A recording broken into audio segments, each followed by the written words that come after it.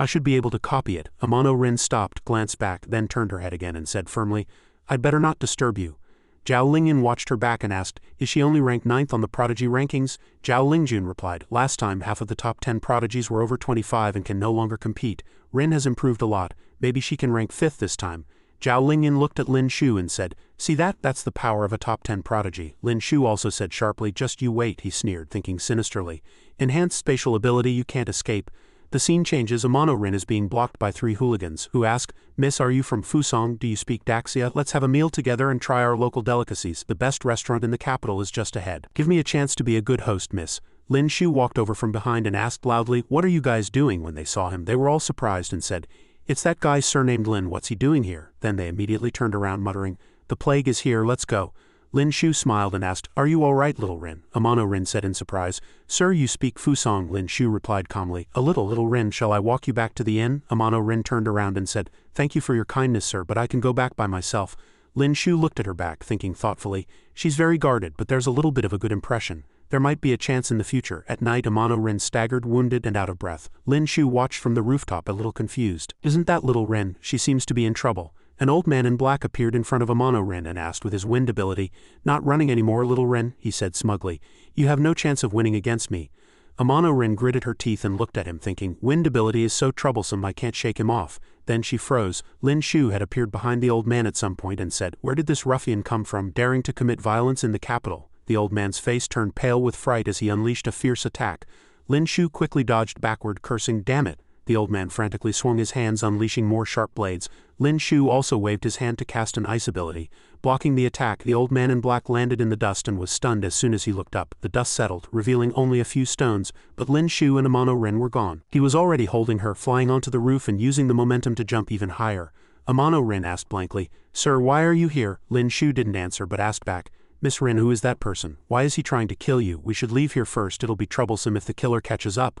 Amano Ren lowered her head and said, I'm sorry to have troubled you, sir. Energy copy progress 3. Lin Shu was overjoyed, thinking, trouble, what trouble? I wish we could stay like this a little longer. I really need her ability. Lin Shu kept leaping, stalling for time. Amano Ren asked, sir, where are you taking me? Lin Shu said, we're almost there. I'm taking you to a place that's absolutely safe. At night, Lin Shu brought Amano Ren home and asked Bai Shuangchuang to heal her. Zhao Lingyan asked suspiciously from the side, what a coincidence, someone was trying to kill her and you just happened to be passing by. Lin Shu spread his hands and replied frankly, believe it or not, I couldn't sleep at night, wanted to take a walk and ran into this. Bai Shuangchuang smiled and said, I've already healed her injuries, she just needs to rest for a while. Lin Shu said, thank you for your hard work, it's late now, why don't you stay for the night, I'll send you off tomorrow. He turned around and asked Amano Ren in confusion, aren't you staying at the inn arranged by the court? How could you be chased by assassins? Amano Ren replied, I'm temporarily staying at an inn.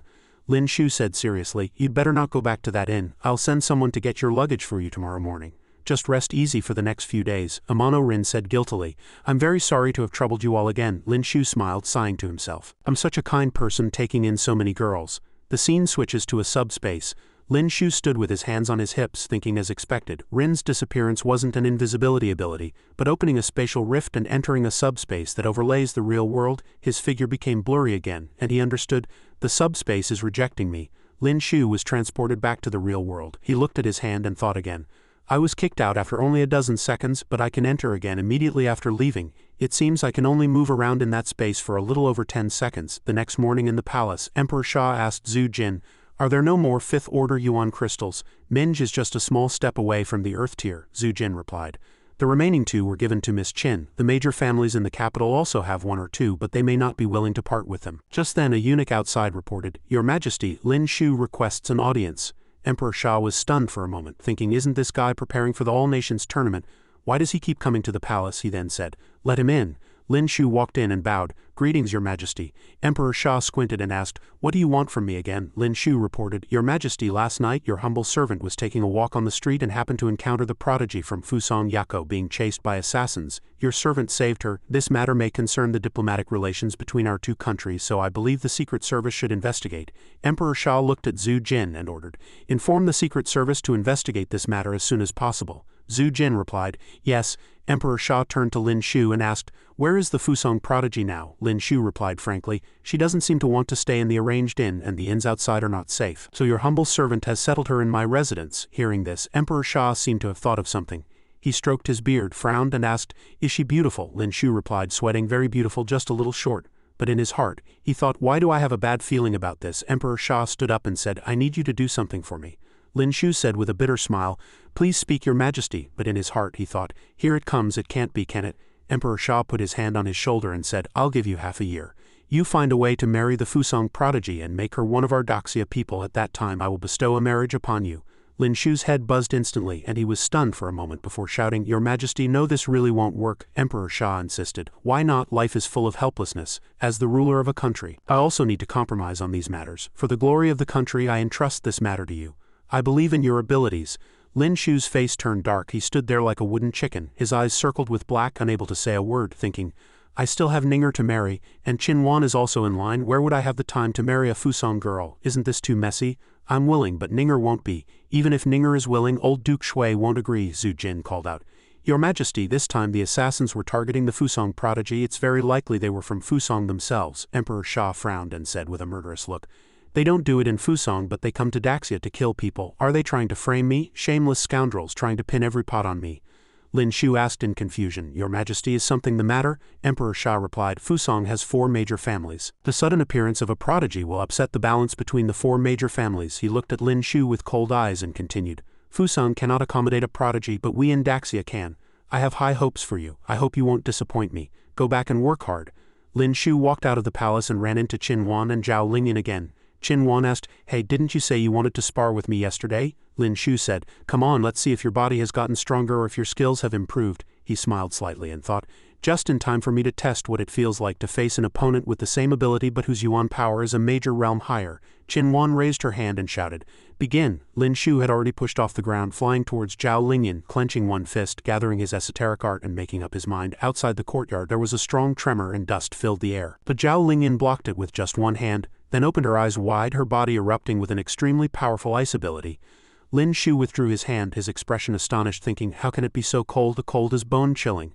"Is this what realm suppression is?" Zhao Lingyan asked, not convinced. Lin Shu put his hands on his hips and said, "I'm convinced," but in his heart he thought seriously, "In a more serious situation, even without using my trump cards, I should be able to defeat Lingyan." Zhao Lingyan turned around and reminded, "Remember to go to the Ability Bureau to register later. All participants in the competition must register a month in advance." Qinwan walked over and said to Lin Shu, "You go back to your room first, get in bed and cover yourself with a blanket. I'll make you a bowl of ginger soup to warm you up." Zhao Lingyan thought unhappily from the side, "I won, but it feels like I lost again." The scene changes. Lin Shu arrives at the Ability Academy. Li Baizhang put his arm around his shoulder and called out, "Brother Lin, I heard that one of the 3 beauties, Miss Rin, is staying at your house. Is that true?" Lin Shu said in confusion. "What 3 beauties?" Li Baizhang explained. "Last time there were 3 women in the top 10 of the prodigy rankings, all of them top-tier beauties. Your wife, the Ice Queen of Deluo, and Miss Rin." Lin Shu looked at the others and asked curiously, "With so many people competing, how are the rankings decided?" Li Baizhang also looked forward and said, "The initial group stage will use a knockout system. In the first 2 rounds you'll be eliminated if you lose even once, but the Ability Bureau will make arrangements in advance to ensure that at least no Earth tier will meet another Earth tier in the first round." He asked Lin Shu, "How's your cultivation?" Li Baizhang replied proudly, "Earth tier." Shui Ninger ran over from somewhere and hugged him, calling out, "Lin Shu." He also quickly turned around and called out Ninger. He smiled happily and asked, "Is Ninger also participating?" Shui Ninger hummed sweetly and said, "I've also reached the Earth tier." Li Baizhang cried out with a long face, "Damn it, is this what you call luck with women? I'm so jealous, I want it too." Shui Ninger took out a yuan crystal and handed it to Lin Shu, saying, "Grandpa asked me to give you this 5th order yuan crystal. Grandpa wants you to work hard and not let me down." Lin Shu looked at the yuan crystal in surprise and said, "This is too precious. Please thank old Duke Shui for me." He calculated with a somewhat grave expression. Lingyan, Waner, Ninger, and Li Baizhang have all reached the Earth tier, so they're safe for at least the first 2 rounds. It seems I need to reach the Earth tier as soon as possible to avoid any accidents. He saw Minj again and walked up to her to instruct. "Minj, I'm planning to leave for a month to train elsewhere. You can dual cultivate with Lingyan first. I'll talk to her before I leave." Minj turned away and said, "I don't want to train with her." Lin Shu scratched his face, thinking, how did they all reach the Earth tier so quickly? He turned around again and said, "I don't think dual cultivation is very effective for breaking through realms, so I want to go out and try my luck. I'm leaving, and I still have to say goodbye to many people." The scene switches to overseas with rolling thunder of immense power. Lin Shu stood below, smiling and thinking, "I heard this island nation has thunderstorms more than 300 days a year, and it's true." Just as he finished thinking, he flew towards the lightning in the high sky.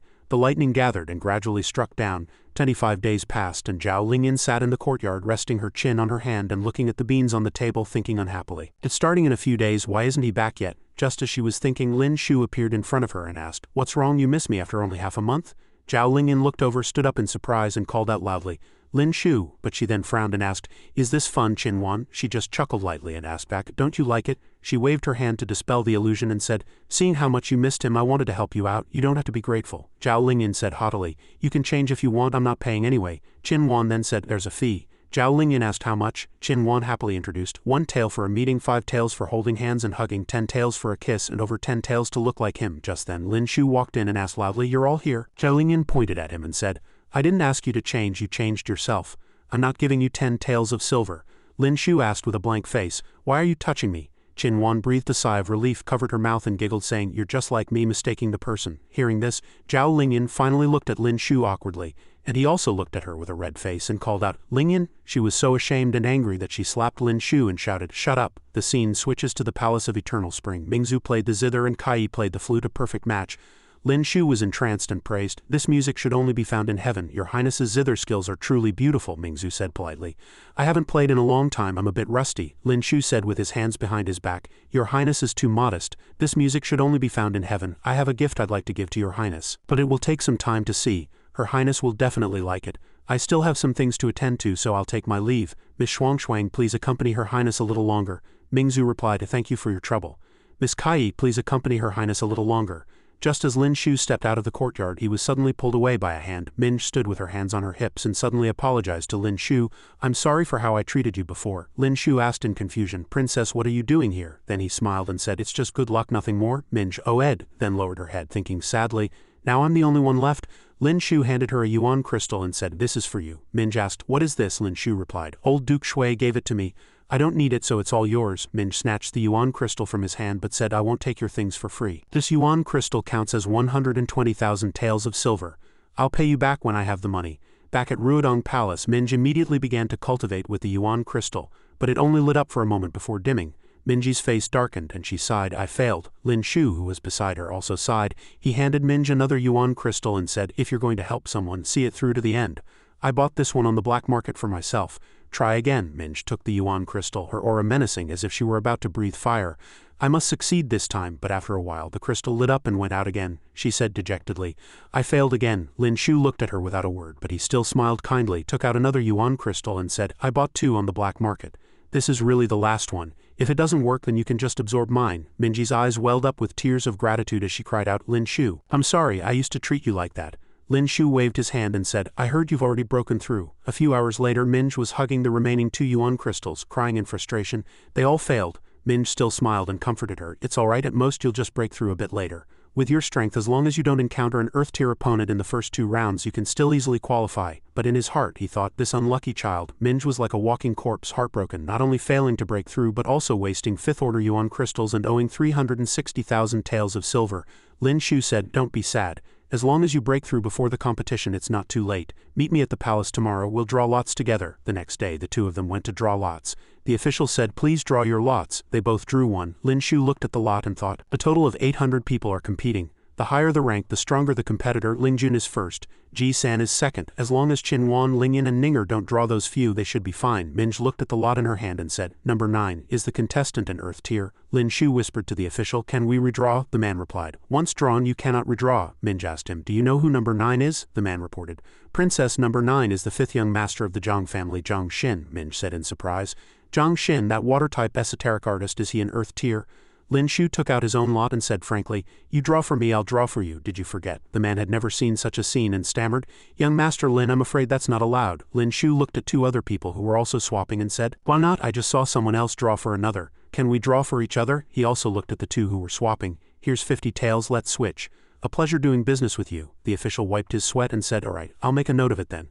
Lin Shu, number 9, Princess number 109. Minj blushed slightly and whispered, "Thank you." On the day of the competition, many contestants came to participate. In the first round, contestants are not allowed to fatally injure their opponents before a winner is decided, otherwise the contestant will be disqualified. The competition began.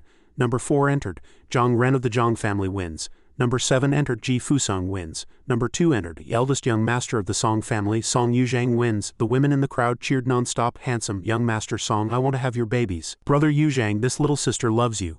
Li Baizhang curled his lip in disdain, saying scornfully, what's with the pretense, holding a crappy fan? I could do that too. The referee shouted again. Next match, Lin Shu of Daxia versus Zhang Xin of Daxia. Lin Shu said seriously, is it my turn? The other contestants started to whisper. It's Miss Zhao's husband, is his luck bad? He drew an earth tier again, I'm afraid he'll be eliminated in the first round. Lin Shu held his spear horizontally and said please advise. Zhang Xin drew his bow, knocking 3 arrows at once, and also said please advise. He shot 3 arrows which split into 3 paths and flew towards Lin Shu. Lin Shu also raised his spear, nimbly spinning it while glancing behind him with the corner of his eye, but his feet were entangled by a water-ice technique. He looked down with a dark face and saw other water-ice techniques coming at him. He didn't hesitate to raise his spear and thrust down fiercely with a murderous aura. He used his ice ability to freeze all of Zhang Xin's water abilities. He then enveloped himself in a water-ice technique, intending to ambush Lin Shu from behind. Lin Shu only glanced at him before turning and fiercely throwing his spear. Zhang Xin also used his full water-ice ability, transforming into a fish and charging forward, but he was pierced swiftly and brutally by the spear, which then shattered and stabbed violently towards Zhang Xin. He had to use both hands to cast a water-ice shield to block the spear, but Lin Shu's spear, already carrying immense power, unhesitatingly cracked the shield and shattered it, and thrust towards Zhang Xin before stopping. Because Lin Shu had stopped it before tragedy struck, Zhang Xin raised his hands and said, I lost, I surrender. The contestants beside them were all dumbfounded, unable to believe it. What happened? An earth tier actually lost to a Zon tier? What do you know? This is an ability counter. That young master of the Zhang family was truly wronged. Zhang Xin walked up to Zhang Ren and Zhang Yi. Zhang Ren comforted him. It was just bad luck this time, don't take it to heart. You still have another chance to participate. Zhang Xin said sadly, my ability was countered. Losing to Zhao Lingjun's husband is not that shameful. Besides, 2 people from the Zhang family is enough. Just then, a fellow walked up and sneered, what a shame. Out of so many contestants you had to run into Lin Shu who can counter you. Zhang Yi turned his head and called out, Prince of Changping, he added with a light laugh. According to my investigation, Lin Shu's original opponent was not you but Princess Minj. Lin Shu and Minj swapped. Hearing this, the 3 surnamed Zhang all looked at him thinking, is he implying that the royal family is targeting the Zhang family? Back to Lin Shu's side, Zhao Lingyan turned and said, the rest of the competition is meaningless, let's go back. Lin Shu also said, let's go. Lin Shu stroked his chin thinking hesitantly, after reaching the earth tier, there are new skills. I must get them, for example, water, wood and wind. What should I choose for the last one? Lin Shu and Minj went to the drawing station again. The official said, Princess, rest assured, out of the 18 earth tier contestants, 14 have already been drawn by others. Lin Shu looked at Minji's lot and then asked, did you get one again? Minj read out number 13. The Prince of Jiangning, another earth tier. Lin Shu reached out and drew a lot, saying, wait, I'll switch with you. The official whistled again, making him think with suspicion. Is this an illusion? Something seems off about this guy. He looked at the lot and was stunned. Minj dejectedly read out number 12. The Prince of Changping, no matter how I switch, I'm dead. Lin Shu, on the other hand, looked at that guy, thinking unhappily, I felt a slight spatial fluctuation just now. Someone is definitely meddling behind the scenes. He had no choice but to take out a yuan crystal and hand it to Minj, saying, even bad luck has to have an end. I think you've used up all your bad luck. I have one last yuan crystal here, Minj happily, med. And she began to cultivate with the crystal, her entire body emitting a dazzling esoteric art. When she opened her eyes, the power was so intense it shot up like a tornado, a hot and strong force emanating from her fire ability. When she landed, she looked at her hands and said, I succeeded. She happily ran over and hugged Lin Shu tightly, saying, I'm earth tier, I'm finally earth tier. That's great. When she looked up, she met Lin Shu's gaze and they both blushed. Minj quickly turned away and apologized. I'm sorry, I was just too happy. I'll pay you back your money slowly.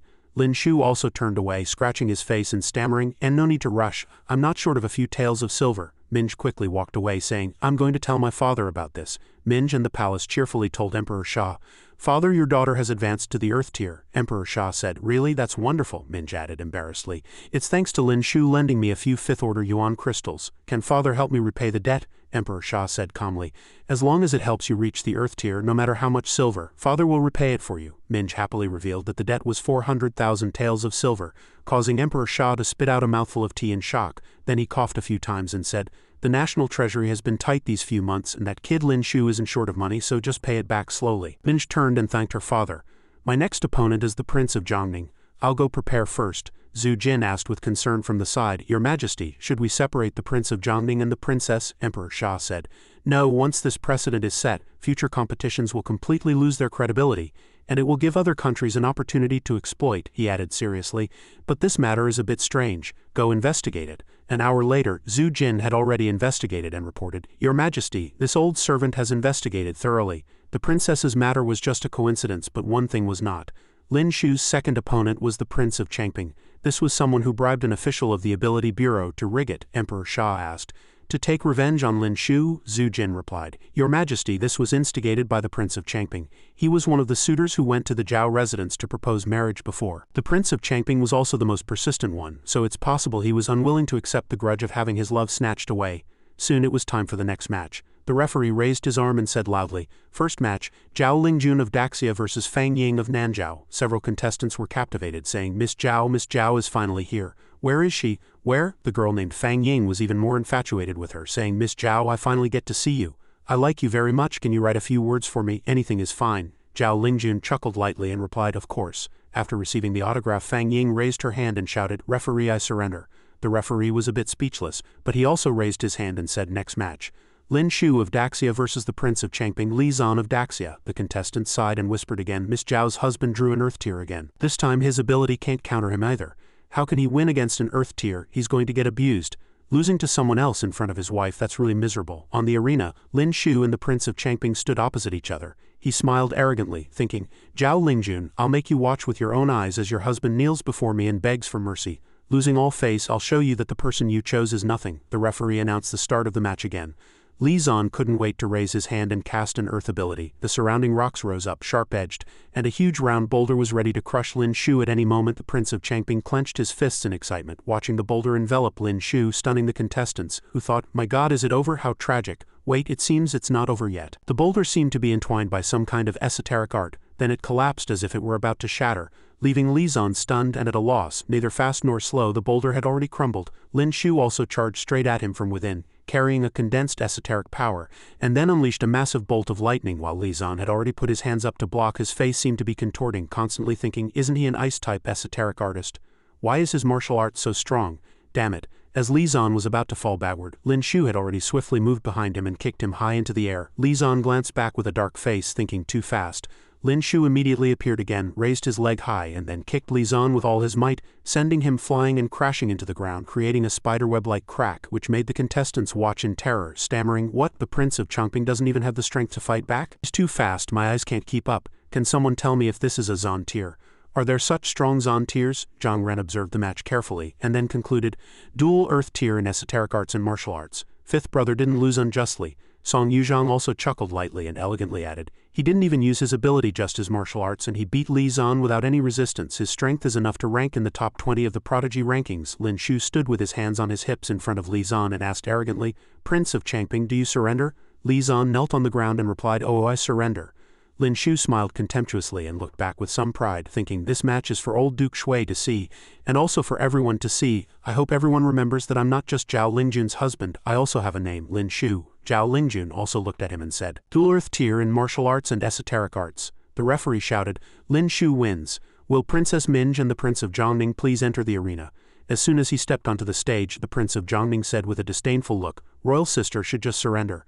I'm worried I might hurt you later, Minj said confidently. It seems you're not very capable either. The Prince of Jiangning erupted with an esoteric art that was both vast and powerful, saying, Royal sister, then you must be careful. Watching the tentacle-like esoteric art swarming from both sides, Minj just watched coldly, her eyes blood-red like a demon's. Then she spread her arms and erupted with her fire ability, burning away those disgusting esoteric arts. In just a moment it became so powerful as if it had gained consciousness, erupting violently, causing the Prince of Jiangning's face to turn pale with fright as he asked, Are you also an earth tier? Minj looked at him seemingly with a contemptuous smile, and also as if she were mockingly manipulating the Zan fire ability, saying, Before I reached the earth tier, my fire could never break your vines. But now my ability can suppress yours. With that she struck, causing a huge explosion on the stage, the fire ability raging fiercely. Soon the Prince of Jiangning fell. Zhao Lingyan watched, asking Lin Shu with some surprise, When did she break through? Lin Shu replied, I gave her a few yuan crystals yesterday. Hearing this, Zhao Lingyan was even more shocked and asked back, You gave her all the yuan crystals? Lin Shu held up his fingers and said, It's not exactly giving. Each yuan crystal counts as 120,000 taels of silver. She now owes me 480,000 taels. Zhao Lingyan thought with a sense of existential crisis. Qin Wan owes him 100,000 taels. Minj owes him over 400,000. Is this a change of scene to Emperor Sha's study? Zhou Jin said from the side, Your Majesty, news from the arena. The princess has defeated the Prince of Jiangning and qualified for the grand competition. Emperor Sha praised, Minji's talent is the highest among all the princes and princesses. I wonder if I will live to see her enter the heaven tier, Zhu Jin added. There's one more thing. Lin Shu eliminated the Prince of Changping and also qualified for the grand competition. Emperor Sha looked at him, thinking about something, then ordered, "Summon him to see me." A moment later, Lin Shu had arrived, paying his respects to His Majesty. Emperor Sha looked at him and asked, "I heard you've already reached the Earth tier. Why didn't you say so earlier? If you had said so a little earlier, we wouldn't have had our Daxia's geniuses fighting each other," Lin Shu said with a silly smile. "Your Majesty, you can't blame me for this. Your humble servant also broke through by a fluke 2 days ago." Emperor Sha narrowed his eyes and said, "I don't care. You eliminated him. You caused the court a great loss. I permit you to atone for your crime through meritorious service. If you can't enter the top 10 of the prodigy rankings in this grand competition, don't come back to see me." Lin Shu was no pushover either, holding up a few fingers to set conditions. "Your Majesty, if I can enter the top 10, can your Majesty agree to my 2 marriage annulments? If I can get second place in the grand competition, please allow me 3 marriage annulments." Emperor Sha frowned and asked, "Are you confident you can get second place?" Lin Shu replied righteously, "A man must have dreams, what if they come true?" Emperor Sha also agreed to the condition, promising, "All right, I promise you if you get second place in the grand competition, I'll give you 3 chances to annul your marriages." Lin Shu rubbed his hands and said, "Why don't your Majesty write it down?" A moment later, he walked out of the study, while Emperor Sha was still wondering to himself, "Will I need to set up a special department in the Ministry of Rights to handle this kid's marriages in the future?" Zhu Jin could only remain silent behind him. The scene switches to the Palace of Eternal Spring. Lin Shu walked over calling out, "Your Highness, I've come to see you." Mingzu held Nianyu and said worriedly, "Lin Shu, you've come at the right time. See what's wrong with this child." Lin Shu bent down, observed it gently, and then recognized it. "Seeing how it is, it seems to be breaking through," Mingzu asked. "Breaking through?" Lin Shu straightened up and reassured her. "Your Highness, don't worry, this is normal. Just feed it some yuan stones." After Nianyu ate the yuan crystal, its body emitted a powerful esoteric force. Then it suddenly opened its eyes, let out a loud cry, and then emitted the power of ground lightning, forcing Lin Shu to duck and protect Mingzu, saying, "Your Highness, don't be afraid, it's just awakening its innate ability. This is normal." A moment later, Nianyu returned to normal. It landed on the ground and walked over to Mingzu. Lin Shu also looked at it and said, "It seems to have broken through." Emperor Sha suddenly pushed open the door and asked loudly, "What happened just now? Such a big commotion." Mingzu and Lin Shu both looked at him and called out, "Your Majesty." A servant came forward and answered, "Your Majesty, this spirit pet just spat out lightning. It's extremely dangerous. For the safety of the noble consort and the other ladies, it can no longer be kept in the harem." Hearing this, Mingzu immediately hugged Nianyu tightly and said loudly, "Where the child is, this consort will be." Emperor Sha stroked his beard and thought for a moment, then ordered, "The noble consort's body is weak. I grant her permission to leave the palace for a period of rest and recuperation." Mingzu happily thanked His Majesty. At night, Lin Shu held Shuangchuang and asked gently, "Are you tired? You spent the whole day helping the noble consort tidy up the royal villa." Shuangchuang looked at him and called out affectionately, "Master." Half an hour later, Shuangchuang trembled and said, "Master, I have no strength left." Lin Shu smiled again and said, "Let me help you recover and then we'll fight the second round." Suddenly Shuangchuang paused for a moment, then sat up and said, "Master, I feel my strength has returned." Hearing this, Lin Shu looked at his hand in confusion, thinking, "No way.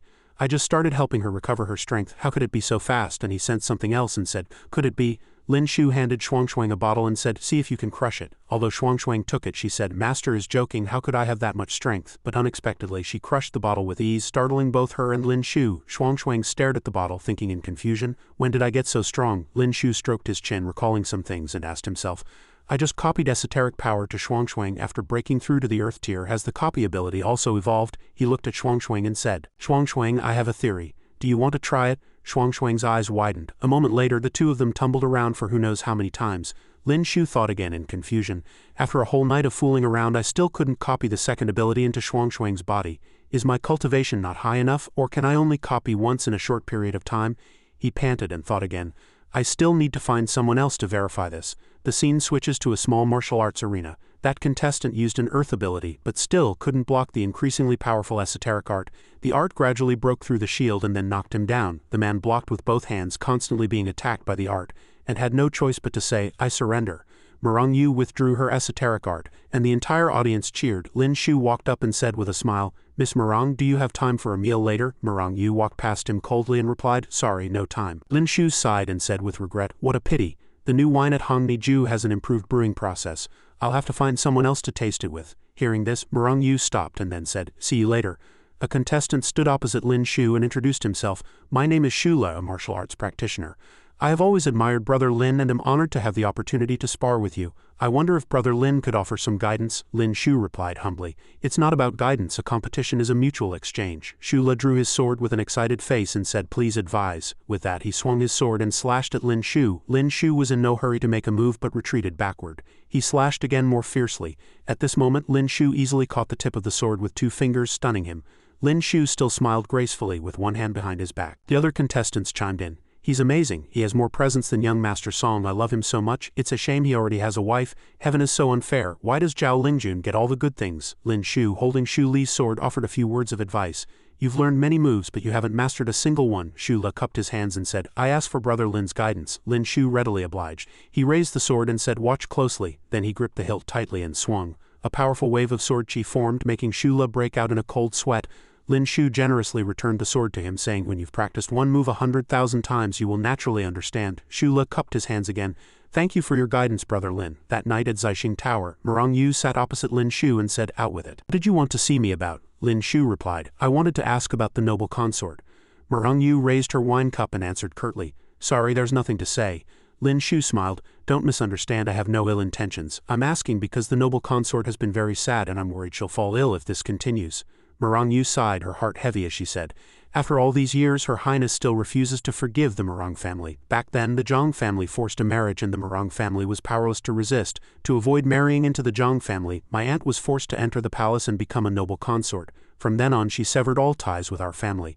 Lin Shu asked in confusion, you're already in the capital, why don't you go visit the noble consort? Murong Yu still replied sorrowfully, my aunt doesn't want to see anyone from the Murong family. I'm afraid if she sees me her mood will only worsen. Lin Shu smiled and turned to ask someone inside. The noble consort wouldn't write. This stunned Murong Yu. Mingzu walked out from inside with a smile. Murong Yu immediately stepped forward and bowed. Murong Yu pays her respects to her aunt, Mingzu said happily. When I left home you were still in your swaddling clothes. In the blink of an eye you've grown so big, Murong Yu said. It's been 17 years, Mingzu asked, somewhat surprised. 17 years. Little Yuer is already a young lady, let your aunt have a good look at you. Lin Shu quietly left, leaving the two of them to catch up. The next morning at the competition grounds Mingzu asked Murong Yu, can you win today? Murong Yu shook her head lightly. I'm not confident. My opponent is an earth tier, I can only do my best.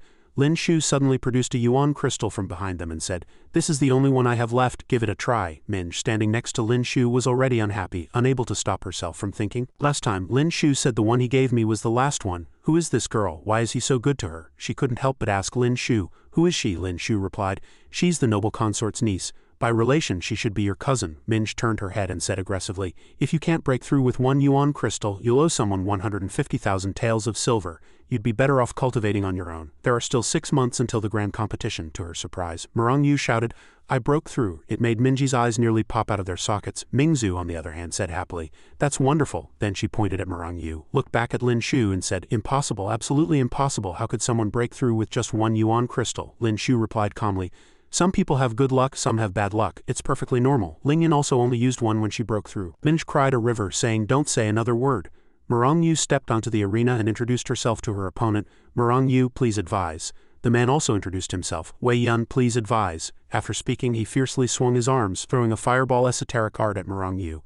But it was quickly sliced into 4 pieces by her sword and dissipated into the air. Wei Yun gathered another fire esoteric art, rolling it into a ball of immense power, and then unleashed a fatal large-scale fire attack at Murong Yu. Murong Yu remained calm and once again slashed with her sword, cutting the fire art in 2, then her figure flickered and she appeared in front of him. But Wei Yun had already leapt into the air, madly launching numerous fireballs at her.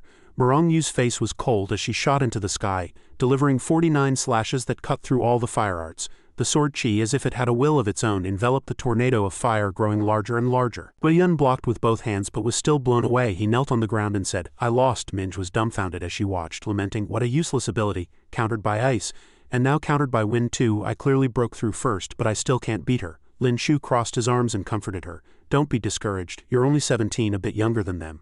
You can still participate in 2 more grand competitions. You have a brighter future than others. The dean watched the matches and said, out of the 800 contestants, only 25 remain. Starting from the next match, the previous prodigy rankings number 1 Zhao Lingjun will receive a bye until a winner is decided from the remaining 24.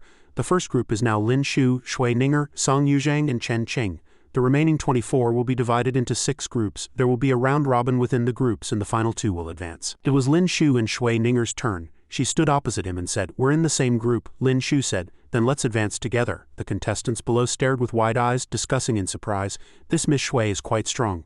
She's actually forcing young Master Lin to use a weapon. It looks like we can learn a few sword techniques today. Hopefully it will help my swordsmanship. Miss Shui's ability is object control. I wonder how young Master Lin will handle it. This will probably be a spectacular match." Old Duke Shui's face darkened as he thought to himself, "Why do I have a bad feeling about this?" On Lin Shu's side he had already raised his sword and shouted menacingly, "Have at you." Shui Ninger also raised her sword and said, "Bring it on." As a result, the moment their blades crossed, they froze in place. Lin Shu grunted as if seriously injured, while Shui Ninger looked completely baffled. After 49 rounds of a childlike fight, Shui Ninger lamented, "Lin Shu is too strong." This left the contestants and old Duke Shui dumbfounded, thinking, "This acting is too clumsy." The contestants couldn't watch anymore and protested, "Fake fight, shameless, refund, refund." The referee pretended not to hear, coughed, and announced, "Lin Shu wins." Next, Song Yuzhang vs Chen Qing. After a while, Song Yuzhang wins in the next match. Shui Ninger vs Song Yuzhang. The moment they clashed, sounds of bang bang pow and ah ah ah were heard. The referee also announced, "Shui Ninger wins." Song Yuzhang raised his hand and said, "I forfeit the next match." Chen Qing, sweating profusely, guessed his own outcome. "I forfeit the next 2 matches." Lin Shu offered some comfort. "Actually, in life you need to work hard and fight hard to win. But since you've already made this choice, I won't say anything more," Chen Qing said weakly.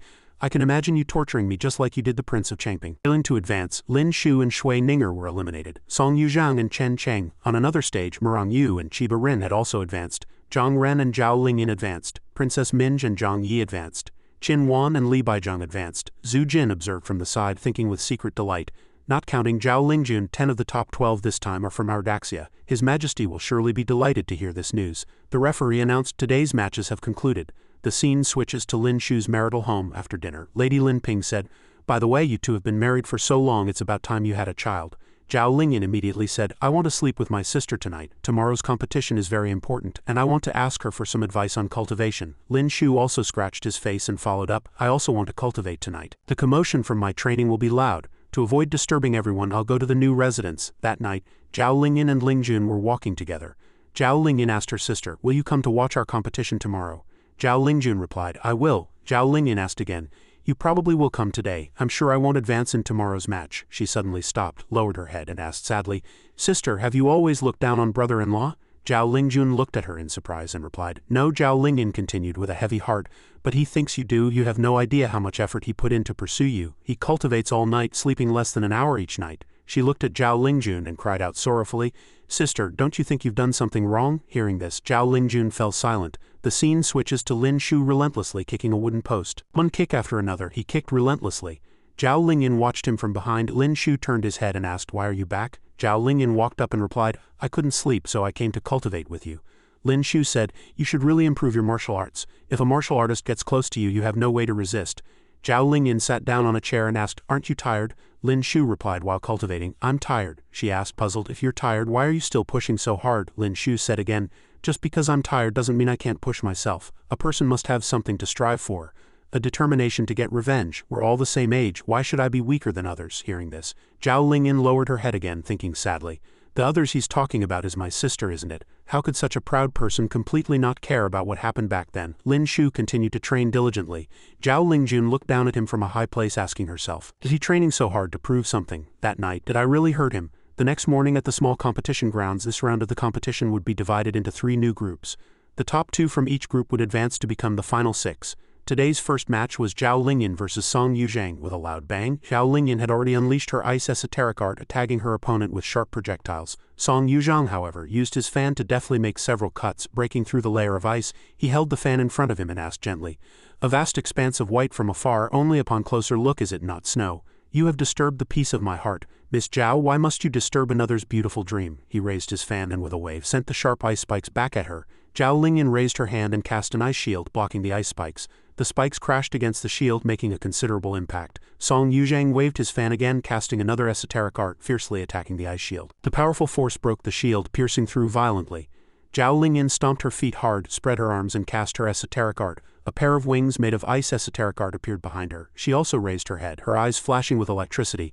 Just by flying up, she made the ground shake considerably. The wings flapped rapidly, and accompanied by the esoteric art emanating from her sword, she thrust toward Song Yuzhang. but he calmly and lightly waved his fan, reciting as if a spring breeze had come overnight, adorning thousands of pear trees with blossoms. Miss Zhao, be careful. After he spoke, he waved his fan, which was as sharp as a sword, and directly severed the wings she had created with her ice esoteric art, causing her to lose balance and fall. He then coldly and nimbly raised his fan and said, "My apologies, Miss Zhao. Please forgive me for not being able to show mercy." With that, he fiercely sent down multiple attacks. Zhao Lingyan only had time to freeze in shock before Lin Shu flew over and caught her in his arms. And Zhao Lingjun, blocking in front of them, cast an esoteric shield that stopped the attacks before exploding. The three landed and the other contestants grew solemn. Zhao Lingjun actually made a move. She's incredible. From such a distance she could still block Song Yuzhang's attack. Just how strong is she? Another guy was thinking. Lin Shu made a move too. I didn't see anything and he just appeared in front of Miss Zhao. His speed is truly the real deal, another guy was crying. He actually used his body to block it. It's so touching. If someone did that for me, I'd be willing to use. The person next to him's face darkened and said, forget it. He kindly saved you and you want to repay his kindness with ingratitude. Have some decency. The referee announced Song Yuzhang wins this match. Next up, Lin Shu versus Marang Yu. Zhao Lingyan looked at Lin Shu and asked, what did you run over for? At most I would have suffered a minor injury. But Lin Shu said with concern, if you get injured we'll have to trouble Miss Shuang. Zhao Lingjun looked at the two of them thinking, I was protecting that child with my telekinesis from the very beginning. My telekinesis is fast, but he was faster than me in that instant. This means his protection of Lingyan was an instinct. Over on Marang Yu's side she called out to the referee again, I forfeit this match. Let's just start the next one. The referee was stunned for a moment. Alright, this choice made the people below very dissatisfied, reflecting, this young lady's choice is clearly to pave the way for someone else to make Lin Shu wear down Song Yuzhang's stamina. There must be a story between her and Lin Shu. How many is that now? Her ability is ice discharge, the referee said loudly. Next match, Song Yuzhang versus Marang Yu. The moment it started, she unleashed a powerful attack with her esoteric art, but Song Yuzhang blocked it with his own and soon knocked Marang Yu back. With a single fan strike that condensed his esoteric power, Song Yuzhang defeated her. Song Yuzhang wins this match. Next, Lin Shu versus Zhao Lingyan. She immediately raised her hand and said, I forfeit. This made Lin Shu ask in confusion, you're not going to fight? Zhao Lingyan said frankly, I'm no match for you. There's no need to waste time. Mingzu turned to ask little Yuer who among them is stronger. Marang Yu answered seriously, I don't know either, but Song Yuzhang can fly. Even if Lin Shu can form ice wings, they won't be flexible enough. So I think Miss Zhao's husband will lose this time. Song Yuzhang almost made it into the top 10 in the last grand competition. In this competition, all his opponents have been directly suppressed. Zhao Lingyan worriedly instructed Zhao Lingjun. Sister, if he's in danger later, you must save him. Zhao Lingjun replied calmly, he won't necessarily lose. The referee announced the start of the match with a loud bang. Song Yuzhang raised his fan, summoning a wind esoteric art using the move the great exhalation of the universe. Its name is wind. This made Zhao Lingyan say in surprise, he really wasn't using his full strength when he fought me. Song Yuzhang's killing move attacked frantically but was countered by Lin Shu and exploded. When the smoke cleared, Lin Shu was still standing tall. Song Yuzhang waved his fan again, creating multiple gusts of wind esoteric art. Lin Shu also erupted with esoteric art, his eyes fierce, raising his spear with one hand and charging forward with formidable power. The spear flew like a rocket, and before Song Yuzhang could react it grazed past him. His heart trembled as he looked at where the spear had passed, lamenting too fast. I couldn't react at all. If the spear had been an inch to the side it would have hit my head. Lin Shu looked up at him and asked, do you want to continue? Song Yuzhang collected himself and replied, thank you brother for your mercy. I have lost. Then the referee raised his hand and announced, Lin Shu wins this match. The person advancing this time is Song Yuzhang. Lin Shu, Song Yuzhang turned around and said calmly, Brother Lin, I hope you will put on an even more brilliant performance in the finals tomorrow. Qin Wan, Song Yuzhang and Chiba Ren will form the first group. Lin Shu, Zhang Yi and Zhang Ren will be the second group. The winner of each group will enter the finals and the victor will compete with Zhao Lingjun for first place. That night Lin Shu held Qin Wan and asked, can't sleep? Qin Wan said, I'm lying in my own bed yet I can't fall asleep. Lin Shu asked again, are you confident about tomorrow's match? Qin Wan said she wasn't. If I can't control my opponent, I'll just surrender directly. What about you? Are you confident you can defeat Zhang Ren? Lin Shu said confidently, it shouldn't be a problem. Qin Wan looked at him and said, are you hiding something from me? Lin Shu propped himself up on his hand and said with a light laugh, you'll know when she marries me. Qin Wan said angrily, I haven't agreed to marry you yet. Lin Shu said smugly, too late. His Majesty has agreed that as long as I can get second place he will grant us a marriage. Then whether you want to marry me or not you'll have to. Otherwise it's defying an imperial edict. Qin Wan sat up abruptly and asked His Majesty, he will grant us a marriage? Lin Shu replied readily, he promised it himself and even wrote it down. Do you want to see it? Before he could finish, Qin Wan had already lunged forward and kissed him on the lips, saying, I lose. Then she pushed him down, making Lin Shu say with some surprise, actually I can wait until we're married. Qin Wan directly took off her clothes and said, I can't wait. Lin Shu's face was beet red and he still tried to tell her to wait. Qin Wan leaned down and said without hesitation, I know you don't want to force me, but this time I'm willing. What I want to say is if you were given another chance to choose, what would you choose? Lin Shu replied, I'd choose that one. The next day, one look from Zhao Lingyan made Lin Shu feel guilty. Zhao Lingyan then asked about his back. Did you injure your waist during the competition? Should I ask Miss Shuangshuang to help you with some acupressure massage? Lin Shu pouted and replied, No, it was probably an injury from training. Zhao Lingyan walked away with Qin Wan saying, Oh, today's competition is about to start. Qin Wan looked at the yuan crystal floating in her hand, thinking, Zhao Lingjun is good at everything except for her poor judgment of character. At the competition grounds, a troupe of singers and dancers were performing on stage. Lin Shu watched with boredom, thinking, the nobles of Daxia really know how to enjoy themselves. Every wealthy household probably keeps a troupe like this. When they have nothing to do, they enjoy songs and dances, listen to some tunes. How pleasant. Qin Wan asked from behind him, Is it nice to look at? If you like it, I'll learn to dance for you. Lin Shu's hand caressed her rear as he said, How can they compare to you? The referee announced the results. According to the lots drawn, Chiba Rin has a bye this round. First match, Daxia's Qin Wan versus Daxia's Song Yuzhang. The winner will face Chiba Rin. Song Yuzhang stood opposite Qin Wan and asked, For ages there has been no peerless beauty. A pleasure to the eyes is a fine lady. Miss Qin truly lives up to her reputation, Qin Wan replied both gently and firmly. Even if young Master Song praises me, I will not go easy on you. Song Yuzhang invited her to go first. Qin Wan immediately focused her mind and unleashed a high-powered illusion esoteric art. Song Yuzhang was immediately hypnotized. He held his head, not forgetting to praise her. The illusion Miss Qin creates is truly superb. I nearly fell into it. For a beauty like Miss Qin, I truly find it hard to be ruthless. He instantly became serious, looked at Qin Wan and said, If you have no other tricks, then surrender. He leapt onto his sword and extended it, saying, Miss Qin, please forgive me.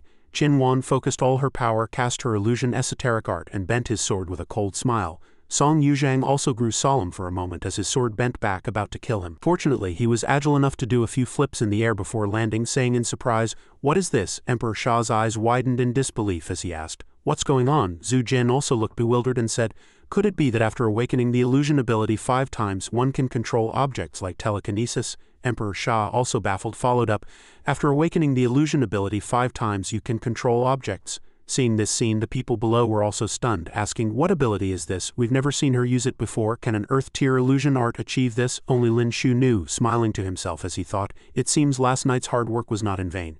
Qin Wan, illusion ability, telekinesis ability. She extended her hand and cast her illusion, saying, Young Master Song, my apologies. The stones under Song Yuzhang's feet cracked, making him watch seriously. Suddenly another stone shattered, causing him to fall. The moment Song Yuzhang looked up, a giant boulder was pressing down on him. Its power so great it was impossible to break. Qin Wan asked him, Does young Master Song still wish to fight? Song Yuzhang conceded wholeheartedly. Miss Qin, I have lost. The entire arena was abuzz with discussion, unable to believe that Song Yuzhang had actually lost. Miss Qin's ability is truly extraordinary. It can be used for both offense and defense, and she can control objects. It's clearly. The dean walked up to Qin Wan and asked, Miss Qin, we have some questions about your ability. I was wondering if you could come to the Ability Academy after the competition. Qin Wan agreed without a second thought. Lin Shu watched her from a distance, thinking happily, Good thing she's the only one who has cultivated illusion to the Earth tier. She has the final say. If she says awakening the illusion ability 5 times turns it into telekinesis, then it does. This matter has come true. The referee announced the results again. Next match, Lin Shu versus Zhang Yi. The two faced off barehanded, surprising the crowd. They both chose not to use weapons. Zhang Yi's esoteric art is strength, while Lin Shu's is ice. Comparing the two, Lin Shu is at a disadvantage. Not necessarily. From his direct clash with Song Yuzhang in the last match, we can see his strength is not to be underestimated. Let's see how it goes. Zhang Yi impatiently flew over, causing the ground to cave in and smoke to fill the air. He attacked with his esoteric art, but Lin Shu dodged sideways and then agilely struck him in the face. Enraged, Zhang Yi threw another punch with all his might. Lin Shu retreated backward, taunting with a cold smile, Are you not surrendering just to wear down some of your brother's stamina for him? Zhang Yi's veins bulged with anger. He tore open his shirt and roared, Cut the crap. He condensed his esoteric art, and Lin Shu raised his hand to do the same, his eyes turning completely white. The two clashed head-on, their esoteric arts colliding violently. The ground beneath their feet trembling from the force of their power.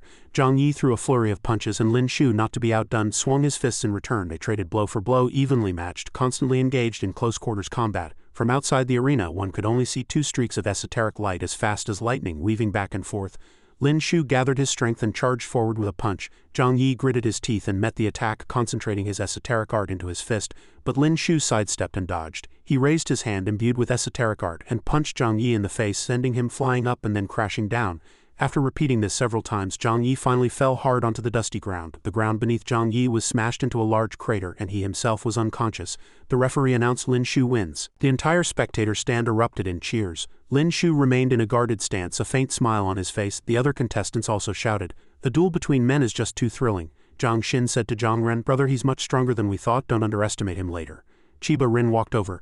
Lin Shu smiled at her and said, Miss Chiba, please go easy on me later. Chiba Rin said, don't worry Lin-kun, Miss Qin and I have already come to an agreement. The referee raised his hand and said, Daxia's Qinwan versus Fusong's Chiba Rin. The match begins. Qinwan waved her hand controlling several swords to stab forward, but Chiba Rin leapt into the air, her figure a blur, dodging all the swords. Then she silently appeared behind Qinwan. Qinwan smiled and said, I forfeit. The contestants sighed in disappointment. She's forfeiting already? As expected, Fusong's Miss Chiba is stronger.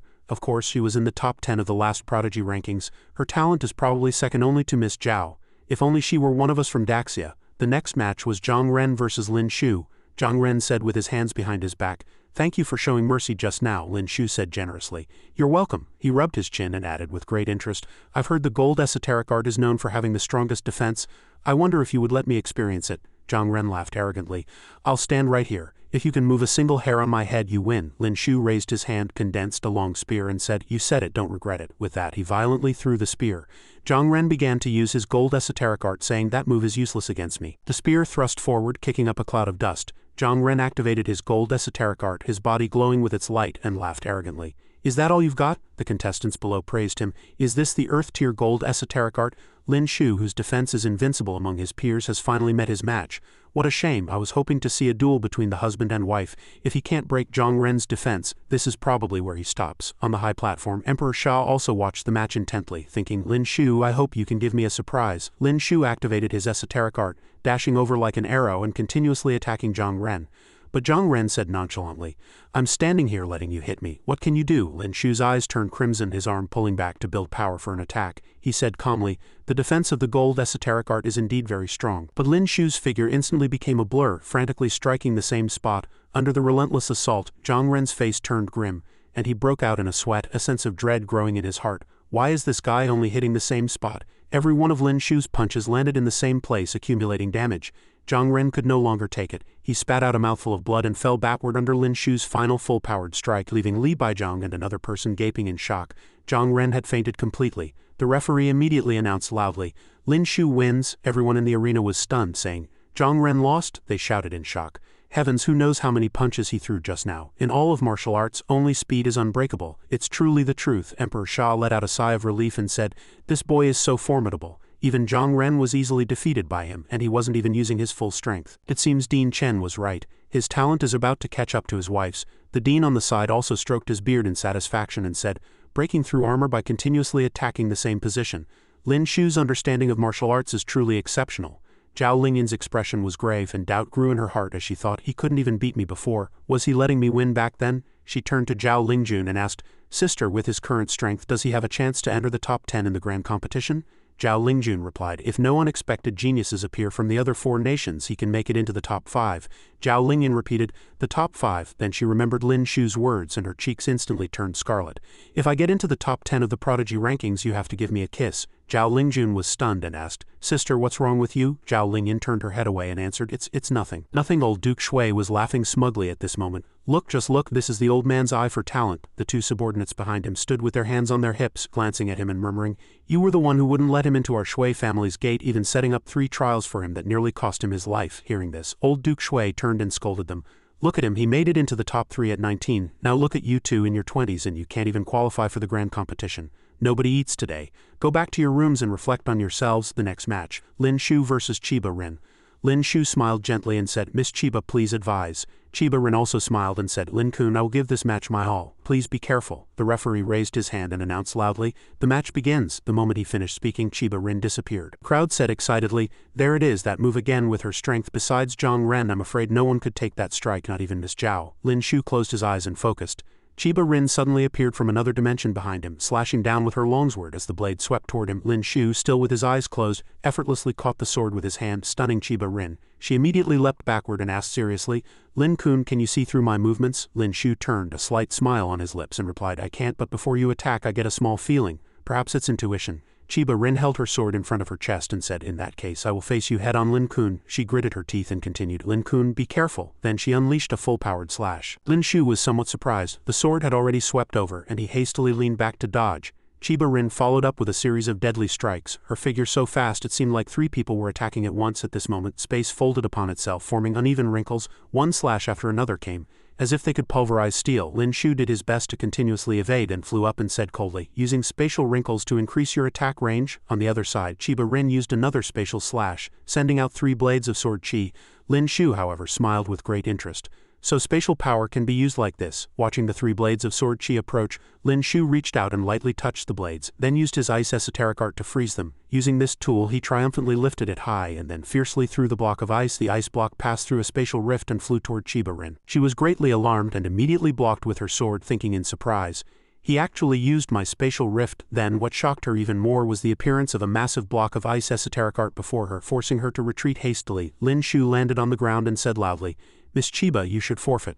Chiba Rin stood opposite him and said, "I still have one move. It's a technique I just comprehended, originally saved for Zhao Lingjun. If this move cannot defeat you, I will forfeit." Lin Shu also replied readily, "Then I'd like to try it." Chiba Rin closed her eyes and focused, slowly drawing her sword as if gathering power. A moment later, a circular shield appeared around her, its terrifying power stirring up a fierce wind. A black space-like area appeared above her head. That esoteric art also enveloped Lin Shu, making him think in surprise, "This is a combination of martial arts and spatial power." Chiba Rin's eyes snapped open, and she then swung her sword as if to cut through that space. A long black rift appeared where Lin Shu was, but he just looked on, puzzled. Meanwhile, Minj, Zhao Lingyan and Qin Wan were terrified, shouting, "Lin Shu!" The sword slash hit Lin Shu, cutting him in 2. Chiba Rin realized it was a substitute, but it was too late. Lin Shu had already placed an ice blade against her neck and said forfeit. Chiba Rin was stunned for a moment, then had no choice but to say, "I lost." The crowd couldn't help but roar. Miss Chiba lost? Didn't they say she had a chance to get into the top 5 in this grand competition? Everyone was discussing. Why didn't Lin Shu participate in the grand competition before? With this kind of strength, we would have had 2 people in the top 10 of the prodigy rankings. The Lin family is bound to rise in the future. If we can build a good relationship with them, we can ensure our family's glory for at least 50 years. He's always surrounded by women. He must be a lecher. I'll send someone to propose marriage tomorrow, even if it's just to be a concubine. Since the main wife is Zhao Lingjun, it's no disgrace for my daughter to be his concubine. Lin Shu, for his part, gazed into the distance, thinking, from the very beginning I've only had one opponent, and that is Zhao Lingjun. That night, Lin Shu and Zhao Lingyan sat on the roof. He asked her, "I heard many people came to our house this afternoon to propose marriage to you. Did father-in-law and mother-in-law take a liking to any of them?" She replied unhurriedly, "Men will only slow down my cultivation. By the next grand competition, I too will enter the top 10. I won't consider marriage before then. By the way, quite a few people came to propose to you too. You didn't agree to marry the daughter of some dignitary, did you?" Lin Shu frowned at her and asked, "Am I that kind of person?" Zhao Lingyan asked back with a deadpan expression, "Aren't you?" Lin Shu tossed his hair and began to philosophize. "Feelings need to be cultivated. It's like with Ninger, Wanner and Kai. Our affection grew over time. How could I marry someone I've never even met?" He thought to himself, sweating. "Even if I'm a romantic, I'm not desperate enough to accept anyone. The Song family even wanted Song Yuzhang to be my concubine. Who could stand that?" Zhao Lingyan asked again, "Are you ready?" Lin Shu asked, confused. "Ready for what?" she replied. "To compete with my sister tomorrow." Lin Shu said frankly, "I'll do my best. Who wouldn't want to be number 1 on the prodigy rankings?" Zhao Lingyan looked at him with sorrowful eyes, thinking, he wants to defeat my sister, but it's definitely not for fame.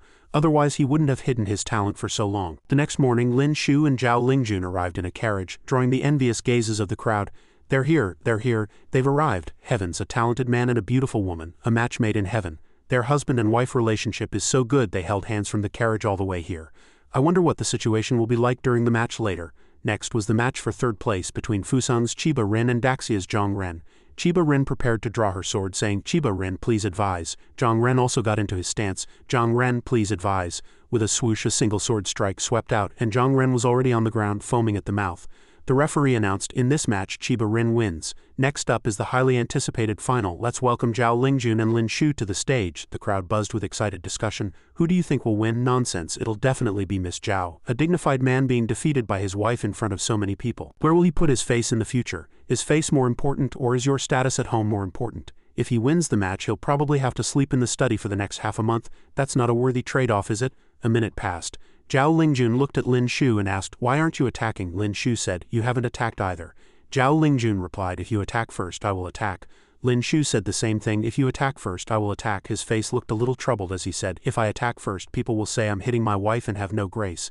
So you hit me first. Zhao Lingjun was silent for a moment, looked at him and then asked, do you really want to defeat me? Lin Shu lifted his head and answered with a touch of pride, I do, but don't let me win. One day I will defeat you fair and square. Zhao Lingjun glanced down at the crowd below the stage and said, being watched by so many people is very uncomfortable. Lin Shu also said with a deadpan expression, me too. Then what should we do? Zhao Lingjun no longer hesitated. She took his hand and said, then let's go.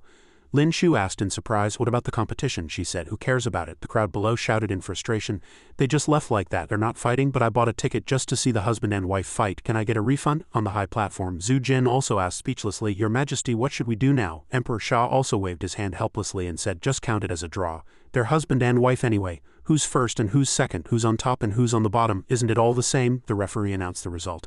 In this match, Lin Shu and Zhao Lingjun draw. They share first place. The crowd shouted relentlessly again. We came to see a domestic brawl, not to watch them flaunt their love. Lin Shu and Zhao Lingjun returned to the courtyard. After landing, Zhao Lingjun said with some guilt, there are two things I've always wanted to say to you. Lin Shu looked at her and asked, what are they? Zhao Lingjun looked to the side and said, I have never looked down on you. Also about that night, I'm sorry. This statement made Lin Shu ask with a look of utter confusion, who on earth are you? Have you been possessed? Zhao Lingjun's eyes widened. What do you mean? Lin Shu rubbed his chin and looked at her suspiciously. The Zhao Lingjun I know would never say the three words, I'm sorry. Zhao Lingjun also rolled her eyes at him and retorted, the Lin Shu I know isn't the you of today either. Lin Shu thought for a moment. He had heard from Sun Dali that the Lin Shu she knew before had no interaction with Zhao Lingjun from childhood to adulthood apart from that marriage contract. He also asked, then what is the me that you know like? Zhao Lingjun began to narrate with a deadpan face, no friends. You rarely went out, had not awakened an esoteric art, and did not practice martial arts. Until a little over a year ago, after you were injured by the Sky Stone, you seemed to have become another person. After hearing this, Lin Shu froze, thinking, so Zhao Lingjun had been paying attention to her future husband all along. Then he put his hands on his hips and covered it up nonchalantly. Your talent is already scary enough. If I had been as high profile as you since childhood, at least one of us wouldn't have lived to see today. At this moment, Zhao Lingjun walked over and complained loudly, you two are so willful, with so many people watching you actually just up and left. Lin Shu looked at her and asked, what happened afterward? Zhao Lingjun replied, after you two left, His Majesty had no choice but to declare the match a draw and you both tied for first place. Lin Shu was stunned for a moment and asked, Chief Steward Zhu, why are you here too? Zhu Jin replied, we are here to congratulate Lord Lin. His Majesty has just issued an edict promoting Marquis Ping'an, Lin Ping, to second-rank Marquis Ping'an. The scene switched to the streets of the capital, where people were heatedly discussing the grand competition. Did you go see the competition? What was the result? Who won between the husband and wife? If I had the money for a ticket, I would have wanted to see it live too. They didn't fight, they eloped on the spot. Good thing I didn't go or my money would have been wasted. What? Lin Shu's father got promoted again. Who do you think had the most impressive performance besides the couple? That would have to be Chiba Rin. Her spatial power is too strong. I love Song Yuzhang. I think Zhang Ren is not bad either. Who wouldn't love him after he activates his gold form? I think Miss Qin Wan's ability is the most amazing. It can be used for both offense and defense, and she can control things. The wife of the Earl of Jinan was so angry she could spit blood, saying, I never thought that little thief would be so formidable. If she were still in the Qin family, my lord's status could probably have been promoted by 1 rank, no, maybe even 2. The Earl of Jinan scolded impatiently. What's the use of saying this now? You were the one who forced Wanner to leave.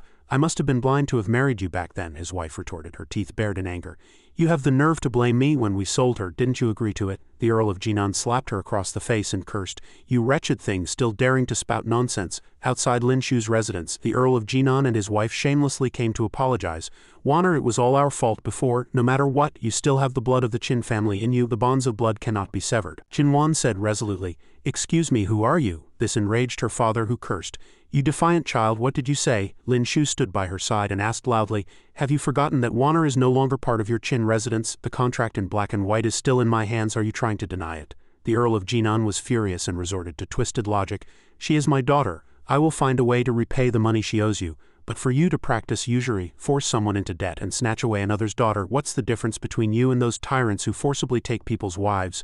Lin Shu suddenly pulled Qin Wan into his arms and said despotically, I'm indeed not a good person, but Wanner is my woman now. If you dare to appear before her again, he added, his eyes cold and filled with a hint of killing intent, I guarantee your family will disappear from the royal capital. Hearing this, the Earl of Jinan's face turned pale as if he'd had a stroke, and he replied, I understand. Lin Shu turned and walked inside intimately with Qin Wan, saying, we still have to attend the banquet tonight. Don't let them ruin your mood. Think of something happy. I can't think of anything happy. Why don't we go back to our room and do something happy? Qin Wan said. I'm afraid we won't make it to the banquet. Lin Shu said again, I think it won't take long that night. Lin Shu and Zhao Lingjun entered the grand hall hand in hand looking magnificent. The Lin Shu couple has arrived. Shui Ninger looked at Lin Shu thinking sadly, if only the person by his side were me. Zhao Lingyan was also thinking, although my sister and he look very loving, it's just an act. Minj, while chewing on a chicken leg, thought with some regret, if I had told my royal father back then that I wanted him as my prince consort, wouldn't both the money and the man be mine now? Qin Wan also thought with a smile. Zhao Lingjun, you have no idea what you've missed. Emperor Sha raised his cup and happily congratulated them. Congratulations to all of you for your excellent results in the grand competition. The contestants bowed in gratitude. Thank you, Your Majesty. Emperor Sha added, I still have some official business to attend to. You may continue the music and dancing. The crowd began to take their seats and the clinking of glasses filled the air. Lin Shu, however, walked up to the crown prince and said, Your Highness, you are the heir to the nation. I offer you a toast, the crown prince said sanctimoniously. Worthy brother Lin is too kind. You are a future pillar of Daxia. It should be I who toasts you. He raised his cup, glanced at Lin Shu, and thought, this treacherous fellow hiding his strength has caused me so much suffering. No wonder those assassins all failed. Zhao Lingjun looked back at them, lost in thought. As soon as they returned to the Lin residence, Zhao Lingjun asked him. Lin Shu asked Zhao Lingjun what was the matter, and she asked in return, You don't know, what should I know? Zhao Lingjun replied, The mastermind behind all the assassination attempts on you is the crown prince. Lin Shu's eyes sharpened as he thought, if I hadn't planted a spy in the Eastern Palace, I'm afraid I still wouldn't have found the mastermind. How did she find out? Seeming to read his thoughts, Zhao Lingjun turned and answered him. Back then, Lingyan was assassinated multiple times, so I investigated secretly and eventually traced it back to the Eastern Palace. Lin Shu became more and more confused and asked, What exactly are you trying to do? Zhao Lingjun looked at him and said, What's your plan? He has tried to assassinate you time and again. With your personality, I don't think you'll let him off easily. Lin Shu was a little displeased, thinking, is she saying I'm petty, implying that I still hold a grudge about the wedding night and am always thinking of defeating her? Zhao Lingjun held up a finger and said, actually I also have a method. Lin Shu also proposed, since our target is the crown prince, how about we cooperate? Zhao Lingjun said firmly, I will not let anyone who harms Lingyan get away. Lin Shu smiled to himself, thinking, this is a sure thing now. This is the real Zhao Lingjun, the one I couldn't catch up to even if I increased my speed tenfold in a short time. As soon as he walked out of the room, Zhao Lingyan asked curiously, you two were in there for so long, what did you talk about? Lin Shu looked at her and called out, Lingyan, she insisted, you two are definitely hiding something from me. But Lin Shu said, we didn't say much, just exchanged some cultivation experiences. If you don't believe me, go ask your sister. Zhao Lingyan lowered her eyes and asked, why do you exclude me when you discuss things? Lin Shu had no choice but to say, all right, I'll tell you. He raised his hand and whispered to Lingyan, do you remember the assassination attempts you faced after awakening your ability? The mastermind behind those assassins was the Crown Prince. Hearing this, she covered her mouth in shock and said, how could it be the Crown Prince? I have no grievances with him. Lin Shu raised his hand and said frankly, there are always some madmen in this world whose thoughts cannot be judged by common sense. Lingyan then asked again about what they had just discussed in the room. Lin Shu blinked and replied, how to depose the Crown Prince and avenge you. Lingyan said with some fear, let's just forget it. He is the Crown Prince, with the royal family and the Zhang family behind him. How can we possibly fight him? Besides, he definitely wouldn't dare to make a move now. But Lin Shu insisted, that won't do, even if not for you, he sent people to assassinate me 3 times. Lingyan asked them again, what do you plan to do? Lin Shu told her not to worry about the details, just that he and her sister would avenge her. At that moment, Zhu Jin walked over and said, Lord Lin, why are you back so early? We've been looking all over for you. Lin Shu said, Chief Steward Zhu, what's the matter? Zhu Jin replied, His Majesty is waiting for you. He wants to speak with you alone. The scene changed and Lin Shu was already in the Imperial study. Emperor Sha looked at him and asked, how is the matter I entrusted to you coming along? Lin Shu asked which matter His Majesty was referring to. Emperor Sha said, of course, it's that Fusong prodigy. It's been so long, have you won her over yet? Lin Shu explained, Your Majesty, Fusong women are very different from Daxia women. It's not so easy to win her heart. Emperor Sha put his hand on Lin Shu's shoulder and said with a fake smile, it might not be easy for others, but for you what could be difficult? With her strength she can easily enter the top 10 of the grand competition, so it's not just Daxia watching her but other major nations as well. You mustn't miss this opportunity. Lin Shu's face was expressionless, but he still managed to squeeze out a smile and say, unfortunately she's returning to Fusong tomorrow. I'm afraid I'm powerless to do anything. Emperor Sha blinked, saying confidently, isn't there still tonight? You even managed to win over that girl from the Qin family. Is this Fusong girl more difficult than her? Lin Shu was speechless, cursing inwardly. What does this dog emperor take me for? Besides, was it me who won over Qin Wan? It was Qin Wan who won me over. Emperor Sha gave him another idea. I have a good idea. Didn't she encounter assassins last time? You can take this opportunity to escort Chiba Rin home. Lin Shu immediately declined tactfully, Your Majesty, that might not be appropriate. But he said decisively, it's settled. I'll write a secret order for you later. The next morning outside the capital city, Chiba said, "Ling Yin, you can see me off here." Ling Yin smiled and bid her farewell. "Chiba, see you in Delua in half a year." Chiba Rin bowed and replied, "Goodbye, Ling Yin." On the other side, Qin Wan whispered to Lin Shu, "You're not really going to." Lin Shu understood her meaning and said she was judging a gentleman by her own petty standards. The two set off for Fusong. "On the way," Chiba Rin said with some embarrassment. "Lin-kun, I've troubled you." Lin Shu replied coolly, "Miss Chiba, you're too kind. We're all acquaintances." That night, the two were grilling fish in the forest. Lin Shu asked Chiba Rin, "Miss Chiba, did you find anything about the assassination last time?" Chiba Rin answered, "No. But I suspect it's related to the three major families of Fusong." Lin Shu glanced at her and said that since the last assassination attempt on him failed, they probably wouldn't give up so easily. "We should be careful on this journey." Hearing this, Chiba Rin proposed with some unease, "Then Lin-kun and I can take turns keeping watch at night." She then asked Lin Shu doubtfully, "Aren't Lin-kun and Miss Zhao a real couple?" Lin Shu asked while eating his fish. "Why do you say that?" Chiba Rin replied, "It's just a feeling. Lin-kun and Miss Qin seem more like lovers." The moment Lin Shu turned his head, he hurriedly pushed Chiba Rin aside. A dart flew past behind him. Chiba Rin was pushed to the ground, her face flushed, and she pursed her lips thinking, could it be that Lin-kun wants to? Even if he saved my life, he can't do this, can he? Lin Shu looked back and said, "There's an assassin." In a flash, a wind esoteric art user appeared and said, "Chiba Rin, don't even think about returning to Fusong." The old assassin from last time, surrounded by his esoteric art, slowly approached. Chiba Rin asked with growing shyness, "Lin-kun, can you get off of me?" Hearing this, Lin Shu suddenly looked down, then exclaimed in shock, "Ah, I'm sorry." Unexpectedly, several more assassins appeared in the forest. Lin Shu and Chiba Rin stood back to back and said, "We're surrounded." Chiba Rin said to Lin-kun, "We are no match for them. I can hold them off for a moment, you should run." Lin Shu placed his hand on her shoulder and said with a hint of pride, "Sorry, I don't have the habit of leaving a girl behind and running away myself." Chiba Rin hesitated. But Lin Shu raised his hand in front of her, using his ice esoteric art, and said with a fierce expression, "Miss Chiba, you take the earth type, I'll handle the other three." With that, he raised his hand forward and chanted his ice esoteric art. The large block of ice flew towards them, stunning the four men. Just as one assassin retreated, he was faced with an ice esoteric art attack. He didn't expect Lin Shu to have already teleported behind him, holding an ice spear. By the time he noticed and looked back, Lin Shu had already pierced through his body with the spear. Another assassin was horrified by the sight, but another ice spear swiftly stabbed forward, plunging into his chest. He was no pushover either, fiercely grabbing Lin Shu's shoulder. With his other hand he gripped the ice blade and gritted his teeth, saying, "Even if I die, I'll drag you down with me." He then unleashed a powerful bolt of lightning, trying to take Lin Shu's life. But Lin Shu only grew more excited, as if he was gaining power, telling him to use more force. "Don't stop," the man said in horror. "How is this possible?" Before he could finish, Lin Shu had sent him to meet his maker and he collapsed. He frowned at the remaining man and said with great interest, "It's your turn." Without another word, the man turned and fled for his life.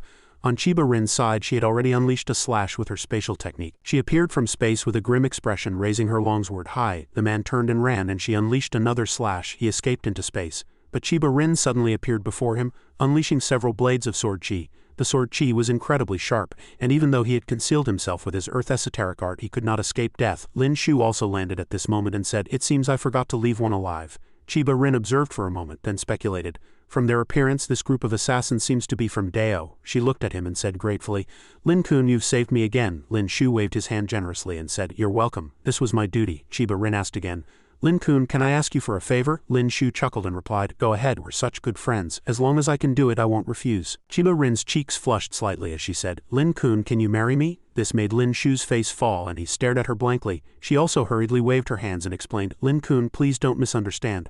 I mean, can you pretend to marry me, just like you and Miss Zhao?" Lin Shu asked, sweating. "Why?" Chiba Rin replied, "Because if I don't get married, the Chiba family will have to face pressure from the 5 great dynasties." Lin Shu reminded her seriously, "Miss Chiba, you must think this through. Although it's a fake marriage, it will have a great impact on your reputation. Don't you care about that?" Chiba Rin answered quickly without a second thought, "I've already thought it through carefully. Miss Zhao doesn't care, and neither do I. Lin-kun is a good person. It's better to marry you than to marry a prince from one of the 5 great dynasties." Lin Shu's face fell. He'd just been friend-zoned, thinking, "Does that not sound like a compliment?" The two arrived at a seaport in Jiangnan. Lin Shu called out to Chiba Rin, "This ship goes directly to Fusong. I don't think there will be any more assassins on the sea." Chiba Rin bowed and said, "Thank you, Lin-kun." Lin Shu said, "Miss Chiba, once I return to the capital and make arrangements, I will go to Fusong to propose." He rubbed his chin, a sly smile on his face, thinking, "Since I'm already here, it would be a huge waste not to go to the Zhang family's mine and make a score." Late at night, Lin Shu arrived at the Zhang family's mine, absorbing the surrounding elemental energy. A mine guard ran over with a club and shouted, "Which rat dares to steal from the mine vein here?" Lin Shu thought in annoyance, "Can't they come up with a different line?" The man rushed over with his club, saying, "Little rat, taste my club." He thrust his club, but it hit empty air.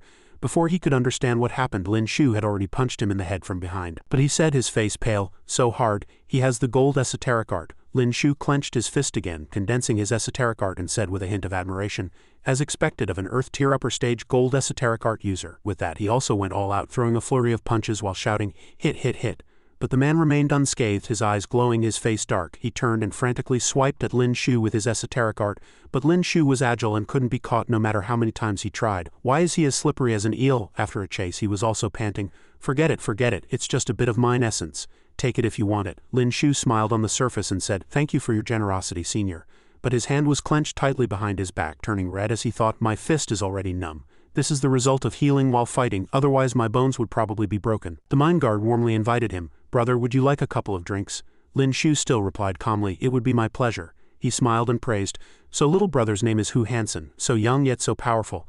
Lin Shu said modestly, not at all, I still can't break through big brother's defense. The mine guard generously proposed, from now on brother Hansen can come here to cultivate often. Coincidentally, I also have a friend who needs to return to the Daxia Imperial Palace. Emperor Sha paced back and forth, muttering anxiously to himself, it's been 8 days, has he taken what I entrusted to him to heart? At that moment, Zhu Jin came in to report, Your Majesty, Lin Shu has returned and is waiting for your summons outside the hall. Emperor Sha said eagerly, let him in. Lin Shu walked into the hall and bowed to greet his majesty. Emperor Sha got straight to the point and asked, has the person been delivered? Lin Shu answered cautiously. I personally saw her onto the ship, but on the way, we were ambushed by assassins from Dao. There were a total of 4 Earth-tier assassins. Miss Chiba and I had to use all our strength to kill them all. Emperor Sha frowned and said, if you can't have it, destroy it. That's their usual tactic. Making a move in Daxia can also conveniently frame us.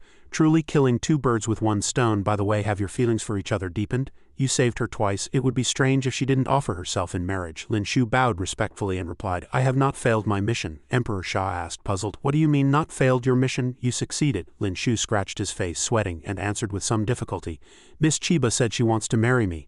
Emperor Sha laughed heartily upon hearing this. Good, good, I knew you wouldn't disappoint me.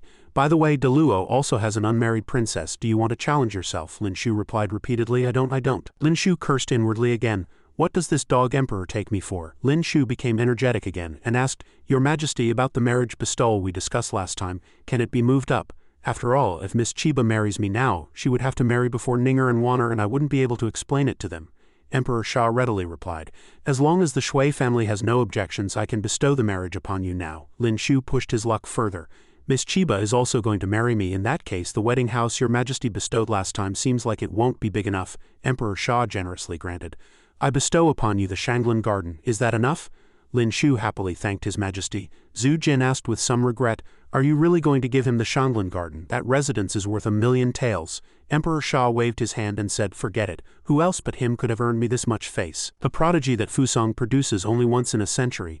So many from the 5 great dynasties wanted to marry her. But we in Daxia got her first. Go and transfer a few people to the Ministry of Rites and have them prepare for Lin Shu's wedding as soon as possible. The scene changed to the Shui residence. Lin Shu bowed and spoke first. Old Duke Shui, there's something I'd like to discuss with you. The old duke gently blew on his tea and said, what is it? Speak quickly. Lin Shu fidgeted with his fingers, a little embarrassed. Can you let Ninger and I get married first? You should have seen that it's not difficult for me to enter the top 10 of the grand competition. The old duke drank his tea calmly and said, that's not necessarily true. Zhang Ren, who was second in last year's competition, didn't even make it into the top 10 this time. Lin Shu raised both hands and said frankly, but His Majesty wants me to form a marital alliance with Fusong and marry Miss Chiba. This will probably happen before the grand competition.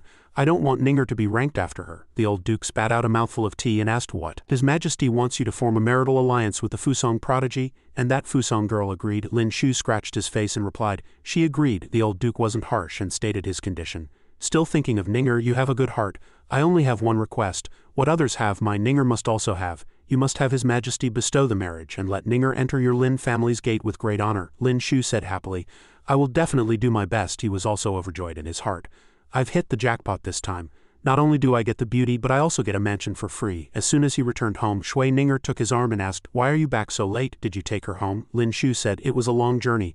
10 days back and forth is normal. I have good news and bad news. Which do you want to hear first? Zhao Lingjun replied, the bad news first. Lin Shu looked at Shui Ninger and said, His Majesty wants me to form a marital alliance with the Chiba family. She should be marrying over soon, at the latest before the grand competition. Shui Ninger's eyes widened in surprise as she asked, why, I haven't even married yet. Qin Wan and Ling Yin's faces were cold as they asked in unison, weren't you just escorting someone? How did you end up becoming family? Lin Shu explained his helplessness. It's just a fake marriage. The purpose of the alliance is to make her a citizen of Daxia, so she can represent Daxia in the grand competition. It's not a real marriage, Ling Yin said unhappily. An alliance is an alliance. Why didn't they choose someone else? Why did they have to choose you? Isn't it because you provoked her? Shui Ninger's eyes widened as she asked him. Then what's the good news? Lin Shu smiled and replied, His Majesty has already agreed to bestow our marriage. The Shui family has also agreed. This means we don't have to wait until after the grand competition. We can be together. Shui Ninger's eyes lit up as she said, Really? Qin Wan was unhappy and asked with some confusion. We? Lin Shu pointed at her and said, Including you. Ling Yin's eyes widened in anticipation as she asked, We? Lin Shu held up a finger and said, What are you thinking, not you? Ling Yin turned her head away in a huff and said, Who cares? Shui Ninger said happily, I'll go to Grandpa to confirm. Ling Yin on the other hand stormed into her room and slammed the door. Qin Wan glanced at her, then at Lin Shu and said, Go and console her. Lin Shu walked into the room and asked, Are you angry? Ling Yin puffed her cheeks and said, Who's angry? You can marry whoever you want. Why should I be angry? On what grounds should I be angry? What right do I have to be angry? Lin Shu was sweating, asking awkwardly. You didn't think just now that His Majesty was going to bestow marriage on the three of us, did you? Ling Yin still replied with a sarcastic expression. How is that possible? It's your freedom who you marry. I won't interfere. And don't drag me into this. I just wanted to see where you'll live after marrying them. Lin Shu said. His Majesty just rewarded me with an even bigger mansion. We're moving soon. Ling Yin grew even angrier and said loudly. Move then. From now on, Wanner won't have to sneak into your room and she won't have to be afraid of me seeing her. Lin Shu was shocked and asked, You saw everything? Ling Yin glanced at him and said, Do you really think I'm blind? Lin Shu hurriedly massaged her shoulders trying to please her. Don't be angry. When we move, I'll let you choose your courtyard first, okay? Ling Yin crossed her arms and said petulantly, I'm not your anything, why should I live in your house? Lin Shu replied, You are my wife's sister and you're the one who guided me on my path of cultivation. At the very least, you can be considered a dear friend. Hearing this, Ling Yin's lips finally curled into a smile and she hummed smugly. Not long after, Lin Shu moved to Shanglin Garden. Zhu Jin said, Lord Lin, let us show you the new residence. Lin Shu said politely, I'm troubling you, Chief Steward Zhu. Zhu Jin introduced, The front of the residence is the mansion and the back is the garden. Lin Shu looked and exclaimed, This garden is too luxurious. Zhu Jin asked in a rather loud voice, Now you know how well His Majesty treats you, don't you? Back then, both the Crown Prince and Prince Qi wanted this garden, but His Majesty didn't give it to them. It ended up being yours. He prepared to leave and added a few more words. The furniture here is all top quality. Lord Lin can move in directly. I won't disturb you any longer.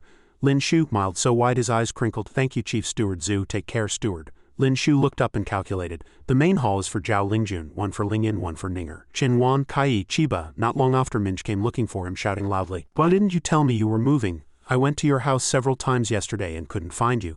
Lin Shu asked, Do you have something urgent to see me about? Minj said, We agreed to work hard on our cultivation. I couldn't find you and my cultivation has been delayed. She pointed to a large courtyard and said, as if giving an order, This courtyard is mine. It will be convenient for me to find you for cultivation in the future. Lin Shu generously replied, That's fine, but can you live outside the palace? Minj put her hands on her hips and said frankly, It's for cultivation anyway. I just need to tell my royal father. Just then, Zhu Jin arrived again with an imperial edict. Lord Lin, I bring you good news. His Majesty's edict for your marriage has arrived. All matters will be handled by the Ministry of Rights. Lin Shu bowed in thanks. Zhu Jin added, Also, His Majesty has already sent an envoy to discuss the marital alliance with the Chiba family. You should prepare yourself. Lin Shu took the edict and replied, I obey. Minj asked in surprise, You're going to marry Chiba? Lin Shu straightened up and said in a clear voice, It's just a political marriage. Sometimes in the face of national interests one has to make personal sacrifices. Ling Yin crossed her arms and sneered unhappily. Are your marriages to Shui Ninger and Qin Wan also political alliances? One after another you're about to marry all four beauties of the Esoteric Art Academy. Lin Shu blushed and said with a silly smile, It's not that exaggerated, it's only half. Ling Yin said, Half isn't a lot. Are you planning to marry Princess Minj too? Minj asked angrily. What do you mean, why can't it be marrying you? After all, your Zhao family owes him a real wife, Ling Yin asked angrily. What did you say? Minj wasn't to be outdone and bumped heads with her. You said it first. Lin Shu could only stand by speechlessly. A notice was posted on the street. He also asked curiously, Hey, what's written on the notice up ahead? Did something big happen? Another marriage bestowed upon the son of Marquis Ping and Lin Shu. 3 bestowed marriages in 1 year, all handled by the Ministry of Rights. Is the Ministry of Rights so idle this year that all they do is prepare weddings for Lin Shu? Am I seeing things? The granddaughter of old Duke Shui, the daughter of the Earl of Jinan. 2 bestowed marriages at once and they are both famous beauties in the capital. The people behind them cried, It's truly a case of the rich getting richer and the poor getting poorer. The Crown Prince also cursed in anger. Damn it, do all these women like pretty boys? The Crown Prince in the carriage also gritted his teeth and said, I begged for that residence for a long time, but Father Emperor wouldn't give it to me. And those women I want have never even looked at me. Why can he get everything so easily? The scene changed to the capital, Murong Villa. Lin Shu looked inside and said, "It took so long, but the gift for the noble consort is finally ready." Lin Shu looked it over and then thought, "No, the trifoliate orange in the Murong residence is already very lush. I'll go for a walk in the city later and find a big tree to replace it. Oh, and the swing, I have to make that myself. This rockery is also wrong. It doesn't even look like the rockery in the Murong residence at all. It would be a pity if these small details affected the noble consort's joy in receiving the gift." He suddenly thought of something and slapped his hand. "I've got it." After a while, Lin Shu clapped his hands and said with satisfaction, "Perfect this time." Meanwhile, the head of the Murong family was staring blankly. This was the real Murong residence. He looked at the rockery and muttered, "Why does this rockery look strange? It seems different from usual." Back in the South City at the noble consort's private courtyard, Lin Shu bowed and reported, "Your Highness, the gift I said I would give you is ready." Mingzu asked, "Where is it? Bring it for me to see." "You've been preparing it for so long. What kind of gift is it?" Lin Shu replied, "This gift cannot be brought out. Your Highness needs to come with me to see it." Mingzu replied, "All right, Shaoyuer, Shuangshuang, Linglong, you will accompany me to see it." A moment later, Mingzu was blindfolded and couldn't see anything. She asked, "Are we there yet? What's with all the mystery, even making me wear a blindfold?" Lin Shu replied, "All right, your Highness can open your eyes now." Mingzu removed the blindfold and her eyes widened in surprise, asking, "This is?" Lin Shu followed up with an explanation. "I bought this place and then remodeled it to look like the Murong residence." Mingzu looked around and said with relief, "After so many years, I'm finally home." Grong Yu glanced at Lin Shu and asked, "Have you been to my house?" Lin Shu replied, not to be outdone. "Twice." Murong Yu touched her chin, puzzled. "But why haven't I seen you?" Lin Shu said calmly. "No one was there when I came." Mingzu walked to the rockery wanting to touch it and said in surprise, "This rockery is exactly the same as the one I naughtily carved with a knife in a hidden spot when I was little. How did you do that?" Lin Shu was calm but did not explain. "After going to the Murong residence, I learned the layout of every room, drew up the blueprints when I got back and had someone make a replica." He smiled again, thinking to himself, "This rockery is the one from your house." Mingzu asked Lin Shu happily, "You must have put a lot of thought into this, right?" Lin Shu was unconcerned, saying it was fine as long as Her Highness liked it. This surprised Murong Yu, who thought, "He's too good to my aunt and my aunt is too close to him." Behind them, Linglong also cried out, "I'm homesick too. If someone were this good to me, I would definitely marry him." Bai Shuangshuang quickly covered her mouth and said, "Don't talk nonsense." Back at the Lin residence in Shandlin Garden, Lin Shu swayed and twisted his neck, saying wearily, "The gift for the noble consort is finished. All that's left is to wait for the wedding." Qin Wan and Minj walked over. Qin Wan said she was returning the money she owed him. Minji's eyes widened in surprise as she asked, "You owe him money too? How did you earn the money to pay him back?" Qin Wan leaned against Lin Shu and replied, "By washing his clothes, cooking for him, massaging his shoulders and legs, letting him hug me and kiss me. All of these can offset the debt. If I can't pay it off in the future, I'll just have to marry him." Minj said awkwardly, "Pretend I didn't ask." In Emperor Sha's imperial study, the head of the Zhang family bowed and pleaded, "Your Majesty, it is a good thing for the court to form a marital alliance with Fusong, but the choice of person cannot be so casual. For a prodigy that Fusong produces only once in a century to become someone's fourth wife is not very appropriate." Emperor Sha looked at him and asked, "What are you trying to say?" The head of the Zhang family, his head still lowered, suggested that having her marry the crown prince as a concubine would better reflect the sincerity of Daxia.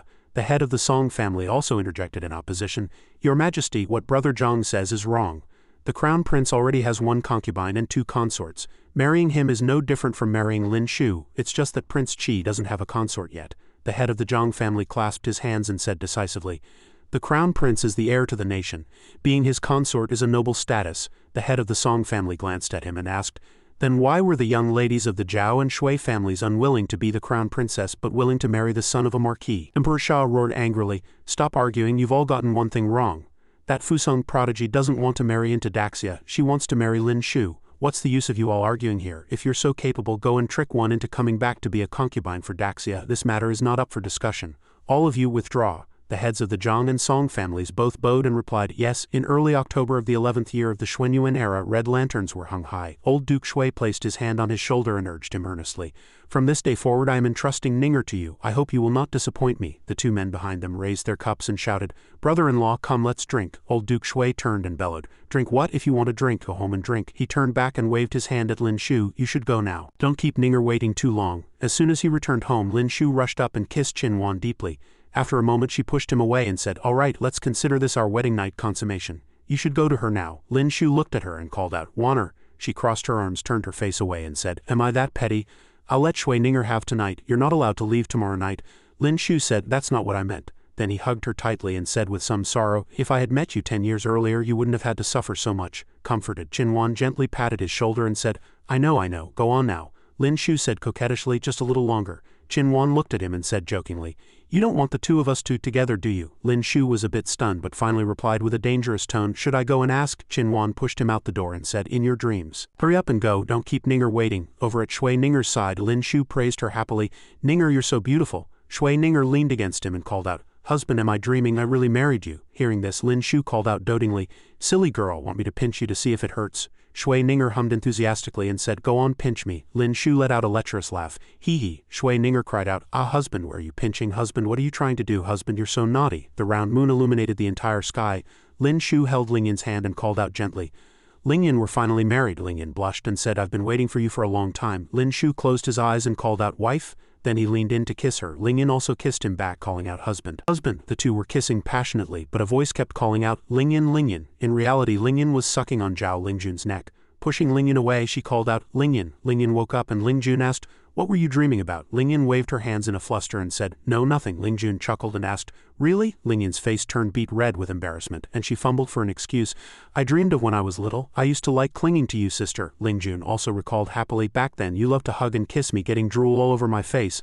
Lingyan asked shyly, "I didn't say anything in my sleep just now, did I?" Zhao Lingjun replied, "No, you just kept hugging and kissing me." She got out of bed, took a box from the table and handed it to Lingyan, saying, "Take this and wear it." Lingyan said in surprise, "This is yours, sister, I can't take it." Zhao Lingjun put it on for her, saying, "This hairpin looks better on you than it does on me." Lingyan was a bit dazed and reached up to touch the hairpin. "Over here," Lin Shu said to Ninger, "Try the ability I just gave you." Shui Ninger hummed in agreement, then used her ice esoteric art on the bottle. Lin Shu added a warning, "Ninger, don't tell anyone about this for now, not even the old duke." Shui Ninger replied obediently, "I understand, husband, I won't tell anyone." "Is this why Qinhuan was so strong in the past few competitions?" Lin Shu hummed to confirm. Shui Ninger asked again, "Aren't you going to her place tonight?" Lin Shu replied, "She was the one who told me to come to you." Hearing this, she pushed him away and said, "Then you should hurry over to her. I'm not the only one celebrating a wedding tonight." Lin Shu smiled and said, "Why don't we go find her together?" She shook her head shyly.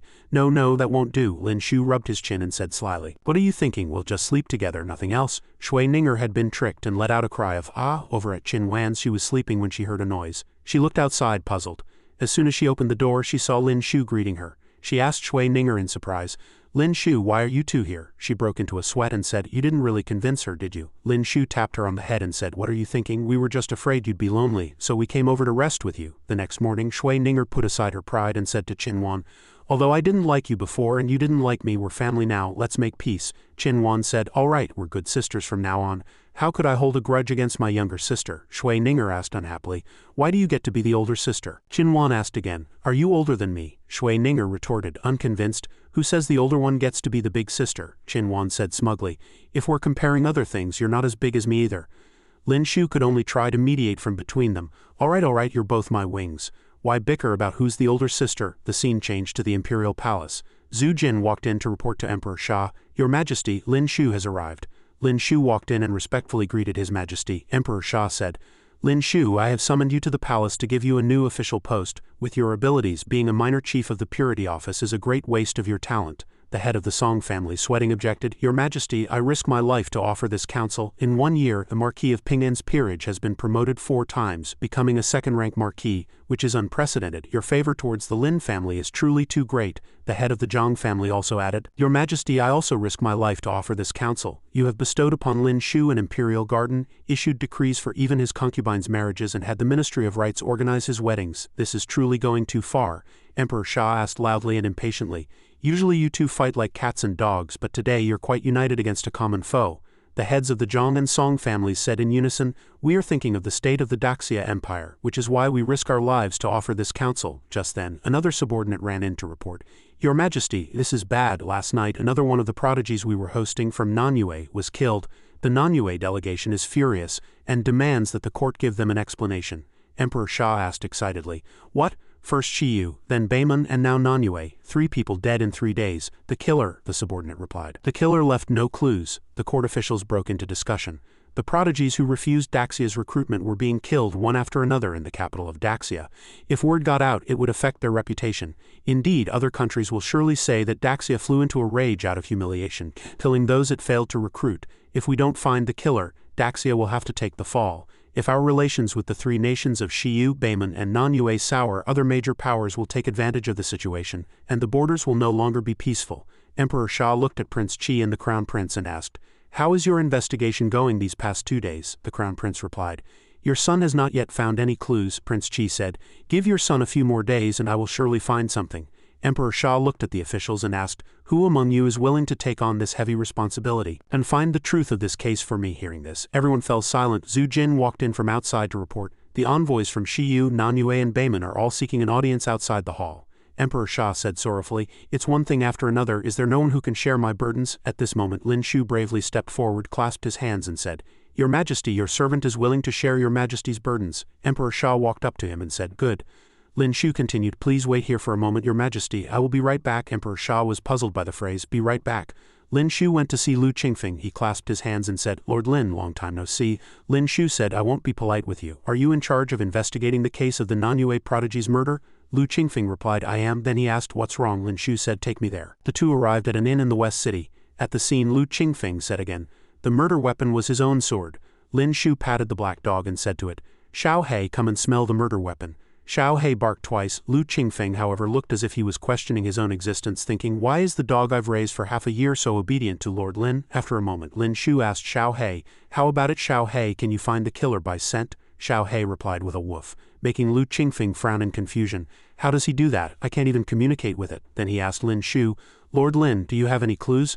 Lin Shu looked around and saw a bird through the window. He let out a small laugh, thinking, "I have a way." After his fifth awakening, the beast language ability, he could now see memories from an animal's perspective. He looked at the bird, stared deep into its eyes, and then used his esoteric art on it. In the memory, he saw the assassin slip out of the window with a sinister look in his eyes, then run quickly to a room, check his surroundings, and close the door. Lin Shu watched the entire process with a serious expression, then smiled and said, "I have a clue." Lu Qingfeng looked bewildered, completely clueless as to what had just happened. The two then arrived at someone's house. A man with green hair walked out from inside and exclaimed in surprise, "Brother Lin." Lin Shu rubbed his chin, thinking he seemed to have seen this person at the minor competition. If he recalled correctly, he was also a contestant from Nanyue. The green-haired contestant waved his hands and said firmly, "I'm sorry, even if Brother Lin is here to persuade me, I will not join Daxia." Lin Shu asked bluntly, "Why did you kill your own people from Nanyue and then frame Daxia?" The green-haired contestant said in surprise, "What are you talking about? How could I do such a thing?" Lin Shu seized on the key point, saying, "Your psychological fortitude is too poor. You're speaking incoherently in a panic, your eyes are darting around, and your expression is tense. I guess Dao promised you something, didn't they?" The green-haired contestant froze and said, "Brother Lin must be joking. How could I?" Lu Qingfeng stepped in front of Lin Shu and said, "Whether it's a joke or not, we'll find out if you come with us." Hearing this, he kicked at him, then turned to attack Lin Shu with his hands. He let out a wicked laugh and asked, "Giving yourself away without being pressed? Over here." The envoys were arguing heatedly. "We believe that Daxia would not do such a thing, but we still hope you can give us a deadline. The killer must be handed over within this period. Although Nanyue is a small country, we have our pride. Our country's prodigy was assassinated in Daxia. If your court cannot give us a satisfactory explanation, the Nanyue delegation will leave Daxia. You fail to recruit them, so you send assassins. Is this the way of a great celestial empire?" Emperor Sha, seated on his throne, tried to placate them. "Everyone, please rest assured. The court will investigate this matter as soon as possible and give you all a satisfactory answer." The envoy in green robes asked, "How soon is as soon as possible? I hope the court of Daxia can give us a deadline." Emperor Sha held up a finger and replied, 1 month. The man in black robes immediately protested, 1 month is too long. 3 days at most. If the killer is not found within 3 days, I will protest to the Alliance of Nations. At that moment, Lin Shu forced the man to his knees on the ground and said loudly, "Reporting to your Majesty, the killer who assassinated the Nanyue prodigy has been caught." This stunned the 4 envoys. The green-robed envoy, confused again, pointed at Lin Shu and said, "This is the killer you caught. You've already harmed one of our country's prodigies. Do you want to kill another?" Lin Shu kicked the green-haired contestant and said, "Whether it's him or not, won't we know after an interrogation?" He looked down at him, his face cold, and continued, "When I questioned him just now, he tried to attack me. If he wasn't guilty, why would he act like that? If you don't confess honestly, I'll send you to the Secret Investigation Division. The methods of the Secret Investigation Division are very interesting." Hearing this, he gritted his teeth and said, "Please don't send me there. I'll confess. It was people from Dao who asked me to do this. They said that after it was done they would let me join Dao and enjoy unlimited cultivation resources." The Dao envoy, having been exposed, said gravely, You, Emperor Sha spoke up. "Since this is an internal affair of your Nanyue, the killer will be handed over to you to deal with. I believe the other 2 cases were also instigated by someone from behind the scenes. You may all return for now." Daxia will give you an answer as soon as possible. After the envoys from the various countries had left, Emperor Sha asked Lin Shu with great interest, "How did you find the killer so quickly?" Lin Shu reported, "Your Majesty, Lord Lu of the Purity Office has a dog that he trained to find clues. I had it smell the scent on the murder weapon, and the dog led me to a house not far from the crime scene where the killer was living." Emperor Sha gave a meaningful look at the heads of the Zhang and Song families and praised Lin Shu. "What is professionalism? This is professionalism. If I don't favor a capable and important minister, should I favor those who only know how to freeload? If he doesn't deserve a promotion, do you?" Hearing this, both men fell silent. Emperor Sha said again, "Go back and think it over carefully." Then he turned and said, "Minj, stop peeking. Come in and sit." Zhu Jin also walked in and announced, "Your Majesty, the Dean of the Esoteric Art Academy requests an audience." Emperor Sha ordered him to be admitted. The Dean bowed to greet His Majesty. Emperor Sha asked, puzzled, "Dean, you rarely come to see me. Is there something important?" The Dean reported to His Majesty, "A Heaven Tier upper stage ice attribute expert from the Deluo dynasty has recently advanced to the Heaven Tier. That expert's method of advancement is different from everyone else's." Emperor Sha asked, confused, "How is it different?" The Dean replied, "His wife is a fire type. The couple practiced ice-fire dual cultivation, which doubled their effectiveness and even had the effect of breaking through realms. Less than a month after getting married, he advanced to the Heaven Tier." Emperor Sha got a headache listening to this, but Minj asked innocently, "Why does cultivation speed increase after becoming husband and wife? Does bowing in the wedding hall increase cultivation speed?" Then she suddenly remembered the words dual cultivation, her face flushing red as she thought, could it be? The Dean clasped his hands again and pleaded, "Your Majesty, this matter was a discovery by Lin Shu and the princess, but we are indeed behind others in researching ice-fire dual cultivation now. I suggest that when Your Majesty selects an Imperial son-in-law, it would be best to choose an ice-type esoteric art user." Over here, Lin Shu looked at the case file for a while, then said, "One person's heart meridian was shattered by true qi. Another had his throat cut with his own sword. Both died on the spot." Lu Qingfeng asked him, "Lord Lin, have you found anything?" Lin Shu didn't answer and again asked him to take him to the crime scene, which confused him. But he chuckled to himself, thinking, "You're just at a disadvantage because you don't understand bird language. This just shows the importance of learning another language." The scene switched to the Shiyu embassy. As Lu Qingfeng led the way, he said, "Lord Lin, the Shiyu prodigy, died in his own room here at the Shiyu embassy." As they passed by, Lin Shu glanced at a sleeping bird.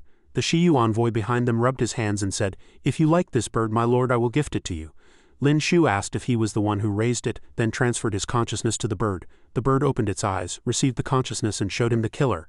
It was none other than the Shiyu envoy, wiping away bloodstains, the expression on his chubby face shifting. Lin Shu looked at him, thinking with smug satisfaction, "So it was you, but it's too abrupt to arrest him now. Better to put on a show first." Lin Shu thought for a moment, then had him lead the way. "Let's go inside and take a look." The Shiyu envoy made way and replied, "After you, my lord." The moment he opened the door, he was met with a heavy kick that sent him tumbling to the ground. Lin Shu also shouted loudly to arrest him, leaving the Shiyu envoy to ask in bewilderment, "What is the meaning of this, my lord?" Lin Shu stood with his hands on his hips and said loudly and decisively, "My eyes are my ruler. There is only one truth, you are the murderer." He gritted his teeth and struggled, roaring, "Do all of Daxia's officials handle cases so carelessly? You can't just say I'm the murderer based on a guess." Lin Shu turned, saying with some arrogance, "You know very well whether you killed him or not. The Secret Investigation Division has ways to make you talk. Qingfeng, let's go to the next crime scene." Lin Shu then arrived at the Beiman embassy, but this time he was greatly disappointed, saying, "Why does no one here keep any animals?" She satisfactorily raised her index finger, thinking, "Very good, you've already learned how to figure things out on your own." The scene switched, and at this moment Minj drained a cup. The emperor beside her said worriedly, "Minj, drink less." But she stubbornly said, "No need to pay back money. Cultivation speed several times faster, a doting husband. Ha, what do these even count for?" "I don't care for it." Zhu Jin bowed and replied, "Your Majesty, Lin Shu has found out that the assassination of the Shiyu prodigy was carried out by an envoy from Shiyu. Someone from the Beiman delegation has also been found to be colluding with Dao." Emperor Sha asked in surprise, "So quickly?" Zhu Jin added, "I heard he only went to the Shiyu embassy, took one look and found the murderer. The secret agents of the Secret Investigation Division are all saying that Lin Shu's eyes are a ruler." Emperor Sha sighed and lamented, "To think he is skilled in both scholarly and martial arts. If only I had been a bit more firm back then and made him the Imperial son-in-law." The scene switched to the Zhao residence. The dean was trying his best to persuade her. "Your talent is already outstanding. If you can find a husband with a fire-type esoteric art, your cultivation speed will likely be no less than your sister's. We have many fire-type esoteric art users in our academy." Lin Shu disagreed and found an excuse to pull him away, saying, "I have some cultivation matters I'd like to ask the dean about." "Let's talk over there," he said loudly. "I haven't finished speaking with Lingyan yet," he said again. "What's there to talk about? You're not Lingyan's parents. I advise you not to meddle in so much." Marquis Wuan also said to Lingyan, The people from the Wei family have come several times these past 2 days. They seem quite sincere. There are a few other families not as prominent as the Wei family, but their family backgrounds are also quite good, Ling Yin replied decisively. I haven't thought about getting married yet, the Marquise's wife said again. At your age it's time to consider this matter. She looked at the dean and added, I just heard the dean say, isn't getting married early also good for your cultivation? Ling Yin turned her face away and said, even so, I don't want to marry someone I don't like. Hearing this, she widened her eyes and asked, you have someone you like? Ling Yin replied with a sorrowful expression, no. Ling Jun spoke up, father, mother, let Ling Yin decide her own matters. She has her own thoughts. Hearing this, her mother simply sighed and said, all right then. Outside, Lin Shu was eavesdropping on the conversation again. The dean poked him from behind and asked irritably, what exactly do you want to ask me? Lin Shu raised his hand and said, I've figured it out. You should go attend to your own business, dean. The dean's veins popped on his forehead and he thought through gritted teeth. Can I curse right now? Just then, Ling Yin and Zhao Lingjun walked out. Ling Yin said, Lin Shu, once this is all over, let's get a divorce. Lin Shu calmly replied, all right. Ling Yin, surprised and worried, said, you two need to think this through. What will our parents think? What will the common people think? Zhao Lingjun replied nonchalantly. We've already thought it through. This marriage shouldn't have existed in the first place. It's better to give the position to someone more suitable. Ling Yin was at a loss for words, only managing a but. By the next morning, her expression was still sad and dejected. Zhao Lingjun looked at her and asked, why didn't you even eat dinner? Is something on your mind? Lin Shu also asked, was the dinner not good? I can cook you a bowl of noodles. But Ling Yin replied, I'm not hungry. She looked at Zhao Lingjun and said, I think I'll move out tomorrow. Zhao Lingjun asked, puzzled, are you not used to living here? Ling Yin shook her head and replied, no, it's just that I'll have to move out sooner or later. It's better to do it early than late. If I get used to it after living here for a long time, it'll be harder to adjust when I move back. She also thought, after my sister and brother-in-law divorce, I'll have no right to live here and no reason to stay by his side. While eating, Lin Shu asked, puzzled, why do you have to move out sooner or later? Ling Yin raised her voice angrily. My sister and brother-in-law are getting divorced. What would it look like for the younger sister to continue living in her brother-in-law's house? After she finished speaking, she blushed with embarrassment and started to cry. Zhao Lingjun looked at Lin Shu awkwardly and stammered, let's not get divorced, otherwise our parents will be sad and the people will talk. Lin Shu scratched his cheek and chimed in, I think so too. The scene switched to the Imperial study. Lin Shu clasped his hands and greeted His Majesty. Emperor Sha praised him with satisfaction. Lin Shu, you handled the assassination cases very well. Now those 3 small countries have signed agreements with Daxia in the future. Their geniuses will be sent to Daxia for training and will represent Daxia in competitions. After the age of 25, they can choose to stay or leave. There's one more thing. For the marriage alliance with the Chiba family, I'm afraid you'll have to make a trip to Fusong yourself. Lin Shu asked him, didn't your majesty already send an envoy to Fusong a few days ago? Emperor Sha replied, there's been a problem. The situation in Fusong is a bit special. Fusong is fragmented by clans, with no orthodox regime. The 5 great dynasties have their hands in the major and minor families, and the largest clan is supported by Dao. He stroked his beard and continued, after the other countries learned that Daxia wanted a marriage alliance with the Chiba family, they also proposed marriage alliances and arranged for the clans they control to suppress the Chiba family. Lin Shu frowned and asked worriedly, the Chiba family must be finding it difficult to withstand this pressure, right? Emperor Sha replied, the Chiba family doesn't dare to offend anyone, so they've decided to hold a martial arts competition to find a husband. The 5 great dynasties will each rely on their own abilities. No matter who wins or loses, the Chiba family can't be blamed. Lin Shu rubbed his chin and thought, the Chiba family has passed off this hot potato, but what do they take Chiba-chan for? Emperor Sha placed his hand on his shoulder and said, as long as you win, Chiba-chan won't have to be a political pawn in a fighting machine anymore. The age limit for this competition is under 30. The 5 great dynasties each have 3 spots, and the other dynasties might send geniuses from the heavenly prodigy list. Lin Shu clasped his hands and replied, your servant will do his best. Emperor Sha also hurriedly gave an order. I will choose 2 helpers for you. Go back and pack your bags. You must bring Chiba back to Daxia. He looked at Prince Chi and the Crown Prince and said, Crown Prince, Prince Chi, you always say I don't give you opportunities. This time, I'm giving you a chance. Who is willing to represent the Daxia court and go to Fusong to participate in the martial arts competition for marriage? The Crown Prince clasped his hands and replied, Prince Chi has always wanted that woman from Fusong to be his concubine. Let him go. Prince Chi, however, clasped his hands and refused, saying, no, that Fusong prodigy has a noble status. Only the Crown Prince is worthy of her. Emperor Sha waved his hand and said, withdraw. You don't even take the chances I give you. The Crown Prince and Prince Chi bowed and said, your son takes his leave. Then he gave another order. Have Zhang Ren of the Zhang family and Song Yuzhang of the Song family come to see me.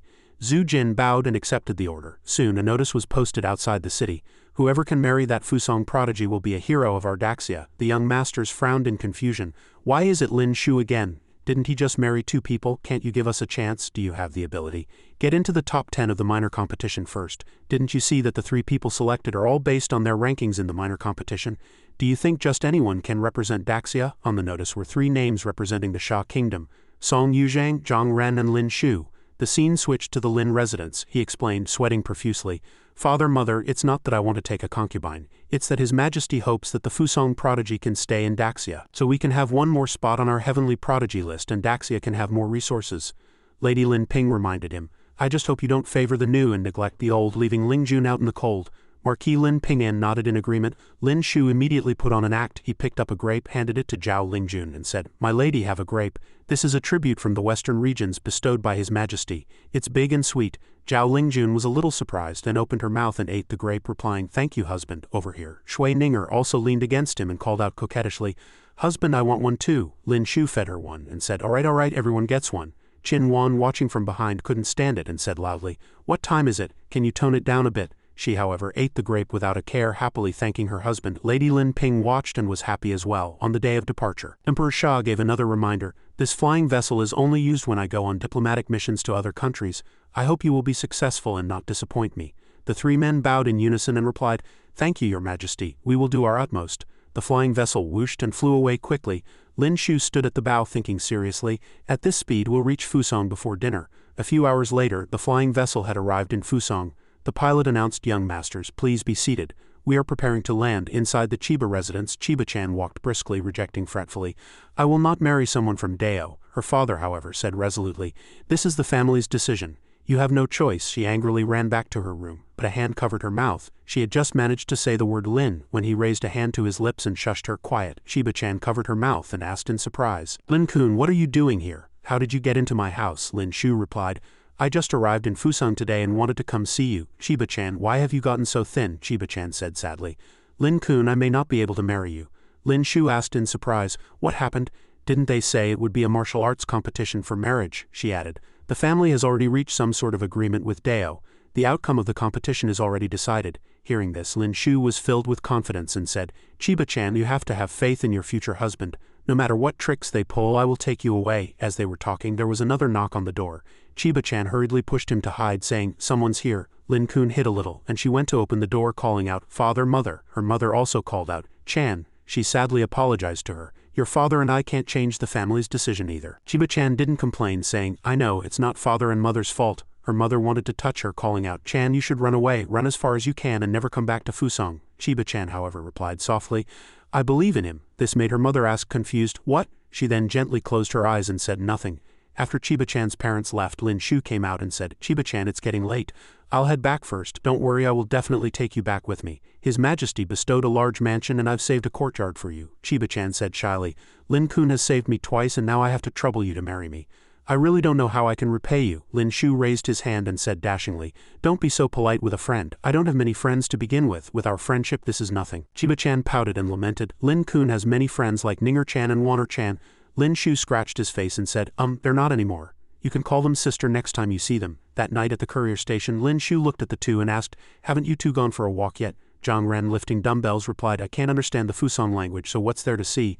Lin Shu raised his hand and said, I know a little. Song Yuzhang sniffed in surprise and said, He has the scent of Chiba-chan on him, it's very strong. He propped his chin with his fan and thought, In my experience there's only one way he could have this scent. He's already slept with Chiba. Zhang Ren angrily threw the dumbbells to the ground and said through gritted teeth, In the capital it's Zhao Lingjun and Qin Wan. And Shui Ninger. He doesn't even rest when he gets to Fusong. What's the point of me even training? Song Yuzhang, however, looked at the peach blossoms and recited a poem. I envy not the Mandarin ducks nor the immortals, but I envy Lin Shu every single day. The scene switched, and Lin Shu had arrived at the volcanic cluster of Fusong. He stood on a mountain looking down at several people cultivating below. Lin Shu watched intently, thinking Minj must have cultivated here before. The firepower within her body can be felt from so far away. It's a pity I came too late. The volcano has already been occupied. Looks like I can only go to a small volcano to cultivate. Lin Shu flew down and landed in a spot. He looked around and said with satisfaction, This place looks good. It's 3 days until the martial arts competition. I can come here to cultivate every night. 3 days later, at the volcanic cluster, the referee said loudly, Everyone, Chiba City does not have a martial arts arena. To avoid affecting others in the buildings, we have chosen this location for the competition. Please bear with us. Lin Shu looked at the place and said, Although this volcano is no longer active, there are still many active volcanoes around it. Ice power will be suppressed here. Their choice of this location is truly malicious. The referee announced again. The people from Dalu, Dang, and Dalua have arrived. This green-haired girl is from Deluo, the purple-haired one is from Daing, and this fat guy is from Dalu. Zhang Ren looked at them and said, Luo Man Vito, these people were all in the top 10 of the heavenly prodigy list 6 years ago. Song Yuzhang continued, I heard the rule for this competition is 3-on-3, not 1-on-1. Brother Lin, we can only do our best to hold back the enemy, but we can't guarantee we'll help you defeat them. A strong gust of wind blew and 3 people had already landed. Standing in the middle was the 4th prince of Dao. Zhang Ren asked through gritted teeth, Why are they here too? Lin Shu looked at him and asked, You know them. Zhang Ren replied with a look of displeasure, That young man is the 4th prince of Dao, 4th on the last heavenly prodigy list. The 2 beside him are 2nd and 3rd on the heavenly prodigy list. The others came forward and bowed. We welcome the 4th prince. The green-haired girl from Delua said with disdain, HMPH, birds of a feather. Lin Shu could tell at a glance that she was using a disguise technique, thinking, although this woman's disguise technique is not as good as mine, it's already very brilliant. The referee stepped forward and said respectfully, Representatives of Daxia and Deluo, please draw lots. The referee stood on a high platform and began, first round of the competition. Dao gets a bye, Daxia versus Dalu and Deluo versus Daing. Lin Shu drew Dalu. And looking at the ticket, he smiled smugly again, saying, As expected, even the lot drawing has been rigged. I'd like to see just how shameless this competition can get. First match, Deluo versus Daing. The green-haired girl from Deluo said arrogantly, You don't need to make a move. This made everyone exclaim loudly, That's too arrogant. Daing at least has one person who was once in the top 10 of the heavenly prodigy list. I just hope he doesn't get his face slapped and cry for his teammates to save him. The 3 people from Daing rushed up at the same time saying, You will pay the price for your arrogance. The green-haired girl from Deluo frowned and invoked her ice esoteric art. With a raise of her hand, an ice bear with blood-red eyes appeared, ferocious and terrifying.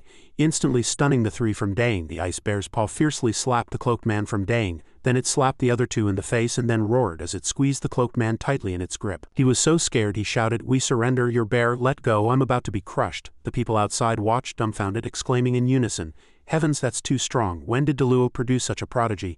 His name wasn't in the top 10 of the minor competition Deluo held not long ago. With his strength he could even get into the top 10 of the grand competition.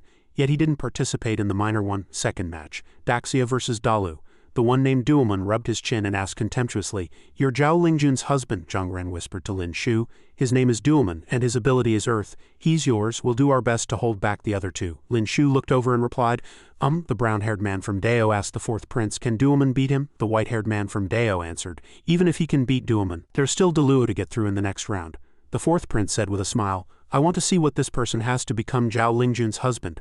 The one named Duelman raised his hand and used his earth esoteric art, summoning a stone hand in the shape of a fist, and said decisively, Zhao Lingjun's husband, prepare to die. The stone hand clenched and came smashing down quickly and forcefully. Lin Shu still had his eyes gently closed and said unhappily, First, my name is not Zhao Lingjun's husband. He clenched his fist and said second. Then he unleashed his esoteric art, shattering the stone hand with one punch, and said word by word, My name is Lin Shu. Unexpectedly, Duelman had silently raised his hand and was about to touch him, making him exclaim, So fast. The 2 engaged in close combat, exchanging several rounds in the air, then landed and traded blows again.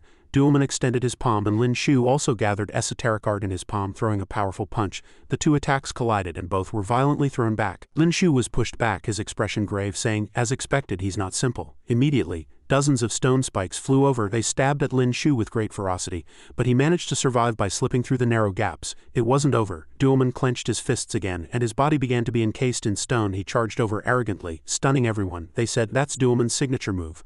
Once used, it's unstoppable. Duelman's white eyes were like a beast's. His body was covered in massive stone, and with both hands clenched, he used his unstoppable martial art. A fierce wind followed his swift figure as he charged at Lin Shu, who was still trapped among the stone spikes. Zhang Ren and Song Yuzhang were both distracted, watching him and shouting, Lin Shu. Just as he charged over, Lin Shu merely lowered his head coldly, then suddenly opened his eyes wide. The area was engulfed in dust, accompanied by the sound of a violent clash. The dust settled, and what came into view was the scene of Lin Shu knocking Duelman down with a single punch, leaving everyone in deathly silence. The red-haired man from Dao asked in surprise, What? How is that possible? The 4th prince just watched with a serious expression. Lin Shu's killing blow had not yet fallen. He retracted it, then looked at him and gave a slight smile, making everyone ask in confusion, Duelman lost? Could he be at the upper stage of the Earth tier? Heavens, Daxia actually has 2 20-year-old upper stage Earth tier experts. Is this the strength of Zhao Lingjun's husband? Shish, he already said his name is Lin Shu. Over here, Chiba-chan clenched her hands and joyfully called out, Lin Kun. The remaining 2 from Dalu looked back in distraction, thinking, How is that possible? Duelman was defeated so quickly. Lin Shu had already rushed over like a bolt of lightning, asking, "Where are you looking?" The ground was once again smashed into a large crater, accompanied by a considerable noise. The two from Dalu were already lying on the ground, and the referee also announced, "All three contestants from Dalu are defeated." The white-haired man from Dao warned, "This kid's strength is probably no weaker than mine and Andre's." He then looked at the fourth prince and reminded him, "His power and speed must be watched with extra care.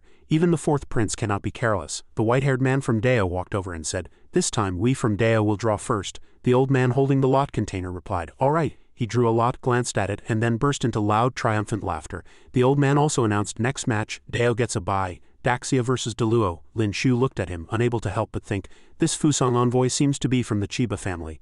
The Chiba family and Dao are in this together." The others from Deluo were unconvinced and said directly, "Why does Dao get a bye twice? This is rigged. You've arranged everything in advance." The white-haired man from Deluo shamelessly said, "It's just that we from Dao are lucky. Would it not be rigged if you drew the bye?"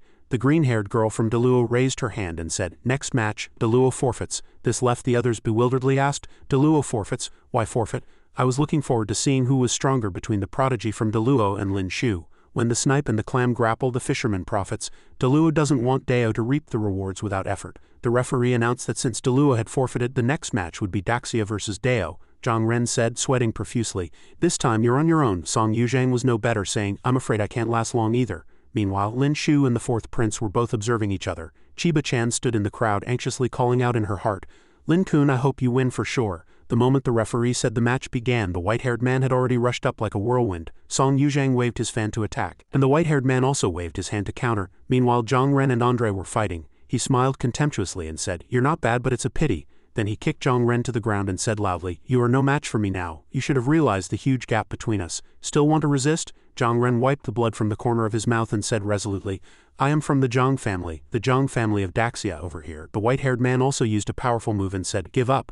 The gap between us is too big." Song Yuzhang was knocked into the rocks behind him, still struggling to say, "How crude, no elegance." He clenched his fist and replied, "I've already shown you mercy by not hitting your face." Song Yuzhang then said heroically, "I came to fight for Daxia. Compared to my personal image, I think the country's image is more important." The white-haired man said, "Since you want to die, I'll grant you your wish." Over here, the fourth prince had already used his fire esoteric art to summon a demonic face and said contemptuously, "Is this all Zhao Lingjun's husband has? I'd like to see how much longer you can last."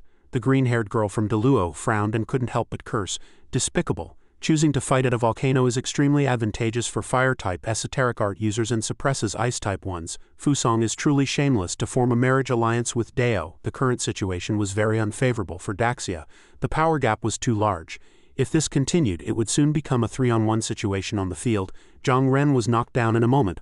Andre turned and said, "Wasting my time." Song Yuzhang also fell. The white-haired man said to him with a hint of appreciation, "I didn't expect this kid to be so tough. Don't worry, you didn't disgrace Daxia." Lin Shu had already kicked off into the air, bravely charging towards the fourth prince and the ice spear, thinking, "The suppression of my yuan power and the environment has made my ice esoteric art completely useless. Do I have no choice but to reveal my other abilities?" Suddenly, someone broke the ice, which surprised Lin Shu greatly. Andre charged over directly, his fist carrying considerable power. With a fierce blow, he sent Lin Shu flying to the ground. Lin Shu then skidded a long way on the ground with his feet. Looking at the dangerous and expanding fire esoteric art before him, he asked himself, "Have Zhang Ren and Song Yuzhang already been defeated?" He was also injured, and closing one eye, he thought, "Now it's time to start fighting 1 against 3. The green-haired girl from Deluo had no hope for this match, saying, "Dao has studied his methods very clearly. This competition is aimed at him at every turn.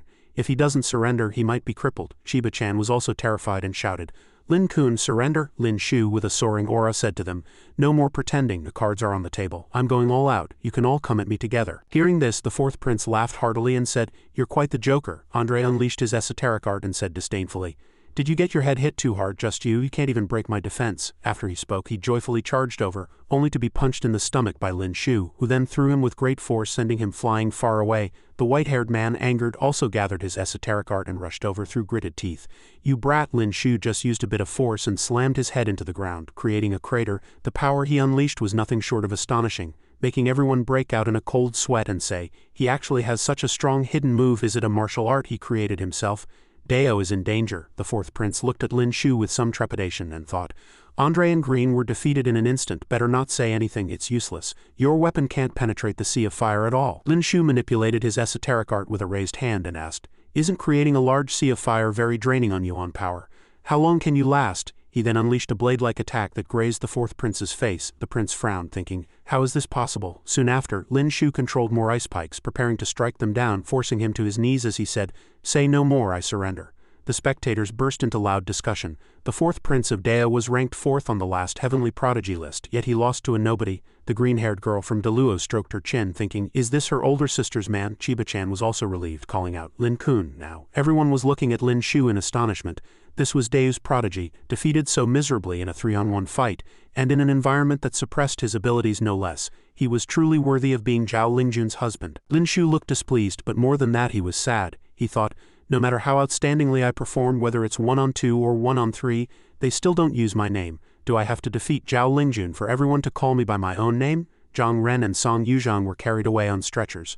Another person stepped forward to congratulate Daxia. We will arrange for the best esoteric art masters to treat them. A cunning look appeared on his face again as he thought, this competition was conducted entirely according to Deu's demands. How could they still lose? The Chiba family can't be blamed for this. You can only blame yourselves for being useless. The next morning at the courier station in Fusong, just as Lin Shu had finished dressing, there was a knock on the door. He went to open it and found Chiba-chan. She asked with concern, Lin-kun, how are your injuries? Lin Shu replied, it's nothing, just external injuries. They'll heal soon. She apologized guiltily. If it weren't for me, Lin-kun wouldn't have been injured. Lin Shu looked at her with a smile and made a promise worth 1,000 gold pieces. I said I would take you back to Daxia, and I will definitely do it. Just then, the green-haired girl from Deluo coughed loudly to announce her presence.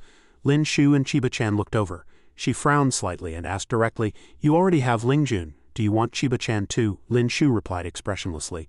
Doesn't Deluo also want Chiba-chan to become one of you? Otherwise Her Highness the Ice Queen wouldn't have come to Fusong herself. Am I right, Princess Natasha? She no longer concealed her identity but praised him instead. Your perception is truly sharp. Then she grabbed her hair, pulling off the disguise mask along with it and asked, how did you see through it? Chiba exclaimed in surprise. Natasha, what are you doing here? Natasha lifted her chin and said, long time no see, little Chiba-chan, I'm here to save you. How could I just watch you marry someone else? Lin Shu stroked his chin, pursing his lips as he looked at her, pondering. She likes Zhao Lingjun, yet she's also after Chiba-chan. How can such a person exist? I'd better be wary of her. I can't let her corrupt Lingjun and Ninger. The next morning at the airport in Fusong, Natasha hugged Chiba-chan and reminded her, if you're not happy in Daxia, come find me in Deluo. Deluo will always welcome you. Chiba-chan, on the verge of tears, nodded. Natasha then turned to hug Lin Shu and asked, you're holding Lingjun and I'm holding you, so does that count as me holding her? Lin Shu thought awkwardly, what a shame, the most intimate thing Zhao Lingjun and I have ever done is just hold hands. Natasha boarded the flying vessel and left, adding a final instruction. When you see Lingjun, please convey my longing for her. Chiba-chan waved goodbye. Lin Shu looked at her and said, let's go too. The flying vessel started up slowly and gradually left Fusong. Lin Shu sat beside her, not forgetting to comfort her, causing Zhang Ren and Song Yuzhang to move aside. Is it hard to leave your hometown? If you want to cry, you can borrow my shoulder. He suddenly glanced at the two men beside him, making them roar in displeasure. Don't take it too far, this vessel is so small, where else can we retreat to? Jump off, our injuries haven't even healed yet. Outside the capital city, the common people were already at the airport waiting to welcome them. When had Daxia ever won so beautifully in a contest against Deo? It was said that Lin Shu had single-handedly fought against 3 and turned the tide. No wonder so many people liked him. If I were a woman, I'd want to marry a man like him too. Lin Shu's flying vessel had already docked and someone shouted upon seeing it, they're here. Amidst the cheers of the crowd, Lin Shu disembarked from the flying vessel. Lin Shu, Lin Shu, Lin Shu. Zhu Jin immediately stepped forward, clasped his hands and said, His Majesty has been waiting for you for a long time. I will arrange for someone to escort Princess Chiba to your residence to rest. The 3 entered the palace to pay their respects, addressing His Majesty. Emperor Sha patted his shoulder cheerfully and said repeatedly, Good, good, I knew you wouldn't disappoint me. Let's get married in 3 days. Lin Shu was stunned for a moment and asked, So soon? Emperor Sha said happily. The sooner you perform the ceremony and consummate the marriage, the better, to avoid any unexpected complications. Lin Shu scratched his face and asked innocently, Your servant means to ask, with such a tight schedule, will the Ministry of Rites be able to prepare everything? Emperor Sha reassured him again, saying, In the future, whoever you want to marry, just tell me a day in advance and the Ministry of Rites will have it ready the next day. They've prepared for it many times anyway. Lin Shu agreed awkwardly. Emperor Sha also turned to praise Zhang Ren and Song Yuzhang. You two have also worked hard. I will reward you handsomely. The two clasped their hands in thanks, overjoyed. That evening at the new Lin residence, Mingzu softly called out to Lin Shu and then asked him with concern, I heard you were injured, so I brought Shuangshuang to take a look. Lin Shu clasped his hands and replied, Thank you, Your Highness. Mingzu puffed her cheeks, complaining with some dissatisfaction. My Imperial brother is really something. He sends you every time. Is there no one else besides you? Bai Shuangshuang used her esoteric art to heal Lin Shu and his wounds quickly closed. Mingzu turned and said again, I'll have someone send over some medicinal stew later. Remember to drink it. Lin Shu clasped his hands in thanks. A moment later he had just opened his room door thinking, I wonder how Qin Wan and Shui Ninger are doing. The moment he entered he saw Qin Wan and Shui Ninger waiting for him in very revealing clothes. Lin Shu's nose started bleeding and he asked the two of them. Qin Wan stepped forward, lifted his chin and asked in return, as the saying goes, absence makes the heart grow fonder. I wonder if you are satisfied with your sister and me, husband. Shui Ninger was a little shy. Lin Shu, however, put his arms around both of them and carried them back to the bed saying, what are we waiting for then? Let's blow out the candles. The candlelight was extinguished. The scene switched to the Dao dynasty. The old man in the yellow robe asked anxiously, are you saying his strength even surpassed the three of you combined? Green replied with a grim face, that kid's strength is unfathomable. He was hiding his true power, Andre added. But he's definitely not as strong as the first and second princes, the old man in the yellow robe said grimly.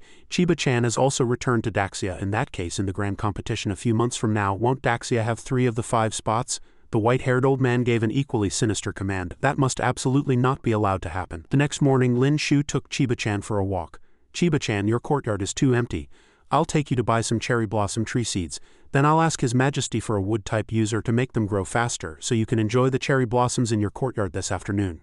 Chiba-chan asked happily, really? When they arrived at a seed shop, the old man rubbed his hands together, his eyes shining, and said, young master, you are a hero of our Daxia. I can't accept your money. He handed Lin Shu a bag and continued, any of the flowers and plants here, just point them out and I'll have someone deliver them to your residence immediately. Lin Shu thanked him with a smile. Back at the new Lin residence, Chiba looked at the peach blossoms and said comfortingly to Lin-kun, thank you. Lin Shu also said happily, it's nothing. He pointed to a few spots and said, it's not easy for the people from the Ministry of Works to make a trip here. After the bricks are laid in the room, I'll have them dig a hot spring pool here. Chiba-chan blushed slightly and agreed. Then everyone can come and soak in the hot springs. Minj and Lingyan were sitting at a stone table. Minj looked at Lin Shu and asked, have you noticed that Qin Wan and Shui Ninger have improved a lot recently? I feel like their speed is faster than ours. Lin Shu glanced at them and thought, they're both cultivating dual abilities. How could they not be fast? Lingyan asked Lin Shu. Do you remember meeting people from Delua and Fusong? He and Chiba-chan walked over and replied, yes. She asked again. Were they strong? Lin Shu replied, if you cultivate hard for a while longer, you'll be able to surpass her. Lingyan smacked her lips and said, I knew you'd say that. 2 days later, Lin Shu's wedding took place. Chiba-chan wore a magnificent bridal gown. Lin Shu lifted the veil and said with a light laugh, the wedding is over, you don't have to be nervous anymore. Chiba-chan blushed slightly and agreed. Lin Shu sat beside her holding a stack of banknotes and said with concern, from now on this is your home. If you need anything just tell me. Here's 10,000 taels of silver, take it and spend it. Buy whatever you want, if it's not enough just let me know. Chiba-chan hastily refused, saying, no, I can't take this money, I have money. My mother gave me dozens of taels when I left. Lin Shu considerately handed her the stack of banknotes and said, you forgot what you just said again. Don't treat yourself as a guest, you are the mistress of this house. Tomorrow I'll take you to pick 2 maids from Fusong so you'll have someone to talk to. Chiba-chan shyly refused. There's no need, Lin-kun, you've been good enough to me already. I'll be fine on my own. Lin Shu stood up and said, then Chiba-chan, you should get some rest. I won't disturb you. Chiba-chan grabbed his hand and asked softly, can't Lin-kun stay here tonight? Lin Shu broke out in a sweat looking completely bewildered. Isn't this a fake marriage? Chiba-chan explained worriedly. In Fusong, if the husband and wife don't share a bed on their wedding night, their future life will become unfortunate. I don't want Lin-kun to become unfortunate, so I hope Lin-kun can stay here tonight. I'm begging you. Lin Shu sighed and said, it doesn't matter, it's not the first time anyway. If I was going to be unfortunate, I would have been unfortunate long ago. But Chiba-chan clasped her hands and said, Lin-kun, I'm begging you. He had no choice but to say, all right. A moment later she brought a basin of water and said, in Fusong on the wedding night, the wife must wash the husband's feet. It means washing away all the bad luck and stepping into a new life.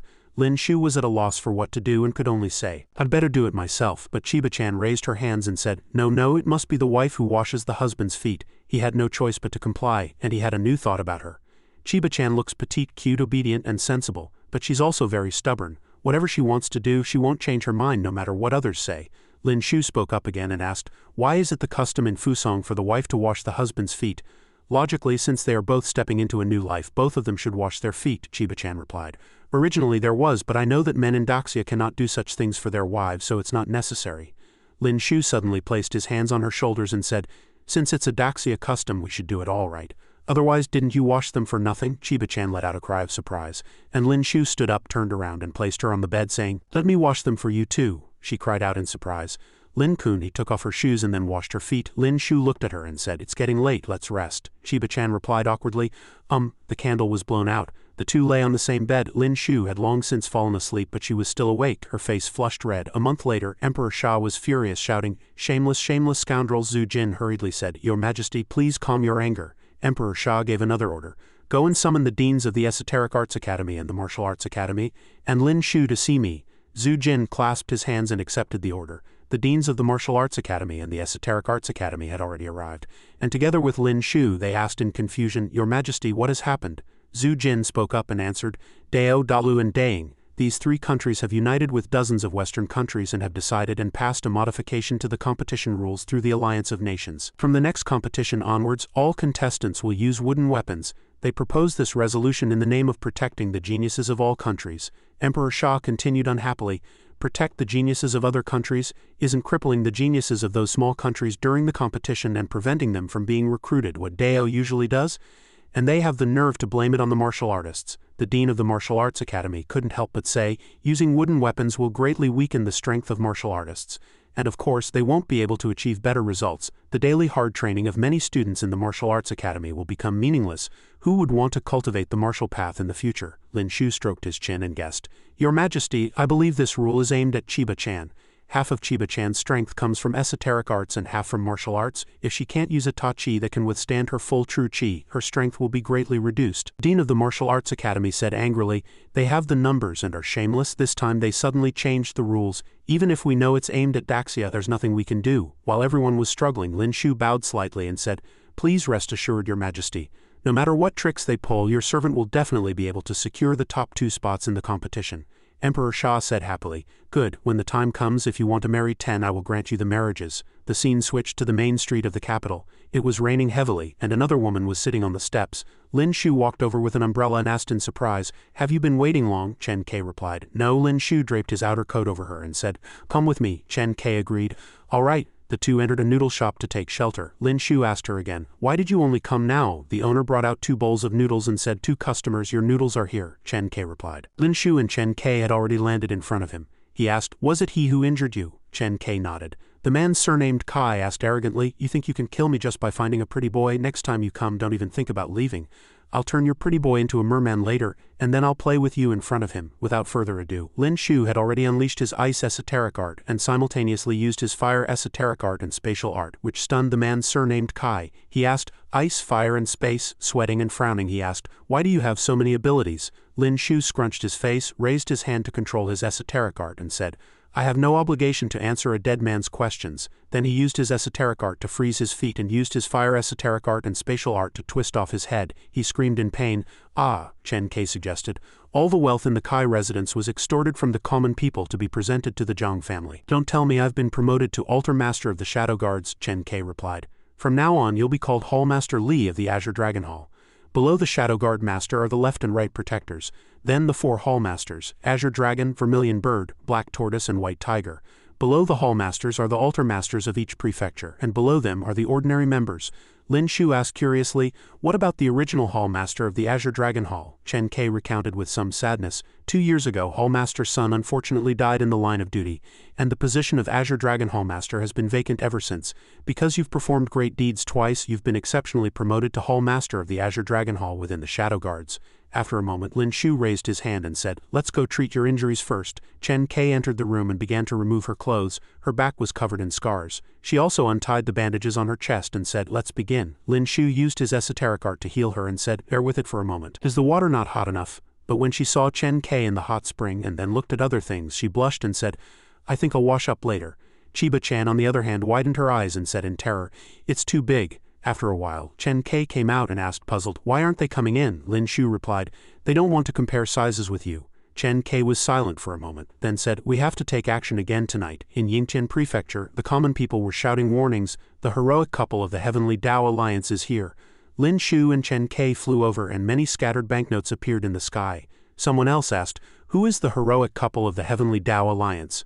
Another kind person told him, "You don't even know about the heroic couple of the Heavenly Tao Alliance. Recently, this heroic couple appears in a different area every night, chooses a corrupt official or local tyrant to kill, and then distributes the money to the common people," another also said. Chen Kai replied, "An Earth-tier martial artist from Deepening Prefecture. He relies on the support of the Zhang family and runs rampant in Deepening Prefecture, doing many wicked things. I've failed to kill him several times. Hearing this, Lin Shu clenched his fists and said resentfully, after we finish eating I'll go to Deepening Prefecture with you and avenge you. The scene switched to the Kai family in Deepening Prefecture. The man surnamed Kai was embracing a beauty, looking very pleased with himself. A subordinate came in to report, the bodies of those rebels from the Heavenly Tao Alliance have been hung on the city tower. I believe they won't dare to target the Kai residence again. The man surnamed Kai asked, what about the woman who escaped? The subordinate replied, we haven't found her yet. He frowned as if sensing something and then waved his hand to command, all of you get out. The concubines and subordinates replied, yes, and then withdrew. The man surnamed Kai also tidied his clothes and said loudly, since you're here, show yourselves. Chen Kai endured the pain and grunted in acknowledgement. After a while of treatment, outside the courtyard, Minj, Qin Wan and Shui Ninger were secretly peeking inside, asking, do you know who the owner of that courtyard is? Shui Ninger replied, I don't know. Husband set aside this courtyard from the very beginning, but no one has ever lived in it. After a while the two had already come out. Lin Shu also made an introduction. Everyone, this is Miss Aki. She is my friend. Minj placed her hands on her hips and asked, you have friends? Lin Shu looked at her and said, aren't you one? Hearing this she fell silent. Qin Wan however said with great interest, so it's her. Shui Ninger looked at her and asked, do you know her? How come I don't know? Qin Wan replied, there are still many things you don't know. That evening the two ate at the same table. Lin Shu asked again, who caused the injuries on your chest? Most targets will let their guard down, making them easier to assassinate. Lin Shu said, let's spend New Year's Eve together from now on. Chen Kai also agreed. Lin Shu asked, do you have any New Year's wishes? Chen Kai replied, my wish is for the common people to live and work in peace and contentment, free from the oppression of the powerful and without fear of the powerful. What about you? Lin Shu calmly replied, my wish is to make your wish come true. Chen Kai asked, puzzled, is this a confession? If that day really comes true, I'll agree to it. Lin Shu asked in return, agree to what? Chen Kai said, agree to marry you. She lowered her eyes and asked again in a small voice, don't you like me? Lin Shu just smiled meaningfully and replied, I do. The next morning on the streets of the capital, Lin Shu and the other looked at the mark on the wall for a long time. Then he leaned closer to her and asked, I remember, isn't this the mark of the Heavenly Tao Alliance? After what happened last time, the shadow guards found many traitors. I've been catching those traitors these past few days. Lin Shu asked while picking up some noodles, were you injured? Chen Kai didn't answer, just nodded. Lin Shu said while eating his noodles, then I'll help you treat your injuries later. Chen Kai blushed slightly and agreed. Lin Shu suggested, His Majesty bestowed a new residence upon me. I've saved a courtyard for you. Chen Kai replied expressionlessly. You've married the daughters of two powerful officials as well as the prodigy from Fusong, all by imperial decree. I'd better stay in my old residence. Lin Shu reassured her not to worry, they wouldn't mind. After they finished eating, they arrived at the new Lin residence. Lin Shu pointed to a courtyard and said, from now on you'll live here. I've prepared all the daily necessities for you.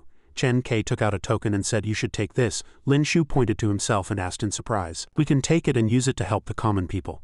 Lin Shu retracted his esoteric art and replied, as you wish. Back at the new Lin residence, Shui Ninger and Chen Kai were sparring. She wiped away her sweat and said, Miss Aki, let's go take a bath together.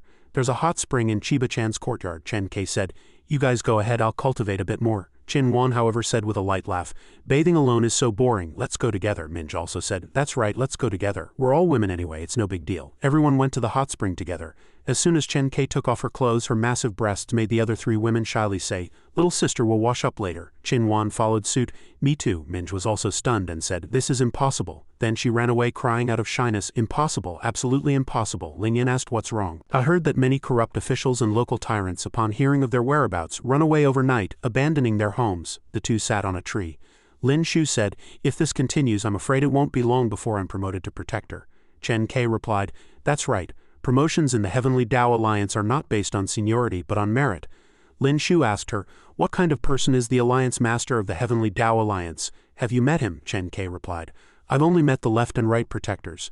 Not just me, almost everyone in the Heavenly Tao Alliance, even the left and right protectors, have never seen the Alliance Master. At the beginning of each year, the Alliance Master sends a holy envoy to deliver a list of people who need to be eliminated in the various prefectures of Daxia. This is also the mission that the Heavenly Tao Alliance must complete this year. Lin Shu looked at her and said, speaking of which, it's almost New Year's. How did you spend last New Year's Eve? Chen Kai replied, sometimes on the road, sometimes carrying out missions on New Year's Eve. Chen Kai also looked up and answered, a secret signal has appeared on the streets of the capital. The ones being summoned should be you and me. The two walked to a roadside stall and the owner greeted them warmly. Welcome customers, Chen Kai asked. How much for a pair of candles? He replied, 3 wen for 1 pair, 10 wen for 3. Chen Kai asked again, what if I want 2 pairs? He said, 5 wen for 2 pairs. She said again, I want 2 pairs for 5 wen. He said, 1 moment customer. He then handed her a candle which was actually a piece of paper with a mission written on it. Lin Shu asked her what was inside. Chen Kai told him, it's the assassination list and the funds for our activities. Looking at the words on it, Lin Shu couldn't help but sigh. I was a clerk at the Ministry of Personnel for a while. The legal judgments on this list are all perfectly in line with Daxia's laws. Chen Kai frowned and said, oh, the biggest thieves are the officials themselves. If the Daxia court were willing to eliminate these parasites, not so many common people would suffer. Lin Shu shook his head and said, it's not that simple. The 21 prefectures of Daxia have long been controlled by those hidden powerful families. Even the emperor's reach isn't that long. To move against these local officials is to prepare to move against the powerful figures in the capital. It's a delicate situation that could affect the whole country. 2 months later, a minister shouted excitedly, this is too audacious. In the past 2 months, more than 20 people have died at the hands of the Heavenly Tao Alliance, and some of them were court officials. Your Majesty, we can't let them continue like this. We must eliminate these rebels. Emperor Sha calmly continued reading a memorial listing his crimes. This man's name is Kai Song. He took 18 concubines, used a young girl's mouth to warm his wine, and used a beauty's bosom for warmth. Even I am not so extravagant and wasteful. You should count yourself lucky I haven't had you flayed. Hearing this, the minister looked at him with a puzzled expression. Emperor Sha said sternly, the people of the Heavenly Tao Alliance are elusive and hard to capture. The court still needs to prepare for the competition in 2 months. Let's discuss this matter later. He waved his hand, gesturing for him to leave. The minister clasped his hands and obeyed the order. Just then, Lin Shu walked in. Emperor Sha asked him, what is it? Lin Shu clasped his hands and replied, your servant wishes to borrow a wood-type user from your Majesty. Emperor Sha replied, I'll give you a token. In the future, you don't need to come to me for such small matters. You can go to the Department of Retainers yourself. Zhu Jin came over, handed him the token, and said, this is the token for the Secret Investigation Department. From now on, you are Shu Cheng of the Secret Investigation Department, not belonging to any court department, and responsible only to His Majesty. Lin Shu took the token with a cunning expression and thanked the emperor. He arrived at the Secret Investigation Department. As he was walking, he bumped into a palace servant. The servant was holding a stack of books which fell and scattered on the floor. He apologized hastily. I'm sorry, this lowly one wasn't paying attention. Lin Shu bent down to help him pick them up, saying, it's all right. He also picked them up together and then thanked Lord Lin. Thank you, Lord Lin. As he picked up a book, he saw the mission slip again, which made him pause for a moment. He thought, isn't this the assassination list the Alliance Master of the Heavenly Tao Alliance gave to Aki and me? How did this list end up among the Emperor's memorials? After a moment he walked on, lost in thought as he guessed. Could it be that the Heavenly Tao Alliance has a spy? Impossible. The stronghold in the capital is personally managed by the Alliance Master. Could the Alliance Master be the spy? Or even, could Emperor Sha be the Alliance Master? That would explain a lot. Why does the Alliance Master of the Heavenly Tao Alliance have an intelligence network that covers all 21 prefectures of Daxia? And he's so rich and he's more well-versed in Daxia's laws than I am. He then thought of Emperor Sha and said, that's right, in terms of intelligence capabilities, no one is stronger than the Secret Investigation Department. In terms of wealth, 100 of me couldn't compare to Emperor Sha. And his reason for doing this is crystal clear. As the emperor, he can't move against the cronies of the powerful families, but as a rebel, he can kill whomever he wants. The person was killed by the Alliance Master of the Heavenly Tao Alliance. What does that have to do with the Emperor of Daxia? Back with Emperor Sha, Zhu Jin reported to His Majesty. News has come from 2 more prefectures. 2 officials who are direct descendants of the Imperial family and the Wei family. Emperor Sha sighed as he burned the secret report. So fast, even just rushing between 2 prefectures wouldn't be this fast. Zhu Jin judged again. It would indeed be impossible under normal circumstances, but it might not be if a speed-related esoteric art is involved. Hearing this, Emperor Sha remembered, isn't Li Xiaoyao's esoteric art flight? Zhu Jin whispered in his ear. As this old servant knows, he also has several friends with him. These people are all very strong and they should have no opponents below the upper stage of the Earth tier. In the past 6 months he has repeatedly performed extraordinary meritorious deeds. Congratulations, Your Majesty, you have obtained another sharp sword. Emperor Sha lowered his head and said, but their original purpose was to rebel against me. Zhu Jin said again, if they learn of Your Majesty's difficulties, they will surely understand Your Majesty. Emperor Sha raised his hand and asked, have people been selected to fill the vacancies left by those corrupt officials? Zhu Jin handed over a list and said, it's already prepared. Emperor Sha ordered, send it to the Ministry of Personnel. Zhu Jin obeyed the order. The scene switched to the new Lin residence. Lin Shu was walking while holding Chen Kei's hand, making her ask in confusion. What's wrong? He replied. I need to ask you something. After having her sit down, he asked seriously, do you remember which officials were assassinated last year? Chen Kei thought for a moment and said, as I recall, there was a county magistrate in Deepening Prefecture and a county commandant in Anxi Prefecture. He immediately rushed to Fengshan County in Anxi Prefecture. An old man poured tea while praising effusively. Lord Lu is a truly good official. Since he took office there are no more bullies in the yamen, and the local ruffians don't dare to show their faces. Our lives have become much better. I really hope he can stay in that position forever." He looked at Lin Shu and added, "And there's County Commandant Zhang. He's also a just, strict and impartial man. Not like the previous dog official who took bribes, broke the law, and let the rich and powerful do as they pleased, while the powerless could only swallow their grievances." Lin Shu sipped his tea and thought to himself, unbelievable. The corrupt officials who die are all people of the powerful families in the capital, and the upright officials who take office are all promoted by Emperor Sha himself. The alliance master of the Heavenly Tao Alliance takes the blame for this. Who would have thought that he would rebel against himself? The scene switched, and he was back at the new Lin residence, in Chiba-chan's mansion. He walked over from behind and said, "There are still more than 2 months until the competition. Princess Minj is going to Fusong to train. Does Chiba-chan want to go back to Fusong with her? You can come back together after she finishes her training." Chiba-chan looked at him and asked, "Is that really okay? What about you, Lin-kun?" Lin Shu looked at the peach blossoms and replied, "I want to take a trip to Jiangnan." Ling Yin asked, a little reluctant, "Do you really not want to go train in Deluo with me?" Lin Shu raised his hand and replied, "No matter how much I train, I won't improve much. It's better to let you train for another month. Besides, I've already promised them I'd take them on a trip to Jiangnan." He leaned his face closer and deliberately teased her, "Next time, I'll definitely go with you next time. For now, you should think about whether you're going to fulfill your promise when I get into the top 10 of the competition." Ling Yin blushed and said loudly, "Go if you want to, don't if you don't. Do you think you're guaranteed to get into the top 10? After I finish my training, I'll be able to beat 100 of you." Lin Shu turned and replied, "I wish you success." Zhao Lingjun walked over and asked, "What promise were you just talking about fulfilling?" Ling Yin said, a little flustered, "It's not important who said it. Sister, let's go see the cherry blossoms." The scene switched to the Imperial garden in the palace.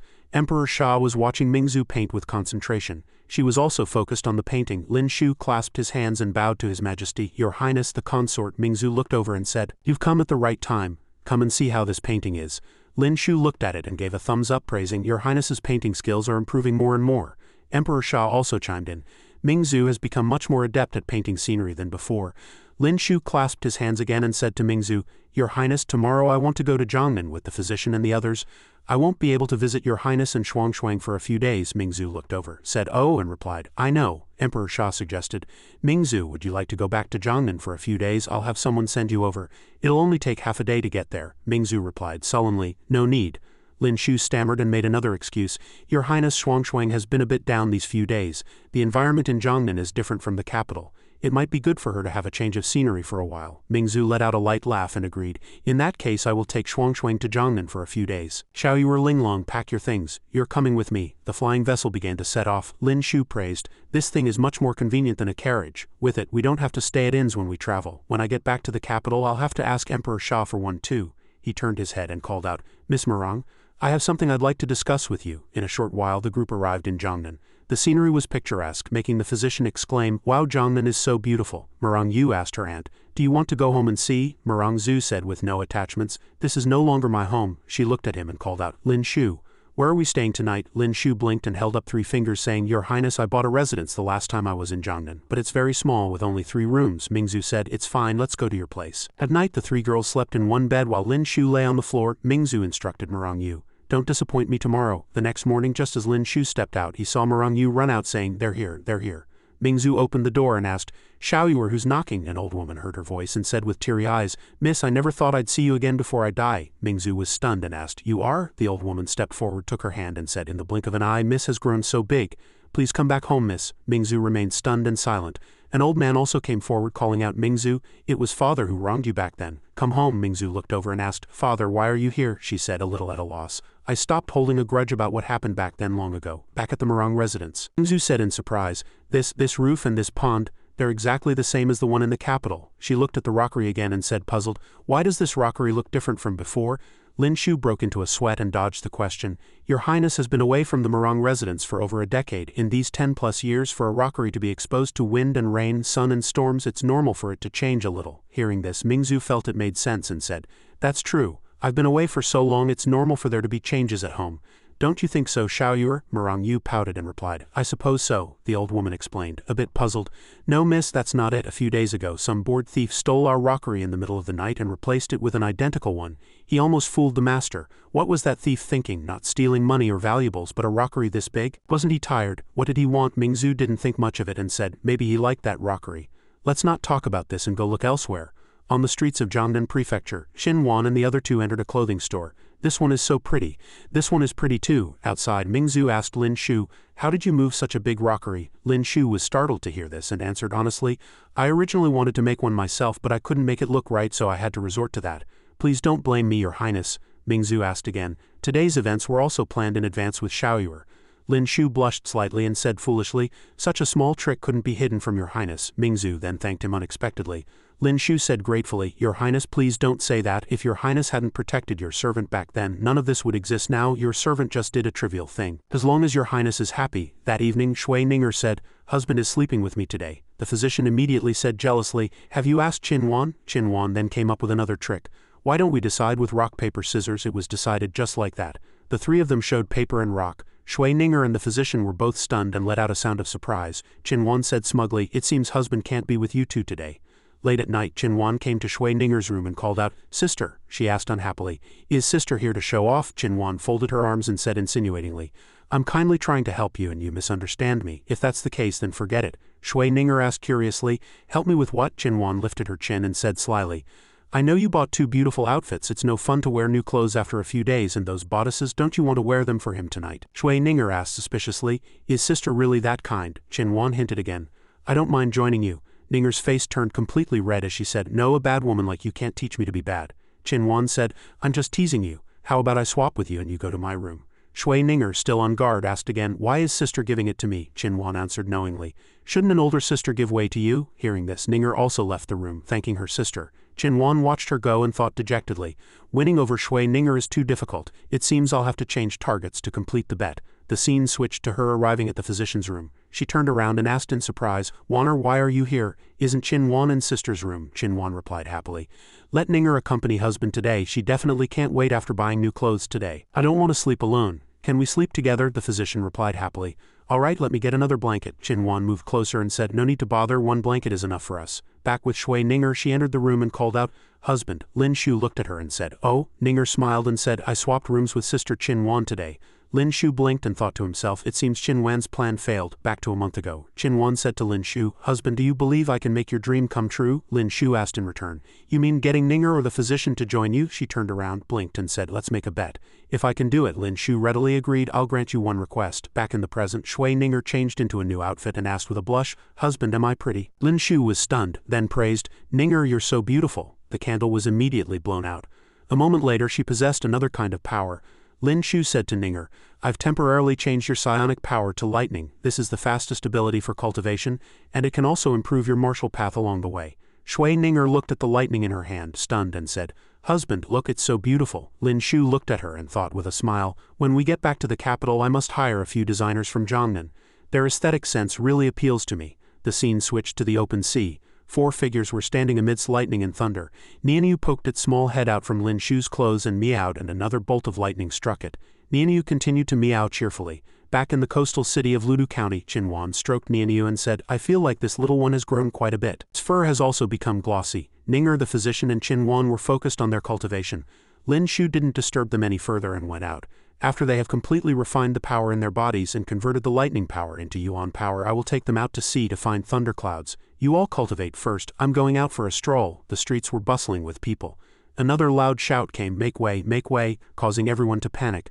But Lin Shu remained standing there eating a skewer. A kind shop assistant pulled him away, saying, you must be from out of town, right? Daring to block his path, be careful you don't get a beating. As he spoke, the man in red, with 2 women in his arms, had already walked over.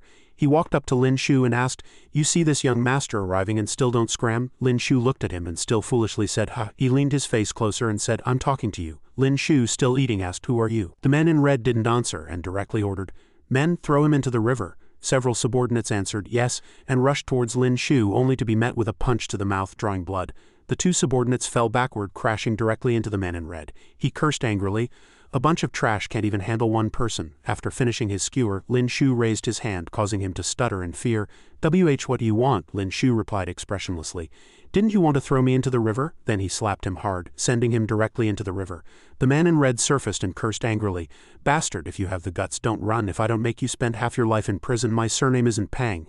Lin Shu said arrogantly. Fine, I'll wait for you. The old man behind him said worriedly. Young master, you should run. When the Yamen officials get here you won't be able to escape. Lin Shu turned back to reason. It was clearly his men who attacked first. Is it a crime to act in self-defense? The shop assistant said. It's not, but he's the county magistrate's brother-in-law. The county magistrate is from a powerful family in the capital. Last year someone spat on his foot and was dragged to the county jail, and he still hasn't been released. You threw him into the river, he'll definitely lock you up for 18 years. After hearing this, Lin Shu's face darkened. It seems these officials and their second-generation ilk in Jiangnan need someone to teach them a lesson. In a short while, a group of constables arrived, shouting arrogantly, Make way, make way. The Yamen officials are here. The mustached head constable hurriedly ordered. You two, go pull young Master Pang up, the remaining men replied. Yes. He then walked up to Lin Shu and introduced himself. I am the head constable of the county Yamen. You'd best be sensible and come with us to the Yamen obediently. Anyone who dares to resist with violence will be killed on the spot. Lin Shu was even more anxious than them, saying, What are you still standing around for? Where is the Yamen? Lead the way. The man surnamed Pang had just been pulled out of the water and said arrogantly, Brat, let's see how long you can act tough. Once we get to the Yamen, don't expect an easy time. A moment later, the group had arrived at the county Yamen. The man surnamed Pang pointed and said, I'll have you thrown into the great prison later. Lin Shu just let out a soft, oh. The subordinates knelt on the ground again, crying out, Ouch, he's hitting people. Is there still any law and order? The man surnamed Pang pointed at Lin Shu and ordered, Brother-in-law, you have to stand up for me. I was just walking on the road when this villain came out of nowhere, threw me into the river and beat my guards. He should be thrown into the great prison for 10 years. No, 20 years. His brother-in-law slammed the table and ordered, Outrageous, 30 strokes of the plank, then throw him into the great prison. Lock him up for a month first. A moment later, Lin Shu stood before him and asked, You are the county magistrate? He replied, I am indeed this official. Lin Shu said, Then from now on you are not. This greatly startled him, and he said loudly, Insolence, what did you say? Lin Shu took out a token and said sternly, This official is a Sising of the Secret Investigation Department. Where is the Shanxi? The Shanxi immediately came out and said respectfully, This subordinate is the Shanxi. What are your orders, my lord? Lin Shu frowned and said with a sideways glance, This official has heard that the county magistrate is unjust in his duties, acts with partiality, violates the law, and abuses punishment. Remove the magistrate's official hat. We will wait until this official has investigated clearly, the Shanxi answered with some hesitation. This subordinate obeys the order. The brother-in-law was quickly stripped of his official hat and then arrested. He shouted loudly, What are you doing? Lin Shu looked at the man surnamed Pang and ordered, Arrest him too. I've heard the Pang family rules this county with an iron fist and even the Yamen has to give them face. This official wants to see just how lawless they can be. The common people outside shouted in great surprise, Heavens, he's moved against the magistrate and now the Pang family. The Yamen is about to undergo a great change. It would be great if it's true, but he has to be able to actually move the Pang family. The Shanxi moved closer to Lin Shu and reminded him, My lord, the Pang family has some connections with the Duke of Guo's residence in the Imperial capital. Perhaps you should reconsider. The man surnamed Pang continued to threaten from the side. I'm telling you, my aunt married into the Imperial Duke of Guo's residence as a concubine. If you dare to touch us, the royal family will not let you go. Lin Shu looked at him carefully, then said, Oh, and said, So you're people of the royal family. He laughed arrogantly. Scared now, aren't you? If you let me go now, we can pretend none of this ever happened. Lin Shu raised his hand and said nonchalantly, What's so arrogant about being a concubine of the royal family? I thought you had the Zhang family and the Song family behind you. Never mind the royal family. Even they would have to give this official an explanation today. Hearing this, the man surnamed Pang stuttered. What? The Shanxi, sweating profusely, thought, He's not afraid at all even after knowing the Pang family's background. It seems the Pang family has messed with a major figure they can't afford to offend this time. He raised his hand and ordered, Arrest him for me. Take these people to the great prison first. Lin Shu also slammed the desk and ordered with authority, Go and investigate. Within 1 hour I want the evidence of the Pang family's oppression of the common people. The Shanxi clasped his hands and replied, Yes. An hour later a pile of account books was placed on the table. A cursory glance by Lin Shu revealed countless crimes, oppressing the common people, tax evasion, and deceiving the imperial court. This Pang family was truly monstrously evil. Men, go to the Pang residence immediately, arrest all 1,000 members of the Pang family to await trial and confiscate all of the Pang family's assets to be added to the national treasury. A person walked in from outside and snorted arrogantly, I'd like to see who dares to oppose the royal family. But when he got a clear look, he stammered, Lin Shu looked at him and asked, Who are you? Do you know me? The man hurriedly clasped his hands and trembling all over replied, Who in the capital doesn't know Lord Lin? I serve the royal family and was ordered to protect the Pang family here. Lin Shu asked with confusion, The Pang family's crimes are monstrous and I'm about to seize their assets. Do you have any objections? He hastily replied, None. But in his heart he was cursing that bastard Pang Yu. Why did you have to provoke him of all people? Isn't this like inviting the king of hell to the Pang family's doorstep? This is just great. The royal family's business here is going to suffer a huge loss, and the county magistrate we worked so hard to support will probably lose his position too. The scene switched to the capital. Zhu Jin hurriedly called out, "Your Majesty, an urgent report from Jiangnan." Emperor Sha asked what's happened in Jiangnan. Zhu Jin reported to His Majesty, "Didn't Lin Shu take his wives on a trip to Jiangnan? While passing through Jiangnan County he had a conflict with a dandy." Emperor Sha asked, "The county seat? If I remember correctly, that's the royal family's sphere of influence. The profits from the industries in the county are substantial," Zhu Jin replied with a slight smile. "But the dandy who clashed with Lin Shu belongs to the Pang family, which the royal family supports in the county." In a fit of anger, Lin Shu revealed his identity, stripped the county magistrate of his official hat, and confiscated nearly 1,000,000 taels of the Pang family's assets, which have already been designated for the national treasury. Upon hearing this, Emperor Sha was instead pleased and ordered, "Go to the Ministry of Personnel immediately and arrange for our people to take over as the county magistrate. We need to control the county and reorganize the salt industry as soon as possible. I've been waiting for this day for a long time." Zhu Jin replied, "Yes, Your Majesty." Watching Zhu Jin's retreating figure, Emperor Sha thought with schadenfreude, "You can't blame me. Who asked that dandy to provoke him?" At this moment, in the royal family's mansion, the family head slammed the table and cursed angrily. "Bastard, why did he have to provoke him? 10 years of planning ruined in a single day."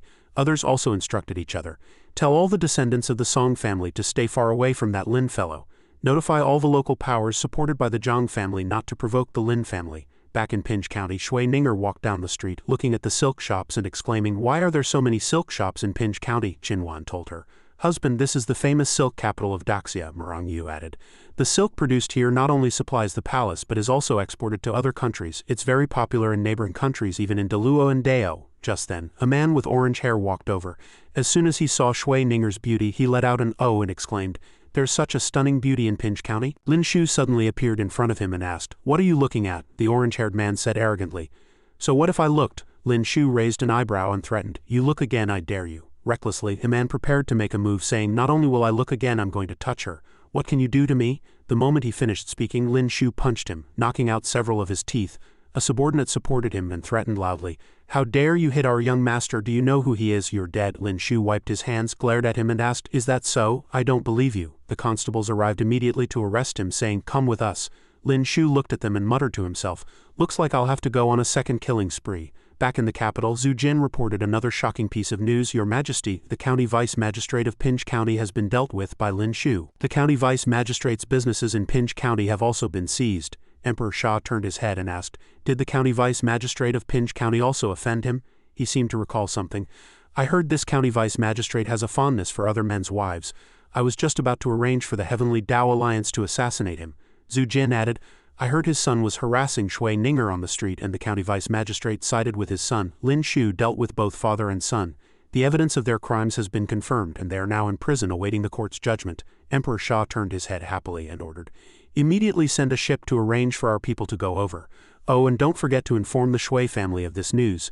The scene switched to the Duke of Jin's residence. The Duke of Jin crushed the note in his hand and cursed repeatedly, "Bastard, bastard," to provoke the granddaughter of the Duke of Shui. They really bring honor to the Jin family. Even the direct descendants of the Jin family in the capital wouldn't dare to do such a thing. The branch family in Jiangnan actually dares to do this. A subordinate ran in and said, "Bad news, a dozen strong men from the Shui family have come blocking our main gate and demanding an explanation." The Duke of Jin stammered, This. A group from the Shui residence rushed in, smashed the door and shouted, "You Jins, what's the meaning of this? Do you think the Shui family has no one to stand up for them?" The red-haired man clenched his fists and said angrily, "This isn't over today." The Duke of Jin hurriedly clasped his hands and apologized. "I'm terribly sorry. It was my failure to discipline them. I hope you can all calm down. Tomorrow I will personally visit the Duke of Shui to apologize."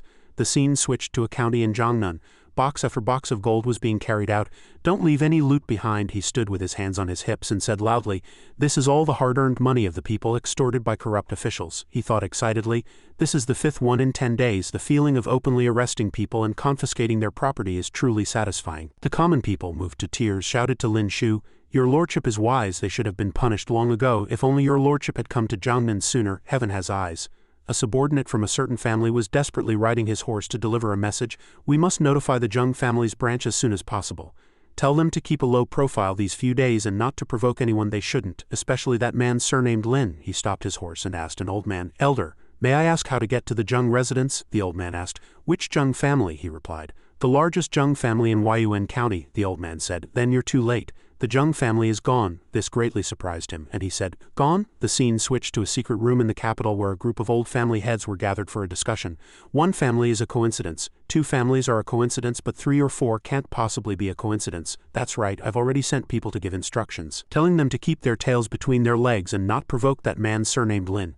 But they still offended Lin Shu, which means it's not our people provoking Lin Shu, but Lin Shu coming to provoke our people. On the eve of the competition, why did Lin Shu suddenly go to Jiangnan?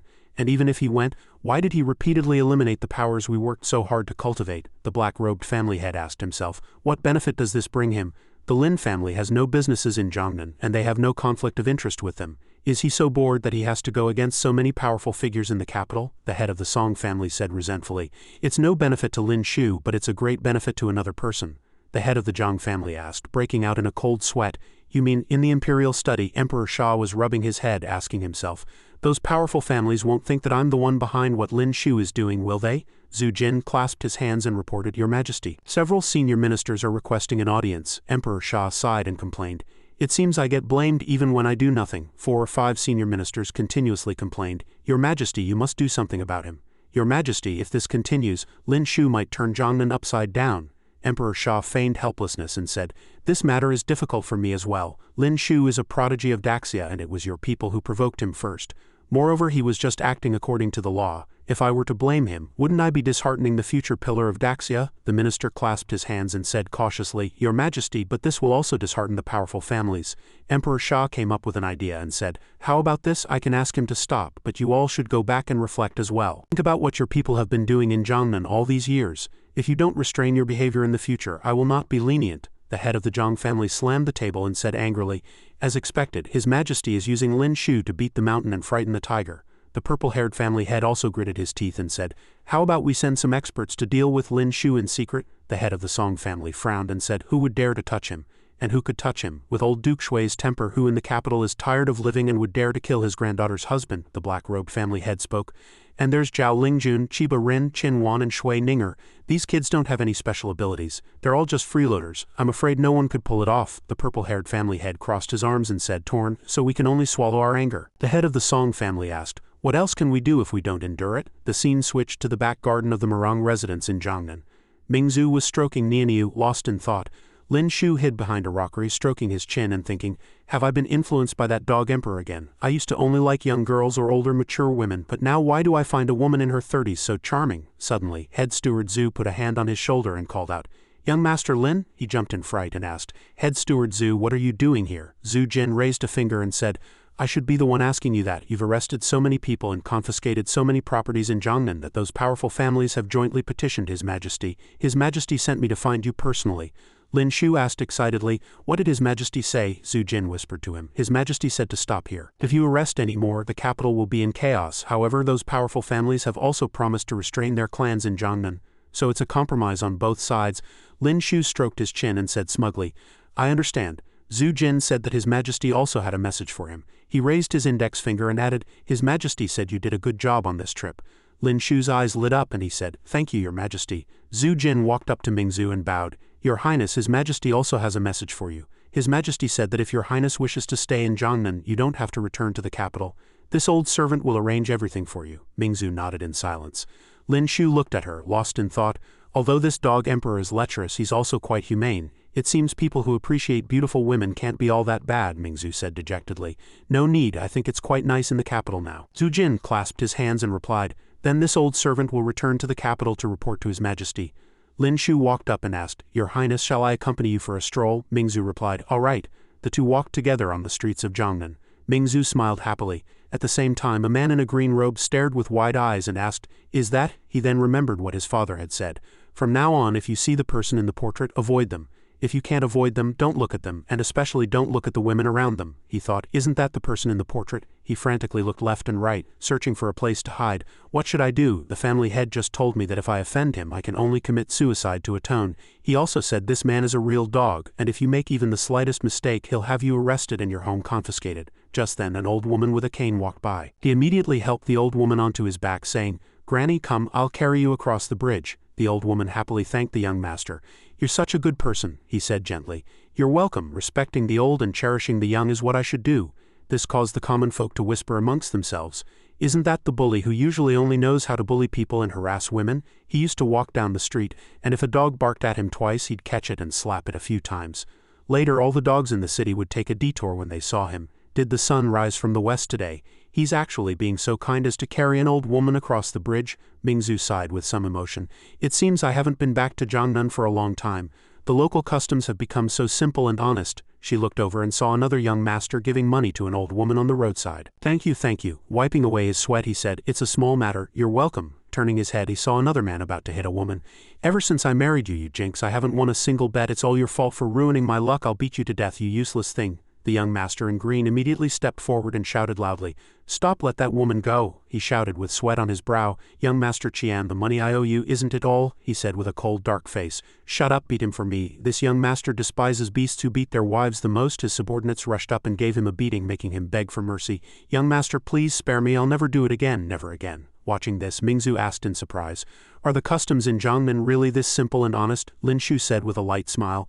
I think they will stay this simple and honest from now on. At night, Qinhuan and the physician sat on the bed and asked, Sister, what do you think? The physician said hesitantly. This isn't right, is it? Qinhuan said again.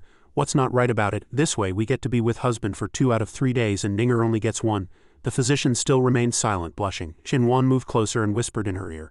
Don't you know husband yet? He just doesn't want to force us. Do you think he doesn't want this in his heart? The physician was swayed and let out A moment later the two walked into the room and called out, Husband. Lin Shu also looked at the two of them with an "Oh," then asked with a blush, You too? The two of them stood before him in very revealing clothes, causing his nose to bleed as he praised spectacular. The next morning, Qinhuan looked at him and asked, Does husband want more? Lin Shu looked at her and asked, Can you still go on? She blushed, looking as if she wanted a few more rounds. The physician also looked at him and said, Husband, this servant wants more too. Meanwhile, Shui Ninger was already stretching in the courtyard, complaining to herself, So annoying, I still have to wait 2 days and 1 night until it's my turn with husband. Just then, Lin Shu and the other two walked out. Qinhuan greeted cheerfully, Good morning, sister. This left Shui Ninger looking bewildered as she asked, You too, this is unfair. It was supposed to be 1 day for each of us. Now you get 2 out of 3 days and I only get 1, Qinhuan asked with a sneer. What's unfair? I gave you a chance, you're the one who didn't take it. If you think it's unfair, you can join the physician or me. Shui Ninger said angrily, In your dreams, even if I join the physician I won't join you, Qinhuan said calmly. Ask the physician next time then. She's already promised to be with me tonight. This made Shui Ninger almost cry with anger, saying, You're bullying me. Qinhuan suddenly said magnanimously, Forget it. For the sake of our sisterly bond, I'll let you have this one. You can be with the physician tonight. Shui Ninger asked pitifully, Really? Then next time it's my turn I'll let you join too. Then she felt something was off, thinking, Why does this feel strange? Oh well, it's good to be able to spend an extra day with husband. The scene switched to a dilapidated temple in Jiangnan. A gang member below said, The Li family of Fengxian County, who used to be so stingy, actually donated 5,000 taels of silver to repair a road yesterday. I almost thought I heard wrong. The most beloved youngest son of the county magistrate of Qing the day before yesterday just touched a girl's face on the street, and guess what? The county magistrate of Qing had the yamen runners drag him outside the county office and in front of countless commoners broke his hand. Zhang Li listened, looking bewildered as she asked them, How did they end up doing the Heavenly Tao Alliance's work? Doesn't that mean we have nothing to do? You found out the reason, the gang member replied. We have. A spy among the Wei family's servants found out that it seems a major figure has come to Jiangnan. The capital has already sent word to them, telling them to act with discretion and not to offend that person. Zhang Li muttered to herself, Could it be him? Yes, only he could make the nobles of Jiangnan this fearful. It's a pity brother Xiaoyao isn't here, otherwise they would surely become good friends. At night, the physician and Shui Ninger, already dressed in beautiful clothes, called out, Husband. Lin Shu's eyes lit up as he also called out, Physician Ninger. Then he thought to himself excitedly, With a wing woman like Qinhuan I wouldn't trade her for the emperor's throne. The scene switched to the sea, which was currently filled with lightning and thunder. The physician said, Husband, this servant can't absorb any more. Qinhuan and Shui Ninger also said, Husband, we've also reached our limit. Lin Shu was also cultivating and replied, It's fine, cultivation must be done step by step. You can rest on the side for now. Nian Yu in his arms also meowed, then spread its wings and flew up. Lin Shu looked at it and said with interest, I wonder what this little guy will turn into in the end. Suddenly, something swam by quickly. He looked over and asked, What's that? Looking closely, he said in surprise, Sea tribe. Not only humans existed on this planet but also other races such as the barbarian race living in the desolate lands, the sea tribe living at the bottom of the sea, and the mysterious spirit race.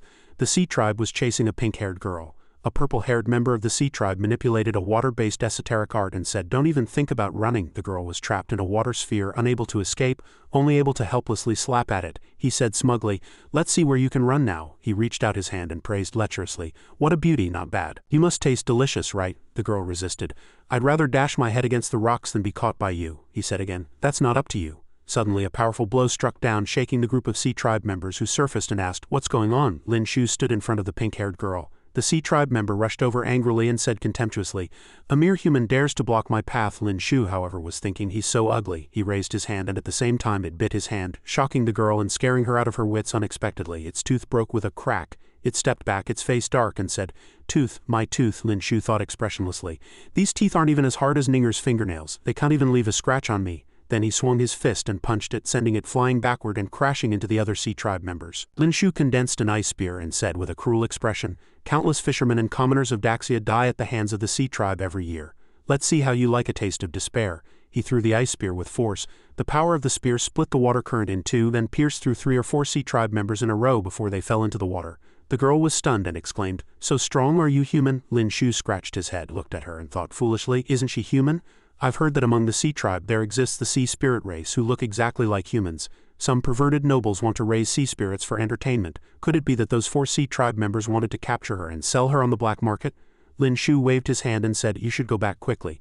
Don't wander around if there's nothing important." The girl asked in surprise, "You can speak our language. Are you one of our people too?" Lin Shu narrowed his eyes slightly and thought, "Not only can I speak your language, I can even speak fish." The girl exclaimed happily, "Lord Sea God, you must be the almighty Lord Sea God. Thank you for saving my life, Lord Sea God. Shui Sea God, I will definitely catch more fish to offer as a sacrifice to you." Lin Shu watched her clasping her hands to bid farewell to the Lord Sea God, sighed and thought, "Sea God, more like Sea King. She's still praying over there. I wonder how long she'll be at it." After a while, Lin Shu followed her down into the water, thinking, might as well see it through to the end. This girl from another race doesn't seem very bright. I hope she doesn't run into any more danger. Watching the girl swim into a rock crevice, she excitedly told her mother, "I met the Lord Sea God." Her mother scolded her sternly. "I told you not to wander off. What if they had caught you? There's no such thing as a Lord Sea God. You were lucky this time. From now on you're not allowed to go out," her father added. "The existence of a Lord Sea God is just a legend, Anna. You probably mistook someone for the Lord Sea God. I think we should move. If other sea tribes discover us, the consequences will be unimaginable." Hearing this, she let out a disappointed, "Ah, he's not the Lord Sea God." Meanwhile, Lin Shu was swimming around, exploring. Besides the sea tribe, other highly intelligent races lived on this continent. In the desolate lands of the northwest there were the barbarians, who lived by hunting and could transform into beasts. Deep in the forests lived the spirit race, each a genius in esoteric arts, but their numbers were extremely small, and they rarely had contact with the outside world. At night, Lin Shu held Qin Wan's hand and said, "Let's hurry up, we're going back to the capital tomorrow. Tonight I have to switch the abilities of you 3 back." Qin Wan looked at him and asked, "Can you handle it?" Lin Shu impatiently took off her clothes and said, "Starting with you, let me show you if I can handle it."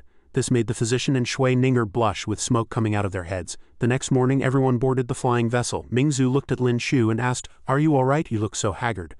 Lin Shu replied like a walking corpse, "This servant is fine." Qin Wan stood by the window and said, "The farewell banquet hosted by the powerful families of Jiangnan was truly grand." Mingzu also said, "Yes, a few of the powerful figures were even crying." "You've only been here for 2 months, how did you form such a deep friendship with them?" Lin Shu broke into a cold sweat and replied, "Well, it might be my personal charm." As soon as he returned, he went to the Imperial study in the capital and bowed, "Your Majesty, this servant has returned." Emperor Sha looked at him with the same arrogant expression and said, "These past few days, tales of your deeds have not been scarce in my ears." Lin Shu bowed to apologize. "This official has sinned. My actions in Jiangnan during this time have made things difficult for your Majesty," Emperor Sha said casually. "There are no outsiders here, so I'll be direct. What you did pleased me greatly. It was indeed the right decision to give you the token of the Secret Investigation Bureau. But aren't you afraid of retaliation from those powerful nobles?" Lin Shu said seriously. "This official walks a straight and narrow path, so I have nothing to fear." Emperor Sha crossed his arms and asked with confusion, "Haven't you joined the Heavenly Tao Alliance? From what I see, your actions resemble the Heavenly Tao Alliances more than the Heavenly Tao Alliance itself." Lin Shu said with single-minded determination, "This official is wholeheartedly loyal to your Majesty, as heaven and earth can attest. How could I join a rebel organization?" Emperor Sha snorted coldly, thinking, "I am well aware of whether you have joined the Heavenly Tao Alliance or not." He turned and said, "You have performed a great service for me. What reward do you desire?" Lin Shu answered frankly, "This official wants a flower boat and Princess Minj." Emperor Sha glanced behind him and asked, "As long as Minj is willing, I have no objections, but she is a princess and cannot be a concubine. If she marries into your family, she must have the same status as your wife. Lin Shu was stunned for a moment and let out an ah. Lin Shu cupped his hands again and added, "This official means that Princess Minj owes this official several 100,000 taels of silver. Can your majesty repay it on her behalf?" Emperor Sha broke into a cold sweat and said awkwardly, "That, although I am the emperor, I cannot use the national treasury's money at will. Besides, you're not short of money. Let's talk about it later." As Lin Shu walked out, he saw Minj eavesdropping and saying, "Father Emperor, please continue." When it came to Lin Shu's marriage, Lin Shu grabbed her shoulder from behind and said, "A grand princess of a nation either climbing trees or eavesdropping." Minj jumped in fright, let out an ah, and said, "You scared me to death." Then she asked angrily, "None of your business." Lin Shu walked away leisurely, saying, "Then you can continue listening." "I'm leaving." Minj called out to him again loudly, saying with a displeased face, "Wait, I want to have a match with you to show you the progress I've made in my training in Fusong." Lin Shu turned back and replied, "All right." Minj then said righteously, "For the sake of fairness, we will only use esoteric arts and not martial arts." Lin Shu was taken aback and said, "Do you even know martial arts?" The two went to the training ground of the Esoteric Arts Academy. Minj condensed her fire-based esoteric art, her body radiating heat, and said seriously, "If you can't take it, just admit defeat. Don't blame me if you get burned." Lin Shu also used his ice-based esoteric art to reply, "The same goes for you, princess.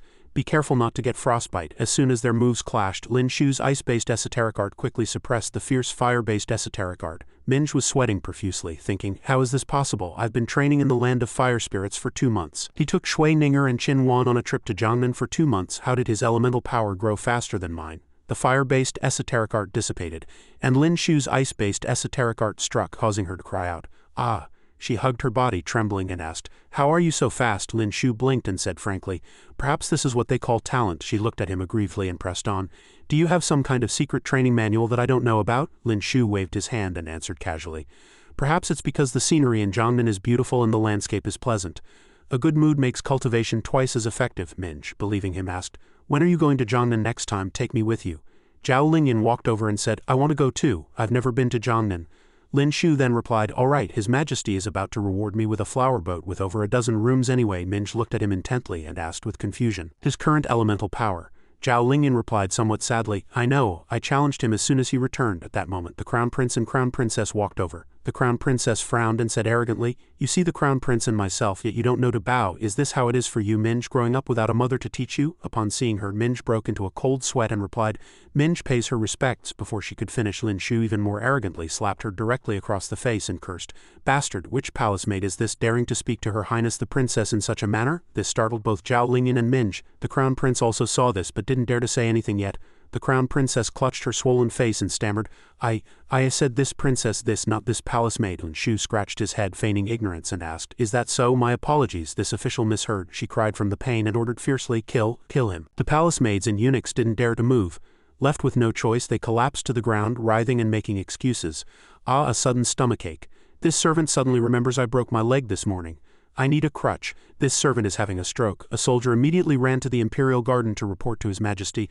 Lin Shu slapped the Crown Princess.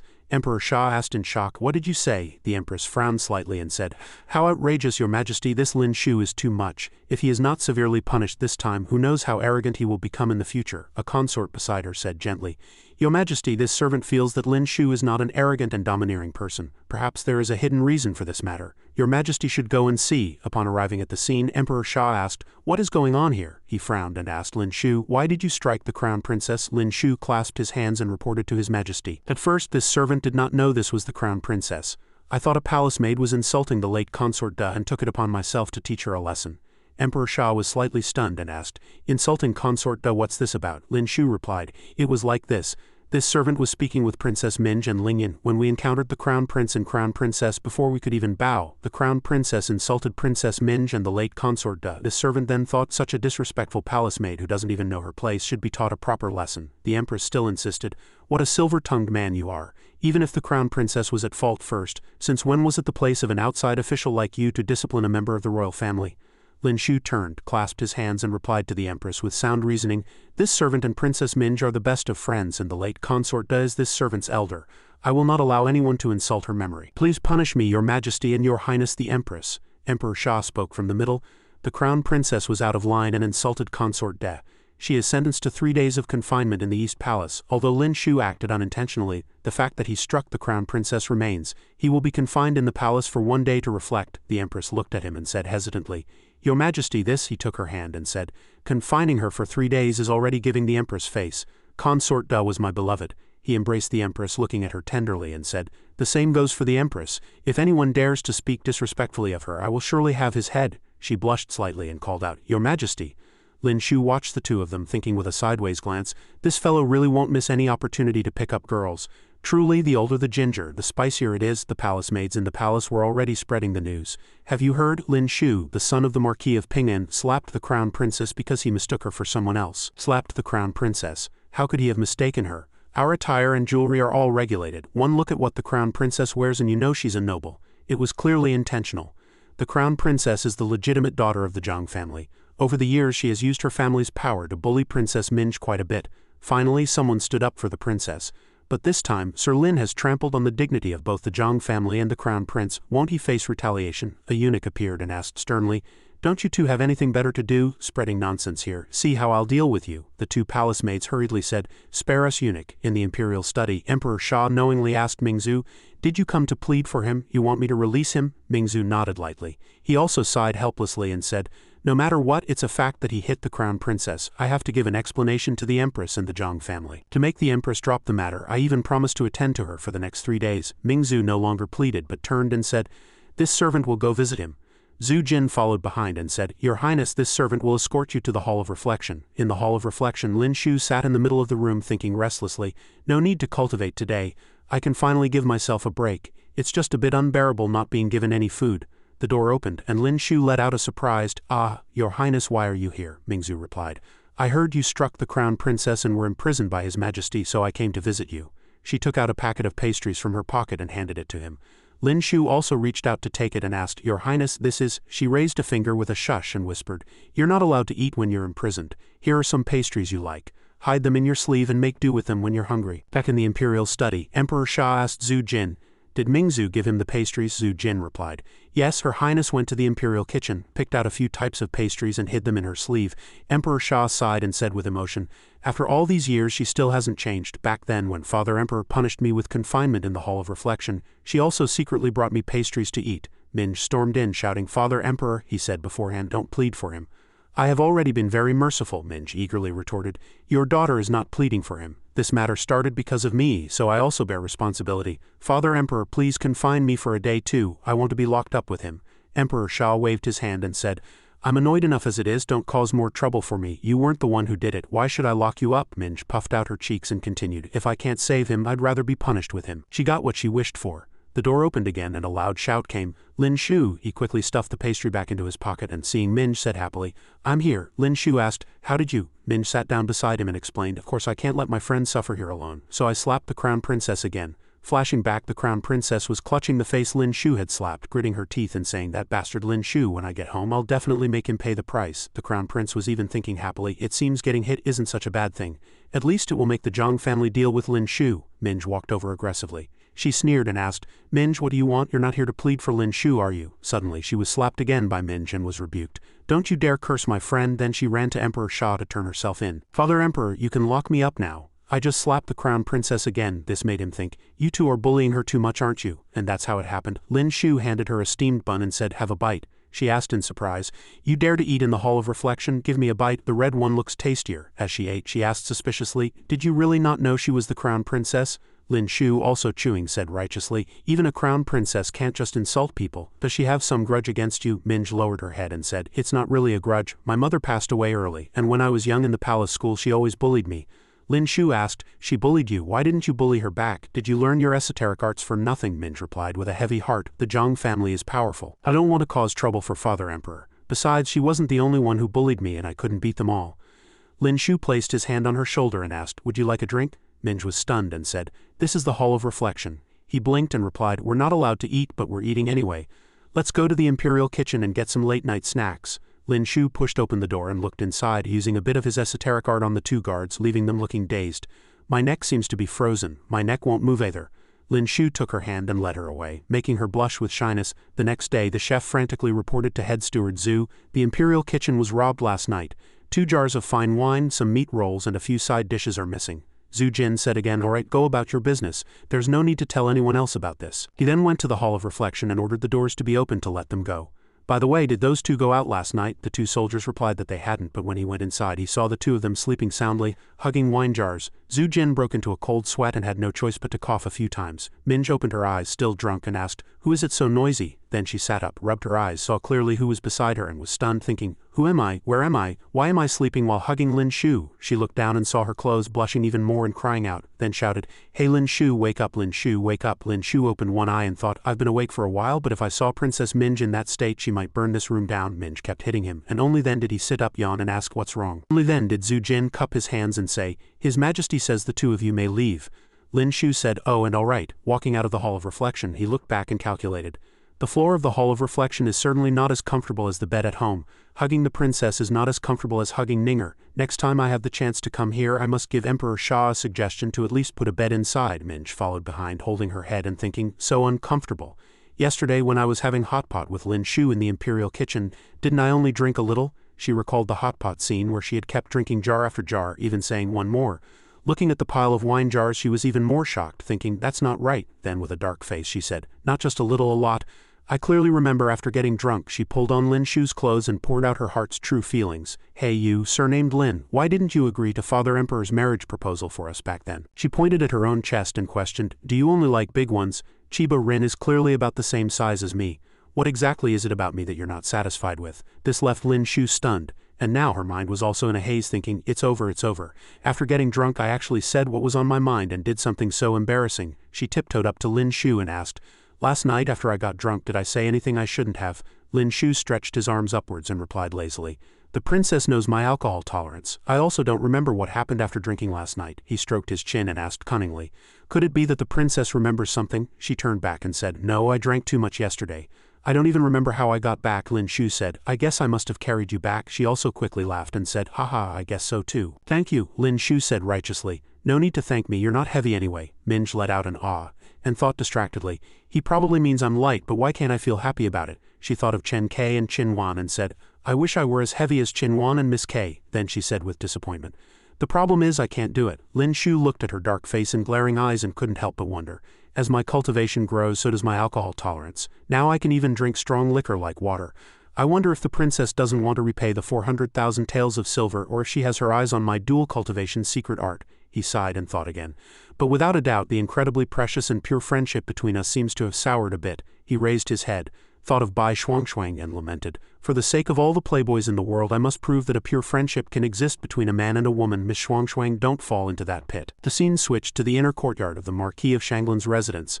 Lady Lin Ping said worriedly to Lin Shu, we were all worried about you after hearing you hit the crown princess. This time you had His Majesty to protect you, but don't be so reckless next time. Lin Shu said, still angry, if she dares to do it again I don't mind being locked up for a few more days. She said helplessly, this child. A group of eunuchs walked in with several baskets of melons, saying, His Majesty has bestowed some tribute red melons from the western regions upon the Marquis of Ping'an. The melons were sliced and placed on the table and everyone sat together.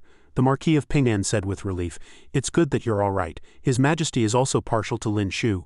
In terms of looks, talent and character, no one in the entire capital can compare. In the past this child took so many concubines and had some troubles, but to be able to stand up to the crown princess for his mother, such a virtuous son-in-law, is truly rare. The wife of the Marquis of Wuan stroked his head and said, it's been hard on you these past few days. Lin Shu looked at her with a dazed expression and asked, why do you say that, mother-in-law? She shed tears of emotion, wiped them away gently, and explained, Lingjun has a withdrawn personality and doesn't understand social etiquette, let alone how to be a good wife. Lingyan is willful and spoiled, doesn't know propriety or what's important, and likes to push her luck. Hearing this, both Lingjun and Lingyan were stunned, their heads full of question marks. Lin Shu, on the other hand, was somewhat pensive. Hearing mother-in-law say that, it seems it really has been quite hard. The scene switched to the Zhang residence, where the steward clasped his hands and reported, Master, Lin Shu has returned to his residence. His Majesty even sent people to deliver tribute red melons from the western regions to the Lin residence. Lady Zhang cried out, Master, His Majesty is clearly showing favoritism. If it were anyone else this would be a capital crime, yet His Majesty only locked him up for a day and rewarded him as soon as he returned. On the surface it's a favor, but in reality it's a suppression of our Zhang family. The crown princess added fuel to the fire, and the matter in Jiangnan last time it must have been instigated by His Majesty from behind the scenes, and the time before that. Third brother was arrested and taken to the yamen by him, losing all face. This isn't just about me. He humiliates our Zhang family every time. If father doesn't do something, what will others think of our Zhang family? The head of the Zhang family also asked grimly. Then what do you want? The crown princess's face darkened and she said word by word, I want his life. I want the hand that he used to hit me. The head of the Zhang family snorted and said, Who do you think he is, and who is his wife? Zhao Lingjun. Let alone hitting you. Even if he hit the crown prince, no one could take even one of his hands right now. Thinking of Zhao Lingjun, he broke into a cold sweat and thought, Zhao Lingjun has always been the sole pride of the Great Xia dynasty. With her around, Great Xia can maintain its dignity among the 5 great dynasties. Under these circumstances, taking one of Lin Shu's hands is impossible. Even if His Majesty wanted to punish him severely, it would be a dream. Even if His Majesty agreed, the court officials and other powerful nobles would not. With no other choice, he had to settle for the next best thing. I will have him apologize to you in the imperial court. The crown princess relentlessly screamed.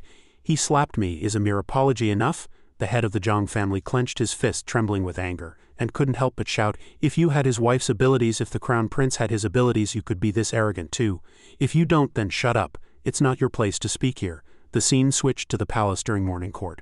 The head of the Zhang family bowed to the emperor and said, Lin Shu struck the crown princess in broad daylight. The crown princess is a member of the royal family. Even if she misspoke first, it is not the place of the son of a second-class marquis to discipline her. Our Zhang family does not have any excessive demands. We only ask that Lin Shu apologize to the crown princess in the imperial court to give our humble daughter justice. The ministers also discussed this matter among themselves. As expected, the matter of Lin Shu slapping the crown princess won't end so simply. I wonder how it will be handled. The head of the Song family clasped his hands and also said, Lord Zhang's words are reasonable. That is the crown princess after all. It's not too much to ask for an apology after being slapped, is it?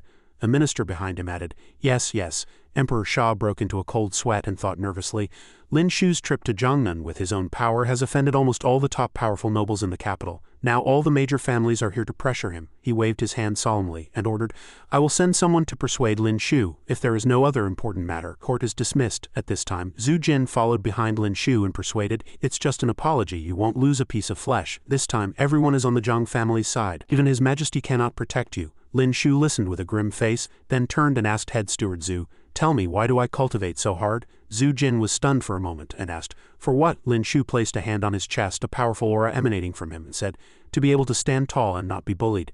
If someone bullies my mother, my friends right in front of me and I have to apologize in return, can I still kneel? What's the use of all my years of cultivation? Zhu Jin said, sweating profusely. It's just an apology, it's not that serious. Lin Shu's face darkened, his eyes growing colder, and he said, If the crown princess insists on pursuing this, then don't blame me, Lin Shu, for turning hostile. He then asked head steward Zhu to help pass on a message. Please trouble yourself to tell His Majesty. Zhu Jin said gravely, What is it? Lin Shu turned his face and replied, My whole family has gone to Jiangnan for a trip. I can't attend court, nor can I apologize to the crown princess. A few days later in the throne hall, Emperor Xia sat on his throne and asked, What is there to report today? The head of the Zhang family below clasped his hands and replied, Your Majesty, Lin Shu has still not apologized to the crown princess. Emperor Xia rested his face in his hand and waved his hand to order. Go and summon Lin Shu. Zhu Jin also clasped his hands and said, Your Majesty, have you forgotten? Emperor Xia asked. What? Zhu Jin replied. He took his whole family to Jiangnan for a trip. Emperor Xia's eyes lit up and he said, Oh right, the competition is approaching and that boy has run off to Jiangnan again. Who all went this time? Zhu Jin replied speechlessly. Lin Shu and his wives and concubines as well as his sister-in-law and Princess Minj. In front of all the ministers, Emperor Xia thought with a heavy heart, These people are all in the top 20 of the Great Xia competition. Zhao Lingjun and Lin Shu are even tied for first place. If they all don't participate in this year's grand competition, Great Xia will have no one in the top 10 of the prodigy rankings. When that time comes, the entire Great Xia will become a laughingstock. He sighed anxiously and said, Lin Shu, you really know how to play your cards. Left with no choice, he stood up, pointed at the group of ministers and questioned, Look what you've done, not to mention that Zhao Lingjun is at the top of the prodigy rankings. Even Lin Shu now has the strength to be in the top 5. Before the grand competition, the crown princess insulted his mother, making the first mistake, yet you force such a prodigy to apologize to her. What were you thinking? Do you have any idea how many countries are coveting them? If they were willing, Great Yu, Great Luo, Great Yang and Great Lu would all be rushing to invite them. Do you really have to drive away the prodigies of our Great Xia to be happy? Now look, they've all gone to Jiangnan. Who among you can take their place in the grand competition, the Zhang family or the Song family? Only then did the ministers start discussing amongst themselves. That's true, this has gotten out of hand. These are the top prodigies of the grand competition. The Lin family is the #1 family now. They occupy 6 of the top 10 spots in the Great Xia competition. Without them, Great Xia will be a laughingstock in this competition and the next. Their family alone can threaten the entire nation. Another minister cupped his hands and said, Your Majesty is right. The crown princess was at fault in the first place. The grand competition should be the priority right now. He looked at the head of the Song family and said, "How about we just forget about the apology?" That man broke out in a sweat and hurriedly said, "This is preposterous. I also feel that we did not consider this matter carefully enough." The others also cupped their hands and said, "We second the motion." Seeing this, Emperor Sha finally calmed down. The head of the Zhang family recalled that gaze, still breaking out in a cold sweat, thinking, the Zhang family has lost all face. Lin Shu, on the other hand, secretly laughed. "It's all right. It's about to get even more embarrassing." The head of the Zhang family swallowed his pride and said, "It is this official who has failed to discipline his daughter. I will certainly discipline her properly upon my return. The grand competition is important. Your Majesty should summon them back quickly." The scene switched to Jiangnan. Lin Shu stood with his hands on his hips, asking loudly, "Is head steward Zhu also here to tour Jiangnan?" Zhu Jin's legs went weak and he said, "Sir Lin, please don't joke. His Majesty has sent a flower boat to pick you all up. We should set off for the capital as soon as possible," Lin Shu said bluntly. "We've only been here for less than 2 days. Lingjun and the others have never been to Jiangnan. I plan to show them around for 2 months before we go back." Hearing this, Zhu Jin was speechless. Finally he asked helplessly, "What will it take for Sir Lin to return?" Lin Shu stroked his chin and laid out his condition. "It's simple. Didn't the crown princess want an apology? Have her come to Jiangnan and apologize to the princess. Then this matter will be over." Hearing this, Zhu Jin's expression became grave.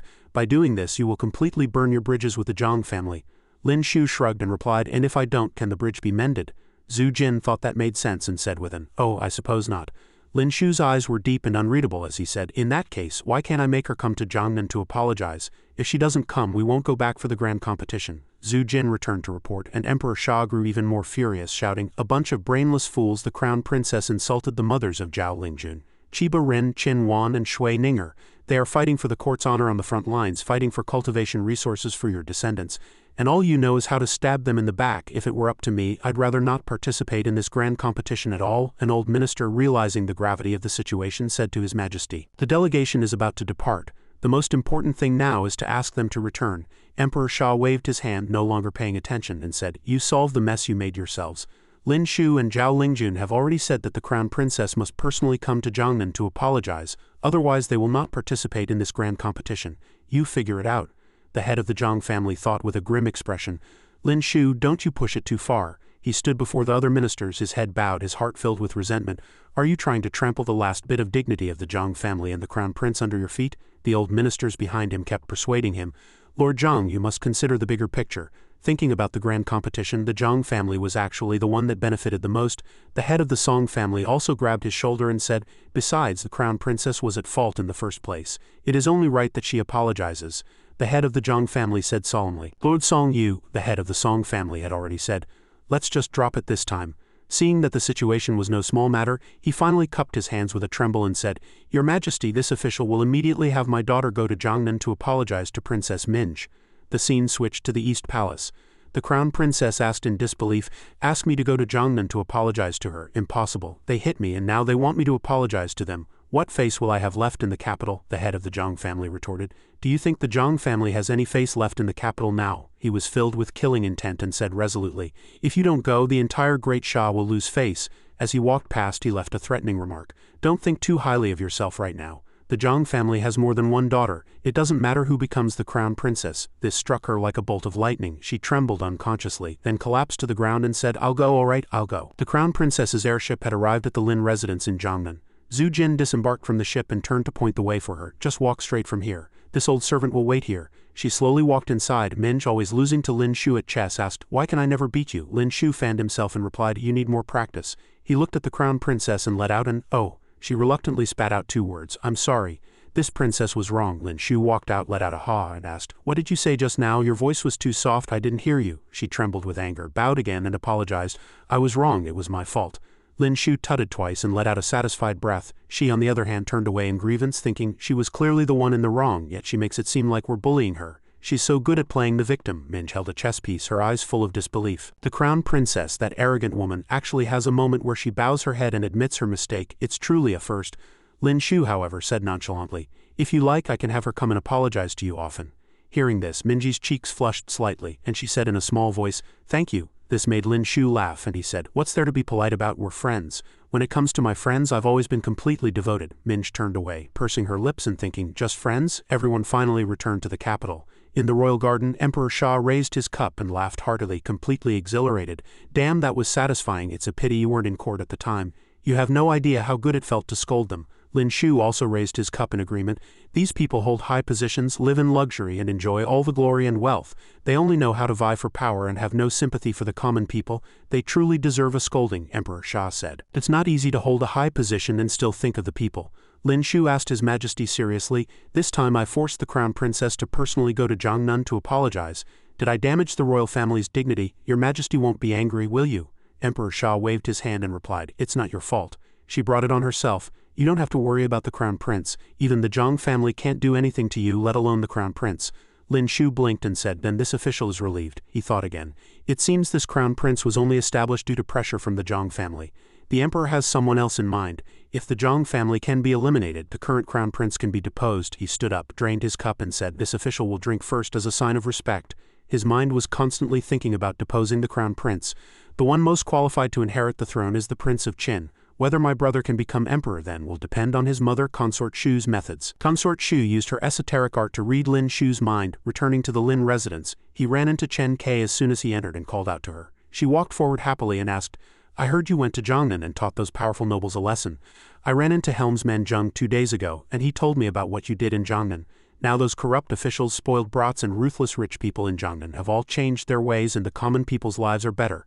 Lin Shu replied with a smile, "For the common people to live and work in peace, free from the oppression of the powerful, this is the dream I promised to realize for you." He took her hand, leaned in closer and said, "Jiangnan is just the beginning, not the end. When I return from Great Luo, I will take you to every prefecture in Great Luo, and the mere mention of our names will make those powerful nobles tremble in fear." Chen Kai's cheeks flushed slightly. She placed her hand on his lips and said, "Close your eyes." Then she gave him a kiss and said, "Reward for you." Min saw everything from outside. When he came out of the residence, she asked, "Aren't you two friends? How can you do that kind of thing?" Lin Shu scratched his head and equivocated, "This is just a foreign custom. You'll know when you get to Great Luo. They have a certain etiquette between very close friends. They also kiss when saying goodbye and reuniting," Min asked doubtfully. "Do they kiss on the lips too?" Lin Shu's eyes widened as he said, "Well, no." He raised his hand and began to explain.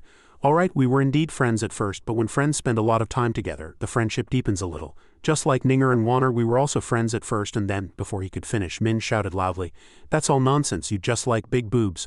Lin Shu didn't deny it and said, "Isn't it common for feelings to develop between a man and a woman over time, for friendship to turn into something more? Some people can't stand each other at first, they despise each other, but after spending a long time together, they slowly discover each other's good qualities and then fall for each other. It's very normal." Minj ran away in a fluster saying, What nonsense are you talking about?" This also stunned him, and he thought, "It seems our friendship has really soured." Lin Shu walked into the Chunhua courtyard and called out, "Your Highness, the noble consort." Mingzu asked Lin Shu in surprise, "Aren't you about to leave for Great Luo?" Lin Shu cupped his hands and replied, "This trip to Great Luo will take at least a month, so I won't be able to see your highness for another month. Murong Yu and Shuangshuang have both gone to Great Luo. Leaving the royal physician in the capital is perfect, as she can also keep your highness company." Mingzu also looked at him and said, "You are quite thoughtful for me. Why don't you take the royal physician to Great Luo with you?" Lin Shu replied, "The grand competition is a busy affair. This official is afraid I won't be able to take good care of the royal physician." Then he added with affection, "My royal physician is so beautiful. What if the men of Great Luo harass her?" The royal physician also leaned against him and said, "You're so annoying. Her Highness the noble consort is still watching." Mingzu was indeed watching, speechless. Back at the Lin residence, the royal physician leaned against him and said sadly, "I won't be able to see you for more than a month, sir. I will miss you." Lin Shu also hugged her, looked at her and said, "I'll stay with you tonight." The royal physician looked at him and asked, "Isn't it Sister Ninger's turn today?" Lin Shu picked her up and replied, "I won't be able to see you for a whole month. I definitely have to stay with you tonight." He carried her towards the room and added, "Ninger is an understanding girl. She has already agreed." Shui Ninger huffed and said, "When we get to Great Luo, you have to make it up to me." The next day at the docks of Great Sha, Emperor Sha looked down and thought, "The grand competition that will decide the fate of Great Sha rests on you." Lin Shu strode onto the airship, his eyes sharp, and said, "The grand competition is finally here." Everyone began to board the airship. Emperor Sha beckoned to Lin Shu again. "Come here for a moment." Lin Shu looked over and replied, "Yes." Emperor Sha whispered, winking, "I heard Great Luo has a princess. You should work hard." Lin Shu broke into a sweat and said, "This isn't very appropriate, is it?" Zhang Yi and Zhang Ren also jumped onto the ship and the crowd shouted excitedly, "They're here. It's Zhang Ren and Zhang Yi from the Zhang family." In the minor competition, one was 4th and the other was 7th. The Zhang family is still the Zhang family. Turning to Song Yuzhang and Li Bashang, everyone also let out an "oh" and said, "It's the eldest young master of the Song family. I want to have his babies. There was also the Prince of Qin, the only prince to enter the top 10, his thin red lips exuding an air of indifference that intrigued everyone. That was Zhao Lingjun. She was with Qin Wan and Shui Ninger, but the men on the ship were only shouting Zhao Lingjun's name. Zhao Lingjun, Zhao Lingjun. This made Shui Ninger say with jealousy, she's stolen all the limelight. Qin Wan, however, chuckled lightly. In front of Zhao Lingjun all beings are equal. She is, after all, #1 on the prodigy rankings.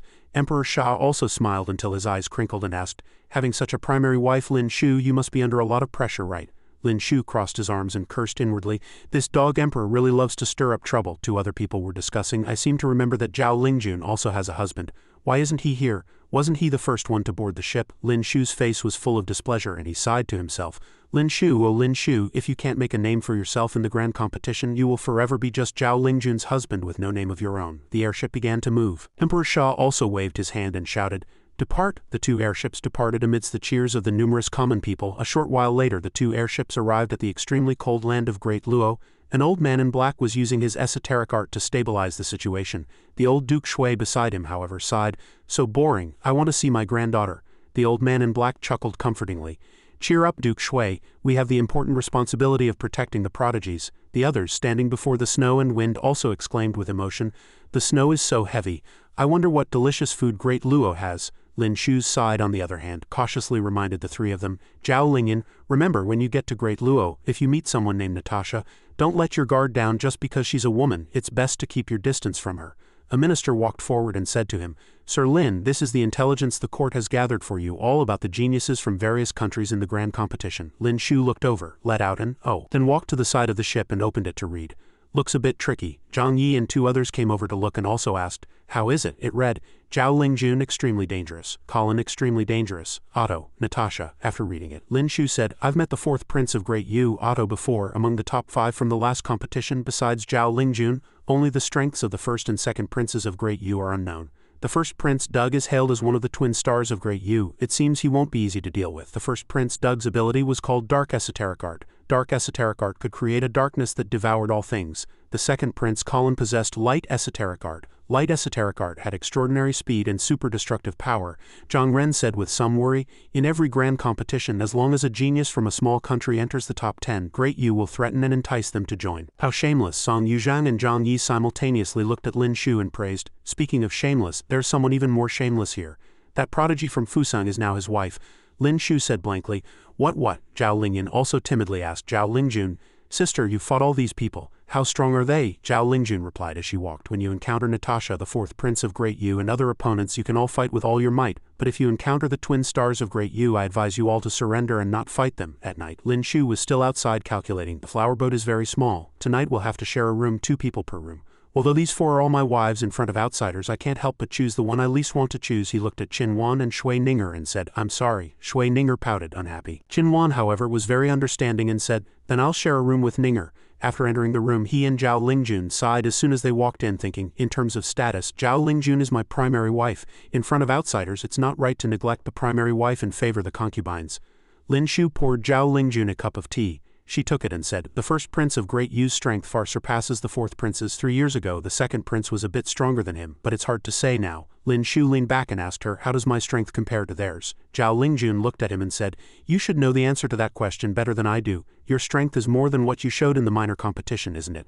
Lin Shu smiled nonchalantly and replied, "Didn't you also hide your talent?" This sentence made both of them fall into a moment of silence. The next day, the airship was approaching its destination. Zhao Lingjun said through the window, "We've arrived in Great Luo." Overlooking the panoramic view of the capital of Great Luo, the 2 airships had docked. The prodigies were all very excited, saying, "The scenery is completely different from our great Shah. It's truly a rare sight." Lin Shu also looked down and let out a light laugh.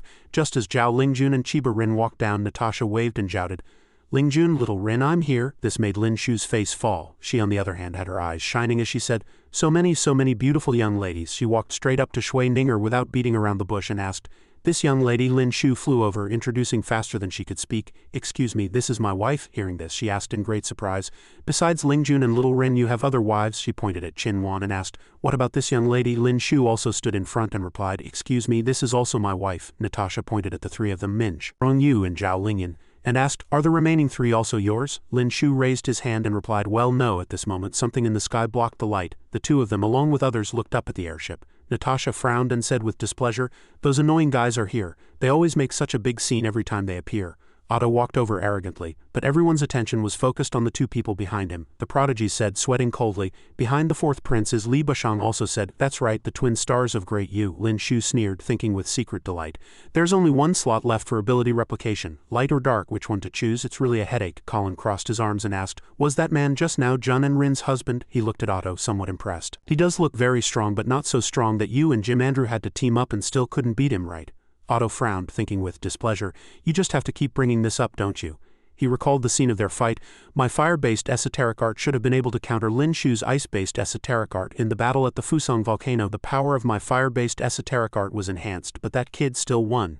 Not only did he make me a laughingstock for countless people, the fourth prince of Great Yu, fourth on the last prodigy rankings, actually lost to a nobody, but he also caused me to lose a large amount of cultivation resources." Thinking of this, he still endured it, and reminded Colin, "His greatest strength isn't his esoteric art, it's his martial arts. Be careful you don't lose to him too." He placed his hand on Otto's shoulder and said arrogantly, "I'm not you, the face of Great Yu that you lost. I will take it back with my own hands." Otto looked at Colin, his expression gloomy. "If it weren't for that defeat, why would I be oppressed by you, Colin?" He gritted his teeth, his killing intent showing, and made up his mind. "Lin Shu, this time I will defeat you in front of everyone and wash away my shame." Doug finally spoke up. "Otto, in this grand competition, if you can defeat Lin Shu and wash away your shame, I will apply to the Elder Council for better cultivation resources for you." Otto turned back and said coldly, "Don't worry, big brother. I am fully prepared.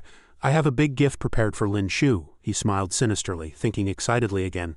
"I can't wait to see the panicked look on Lin Shu's face." The scene switched to the Great Luo Imperial Palace. These are the three great emperors in the history of the Great Luo dynasty. Not every emperor of the Great Luo dynasty is qualified to be called a great emperor. The great emperors of Great Luo were all heaven-tier powerhouses and made indelible contributions to Great Luo. Natasha touched the statue and added, "The Great Luo dynasty was once the most powerful country in the world. The entire West submitted to them. Even the current Great Yu does not have the might of the Great Luo of old. It's just that the Great Luo of the past is now like a setting sun." Lin Shu looked up at the statues, pondering, "A country cannot be strong forever. If Great Luo really recovers its former glory, the other major powers will not just sit by and watch Great Luo become strong without doing anything." At the Great Luo banquet in the evening, couples danced to the music. Li Bashang and Lin Shu stood in a corner watching the hot girls over there. Li Bashang kept his head down, very shy. Lin Shu looked at him and said, "We're already outside of Great Sha, even if you're strictly controlled by your wife. She can't control you here, can she?" Li Bashang said with a sad face, "Someone like you wouldn't understand. Do you think I don't have her spies around me?" At this moment, a girl walked over and called out, "This young master." The blonde girl raised her hand and asked, "May I have this dance?" Li Bashang looked at her and remained silent. Lin Shu looked at him, laughing lightly and thinking, "My dear brother has the heart of a playboy, but not the fate of one." Li Bashang, on the other hand, was trembling with fear and said, "No, I'm sorry, I already have a wife." This left the girl with a head full of question marks. Lin Shu behind him raised an eyebrow and taunted, "It's just one dance. I'm sure your wife wouldn't mind if she knew." Li Bashang broke out in a cold sweat, his fear extreme as he replied, "No, she would mind." He grabbed Lin Shu's shoulder, gritting his teeth and blaming him. "My wife isn't as magnanimous as Zhao Lingjun, who can tolerate grass growing on her head and even let you take concubines. I can't even look at other women on the street for too long." The blonde girl placed her hand on her chest and exclaimed, "The men of Great Sha are truly devoted." She extended her hand to Lin Shu and asked, "This young master, you won't refuse me, will you?" But like Li Bashang, he was met with Shui Ninger and Zhao Lingyan standing behind him, swords in hand. This made him tremble all over, thinking, "There's killing intent behind him." Zhao Lingyan cracked her knuckles unhappily, cursing, "Shameless vixen, what's the difference between that outfit and being naked? So shameless." Zhao Lingjun, standing behind them, explained, "In a country like Great Yu, it's normal for women to dress like this." The girl walked up to Lin Shu and introduced herself.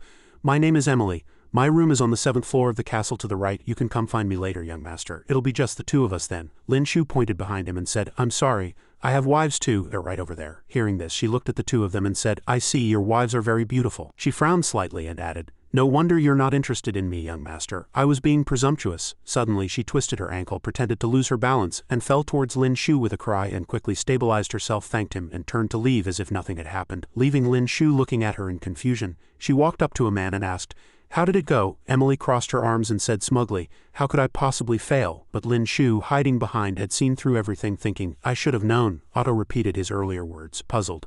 Emily said, "The intelligence was wrong. Who said he was extremely lecherous and easy to hook? I tempted him like that, and he wasn't moved in the slightest." Otto added, "Maybe you're just not his type." His expression also turned sinister as he imagined Lin Shu's panicked look, thinking, "With his esoteric art gone and his martial arts suppressed, let's see what you do this time, Lin Shu." Emily turned around and said, his strength is greater than you said. He might recover sooner than we expected. And I've used up all my origin power, so I need to go back and rest or I won't be able to compete tomorrow, Otto said sinisterly. He has to survive the first few rounds first. The scene switched. The old man in black slammed his hand on the table, shattering it, and cursed angrily along with the old Duke Shui. Shameless, absolutely shameless, using such underhanded tactics when they can't win a fair fight. Lin Shu cupped his hands and added, she even deliberately fell as she was leaving, needing to lean on me to stand steady. After she left, the esoteric energy in my body disappeared. Please inform the other prodigies of Great Sha to stay away from that woman from Great Yu and don't let those despicable people succeed. The old man in black asked anxiously, what should we do? The old Duke Shui patted his shoulder and said, you go back and rest first, I'll pass on the message. As Lin Shu walked, he looked at the esoteric art on his hand and thought, this woman's ability is deprivation, not plunder. She probably wanted to make me lose my ice esoteric art, but I didn't expect it to only strip away the telekinesis from my 20 abilities. With telekinesis gone, I just need to hold Zhao Lingjun's hand to recover it. He looked at his hand, sneered, and thought smugly, a deprived ability can be regained through contact. Now I can discard the temporarily useless abilities in my body or those with slow cultivation speeds to make room for stronger heaven-tier esoteric arts. He raised an eyebrow with some conceit and said, Great Yu has truly given me a great gift. This time I'll get both light and dark esoteric arts. Only a child would choose one. I want them all. At that moment there was a knock on the door. Lin Shu opened it and asked in surprise, why are you here? It's so late, aren't you going to sleep? Zhao Lingyan replied calmly, I'm sleeping here tonight. This made him think it was Qin Wan, and he pinched her cheek saying, Wanner, stop messing around. Zhao Lingyan touched her cheek and said, what time is it? Are you still in the mood for jokes? This stunned him, and he thought, it really is Zhao Lingyan. She also explained, I heard your esoteric ability disappeared. If I'm by your side, I can stimulate you with my cold energy. Maybe it can help your ability recover faster. Lin Shu asked a bit awkwardly, will that work? He also thought, my ice esoteric art didn't disappear. Although I could tell Lingyan I have multiple abilities, but Zhao Lingyan walked into the room and said, we won't know if it works until we try. Tonight I'll sleep on the bed, you sleep on the floor. Lin Shu looked at her with a smile, thinking, I'd better not tell her for now. As they slept, they held hands, emitting a cold aura. Lin Shu pillowed his head on his arm, thinking happily, without my esoteric ability, my little sister-in-law is more concerned than I am. Although I haven't lost my ice esoteric art, I have to pretend I did. Otherwise the people from Great Yu will notice something is wrong. Recalling what had just happened, she had tied her hand to Lin Shu's with a rope. He asked in confusion, Lingyan, what are you trying to do? Zhao Lingyan explained, by tying our hands together with a rope, the cold energy can be transferred from me to you. Maybe it can help your esoteric ability recover faster. Hearing this, Lin Shu burst out laughing, which made her furious. She said, what time is it and you're still in the mood to laugh? Lin Shu said optimistically, well, what's done is done. Being sad won't help, so why not be happy? Zhao Lingyan huffed, turned away in a huff and said, you're quite optimistic.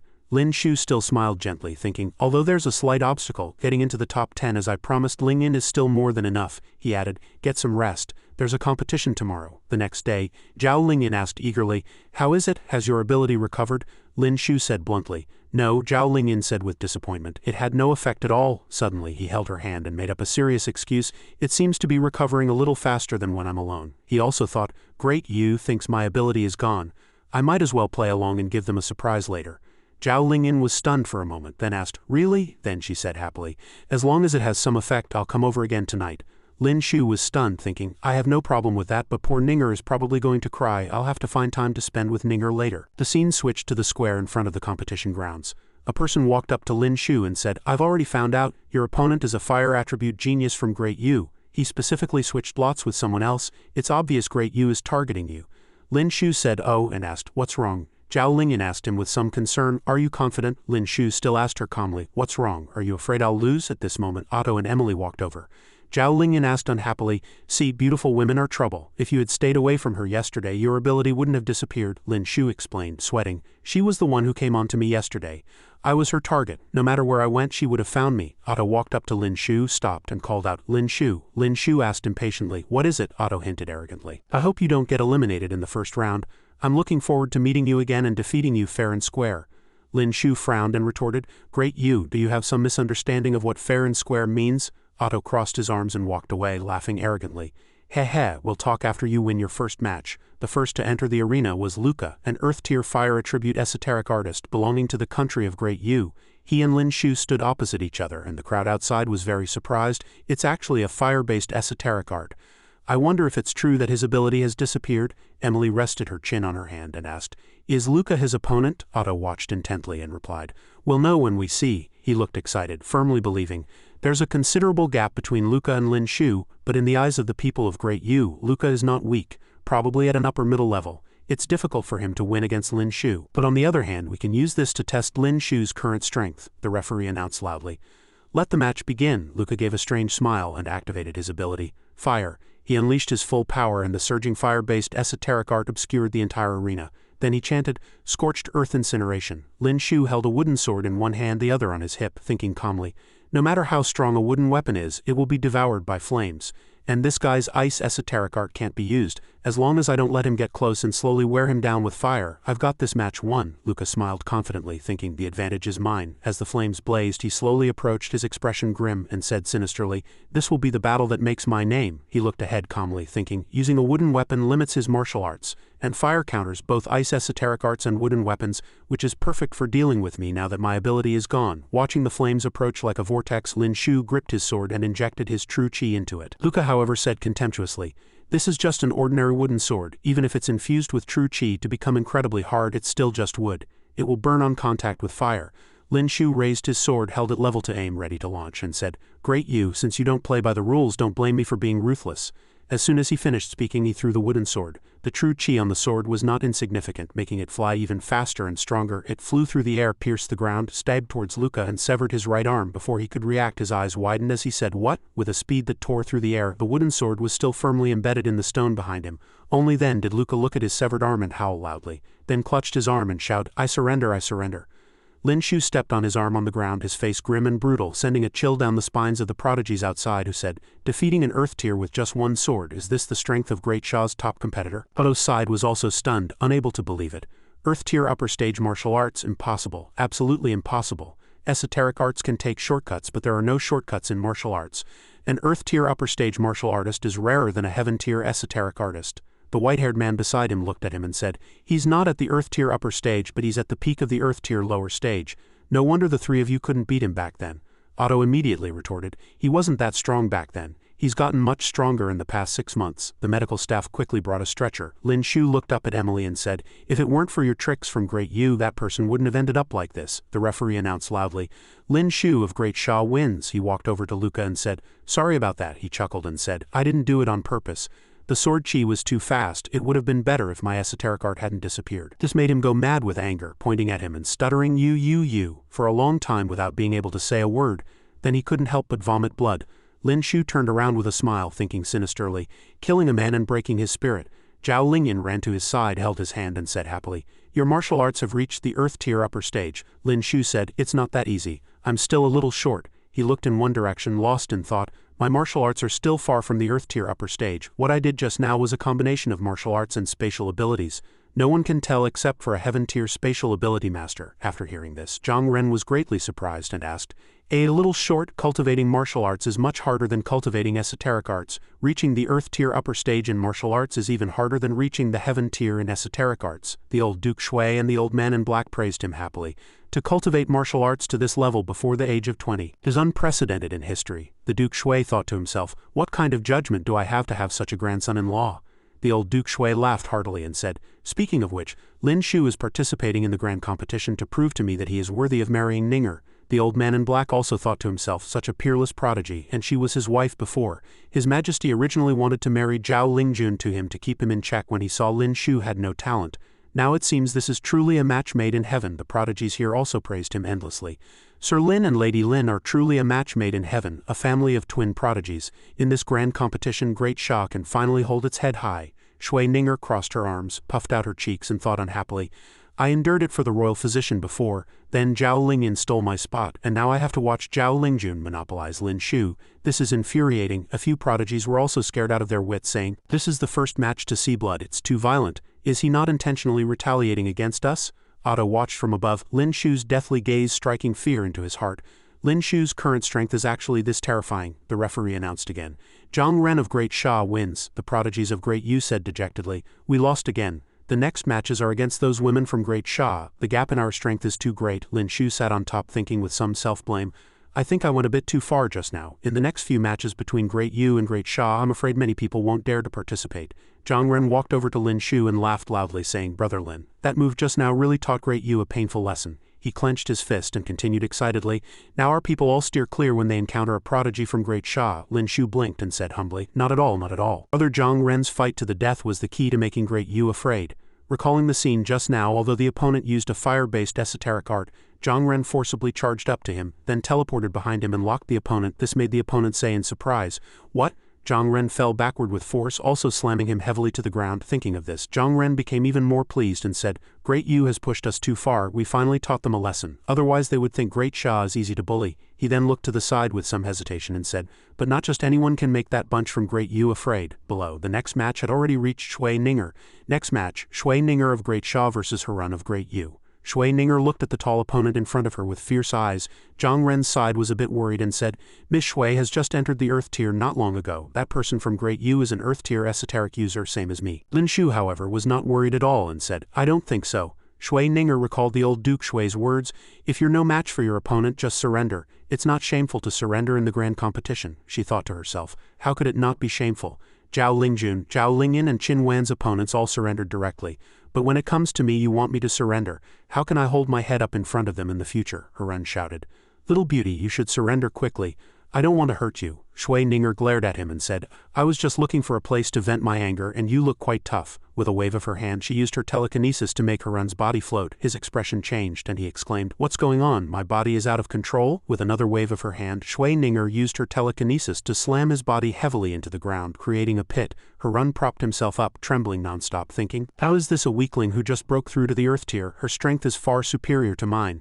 Before he could recover, Shui Ninger used her water-based esoteric art to make him fly up again. He also thought in a panic, I'm going to die, I have to surrender." He didn't expect her to use her water-based esoteric art to block his mouth again. He glanced back and thought in panic, "I can't speak, my whole body is entangled, I can't move and my hands are also immobile." Shui Ninger sneered, "I'm not done venting my anger yet." Zhang Ren watched the match, his mouth agape, unable to speak. The old man in red was sweating and said, "This is truly a fierce confrontation," while the old man in black stood there as if petrified.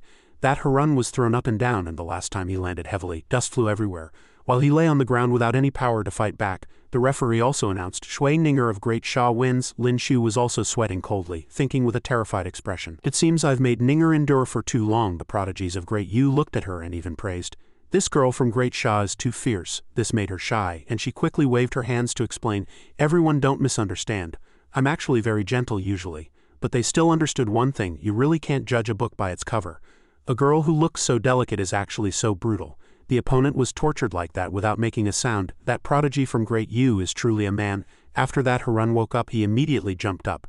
Before he could recover from his panic, he looked around again, was silent for a while before thinking, "I couldn't resist that powerful force at all. I couldn't even open my mouth." Which bastard collected the intelligence, saying she only entered the Earth tier a year ago? A year, my ass. Just as he turned around, he saw a girl looking at him with admiring eyes saying, "Harem, you really surprised me. To be beaten like that and not make a single sound." The two elders in the courtyard also praised him. "Very good. Although you failed, you also preserved the dignity of Great Yu. After you go back, I will report your merits to the Elder Council." Hearing this, Harem's face also turned red, and he clenched his fists and said loudly, "The warriors of Great Yu would rather die than surrender." This made the three of them say, "Well said, as expected of you." Outside the arena, Zhao Lingyan thought in confusion, "Clearly our strengths were comparable before. In just 2 months her strength has left me far behind." Minj also asked herself in surprise, "Can dual cultivation increase one's cultivation so quickly?" Lin Shu looked at the stone tablet inscribed with names and thought, the first few rounds of the competition can only be considered appetizers. The battle for the list of the top 100 prodigies is the main event of the grand competition. 100 people are divided into 10 groups, and the 5 groups with the highest points will enter the next round. He looked at the two names, Otto of Great Yu and Lin Shu of Great Sha, sneered and thought, enemies truly travel on a narrow road. The next day, Zhao Lingyan sat on the bed and asked, "How is it? Has your esoteric ability recovered?" Lin Shu held her hand and said, "Let me try." He raised his hand and performed a move, successfully restarting the ice esoteric art. Zhao Lingyan said happily, "Your ability is back." Lin Shu also thanked her happily. "Luckily you slept with me these past few days." Zhao Lingyan crossed her arms and proudly made a condition, "Is just saying luckily enough? If you win, you have to promise me 5 things. Lin Shu readily agreed. "Fine, 5 things it is." This made her awe and great surprise. Lin Shu then raised his finger in a shushing motion and instructed, "Don't tell anyone about this for now. We'll give them a surprise then." A new round of the competition began, and the prodigies here were already jumping to conclusions. Lin Shu has no esoteric ability. Facing the 4th prince of Great Yu, he's probably in for a bad time. Otto crossed his arms and said arrogantly, "I didn't expect you to dare to challenge me actively." He He raised his hands high, gathering his fire-based esoteric art, and said loudly with resentment, "This time I will wash away the shame from Fusong." A mass of fire esoteric art gathered into a cloud obscuring the sky from which countless round fireballs fell, intending to kill Lin Shu. But he looked at it as if it were a toy, marveling, "It's even more spectacular than last time. It seems he has improved a bit." But as those fireballs fell, they caused a huge explosion in the arena, which was now filled with flames. Otto raised an eyebrow and said decisively, "You're no match for me now, still not surrendering?" But as the flames gradually dissipated, Lin Shu was seen holding a burnt section of a wooden sword. He was also thinking, sure enough, at this stage, relying on martial arts alone is no match. He threw the scorched sword to the ground and thought again, if I hadn't blocked it with the wooden sword from the beginning, I probably would have been set on fire long ago. Lin Shu said no more, directly flew up, letting the flames burn continuously, and said, "Since you're seeking your own death, you can't blame me." Seeing this, Otto attacked with some urgency. The fire-based esoteric art struck, but it still couldn't stop him, which made him say in terror, How is this possible?" Lin Shu raised one hand, unleashed his ice esoteric art, and then slammed his fist down where he was, forming a block of ice that froze the area. Fortunately, Otto jumped away in time and dodged the attack, otherwise he wouldn't have known how he died. His face was now purple. Lin Shu teleported in front of him, quickly grabbed his face, revealed a ferocious smile, and then kicked him in the stomach, slamming him heavily to the ground and creating a pit. This blow made him faint on the spot. Lin Shu of Great Sha wins. The medical staff quickly rushed forward to help him up. Lin Shu crossed his arms again and sat down leisurely. He thought, the current pairings have already separated the top talents from various countries, so I don't have to worry too much about people from other groups not making it into the top 50. As it stands, the only ones who can threaten me are the first and second princes of Great Yu. I wonder if the two of them will make a move in this group stage. The next match was between Zhao Lingjun and Doug. As soon as he entered the arena, he raised his hand and said, "I surrender." Lin Shu looked at the frowning Zhang Ren and judged, both Zhao Lingjun and the first prince of Great Yu are hiding their strength. In the seventh group was the second prince of Great Yu. He had wanted to see what tricks he had up his sleeve, but his 8 opponents all surrendered without exception, leaving only Zhang Ren still hesitating. Zhang Ren suddenly turned and proposed, "I'll go and test his strength. You'll have some defense when you face him in the future." Colin pursed his lips and said contemptuously, "I didn't expect someone would still dare to challenge me." With that, he spread his wings and flew down to the arena. As soon as he landed, he asked arrogantly, "Are you ready?" The light from his wings made Lin Shu cover his eyes, marveling, the light esoteric art is truly top tier. Zhang Ren took his stance and said, "Please advise." Colin merely extended a finger coldly and shot a beam of light esoteric art that hit Zhang Ren, making him cry out in pain. Then, unable to withstand the power, he flew backward, causing a huge explosion. Colin of Great Yu wins. Zhang Ren sat on the ground, unable to move, and cursed inwardly. "Damn it, I can't even take one of his moves?" Lin Shu's side also couldn't help but think with a grave expression, the light esoteric art is indeed difficult to deal with. Not only that, but the attack just now wasn't the full strength of Great Yu's second prince. Perhaps his origin power was stronger than hers. The next match began with billowing dust, and the prodigies outside the arena cheered enthusiastically. As expected of Princess Minj, Princess Minj would surely win. Minj retracted her move, which still held traces of fire-based esoteric art, and thought cautiously, "Although my ability is a bit stronger than his, it's not by much. Since we both have fire-based abilities, neither of us can really harm the other. Fortunately, I've been training hard in martial arts with Lin Shu these past few days.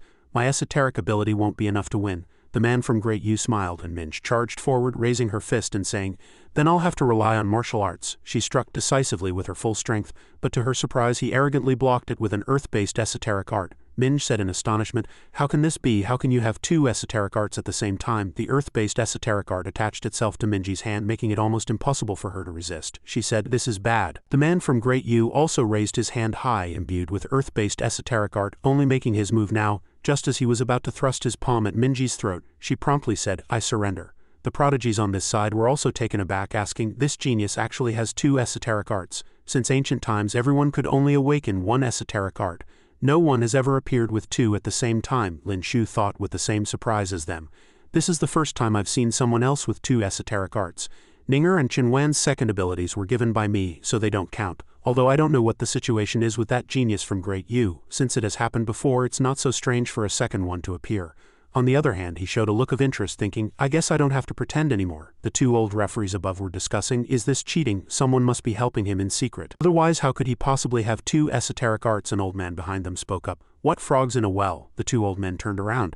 The silver-robed old man added sternly, "Just because you haven't seen something, does that mean it doesn't exist?" Minj, saddened, asked herself, "Why do I keep running into people with 2 esoteric arts time and time again?" Lin Shu comforted her by patting her head.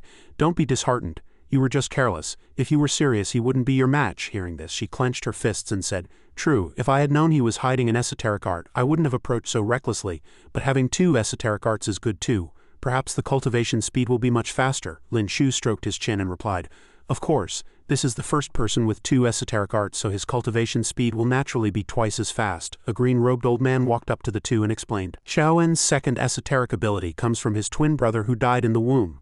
This made Lin Shu think in surprise. Can this be said out loud? The old man added. The first dual ability genius is in Great Yu, not Great Luo or Great Sha. For Great Yu, that's enough. On the other side of the battlefield, Otto walked over with his broken body. Emily asked him, Did you lose? This made his face turn even darker with anger, and he said, You should ask yourself that. You said his ability would disappear for at least half a month. It's only been a few days, Emily stressed. I told you his strength is formidable, and I couldn't guarantee it. Besides, you're not unaware that a woman with the same ability has been inseparable from him these past few days. This might have also accelerated the recovery of his ability. Otto continued to blame her. If you hadn't told me his ability would disappear for a long time, I at least wouldn't have been so careless, Emily said with disgust. If it were the first or second prince, they wouldn't care at all whether his ability had recovered. Hearing this, he asked as if he had gone mad. What do you mean? She replied nonchalantly. I'm just speaking the truth. Otto gritted his teeth in anger, turned, and thought, if I hadn't lost to Lin Shu in Fusong and been abandoned by the Elder Council, the gap wouldn't be this big. These people have no idea how strong Lin Shu really is. They just know how to blame me for failing. He grinned wickedly and thought again. If my elder brother and Colin also lose to Lin Shu, it will prove it's not my problem, but that Lin Shu is too strong. What's wrong with me losing to someone Doug couldn't even beat? 3 days later, Otto was already facing Qinwan. He raised his hands to cast a fire-based esoteric art, saying confidently, But before that I need a victory. The match between Otto of Great Yu and Qinwan of Great Sha began. Qinwan just chuckled lightly, and her illusion esoteric art had already plunged him into a hallucination. Before him was a huge, grotesque face which scared him into running away. When he looked up, he saw Qinwan controlling a massive rock, making him curse. Damn it, how is this woman so strong? Qinwan pointed forward, still expressionless. But the rock fell rapidly. Otto was no pushover. He shattered the rock with a fiery punch and then raised his hand arrogantly, saying, This level of attack won't defeat me. Suddenly his body sank again, stunning him for a moment, as Qinwan had waved her hand, causing the ground where he stood to sink considerably. Otto gritted his teeth and cursed, Damn it, how can this be? Just as he finished speaking, he looked up and saw sharp rocks appearing before him, ready to strike at any moment. This made him say softly, I've lost. Before the spikes above could fall, he was already slumped on the ground, thinking with a mix of anger and helplessness. Not only did I lose to Lin Shu, I also lost to his woman. The referee announced Qinwan of Great Sha wins. Qinwan won all 8 of her matches with one opponent surrendering and advanced as the second in her group. Qinwan landed and said gently, You let me win. In another match, Chiba Rin had also swiftly moved with her sword to face her opponent, who paled and said, I surrender. Chiba Rin of Great Sha wins. Congratulations to Chiba Rin for winning all 9 matches and advancing as the first in her group. The prodigies looked up filled with envy, able only to dream. Qinwan, Shui Ninger, Chiba Rin, plus several prodigies from the Zhao family. Marrying any one of them was enough to make people envious and jealous. Lin Shu married 4 of them, those very 4. Who can blame him? He's just that good. Even in the same group as the 4th-place finisher from the last grand competition, he still managed to win 9 matches. Minj looked at them, thinking with some confusion. 6 months ago, Qinwan was no match for Zhang Ren. 6 months ago, Shui Ninger's strength was the weakest among them. But now, she frowned slightly and asked with confusion, How did these 2 become so formidable in just 6 months? Is there some exclusive cultivation technique? Shui Ninger also said, I find it strange too. My cultivation speed has naturally been getting faster and faster over the past 6 months. Faster and faster. Qinwan spoke up. Could it be because we married Lin Shu? Minj asked in surprise. Married Lin Shu? He had already walked over and asked loudly. What are you guys discussing? Shui Ninger corrected. Yes, this situation only started after marrying Lin Shu. This made Zhao Lingyan and Minj look at him as if he were a monster. He asked, sweating, what happened? Qinwan replied, They were asking why Ninger and I improved so quickly. And then I said it might be because we married you. Minj suddenly clapped her hands and said, I know Lin Shu must have bought a lot of high-grade origin crystals. Zhao Lingyan chimed in. So Ninger and Qinwan could break through so quickly. Then she stroked her chin and said with some suspicion, If that's the case, why doesn't Rin know? Minj also said hesitantly, Is there something that only a husband and wife can do? This made Chiba Rin let out an embarrassed ah and say, No. Zhao Lingyan also advised her not to overthink it. If it was really that, why didn't Rin feel her cultivation speed increasing? Chiba Rin answered in a tangle, We haven't done it. Lin Kun and I haven't done it yet. The 2 froze for a moment, thinking in unison, could it really be? But why does Lin Shu have some kind of peculiar power in his body? As long as you do that with him, you can enhance your esoteric talent. Lin Shu's whole face turned red. He quickly covered it, let out an embarrassed and said, I'm not sure if that's the reason, but I hope everyone can keep it a secret. he thought again. Of course I can't tell everyone, it's just as well that they're all thinking along these lines. I'll just go along with their guess and admit it. Minj was so angry she was about to cry, gritting her teeth and saying, I heard Lin Shu mention before that they seem to have a method of dual cultivation.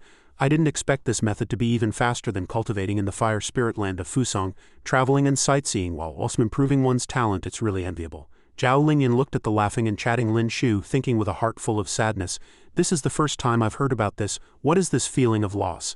After having Ninger and Qin Wan, has Lin Shu stopped sharing his secrets with me? At that moment, Chiba Rin tapped him again and called out Lin Shu. Then she said, Lin Shu looked at her, Hamed, and asked, but she was already blushing profusely and quickly waved her hands, replying, it's nothing. She also reminded herself, this won't do, Chiba Rin. You are only husband and wife in name. Lin Kun has no feelings for you. But Qin Wan's all-seeing eyes had already noticed, letting out and interested. Oh, the scene switched to the castle of Great Yu. The purple-robed old man sitting in the middle expressed his opinion. Everyone has heard about the competitions these past few days. It seems our spies from Great Yu have provided some inaccurate intelligence. Another old man picked up the documents and said, the detailed information on the top 10 from Great Shah's minor competition is here. The assessment of Qin Wan and Shui Ninger's strength has a serious deviation. We severely underestimated their power. The other two were also very surprised. The bald old man with glasses, however, was worried about something else. It would be fine if they were just hiding their strength. But if Great Shah has mastered a method to enhance the strength of young prodigies in a short time, that would be troublesome. After all, such a method isn't something only we in Great Yu are allowed to have. The purple-robed old man was taken aback and asked, what do you mean? Then his eyes flew open as he said, they also obtained that thing. The bald man with glasses stroked his beard and added, half a year ago, Lin Shu's performance in Fusong made the Elder Council feel threatened. They lifted the seal on that thing and began to study it carefully. The reason the first and second princes have such strength now is also thanks to that thing. It's just a pity that the time was too short and neither of them could break through to the Earth Tier upper stage, the old man said, sweating. The situation with those two girls from Great Shah is not much different from theirs. The white-haired old man stood up excitedly and said, it seems that over a year ago, a meteor shower also occurred in the capital of Great Shah. The possibility that Great Shah also obtained that thing cannot be ruled out. Zhao Lingjun broke through to the Earth Tier upper stage around this time, the bald old man worriedly continued. If Great Shah really did obtain that thing, they should prioritize using it on the royal family. But in this competition, the two members of Great Shah's royal family have performed mediocrely. He looked at the white-haired old man and added, only Lin Shu and his two wives have astonishing strength. The white-haired old man asked suspiciously, could it be because of that Lin Shu? The purple-robed old man also realized that those two women's strength seemed to have started improving rapidly after they married him. The long-haired old man said, he definitely has a secret. His face darkened as he calculated whether to arrange for a beautiful woman to secretly approach him. If she could become his wife, she could surely uncover his secret.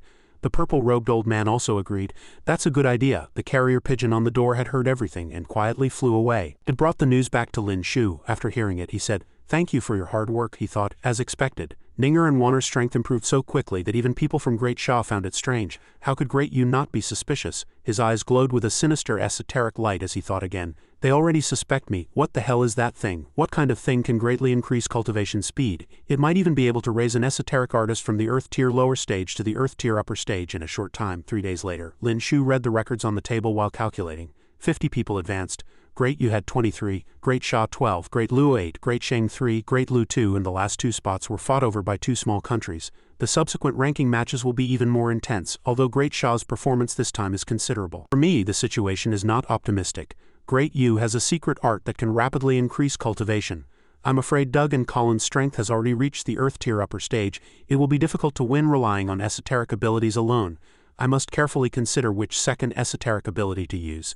Lin Shu opened the door and walked out thinking deeply. The moment he turned his head he saw Zhao Lingyan. Suddenly he appeared under the city tower. It startled her slightly, and she asked, Hey Lin Shu, how did you appear? The surroundings had turned into several floating clouds, making her even more surprised. This is my sister's telekinesis. What on earth is going on? Lin Shu raised his hand and said, Amazing. Then he walked closer to Zhao Lingyan and said, I have some secrets I want to tell you.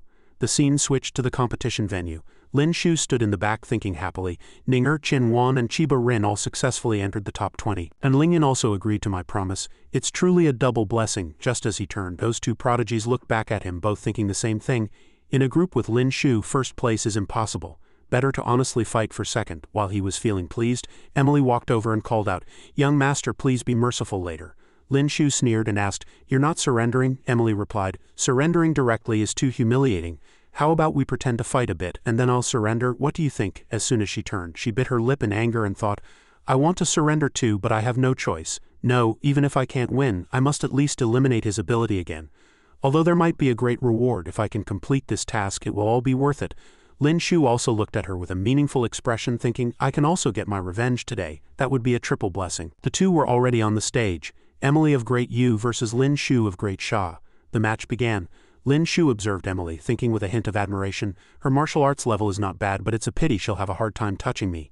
Emily, holding a wooden weapon, rushed towards Lin Shu, then leapt up and waved her hand, creating a screen of snow that covered the entire arena, making the prodigies exclaim, "It's all covered. What are we supposed to watch?" HMPH, matches involving Lin Shu are either one-shot kills or surrenders. They weren't interesting to begin with, and now we can't even see. Not long after, Emily let out an awe and was thrown out. She grunted and angrily provoked, "Coward, do you dare to fight me?" Lin Shu's voice came from within, "You think I don't know what you're trying to do?" Hearing this, she was delighted and rushed towards the source of the voice, extending her hand to try and touch him. "I just need to touch him a little here and I can surrender." Unexpectedly, Emily was struck from behind by another of Lin Shu's moves. She fell to the ground again and cursed, "Damn it." She swung her weapon wildly like a madwoman, shouting, "Coward, if you have the guts, fight me fair and square." But just as she finished speaking, Lin Shu whipped her on the buttocks with something like a whip, saying repeatedly, "Useless, useless, useless." Emily knelt down exhausted and said, "I surrender."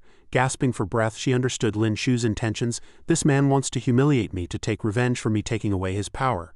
Unable to bear it any longer, she shouted, "Where is the referee's voice?" The voice announcing the end of the match. "Didn't I already say I surrender?" Lin Shu spoke again, kindly explaining, "The ice wall absorbs sound. Go ahead and scream. Even if you scream your throat out, no one will hear you." The ice wall was silent. The three people outside asked curiously, "Why is it taking so long this time? Is that Emily girl that strong?" The person sitting next to them seemed to have seen something and said, "Something's not right." The referee also raised his hand and announced, "Emily surrenders. Lin Shu of Great Sha wins." After the ice wall melted, Lin Shu also walked out, patting the dust off his hands while Emily lay on the ground trembling. Seeing this, the prodigies began to accuse, "This Lin Shu is so cruel, he's even ruthless to women." Poor Emily. Shui Ninger walked to Lin Shu's side. An old man in the arena reminded him, "You can't deliberately torture their contestants just because you have a feud with Great Yu. Great Yu is already protesting to have you two disqualified. This is just a warning, there won't be a next time." Lin Shu and Shui Ninger both obediently replied, "Yes." The scene switched to the castle. Shui Ninger looked at him and asked, "Lin Shu, you're making me a little worried." Lin Shu, however, asked Ninger thoughtfully, "If, and I mean if I were to marry another wife, would you be angry?" Shui Ninger puffed out her cheeks and replied, "Then you'd have even less time to spend with me." "Of course I'd be angry." Then she crossed her arms and asked reluctantly, "Tell me, who have you set your sights on this time? Don't tell me you've actually taken a liking to that Great Yu woman you beat up?" Lin Shu scratched his cheek and stammered, "How could that be possible?" In fact, before he could finish, Zhao Lingjun had already walked over and called out Lin Shu. He was startled, turned around with an "ah," and she said with a serious expression, "I need to see you about something." The two walked to a corner where she asked him with a frown. Lin Shu scratched his head, completely puzzled, and asked Lingyan, "What could I have done to Lingyan?" Zhao Lingjun explained, "After you sought out Lingyan alone, she seems to have something on her mind. She's been acting very nervous. What did you say to her?" Lin Shu was a bit conflicted and didn't dare to look her straight in the eye, replying, "I just made a promise with Lingyan that if I get first place in this competition, she'll agree to marry me." Zhao Lingjun let out an "ah," utterly surprised. Back to the recent past, when Lin Shu brought Zhao Lingyan into his telekinetic space, she asked in great confusion, What is this?" Lin Shu held her hand and said, "It's a long story. I'll explain it to you slowly." Lin Shu led her to a candle, then waved his hand to cast a fire-based esoteric art. Zhao Lingyan asked in surprise, "A fire-based ability?" Then he waved his hand again and closed the door behind him. Zhao Lingyan quickly turned and asked, "My sister's telekinesis? No, it's a wind-based ability." Lin Shu replied, "This is my secret. I can master multiple abilities at the same time." He raised his hand and added, "Even better than that dual ability genius from Great Yu. But this is just on the surface. My real ability is," he held her hand and explained, "I can copy other people's abilities by touching them. As my cultivation improves, the number of abilities I can copy also increases. For example, the ice-based ability I've been using was copied from you." Zhao Lingyan blushed and asked, "Who else knows about this?" Lin Shu replied, "Ninger and Warner know. Miss Ake figured it out herself." She asked again, "Does my sister know?" He replied, "She doesn't." She then asked, "What about Princess Min?" She replied, "She doesn't know." Zhao Lingyan pressed on, "What about the noble consort?" Lin Shu was puzzled. "Why would the noble consort need to know?" She said a bit tartly, "Don't you like the noble consort very much? You built a mansion for her, and even moved her family's rockery from Jiangnan to the capital." Lin Shu closed one eye and said melancholically, "This isn't something that's better for more people to know. Do I want to announce it to the whole world?" Zhao Lingyan's eyes widened as she asked, "Then why did you tell me?" Lin Shu retorted, "What do you think?" He looked at his hand and added, "At first it was Miss Haitang's beast language ability, which helped me many times. Later, because of your ice-based ability, Lingyan, I had the opportunity to enter the palace and serve the royal family. which is how I got to know the noble consort and Miss Shuang. By cultivating multiple abilities at the same time, I was able to shine in this competition. Zhao Lingyan pointed at him and understood. So your previous womanizing behavior was actually all for collecting abilities. Lin Shu ah-ed and said, not entirely. Zhao Lingyan then asked with great interest, besides the ones you mentioned, are there any others? Lin Shu used his esoteric art to transform into her, casting 2 different esoteric arts with both hands, and replied, I can do this, this, and this. Zhao Lingyan's eyes sparkled as she oh-ed like a child, then excitedly held his hand and said, then the light and dark esoteric arts of great used twin stars this time, can't you get them too? Lin Shu replied with a calm face, of course, I've already booked them. Zhao Lingyan was still a bit confused. Then what's the deal with Shui Ninger and Qin Wan? How did they suddenly improve so much? Is it really because of dual cultivation? Lin Shu replied, after my ability awakens for the 5th time, I can bestow a new ability on others through dual cultivation. Cultivating 2 abilities at the same time naturally makes the speed a bit faster. Zhao Lingyan sighed heavily and said with regret, what a pity. I was thinking that if I had a fire-based ability, my cultivation speed would be 3 times faster, and I would definitely be able to catch up to Qin Wan and Shui Ninger by then. Lin Shu looked at her and slowly called out Lingyan. He held her hand and said ambiguously, I've thought of our promise. If I get first place in the competition, you'll marry me. Hearing this, Zhao Lingyan was so embarrassed she stammered, what are you talking about? Even if your cultivation speed is very fast, my sister is a realm higher than you. You can't beat her right now. This joke isn't funny at all, Lin Shu said with a smile and confidence. It's only a matter of time before I catch up to your sister. If I can't do it in this competition, I'll try again next time. If that doesn't work, I'll just have your sister let me have first place. Turning to the competition venue the next day, the prodigies cheered incessantly. The 50 people were divided into 5 groups, and each group had a member from the top 10 of the prodigy list. This means it was indeed true. It is estimated that Great Shah will have 5 people in the top 10 of the prodigy list this time. The old referee stroked his beard and said not to mention the top 10 of the prodigy list. This time, 7 people from Great Shah made it into the top 20, surpassing Great Yu for the first time. Unfortunately, among the royal family, only Princess Minj made it into the top 20. If Minj could marry Lin Shu, the only man in the top 10 of the prodigy list, the royal family's threat to those powerful figures would be even greater. The mentioned Minj sneezed. Lin Shu looked at her curiously. Could a fire-based ability user catch a cold? Minj rubbed her nose and said she didn't know. Probably someone was talking about her. Shui Ninger grabbed Lin Shu's hand and asked, so who is the girl you want to marry? You still haven't told me. Lin Shu looked at her and replied, first, she's someone you know. Second, she also participated in this grand competition. As for who it is, I'll have to wait until I win first place in the grand competition to tell you. Shui Ninger frowned slightly and said, why are you being so mysterious? Minj leaned in with a curious huh? Lin Shu was calculating again. Changing the rules of the grand competition and making Emily reveal her ability ahead of time still couldn't stop Lin Shu. All previous efforts were in vain. Not only that, persecuting Lin Shu also caused dissatisfaction among the other prodigies of Great Shah, who all went all out against the geniuses of Great Yu, extremely excited, and the medical expenses increased tenfold compared to before. Next, as usual, was the challenge round for the top 10 on the prodigy list. Directly determining the top 10 based on group results would naturally leave some people unconvinced. The first place in other groups might not be stronger than themselves. They could choose one of the top 10 to challenge, and if they won, they would take that person's place. Each person only had one chance to challenge and fight again. However, those who were challenged from the beginning were seen by others as the weakest among the 10. This green-haired man was the challenger. He was Prince Ivan of Great Luo. He pointed at the golden-haired man and said, I choose him. The golden-haired man snorted coldly, stood up and unleashed a lightning-based esoteric art from his hand, saying arrogantly, I haven't even warmed up my seat yet. The two stood opposite each other in the arena. Otto sat next to Lin Shu and asked, who do you think will win? Lin Shu replied, the one from Great Luo. Otto said, Ramon was ranked 10th in the last grand competition and Ivan was only 6th. 3 years have passed and the gap in their strength will only be greater. You say he will lose? Haha, should we make a bet? Lin Shu looked at him and asked, bet what? Otto crossed his fingers and replied, if Ramon wins, you give me 10 5th-tier origin crystals. If Ramon loses, I'll give you 10. Do you dare to bet? Lin Shu answered confidently, sure, let's bet. Otto watched the match and couldn't help but think, the current Ramon even I have to be wary of, but Ivan of Great Luo, I don't even put him in my eyes. Although I don't have 10 5th-tier origin crystals, I'm willing to believe in Ramon. If Lin Shu doesn't keep his word, everyone will know that Zhao Lingyan's husband is a man who doesn't keep his promises. Lin Shu, however, thought, the extremely pure ice condensed by esoteric art has perfect insulation effects and can withstand any lightning. Ramon is indeed stronger than Ivan, but not strong enough to overcome the counter relationship. Shui Ninger looked at them and muttered, no matter which country, men always like this kind of boring bet. At this moment, the referee had already announced loudly, the match begins. Ramon condensed his esoteric art. The lightning was powerful and his strength was not bad, he said. My ranking was higher than yours last time. 3 years have passed, I've only gotten stronger. He shot a bolt of lightning at Ivan. Ivan also spread his hands and used his ice esoteric art, saying, "But you are undoubtedly the weakest of the 10. He then created a huge Iceman which was completely unscathed by the lightning esoteric art. The Iceman raised its hands, shot out many sharp ice spikes, and added, "And it's been 3 years, do you think I haven't studied your power?" Ramon waved his hand and used his lightning esoteric art to block the ice spike, saying dismissively, "Then I'd like to see what you've studied." The Iceman leapt up, its form massive, its arm raised high, and said, "Time to finish you." Ramon clenched his fists, gathered his whole body, released his esoteric art, and roared, "It's not certain who will finish whom." He shot out a lightning whip, and the Iceman met it directly with a heavy punch. The prodigies outside shouted excitedly, Yes, this is what I wanted to see. It's so exciting. I declare this is the most exciting match since the start of the grand competition.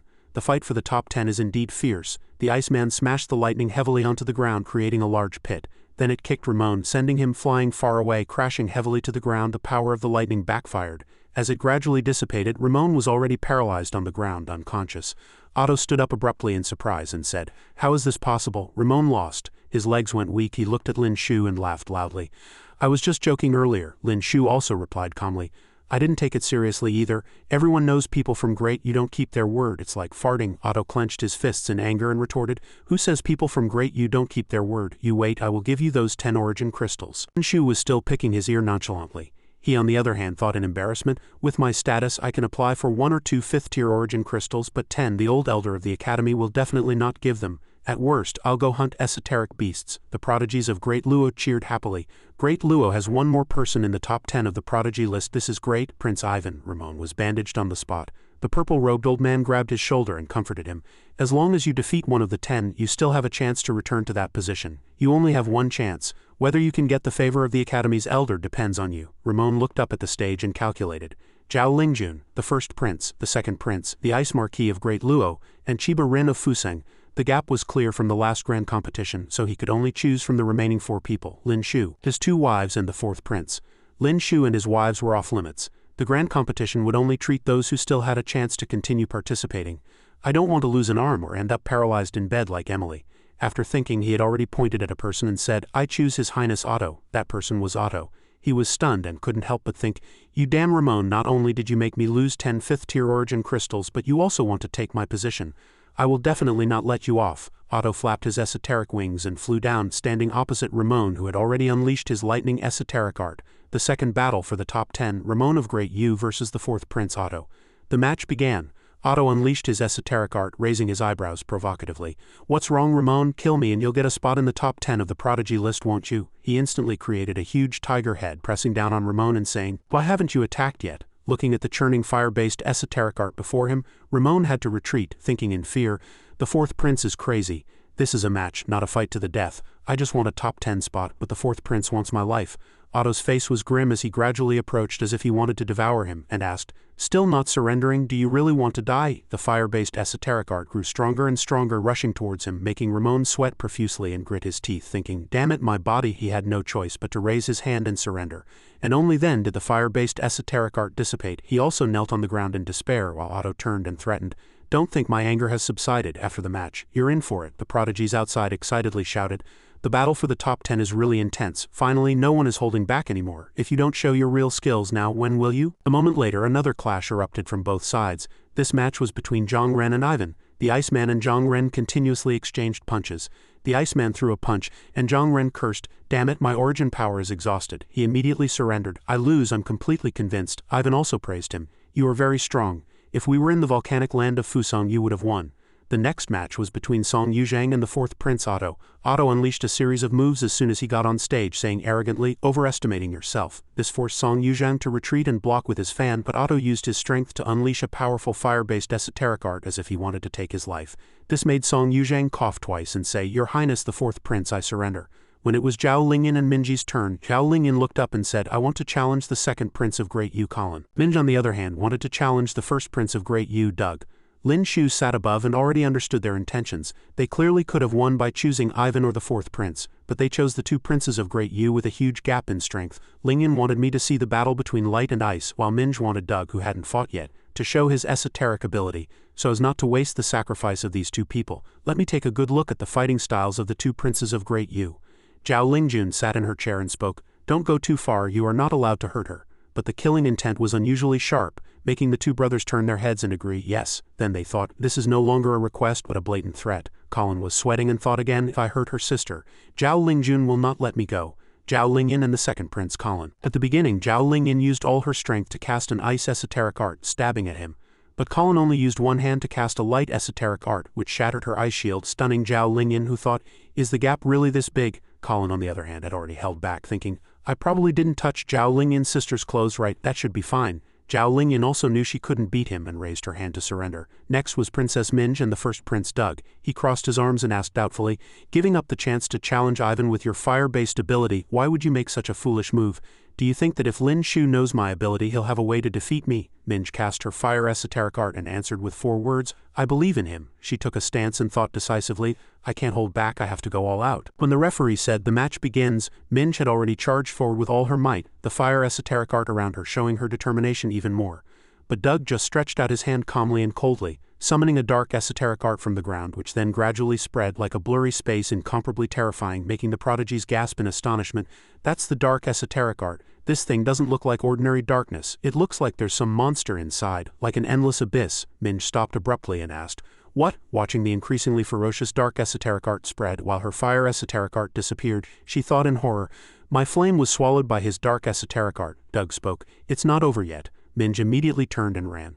Then suddenly turned back and stabbed at Doug with her sword. Unexpectedly, the dark esoteric art was faster than the sword and devoured it. And he said calmly, you're too close. Minj let out a cry and quickly jumped back. She looked at her trembling hand and thought with lingering fear, if my own hand had touched the first prince's body just now, would my body have been swallowed too?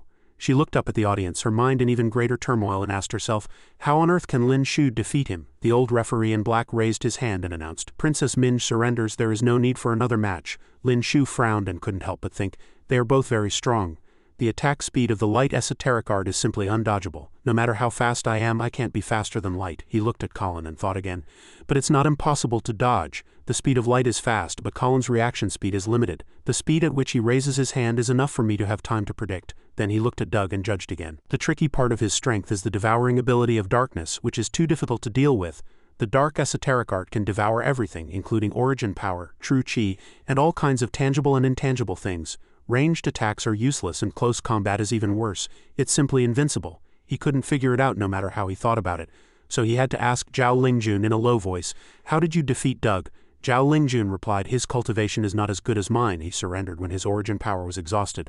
Lin Shu oed and asked stunned, is it that simple? Zhao Lingjun frowned and said, what else? There was one last challenger left from Basha. The Basha prodigy USA looked up at the audience, then pointed at Otto and said, I want to challenge the 4th prince of Great Yu. Otto Tisked, very unhappy, then flew down with his fire esoteric wings and said, a person from a small country I've never even heard of dares to challenge me. Looks like I have to teach him a lesson. Otto landed and stood opposite USA. Lin Shu watched the match and began to deduce. The delegations of Great Sha and Great Yu both have people with healing abilities, or the ability to transfer injuries. But for most geniuses from small countries, the injuries they sustain in each match will accumulate. It's really not easy for a genius from a small country to enter the top 20 of the competition. The referee said the match begins. When Otto was condensing his fire-based esoteric art with both hands ready to make a move, USA suddenly knelt down, making him stunned and asked, what are you doing? Before he could finish his surprise, USA even kowtowed to him. This made everyone follow in confusion, asking, what's going on? Why did he suddenly kneel down? USA spoke, save us. He begged in the language of Great Yu, my name is USA from Basha, please save our country. Shui Ninger asked in confusion. What is he saying? Lin Shu looked at USA, then translated, this prodigy from a small country is speaking the language of Great Yu. He said that his country is in a civil war. A large number of people are displaced and the people are living in misery. He begs the nations to lend a helping hand. USA kowtowed again and begged, my name is USA from Basha, please save our country. The old man with glasses stood up and ordered, this match should be declared a victory for the 4th prince. This person has disrupted the order of the competition and should be disqualified from continuing. USA was still kneeling on the ground begging, please save our country. But the few old men and the referee all turned and left, even turning back to say some harsh words. What the hell, the competition is not for begging for help. I thought he was some dark horse that could create miracles, but that's all he is. USA hung his head and cried nonstop, still holding on to hope and begging. A country is in a civil war. Many people have been forced to leave their homes and the people are living in misery. I implore all countries to help. Lin Shu looked at him with a grim face, thinking with some regret, this prodigy from a small country probably gave his all to enter the top 20 of the competition, just to stand on this biggest stage. Unfortunately, everyone only cares about the competition, not about a small country they've never heard of. He raised his hand and stopped an official, asking, "Wait, what happened to the country of Basha?" The man replied, "This country was originally a small country that was not attached to any country and was not taken seriously by any country before. But a year ago, Basha discovered a rich mineral vein. Although it was not a gold or silver mine, it produced a rare metal that is extremely useful for the cultivation of metal-based esoteric arts. The innocent man gets into trouble for his wealth. After Great Yu and other countries learned of this, it was inconvenient for them to openly seize the resources. After being rejected, they secretly supported several forces within Basha to overthrow the court and carve up the mineral vein. A complete country was thus torn apart, and the people lived in misery." After hearing this, Lin Shu couldn't help but think, the reason this small country is in this state today is all because of the three great dynasties, which is why they left after hearing his words. In the blink of an eye, it was the next day. One pair was Zhao Lingyan and Zhang Ren. The other was Song Yuzhang and Shui Ninger. Lin Shu stood in the middle and looked around and thought, what happened to the prodigy from the small country is sympathetic, but there's nothing I can do. The rules of this world are made by the strong. The big fish eats the small fish, and the weak are prey to the strong is the unbreakable law of this world. It's the same between people and the same between countries. He grabbed the clothes on his chest and thought uncomfortably. Prodigies like Chiba Rin, born in Fusong, can't even decide their own fate, let alone these small countries. But why can't I convince myself? My saintly mother heart is overflowing again. Back at the castle of Great Yu, every time there was a grand competition, as long as a prodigy from a small country achieved a good ranking, Great Yu would use both coercion and inducement to force them to join. The old man with glasses asked USA, "So this is your choice?" He shook his head. The old man pushed up his glasses and cunningly tempted him. "In my opinion, your esoteric ability can help you reach a higher realm. Compared to those ants from small countries, you are stronger than the two in the top 20. After joining Great Yu, I am confident in training you to become a top 10 prodigy." USA hung his head and said sadly, "I can't watch my country suffer while I enjoy myself.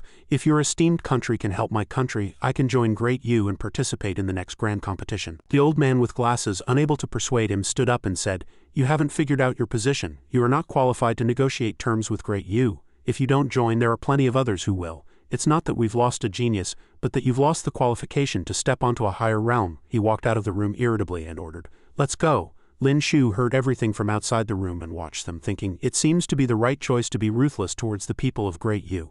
The Basha person next to him said to USA with regret, "Your sacrifice is too great. They can also bring your relatives to Great Yu. Staying here will delay your talent." USA smiled lightly and said, "It's okay. I participated in the grand competition to save my country, not because I wanted to cultivate esoteric arts. I will try to talk to the people from Great Sha in private." Lin Shu pushed open the door and greeted the two. USA said in surprise, "People from Great Sha?" He asked excitedly, "Esteemed guest from Great Sha, are you here on behalf of Great Sha to offer a helping hand to Basha?" Lin Shu scratched his head and answered with some difficulty, "I'm just a small prodigy and can't decide on matters of state. I only represent myself. I came to find you." Inside the room, Lin Shu blindfolded himself, and USA also took off his outer clothes. It turned out to be a woman, and she became shy. Lin Shu also hurriedly apologized, mistaking the girl's gender. "I'm sorry, I was being presumptuous." USA hung her head and said, "It's not your fault, sir. I deliberately hid my gender." Lin Shu, however, thought to himself, if it weren't for my esoteric eye, I really wouldn't have seen that she has so many injuries. Lin Shu frowned and asked in confusion, "Why deliberately hide it? If they knew you were a woman, maybe others would have been more lenient, and you wouldn't have suffered so many injuries." Hearing this, USA hurriedly covered her body and asked with a red face, "Sir, you can see?" Lin Shu turned his head, sweating, and said, "When I treat you, I can roughly guess your injuries based on the amount of origin power consumed." USA didn't doubt it and explained, "If I didn't disguise myself as a man, I couldn't represent my country in the grand competition. Except for my brother and uncle, no one knows my secret." Lin Shu asked her, "Then why did you tell me this secret?" USA put her clothes back on and replied happily, "Because you are the only one who made me feel that my efforts were not in vain. I don't want to refuse your kindness. If I let you treat my body with your medical skills, my gender would be exposed sooner or later. It's better to be honest." She looked at him and said cautiously, "I will help you hide the secret of your esoteric ability, and please help me keep this secret as well." Lin Shu replied, "I promise you." A moment later, as soon as Lin Shu walked out, he took off his blindfold and looked at the two people in front of him. He guessed that these two should be USA's brother and uncle. Looking at the murderous gaze, he frowned again and thought, USA's secret is so important. No wonder these two are so wary of me. Maybe it's a misunderstanding. I'll just take this as a threat to bring USA to Great Sha. An ice esoteric art flashed by and the prodigies looked up all stunned. Why is there no tension at all? Natasha is going easy on her.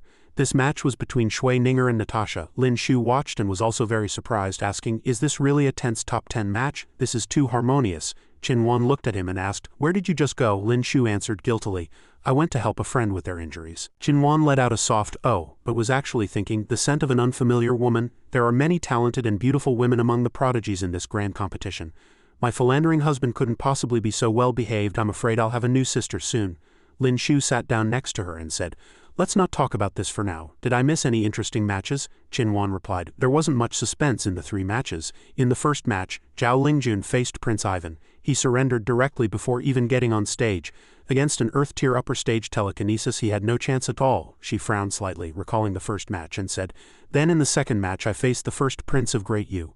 The first prince can even devour illusions and formless telekinesis. You have to be careful when you face him." Hearing this, Lin Shu jumped down and asked with concern, "He didn't hurt you, did he?" Qinhuan shook her head and replied, "She just tested the waters a bit and then conceded. She wasn't injured." Ren's space esoteric art was also no match for the speed of the second Prince of Great Yu's light esoteric art. "Don't worry, it was just a sparring match." They knew when to stop.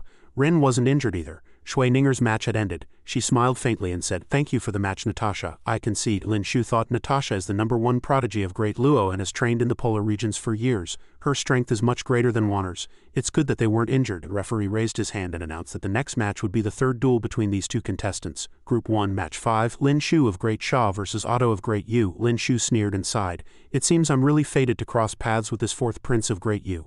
Someone whispered to Otto, "Your Highness the 4th Prince, should you concede?" He then thought a few days ago the 4th Prince had several ribs broken by Lin Shu. Last time in Fusong, if he had accepted the challenge he probably would have lost face again. Otto turned back impatiently and said, "A warrior of Great Yu can be defeated but will never surrender. What about Lin Shu? Do you think I'm afraid of him? Even if I'm no match for him, I will absolutely not surrender." The prodigies outside cheered enthusiastically.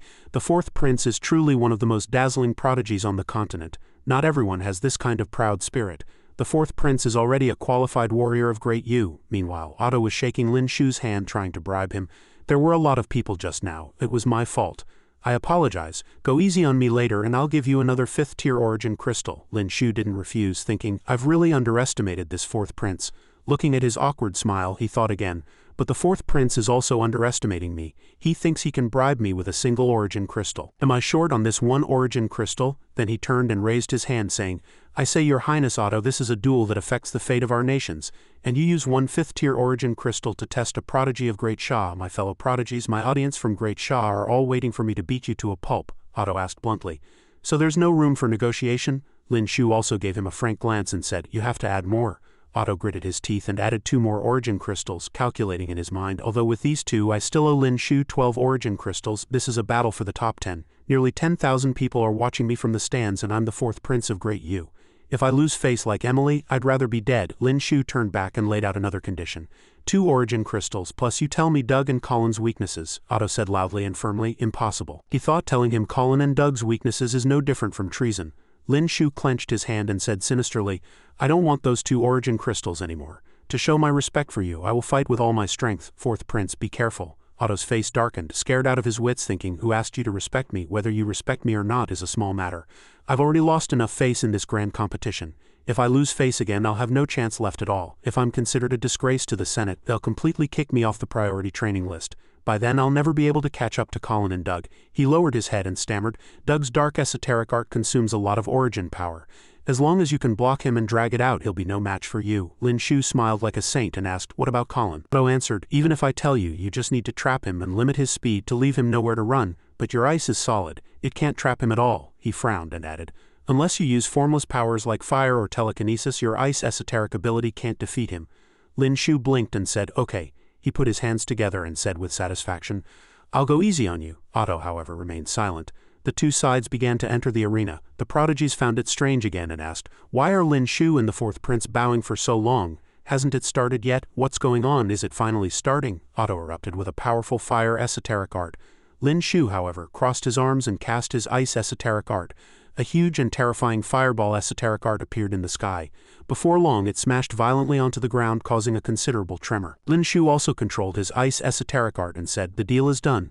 I'll give this face-saving 4th Prince a match where he can lose with honor." Otto's fire esoteric art seemed to be an all-out attack, but Lin Shu only used his ice esoteric art defensively to block. The 2 esoteric arts clashed, producing astonishingly immense power.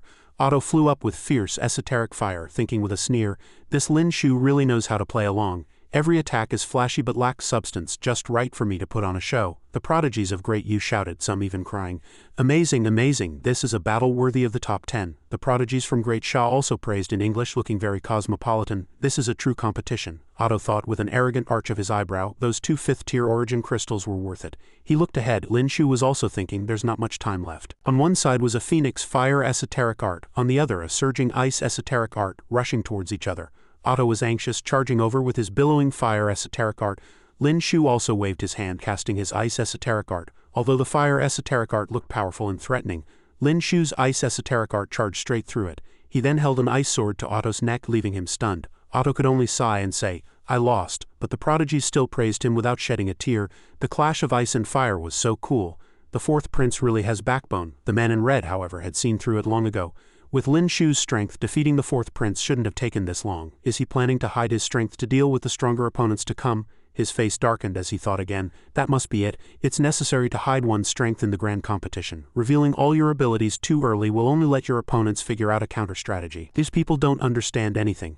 A real match is often decided in a very short time. This back and forth, you attack, I defend, you defend, I attack, is less like a match and more like a performance. Walking out of the arena, the prodigies behind him praised loudly again. His Highness the 4th Prince is incomparably brave, unafraid of strong enemies. So cool, 4th Prince Otto sneered, thinking handsomely.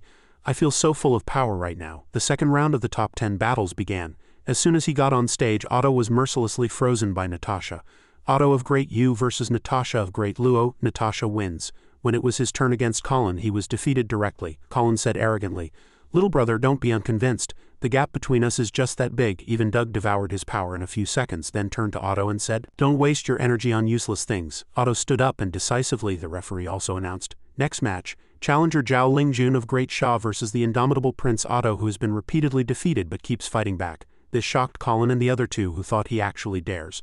Doug also looked over, questioning, "Are you crazy?" Lin Shu was also stunned and asked, "For real?" The second round of the top 10 prodigy list battles began and Otto was ready for the fight.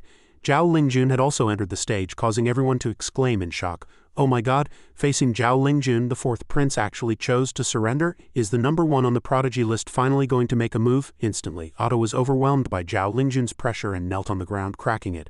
Zhao Lingjun just raised her hand, manipulating her esoteric art, and Otto could no longer hold on. Zhao Lingjun of Great Sha wins. Lin Shu looked at him, applauding with a straight face, and praised him internally. "This guy is braver than me.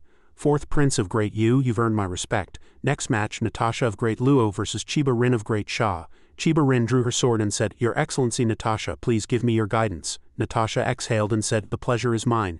Chiba Rin slashed at Natasha with her sword. Natasha created a barrier with her ice esoteric art and praised, "Worthy of being Rin, decisive as always." "I'm sorry, Rin. The rules of this competition are too unfair to you. It's not something I can decide." Chiba Rin smiled and praised her as well. "Your ice shield, even if it were a physical one, I might not be able to cut through it." She swiped her hand again, cracking a piece of the ice esoteric art, and continued, "In order to break your ice shield, I specially researched a new move." Natasha said, "Oh," and had to retreat, smiling faintly. "It seems I have to get serious." Then she cast her ice esoteric art again, creating more huge spikes to block the way. Everyone in the stands widened their eyes in disbelief.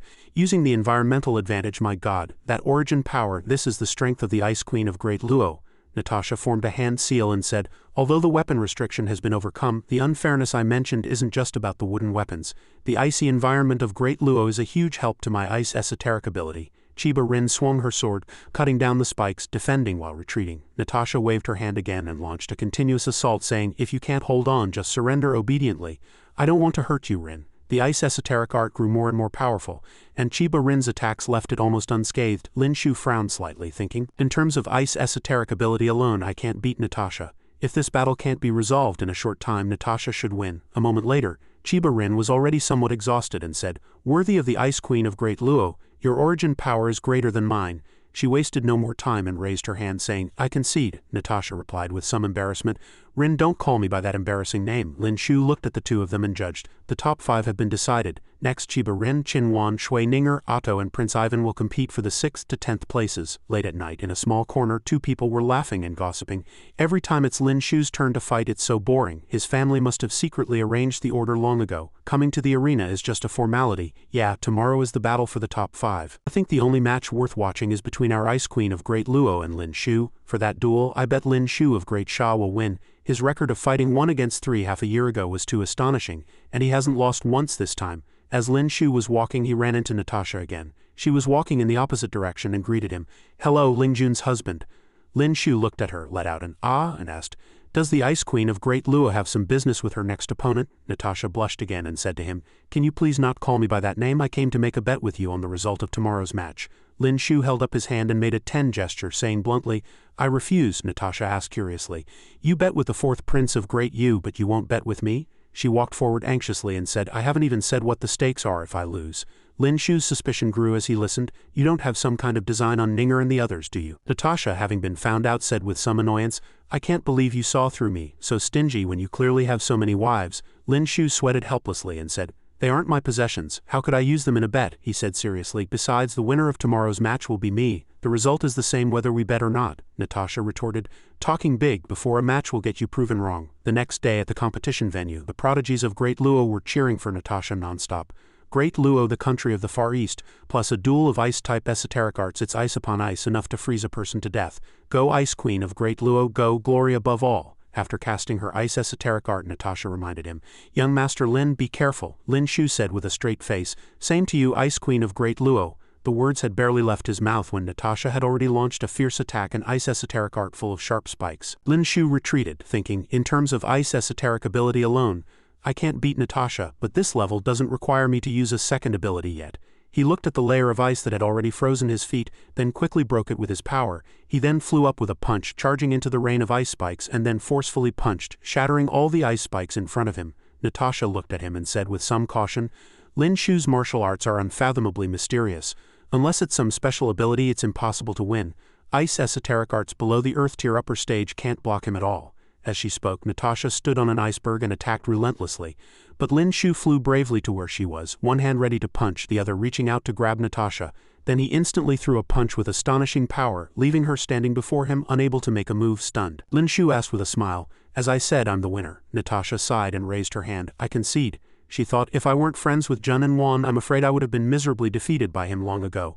The two white-haired elders were dumbfounded, not expecting that even Her Highness Natasha had lost. His martial arts are too formidable. It's equivalent to possessing both ability and power at the same time. Natasha also praised Lin Shu, worthy of being Jun's husband, getting 4th place on the prodigy list in your first competition. "It seems I can only stop at 5th place. Lin Shu looked at her humbly, then asked conceitedly, "Who said I'm stopping at 4th place? Haven't I fought those 3 yet?" Natasha understood upon hearing this. "You're saying you want to challenge the great Yu twin stars?" Lin Shu replied calmly, "Of course. I haven't used my real skills yet. How can I give up just like that?" Natasha had no objections, turned to leave and said, "I was originally planning to surrender to Colin in the next match, but after hearing you say that, I've changed my mind." The next match was between Natasha and Colin. He crossed his arms and said disdainfully, "You should have realized the gap between us in the last match. You should be smarter this time and just surrender." Natasha also said arrogantly, "My strength might be greater than last time. What if you haven't improved at all? Wouldn't I lose out by giving up just like that?" A light flashed in Colin's eyes as he said, "Then let's see you try." Lin Shu's face was grim as he recalled what Natasha had said. "I'll challenge Colin and let you see the battle between ice and light esoteric arts." Lingyan's match where she was instantly defeated has no reference value. Over there, Zhao Lingyan sneezed. He recalled again. Natasha said calmly, "You ask why I'm helping you. Of course it's because I can't stand the people from Great Yu." Lin Shu was a bit stunned, analyzing, this level of origin power is indeed much stronger than Lingyan's. Zhao Lingyan sneezed again, thinking, what's going on? Did I catch a cold? Natasha began to attack Colin with her spiked ice esoteric art. He immediately flew up with his wings to dodge the attack, then counterattacked fiercely with his light esoteric art, raising clouds of dust. Natasha also retreated without showing weakness. She held out her hand, condensing her ice esoteric art to freeze her arm. Layers of ice appeared around Colin, gradually enclosing him. Colin asked with some surprise, "Trying to trap me?" Before long, the ice esoteric art had trapped him inside. Natasha controlled it, making it fly high into the air. Inside, Colin began to use his light esoteric art, gathering his power with disdain. "You've indeed improved, but transparent ice can't hold me." He erupted with his light esoteric art, rays of light piercing through the ice esoteric art, then shattering the entire ice prison as if it had never existed. Colin held a light sword and laughed arrogantly.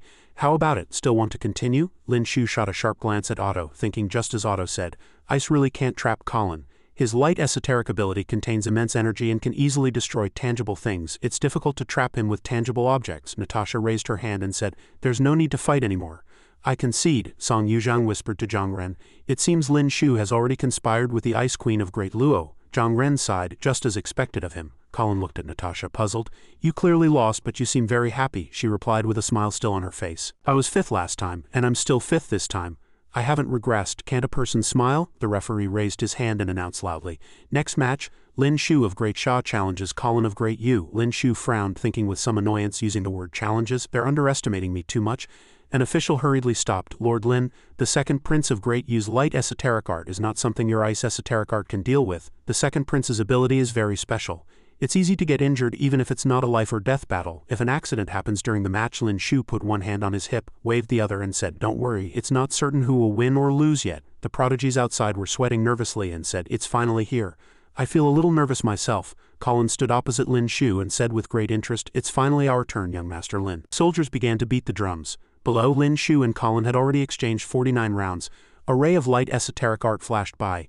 Lin Shu nimbly dodged to the right, and Colin also agilely dodged Lin Shu's esoteric art to the left. The people outside held their heads and exclaimed, So fast did they dodge each other's attacks and then return to their original positions? Colin pointed at him and exclaimed excitedly, I never thought someone could be as fast as me. He rushed towards Lin Shu like a flash of lightning and said, Then I'll be a little faster than you. What shocked him even more was that Lin Shu actually dodged his powerful palm strike. Colin said in surprise, How is that possible? That move shot backward, causing a huge explosion. Lin Shu frowned and stayed on guard. When the dust gradually settled, a large hole had appeared in the stands, shocking everyone once again at Lin Shu's agility. He's actually faster than light. An attack from a light esoteric art can actually be dodged. Is this really okay? If that attack just now had been slightly off, wouldn't we? Brother Lu said seriously, He's not faster than light, he's faster than Colin. As long as you're faster than Colin's movements, you can dodge his attack. A glint of electricity flashed in Lin Shu's eyes as he chuckled. I esoteric art plus martial arts and the space esoteric art as a trump card. Now I'm just waiting for the right moment. Lin Shu dodged all of Colin's attacks, one after another, making him curse in anger. Damn it, is dodging all you know how to do, you bastard? The arena was now filled with smoke. The old man with glasses hurriedly turned and said, I request to activate the audience protection shield. Is this how Great Luo protects the safety of the audience? That Great Luo Heaven-tier ice esoteric art expert retorted. Isn't it true that no one's hurt? I'll naturally make a move when the time is right. And you have the nerve to talk, Great Yu. He glanced at the short bespectacled man and asked grimly, Don't you believe in my strength? This seemed to leave him speechless. Otto, on the other hand, smiled smugly, thinking, Colin, oh Colin, aren't you so powerful? You can't even do anything to Lin Shu. If you get beaten by Lin Shu, let's see you try to smile then. Colin was frantically casting his light esoteric art, but he still couldn't be faster than Lin Shu, who was now able to dodge everything. Colin was stunned, stuttering. Is this guy trying to see who runs out of stamina first? He flew high into the air, casting his light esoteric art with both hands and said, Then try this move of mine. Then he gathered his power and launched a powerful strike. But that strike was aimed at the audience stands. That Great Luo Heaven-tier expert quickly blocked it with his ice esoteric art and said, As long as this old man is here, no spectator will be harmed. The ice esoteric art he created was extremely terrifying, enveloping the entire audience stands. When that light esoteric art attack arrived, it was completely nullified. Lin Shu raised his hand and said with great interest, A heaven-tier ice dome. I bet you can't break it either, Colin. In this enclosed space, let's see how you escape. The people in the stands were discussing, How is he so fast? Even the second prince can't easily defeat him. No wonder the fourth prince lost to him 3 times. Otto took the opportunity to defend himself. Now you know how formidable Lin Shu is, right? And you understand my predicament, right? You have no idea how much this prince has sacrificed for Great Yu. Doug also looked at him at this moment and apologized. I misunderstood you before. It's really not easy for you to stand off against Lin Shu for so long. Otto let out a small laugh, thinking with some smugness. Thanks to that mysterious thing, Colin's strength skyrocketed, but he still lost to Lin Shu. So what if I, Otto, lost a few matches? Besides, if that thing were used on me, I would have defeated Lin Shu long ago. Let those old guys with no foresight regret it. Colin gritted his teeth and looked around, thinking, moving at the speed of light consumes too much origin power and this ice dome restricts the space. I probably can't keep consuming power like this. He looked at the charging Lin Shu and decided to settle the match with this next move. He arrogantly unleashed his light esoteric art and said, This ice dome doesn't just restrict me. Let's see how he dodges this time. Lin Shu hid behind the ice dome and judged, This guy is in a hurry to decide the winner. He must not be able to handle the consumption anymore. Colin had already used all his strength, launching an attack at Lin Shu in the ice dome. The backlash from the collision of the 2 esoteric arts illuminated the entire area. Colin, sweating, laughed heartily and said, It's finally over. From the hazy smoke, a figure walked out and said, Yes. A fire esoteric art ignited in Lin Shu's hand as he calmly continued, It's time to end this. Colin, enraged, shouted, This fire, where did it come from? Lin Shu didn't answer, instead unleashing his full fire esoteric art, which surged towards Colin like a furious storm. Everyone was shocked. Dangerous, how could this be? Another person with 2 abilities, and it's both ice and fire. The old man with glasses couldn't sit still either, saying, Great Sha actually has a dual ability user too. How is this possible? Zhao Lingjun, Doug, Otto Ming-He and Chiba Rin couldn't hide their surprise. The white-haired old man however remained calm and asked, What's there to be surprised about? What's wrong? Are geniuses with dual abilities only allowed in your Great Yu? Are they not allowed in our Great Sha? Where in the world is there such a rule? After the bespectacled old man finished speaking, the second prince was at a loss for words. Colin was trapped by the powerful fire esoteric art, causing even Otto's face to change. He thought, Lin Shu is actually a person with dual abilities. He's been hiding his strength all along, first draining Colin's origin power, then using my intel to corner him. Doug's expression also became grave as he thought, he can actually use 2 esoteric arts in this way. It seems Colin is in danger. Ming-He asked blankly, Fire esoteric ability. Lin Shu can use fire esoteric art. We've known each other for so long, how could I not know? She turned to look at the 3 of them thinking, Chiba Rin doesn't seem to know. But Qin Wan and Shui Ninger clearly knew about this long ago. She looked at Zhao Lingyan and asked, Did you know all along too? Zhao Lingyan blushed slightly and replied, Of course, he's my brother-in-law. Ming-He then looked at Zhao Lingjun, thinking sadly, They're family, so it's normal for them to know Lin Shu's secrets. This feeling of being excluded is so awful. I clearly had a chance to become family with Lin Shu before. Colin covered his face and said, Lin Shu is just like that scion, both having 2 abilities. I've fallen into his trap, but this guy's second ability just had to be the fire I fear the most. He frowned, suspecting.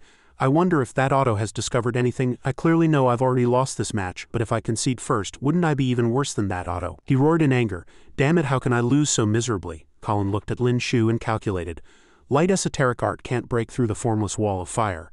The shockwave can only temporarily blow away some of the flames, and my origin power can't support blowing away the entire firewall. I can only kill Lin Shu first. Colin prepared to rush at Lin Shu. He had already erected an extremely high wall with his ice esoteric art and said, If I had trapped you with fire from the beginning, you might have been able to escape. If you don't want to get burned, just surrender. Colin was tightly bound by the flames and cursed, Bastard. But as the fire esoteric art was about to consume him, he had no choice but to concede. Only then did Lin Shu retract the fire esoteric art. Colin looked up thinking, I lost. I actually conceded to this kind of person. Everyone was utterly horrified. The old man in black stroked his beard and said, Aha, it's time to announce the results.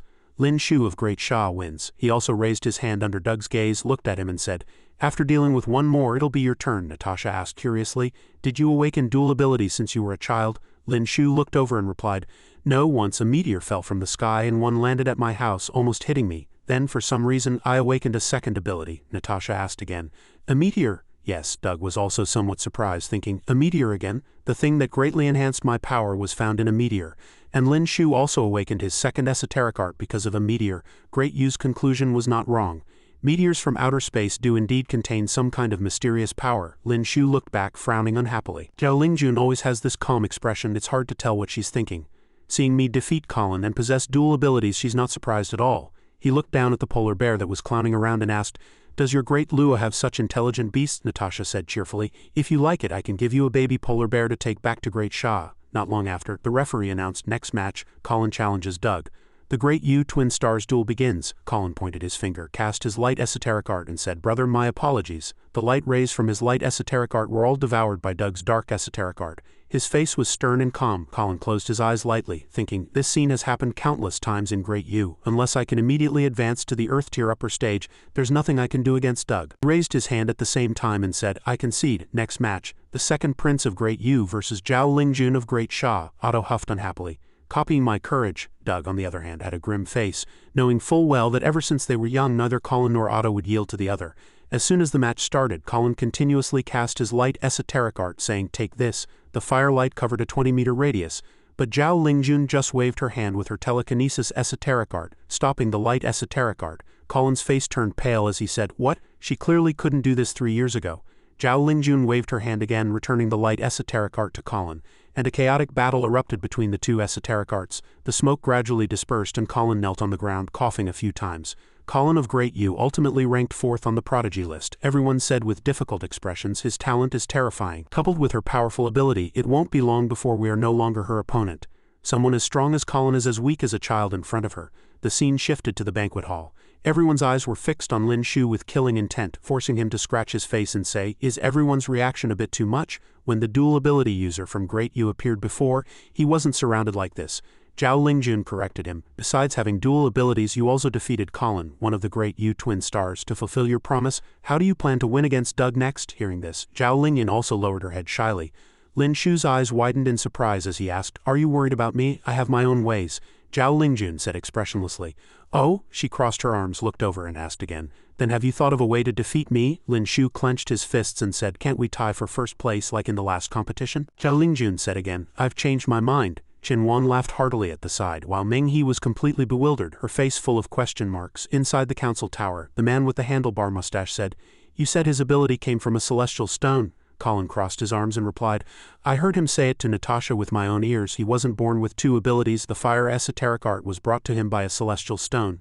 The man with the handlebar mustache said in surprise, "A celestial stone again." The bespectacled old man stroked his beard and recalled, "Since discovering that thing, we haven't stopped studying celestial stones for the past 2 years. We even specifically collected the celestial stones that previously fell on the Zhe family in Great Yu. Most of the star stones are just ordinary rocks. A few can be forged into weapons, and some rare ones possess a terrifying power. People who touch them die unexpectedly in a short time." The green-haired old man looked at him and guessed, "I wonder if Great Shah has discovered anything. It seems that after this grand competition, we need to communicate with them and exchange some intelligence." The scene switched to the arena. Lin Shu extended his hand to Colin, who asked in confusion, "What for? Are you here to show off?" Lin Shu said gently, "Prince Colin, you are very strong. I was lucky to win this time. I hope we have another chance to spar in the future." Colin was surprised and also shook his hand, thinking, "I didn't expect Lin Shu's Great Yu dialect to be so good." He didn't mock his opponent after winning the match and even used Great Yu's etiquette to show respect. He smiled and praised him back. "You are also very strong. I will be more careful next time." Lin Shu also shook hands with Doug with his elegant posture and said, "I have long heard of the great prince's fame and have wanted to experience the power of the dark esoteric art for a long time. I will do my best in the match later," Doug replied. "This prince will also do his best." Lin Shu still replied with a cool smile on the surface, Okay. But inwardly he was snickering, thinking, "Got it." Otto walked up, extended his hand and asked, "What about me?" Lin Shu turned around and ignored him, thinking, if it wasn't to obtain the light and dark esoteric abilities, who would shake hands with you two? Otto was so thrilled he was stunned and quickly bribed Lin Shu with an origin crystal. Lin Shu immediately turned around, gently extended his hand and praised, "Prince Otto, you are also a respectable opponent. Your spirit of never giving up is worthy of all of us to learn from." Otto held his hand and replied, "You are also one of the strongest opponents I have ever met. If you have the chance to come to Great Yu in the future, this king will surely receive you with great ceremony." He sat back down in his chair calmly, thinking, nothing proves a person's strength more than being recognized by a strong opponent. After interacting with Lin Shu so many times, there's nothing that one origin crystal can't solve. If one is not enough, then two. Seeing this scene, everyone was moved to tears. These top prodigies of the continent, besides their exceptional talent, also have broad minds. They have not yet been tainted by power and are completely different from those filthy officials who only care about benefits. At this moment, there are no differences between nations, no discrimination, only respect for opponents and fair competition. This is the original meaning of the martial arts tournament. The elder from Great Luo stroked his beard and said in disbelief, "I don't know when the martial arts tournament turned into a tool for various countries to compete for benefits. It's truly commendable that these prodigies can still maintain this pure heart." Before the match began, Lin Shu put his hands together and thanked them in his heart. "Thank you both for granting me your abilities. The light and dark esoteric abilities can help me cultivate and recover origin power quickly in any environment. This time, against Doug's origin power, victory is within my grasp." Cullen and Doug were both stunned, having the same thought. Zhao Lingjun's husband is truly a very polite person, not getting angry over unfair rules. He knows how to respect his opponent, and his words are like a spring breeze, Doug lamented. To have a wife like Zhao Lingjun, Lin Shu is really being wronged. Colin asked, "Big brother, didn't you have feelings for Zhao Lingjun before?" Doug said, "That's all in the past." Zhao Lingjun asked Lin Shu, "Did you get it?" Lin Shu thought for a moment. The dark esoteric art seemed to absorb power from some other dimension. Then he replied, "I got both." Ming He stood by, puzzled, and asked, "Got what?" Lin Shu held up a finger and said, "It's a secret." Ming He said petulantly, "You have so many secrets." Natasha looked in one direction and said, "That's my father, the current emperor of the Great Luo dynasty. A heaven-tier ice esoteric ability expert, hailed as the great emperor of the current era. Speaking of which, among the 3 great dynasties of the continent, only the Shah Emperor has no esoteric ability." Lin Shu looked over and also thought, this is one of the reasons why the great Shah nobles are so rampant and disregard imperial authority. That's why the Shah Emperor had to secretly support the Heavenly Tao Alliance to suppress the great Shah nobles. If the Shah Emperor were a powerful heaven-tier expert, even if the head of the Zhang family had 10 times the courage, he wouldn't dare to take Zhang Jing away in front of him. Everyone bowed their heads in obeisance to His Majesty the Great Luo Emperor. The Great Luo Emperor waved his hand, responding with, "Oh. He lovingly stroked Natasha's head and said, "The title of Great Emperor of this era was earned with my own 2 hands. The northern snow exotic beasts have always threatened Great Luo and many countries near the polar regions. A few years ago, he went deep into the polar regions alone and killed several beast kings. He fought until those fierce beasts no longer dared to invade. A great battle established his illustrious fame. In the hearts of those with ice esoteric abilities, he is like a god." The man in purple picked up the ice bear and praised, "This great emperor is also quite skilled in political maneuvering. The nobles of Great Luo used to be even more arrogant than those of Great Sha, even boasting that if they agreed they could make an ice bear the emperor of Great Luo. Under this great emperor's iron fist, those nobles were either killed or surrendered, and they no longer have the prestige of the past." The Great Luo emperor waved his hand to dismiss the formalities, and the referee finally announced the next match. Lin Shu of Great Sha versus Doug of Great Yu. An attendant began to beat the drum.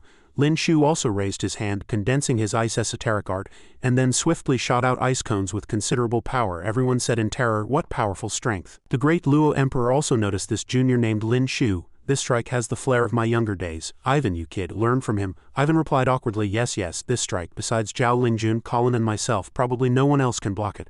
A fierce tiger formed from fire esoteric art pounced at him. Doug calmly asked, "Is it fire next?" He controlled his powerful dark esoteric art and charged towards the surging fire esoteric art at the same time. The dark esoteric art transformed into the shape of a tiger, spitting out power. Li Bashong frowned slightly. Observing the battle, the dark esoteric art can help the great prince continuously absorb dark power and convert it into his own origin power. Doug raised his hand and asked, "You've tried ice and you've used fire. Young Master Lin is still unwilling to concede." Lin Shu calmly controlled the surging fire esoteric art and asked back, "Why should I concede? Your dark esoteric art can't do anything to me either."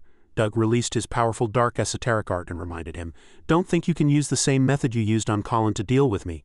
Once the black mist covers the entire arena, you'll have nowhere to run." The dark esoteric art gradually spread to Lin Shu's feet. He still stood proudly and said loudly, "I didn't say I was going to run either." Surrounded by the dark esoteric art, Lin Shu erupted with another powerful fire esoteric art. He let out a light laugh, fearless, and said, "Then let's see who can last until the end." Doug raised his hand and cast his dark esoteric art forward, asking, "You want to compete in origin power?" A few people outside the arena judged. The dark esoteric art can help the great prince continuously absorb dark power and convert it into his own origin power. Although Lin Shu is a dual ability user, this is an arena, not an ice field or a volcano. His origin power depletes with every use. It's only a matter of time before his origin power runs out. Doug suddenly retracted his dark esoteric art, then condensed it into a large sphere, continuously devouring the fire esoteric art. The two esoteric arts intertwined ceaselessly, forcing Lin Shu to grit his teeth and think, "Although I have earth, space, light and dark esoteric arts to recover origin power, the recovery speed still can't keep up with the consumption. There's a gap in realm between me and Doug. If this continues, will I be the one to fall first?" Doug kept exerting force, causing Lin Shu's fire esoteric art to be depleted, but his fire esoteric art still charged forward terrifyingly, making him say with some surprise, "Why hasn't Lin Shu's origin power run out? Could it be that he has also entered the Earth tier upper stage?" Seeing Lin Shu's fire esoteric art grow stronger and stronger, while the dark esoteric art was suppressed instead, made everyone find it unbelievable. The great prince is actually falling behind. Lin Shu's fire esoteric art was like a ferocious dragon. The dark esoteric art was suppressed to the point where it couldn't fight back at all. Colin stood up excitedly and said, "What's going on? Big Brother's origin power is actually inferior to Lin Shu's." Otto beside him also had a grave expression, thinking, "If even Doug is defeated by Lin Shu, then how can I?"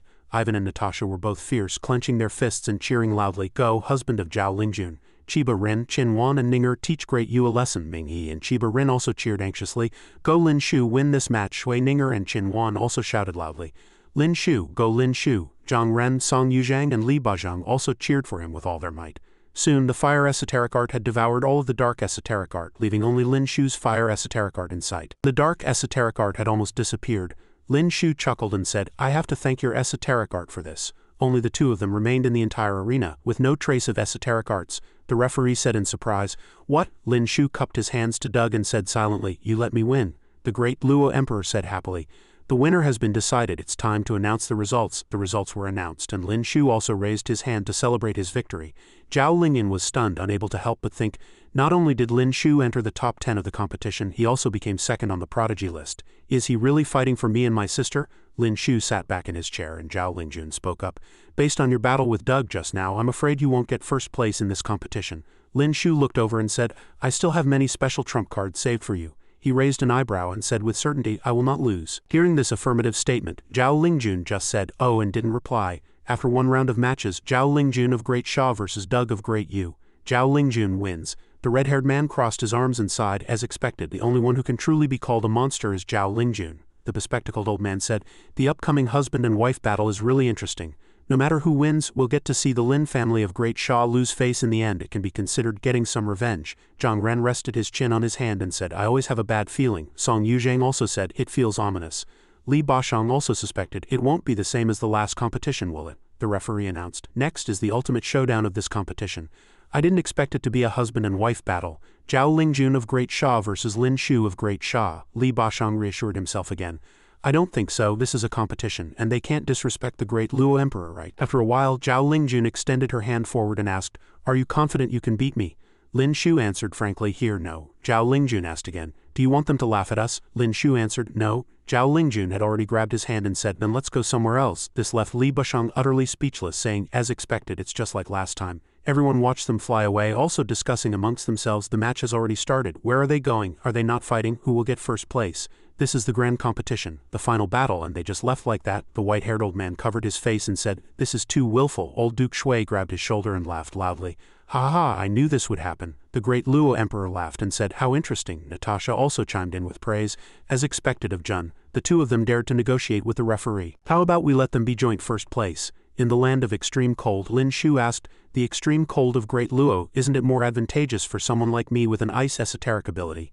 Zhao Lingjun said, I don't care, there's no one else here, you don't have to hide anything. Lin Shu looked at her, thinking this power is too exaggerated. Zhao Lingjun flew up with her telekinesis esoteric art and said, to be honest, you're too much of a womanizer. Although Lingyan likes you too, I don't approve of you two becoming a couple. So I won't go easy on you. Lin Shu also released his esoteric art and flew up, then gave her an hum in agreement. The telekinesis esoteric art attacked instantly. Lin Shu hurriedly teleported to dodge, then calculated, if I can't get out of the attack range in time, I'll be killed instantly. While charging towards Zhao Lingjun, he released his ice esoteric art at her, then instantly teleported behind her, preparing to attack. Zhao Lingjun glanced over, then quickly blocked the ice esoteric art, thinking, telekinesis is indeed a convenient esoteric ability. Lin Shu released a powerful dark esoteric art, its power surging, calculating that the dark esoteric art could devour everything. Although this level of attack couldn't break Zhao Lingjun's defense, as long as it could make her show a flaw and let me touch her, I could use Emily's esoteric ability. The match ended, and Zhao Lingjun realized with a cold face, the previous dark esoteric art and Chiba Rin's space esoteric ability, it seems your secret is that you can copy other people's abilities. Lin Shu was sweating, thinking with some difficulty, the dark esoteric art consumes a lot of origin power. Being one major realm apart is really tough. Zhao Lingjun calmly and directly asked, have you already copied Emily of Great Yu's ability to seize esoteric abilities? Lin Shu didn't hide it and replied, I copied it. I was just waiting for her to show a flaw, to seize her esoteric ability and win. Zhao Lingjun crossed her arms, even raising an eyebrow as she asked, if that's the case, why didn't you use it earlier? Wouldn't you have already won? Why did you have to wait until I was ready? Lin Shu replied with a firm tone, if I can't defeat you fair and square, how can I talk about marrying Lingyan? As expected, defeating Zhao Lingjun is not that simple. Even with several esoteric abilities combined, I can't last long. Zhao Lingjun frowned and said, if you're awake, get up quickly. When Lin Shu saw her, his eyes almost popped out. He quickly jumped to a distance and asked, what's going on? Are you really Zhao Lingjun? Zhao Lingjun said frankly, we are husband and wife after all. Is it strange for you to use me as a pillow? You lost, so about the matter of marrying Lingyan. Lin Shu didn't state his position and replied, I know, but I won't give up. I will definitely beat you in the next competition. Zhao Lingjun thought for a moment and said, I acknowledge your feelings for Lingyan. I won't oppose you two becoming a couple. Upon hearing this, Lin Shu's eyes lit up as he looked at her and asked, really? Zhao Lingjun said sternly, it's just that Lingyan can't marry you right now. Neither you nor I have the absolute ability to protect Lingyan.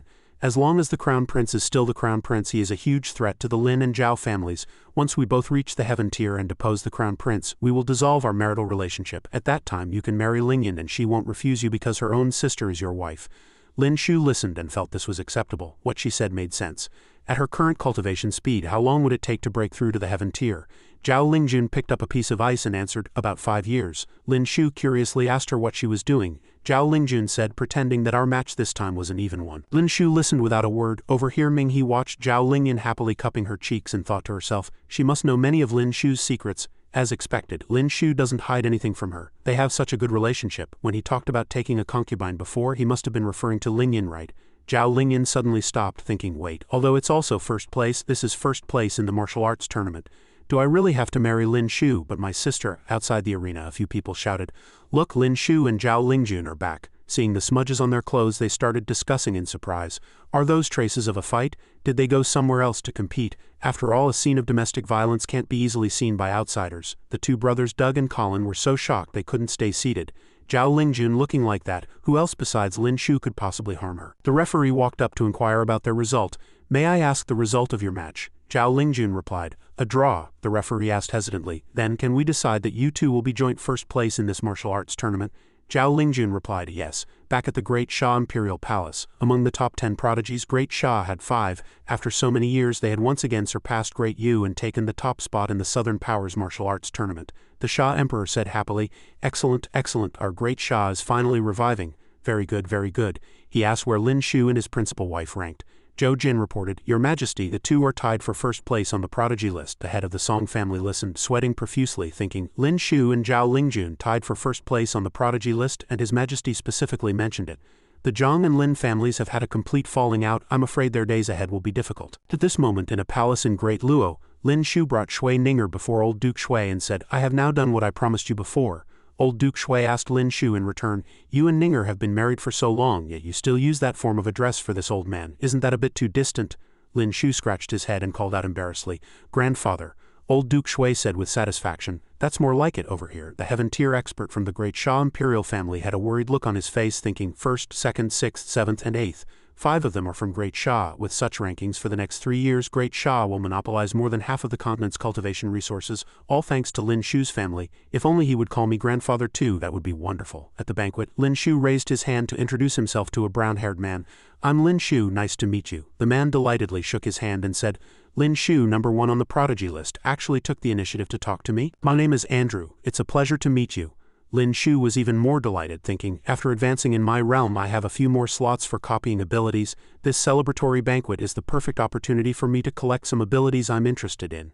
Copying a size-changing ability now, this person's ability can enlarge and shrink his body, enhancing his physical attributes. Combining abilities with martial arts has many uses. I remember there was also someone who mastered an immobilization ability, which could also make people forget the period when they were immobilized. Just thinking about it, Lin Shu drooled and said, I've seen many movies and shows with this kind of immobilization ability, like Journey to the West and so on. He turned around and even whistled, making Emily ask in surprise, Lin Shu, what are you doing over here? Lin Shu smirked, his gaze sweeping to the side as he said, Don't be nervous, I'm not here for you. Doug also said in surprise, Lin Shu. Cullen crossed his arms and threatened, I will get my revenge on you, so be prepared. Doug added, In 3 years you're welcome to come to Great Yu. Lin Shu replied amicably, I'd be happy to. Veins popped on his forehead as he thought impatiently, How long are you going to shake my hand? I still have to go collect new abilities. Just then he was pulled away by Otto, who said, Don't forget, I want revenge too. He held an origin crystal in his hand and whispered, This is all I have for now, I'll give you the rest in 3 years at the latest. Lin Shu smiled, thinking with a sigh, This 4th prince is quite trustworthy. Over there Natasha was bidding farewell to Lin Shu's wives. You're all leaving tomorrow. I don't know when we'll meet again. Qin Wan shook her hand and said, I can't bear to leave you either, Natasha. You can come back with us. Natasha asked, Can I? Qin Wan said, Of course you can. The house is very big and we have a few empty rooms. I'll ask my husband to save one for you so you can come and visit whenever you want. Her gaze suddenly deepened as she said, Of course you could also live at my house forever and never leave. Meanwhile, Lin Shu walked up to Zhao Lingjun and said, You're truly a monster. Zhao Lingjun stood on the balcony and said, I can't handle places with so many people. Except for acquaintances, no one is willing to talk to me. As for you, instead of looking for your wives, what are you doing running over to find me? Lin Shu said frankly, You're my wife too. Is there anything wrong with me coming to find you? He said enthusiastically. Let's not talk about this. I just got several new abilities. Let's find a place to test them out. Zhao Lingjun said coldly, No, when did you become so clingy? Just then, Zhao Lingyan walked out as Lin Shu was still pestering her. Real combat can also improve one's strength, just think of it as cultivation. Zhao Lingjun crossed her arms and said, Don't you see where we are? She flew up and continued, With all this energy you might as well go keep someone else company. The girls who like you are lining up and waiting. Zhao Lingyan walked over and asked, I think I heard my sister's voice just now. Lin Shu sighed in frustration, lamenting, Your sister is so hard to understand. Suddenly, Zhao Lingyan leaned close to his ear and asked, what was the result of your private fight with my sister? Lin Shu pretended not to understand, whistling as he said, What result of a private fight? I don't know what you're talking about. Zhao Lingyan blushed and kept hitting Lin Shu, saying, Didn't we agree that if you beat my sister and won first place you would marry me? Tying for first place in the competition doesn't count, you know. Unexpectedly, Ming He, who was nearby, heard this and thought in shock, what? Lin Shu wants to marry Ling Yin? The next morning in the plaza, Otto shook hands with Lin Shu, stuffing origin crystals into his hand as he said, I will break through to the Earth Tier upper stage soon. When that time comes, I will personally come to challenge you. Lin Shu said cheerfully, I'll be waiting. Over here, Natasha was also saying excitedly, this is my first time visiting Great Sha. Qin Wan also said, you will definitely fall in love with Great Sha. Li Bashang on his side was wondering in surprise, what's going on? Why is the Ice Queen of Great Luo coming back to Great Sha with us? Zhang Ren sighed, unable to answer either. Song Yuzhang then guessed, Lin Shu has already hooked up with the Ice Queen of Great Luo, he must want the Sha Emperor to grant them a marriage. Li Bashang listened, exclaiming in shock, this guy works fast on the ship. Lin Shu gazed into the distance and said, the competition is over, and I have fulfilled my promises to old Duke Shui and the Sha Emperor. There are 3 years until the next competition. In this short period of time, the thing I need to do is raise my cultivation to the Earth Tier upper stage. Over in the Great Sha capital, everyone was saying, they're back, they're back. Our prodigies are back. The prodigies who brought glory to Great Sha are back. When the people saw the ship arrive, they all waved happily, it's them. They're back, welcome back, you've worked hard. Lin Shu cupped his hands in reply, for the glory of Great Sha, this subject would not shrink from death 1,000 times. Everyone shouted Lin Shu's name in unison. Lin Shu, Zhao Lingjun. 2 hours later, Lin Shu walked along complaining wearily. I didn't expect the welcome and award ceremony to be so time-consuming. I thought I'd be able to see the royal physician right away. Lin Shu slipped into a room, and upon seeing a figure he pounced, hugging her and shouting, Royal physician, I'm back, did you miss me? Mingzu cried out. Lin Shu, only then did he snap out of it, hurriedly backing away and saying, I'm sorry, your highness, I didn't know it was you. Mingzu also blushed slightly and said, the royal physician went out, she figured you should be back soon. At this moment the royal physician walked in from outside, calling out, husband, you're back. Lin Shu also turned and called out, royal physician. She rushed forward to hug him and said, you're finally back. I missed you so much. Lin Shu also said, I missed you too, royal physician. Natasha and Qin Wan walked into the courtyard. She let out a surprised wow and said, Lin Shu's residence is so big, does each of Lin Shu's wives live in a separate courtyard? Qin Wan replied, you could say that, but there are also vacant guest rooms, she continued a bit unnaturally. However, some guests become wives not long after. Natasha waved and asked Lin Shu, is this cute young lady next to you also your wife? The royal physician puffed up her cheeks and pointed at Natasha, asking, my lord, have you been unfaithful again? Qin Wan introduced to Natasha, this is the royal physician, the second mistress of the Lin family. Lin Shu hurriedly explained, royal physician, you've misunderstood. This is Princess Natasha of Great Luo. She's a good friend of Lingjun and Chiba Rin. Upon hearing this, the royal physician quickly apologized. I'm so sorry, Princess Natasha. Natasha said amiably, it's all right. If anyone's to blame, it's your husband for being too much of a womanizer. Mingzu walked out and said in surprise, I didn't expect a princess from Great Luo to visit Great Sha. Great Sha welcomes you. I hope you have a wonderful time in Great Sha. The moment Natasha saw Mingzu, her eyes lit up and she asked, this beautiful big sister couldn't be Lin Shu's wife too, could she? Lin Shu froze in embarrassment and quickly said, what nonsense are you talking about? This is Her Highness the Imperial Consort, do you understand? Natasha's eyes widened as she asked, Her Highness the Imperial Consort, Lin Shu explained. It's what you in Great Luo would call an Imperial Consort, Natasha said in surprise.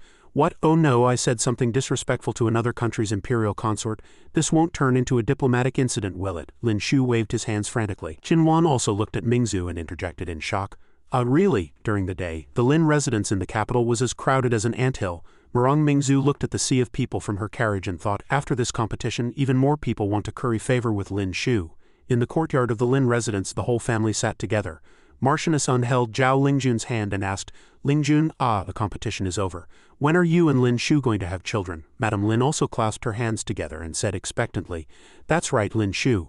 Your parents-in-law and I are both hoping to hold a grandchild. Lin Shu and Zhao Lingyan glanced at each other with dark faces and sighed in embarrassment. Lin Shu wanted to break the atmosphere and clumsily changed the subject. I heard father's title was promoted again and he's now a marquis of the first rank. Zhao Lingyan also said, yes, he's already at the same rank as my father and his promotion was even faster than my father's back then. Marchioness An's face fell as she said, don't you try to change the subject. At this moment a servant ran in and shouted to announce something, but before he could say anything the officials from outside had already bust through the door. A group of people climbed over the wall carrying several boxes of gifts and clamored, the Duke Dingguo estate congratulates Lord Lin and Madame Lin on winning first place on the prodigy list. The Duke Chengguo estate offers its congratulations. The Duke Ningguo estate sends its congratulatory gifts. Marquis Yongping, the influential nobles of the capital, including the Zhang, Song, Imperial and Zhao families and even the Crown Prince of the Eastern Palace, sent people with congratulatory gifts. This was the treatment for winning first place in the competition. The whole family looked at the pile of gifts, which was taller than a person with various expressions.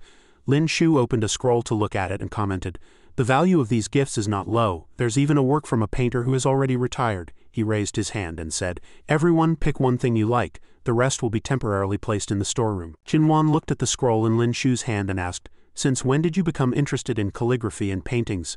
Lin Shu looked at her and replied, I'm not. Her Highness the Imperial consort is very fond of this painter's works. I'll give it to her as a gift when I see her tomorrow. I also need to thank Her Highness for taking care of the royal physician. After hearing this, Qinhuan began to fear Lin Shu, thinking, is this how you're winning over the Imperial consort? Lin Shu is truly terrifying. Late at night in the Imperial palace, the Shah Emperor said happily, that great Shah could achieve such good results in this competition is all thanks to the efforts of my dear ministers. I hope all of you will enjoy yourselves to the fullest at this banquet. The Shah Emperor called out to Lin Shu, who was still gnawing on a chicken leg. He immediately went forward, cupped his hands and asked, what is it, your majesty? The Shah Emperor looked at Zhao Lingjun, who was feeding Natasha, and asked, who is that woman? She looks a bit familiar, but she doesn't seem to be from our great Shah. She a new foreign woman you found? Lin Shu reported awkwardly, your majesty, that is Princess Natasha of Great Luo. Upon hearing this, the Shah Emperor spat out a mouthful of water. He quickly wiped his mouth and composed himself, saying, I thought so, no wonder that woman looked so familiar. A girl truly changes a lot as she grows up. I haven't seen her in 3 years and didn't recognize her at first. The Shah Emperor asked with a cunning look, when do you plan to get married? I'll have the Ministry of Rites prepare. I never thought you'd actually take my joke to heart. Lin Shu seriously refuted the Shah Emperor's idea, saying, your majesty misunderstands, we are just friends. She is only temporarily staying at the Lin residence and will be returning after some time. The Shah Emperor stroked his chin, moved a little away from Lin Shu, and then brought up the previous matter again. You said the same thing about that lady from the Chiba family last time. No rush, there are still 3 years.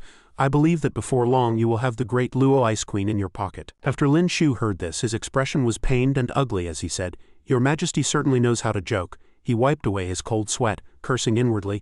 The Dog Emperor is truly insatiably greedy. Having 5 of the top 10 prodigies isn't enough. He still wants to go after Natasha. The next morning in the capital of Great Yu, the Great Yu Emperor asked gloomily, why did the competition have such a result this time? Have you analyzed the reasons? The old man with glasses raised his hand and answered, the prodigies sent by Great Yu this time were all the strongest without exception. The failure in this competition was not because our Great Yu has weakened, but because Great Shah has become stronger. Lin Shu is not only an earth-tier martial artist but also a dual ability user with no side effects. The speed at which his wife's strength is improving is also far beyond normal according to him. He awakened his second ability because of a meteorite. Great Shah has also obtained that thing. The Great Yu Emperor said worriedly, it seems we must go to Great Shah to investigate. Have we discovered the secrets within the meteorites? Over here. Lin Shu was stroking his chin, thinking about the thing Great Yu mentioned, and thought to himself, I must investigate this. Great Yu obtained a magical item from a meteorite that can increase a person's cultivation speed. After speaking, Lin Shu flew up and continued, perhaps the meteorites that fell in Great Shah also contain the kind of thing Great Yu mentioned. Returning to the Imperial Astronomical Bureau, Lin Shu landed. Still thinking, the meteorites that usually fall are all managed by the Imperial Astronomical Bureau. The guard on duty asked, Lord Lin, what brings you here so late? Lin Shu said, take me to see the meteors that have fallen on the Great Shah continent. The soldier reported, Lord Lin, here are all the meteors that have fallen in Great Shah over the past few years. During the day, in the Great Shah capital, Lin Shu looked at the ships and crossed his arms asking, is that the envoys from Great Yu and Great Luo?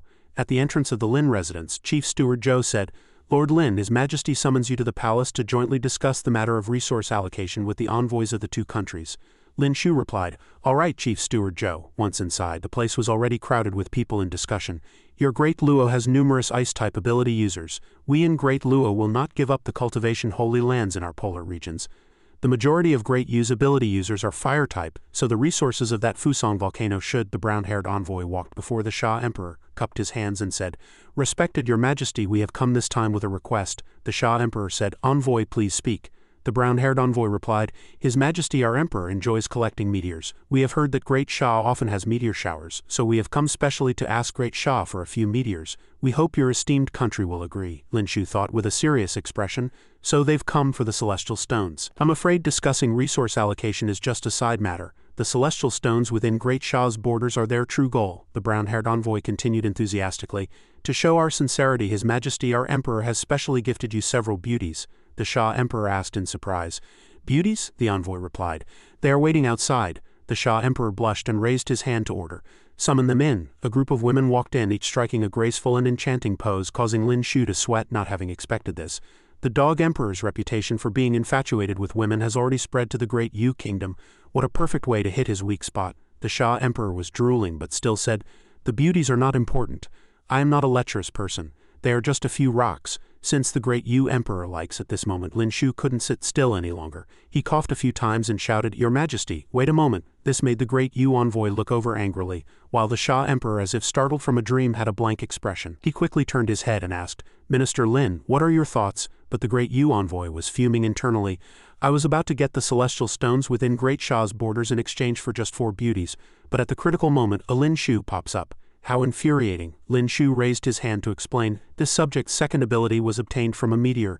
This subject believes that meteors from beyond the heavens may contain some mysterious power. How can we exchange them with someone for just 4 beauties?" He then turned to look at the great Yu envoy and continued, "However, Great Shah is a nation of etiquette, and taking what others love is not what a gentleman does. Since His Majesty the great Yu Emperor enjoys collecting celestial stones, why not exchange them for something of equal value?" The great Yu envoy asked, "What kind of thing?" Lin Shu frowned and said directly, "I heard that great Yu has an ore vein in Basha." The great Yu envoy began to sweat as he asked, "What does the ore vein in Basha have to do with our great Yu?" Lin Shu spread his hands and said nonchalantly, "If great Yu has no sincerity, then there's no need to discuss this matter."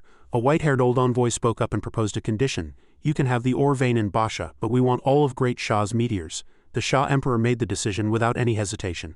The great Luo envoy cupped his hands and said, "Respected Your Majesty of Great Shah, Great Luo also has a request." The Shah Emperor raised his hand and said, "Great Shah and Great Luo are allied nations. Envoy, feel free to speak." The great Luo envoy replied respectfully, "We have come on the orders of our great emperor to propose a marriage for our country's grand prince to your country's princess Ming He." Hearing this, the various envoys began to discuss amongst themselves. A marriage alliance between Great Luo and Great Shah would make their relationship even closer.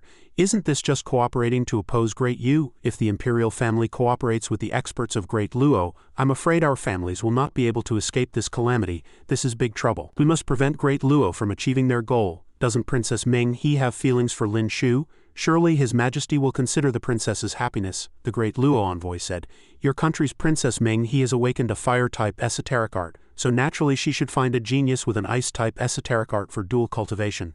As far as I know, your esteemed country does not have an unmarried ice-type prodigy whose talent and status can match the princess's." The head of the Zhang family cupped his hands to object. "Envoy of Great Luo, you are mistaken. Although Great Shah does not currently have an unmarried ice-type ability user, there is a genius who advanced to the Earth-tier upper stage at the young age of 20, and also won first place on the prodigy list. In terms of both talent and ability, he is more than a match for Her Highness the Princess." The spear was now pointed at Lin Shu. The Shah Emperor said, distinguishing between public and private matters, "What a pity, it is just as Minister Zhang says. We have long since betrothed Ming He to Lin Shu. The great Luo envoy has come too late." Lin Shu listened, asking in shock, "What, me?" The great Luo envoy frowned in confusion. "But doesn't he already have many wives? Your Majesty still intends to marry the princess to him." The Shah Emperor, disregarding Lin Shu's enormous harem, still said frankly, "A true man stands tall between heaven and earth. It is normal to have many wives and concubines. With his talent and ability, his future is limitless. He is worthy of my daughter." He pointed at the great Luo envoy and even enthusiastically played matchmaker, saying, "If I recall correctly, your country's Princess Natasha is also unmarried. Great Luo does not seem to have a prodigy who has awakened a fire-type esoteric art. Why not form a marriage alliance with Great Shah to help her with her cultivation and at the same time enhance the diplomatic relations between our two countries? In 3 years, Princess Natasha can also participate in the competition as a princess of Great Luo." The great Luo envoy said nervously, "This humble subject cannot make the decision on this matter." Inside the Imperial study, Lin Shu crossed his arms and looked at the envoy, thinking, this resource allocation matter is so time-consuming. It seems the envoys will have to stay in Great Shah for a few more days. He looked at the Shah Emperor, wanting to speak, "Your Majesty, this matter," but still hesitated. The Shah Emperor had already spoken. "You heard it just now. Great Luo is very sincere this time. If I were to refuse directly, I'm afraid it would create discord with our allied nation.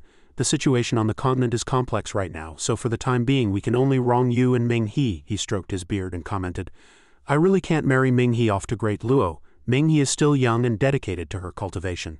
If she finds someone she likes in the future, it won't be too late for you two to dissolve the engagement." Lin Shu was sweating, a vein popping on his forehead. The Shah Emperor suddenly remembered, "Let's not talk about this. What about that celestial stone great you mentioned?" Lin Shu smiled and said, "It seems they want to find something in the celestial stones, but I've already confirmed with the Imperial Astronomical Bureau that those stones are just ordinary rocks, useless. Exchanging them for an ore vein is a huge win for us." the Shah Emperor said happily. Good thing you reminded me. This deal is indeed a good one. Lin Shu scratched his head and carefully asked His Majesty, then about Princess Ming He and me. The Shah Emperor's face darkened and he turned around saying, this matter is settled for now. I will have the Ministry of Rites prepare, and as for Ming He, I will talk to her as well. You may go back. Lin Shu had nothing more to say and quickly walked out of the Imperial study. Over here, the Shah Emperor bowed his head and said, Father can only help you this much. On the other side, Ming He walked along saying, let's go find Lin Shu to cultivate. She saw 3 or 5 palace maids gathered together, discussing. Did you hear? The Grand Prince of the Great Luo dynasty has come to propose to Her Highness Princess Ming He. Is that true? With the princess's talent, how could she possibly marry into Great Luo? How could news from the palace be false? I just saw Chief Steward Zhou go to the Ministry of Rites himself, seemingly to prepare for the princess's wedding. Hearing this, Ming He's face fell, and a chill ran through her. She rushed to the Imperial study shouting, I won't marry him. The Shah Emperor was startled and then gently tried to persuade her. This is a rare opportunity. Don't be impulsive like last time. If you miss this chance, there might not be another one like it. Ming He shook her head frantically in opposition. I'm not marrying him no matter what. The Shah Emperor touched his forehead, wondering if he had misjudged. Exhausted, he stopped insisting. If you are unwilling, then I will have Zhou Jin go to the Ministry of Rites again, and cancel your engagement with Lin Shu.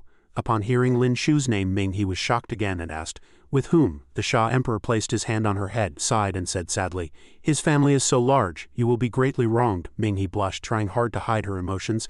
Actually, it's not impossible, she said shyly.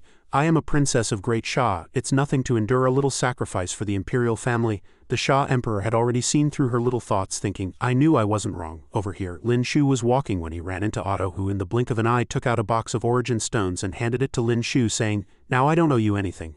Lin Shu looked around then at the box in his hand and said cheerfully, let's cooperate again when we have the chance. As Otto walked away, he said seriously, next time I will defeat you fair and square. In a corner outside the palace, Usa sat in a small nook eating a biscuit in her hand, saying, I've become a beggar. This biscuit is so tasty. Lin Shu walked over and looked at her. Usa looked up and called out, young Master Lin. Lin Shu smiled and told her some good news. Great Shah has already helped you resolve the matter of Basha. You should return to the embassy first. Someone will come to discuss the specific details with you tomorrow. Usa was so happy she cried and asked, really? Lin Shu held up 2 fingers and replied, I made a deal with Great Yu using a few useless rocks. Usa grabbed his hand and said gratefully, thank you. On behalf of the people of Basha, I thank you. I don't know how I can ever repay you. Lin Shu said kindly it was a piece of cake. And it's also a good thing for my Great Shah. As he left, he instructed, go back and rest easy. Usa hummed in agreement and said, thank you for your hard work, young Master Lin. Back at the Lin residence, Lin Shu crossed his arms, his hair a mess, and asked himself, how am I supposed to explain this? I just went for a stroll in the palace and now they have another sister. So be it. He pushed open the door and said, I'm back. Zhou Jin asked from inside, where have you been? The Imperial edict was just announced and you only show up now, Lin Shu asked, puzzled. Chief Steward Zhou, what are you talking about? Lin Shu walked in and his wives all looked at him sideways but said nothing, which made him ask in surprise, your reactions are too calm, aren't they? Don't you have anything to ask me? Zhao Lingjun said coolly, it was bound to happen sooner or later. Zhao Lingyin also said, what's the use of asking you? You were always the most suitable candidate for the prince consort. Who else could she marry besides you? In the blink of an eye, it was the day of the princess's wedding. The officials in the grand hall were all beaming with joy. Marquis Wuan, however, was complaining, why does my daughter have such poor judgment? The days ahead will be difficult. Zhao Lingyin looked at the bride and groom above, thinking sadly, the person standing beside him should have been me. Late at night, Lin Shu gently pushed open the door to the bridal chamber, sighing as he thought, the friendship I've cherished for so long. He lifted the veil for Ming He. She blushed, asking helplessly, what do we do next? Lin Shu said, confused, what are you thinking? This made Ming He blush even more, and she continued, you've been married so many times, how could you not know? Lin Shu stroked his chin, thought for a moment and said calmly, next is to drink the nuptial wine. He thought to himself, Ming He has the status of a principal wife, so the ceremony and attire will be different from theirs. Lin Shu turned and said, tying the knot. He watched as Ming He drank the wine in her cup in one gulp and asked, and then his face was pale and he raised an eyebrow to remind her, you're not supposed to drink the nuptial wine by yourself. In a flash, Ming He cut off a lock of her own hair and said slyly, I know what tying the knot is. Isn't it just tying the husband and wife's hair into a heart and making a sachet out of it? Lin Shu stood frozen, still sweating, and said, hey, don't be scary. Ming He covered her face shyly again and asked, then what? Lin Shu pointed behind him and replied frankly, then we rest. You sleep here, I'll go to another room. Hearing this, Ming He angrily grabbed his clothes, her tongue almost sticking out, and shouted, you want me to be alone in the room on our wedding night? Are you even human? Lin Shu was stunned by the scolding, only able to think, we're just in a fake marriage, is it necessary to go that far? One side of Lin Shu's clothes was torn open. He pointed at it in confusion and asked, didn't His Majesty tell you? Ming He squinted one eye and asked, puzzled, tell me what? Lin Shu immediately realized he had fallen into that dog emperor's trap. He rolled his eyes, pointed at himself, and asked seriously, do you really want to marry me? Ming He blushed and said shyly, who else could I marry besides you? Lin Shu still didn't understand the girl's feelings and just asked, what I mean is, are you willing to marry me? Ming He turned her head and answered in a small voice, who would be willing to marry someone they don't like? As soon as she finished speaking, she threw herself into Lin Shu's arms and said aggrievely, I've already figured it out. Does a girl like me have to be the first to say something like this? Shui Ninger, Chin Wan and Miss Ake, did they all confess first? I won't make the same mistake of missing out a second time. I don't want to be an outsider anymore. Lin Shu looked at her and slowly said, then let's continue. Ming He nodded happily. A while later, Ming He hugged Lin Shu, reminiscing. It felt like a dream. Everything had happened too quickly. She chuckled in satisfaction and confirmed, so it wasn't a dream. Lin Shu is already my husband. The next morning as they were walking, Ming He asked reluctantly, can't we see Father Emperor a little later? I want us to spend a little more time together. Lin Shu walked hurriedly, saying, we still have to see a lot of people today. As they walked, they ran into the Crown Prince and his consort again. The consort looked as if she had seen a ghost, immediately grabbed the Crown Prince's hand and ran off at full speed, shouting, let's go. Lin Shu raised an eyebrow and pointed, asking, what, do you want to slap her again? Ming He didn't answer, but thought proudly, the me now is completely different from before. Not only am I in the top 15 on the prodigy list, but my husband is also number 1. The Crown Prince has to be polite to me every time we meet. I'm no longer afraid of being bullied by the Crown Prince's consort. The two arrived at the Imperial study for an audience. Your child pays respects to Father Emperor. Lin Shu continued, this subject pays respects to your majesty. This sounded jarring. The Shah Emperor reminded Lin Shu, we're not outsiders anymore. You don't need to be like this. Just call me Father Emperor.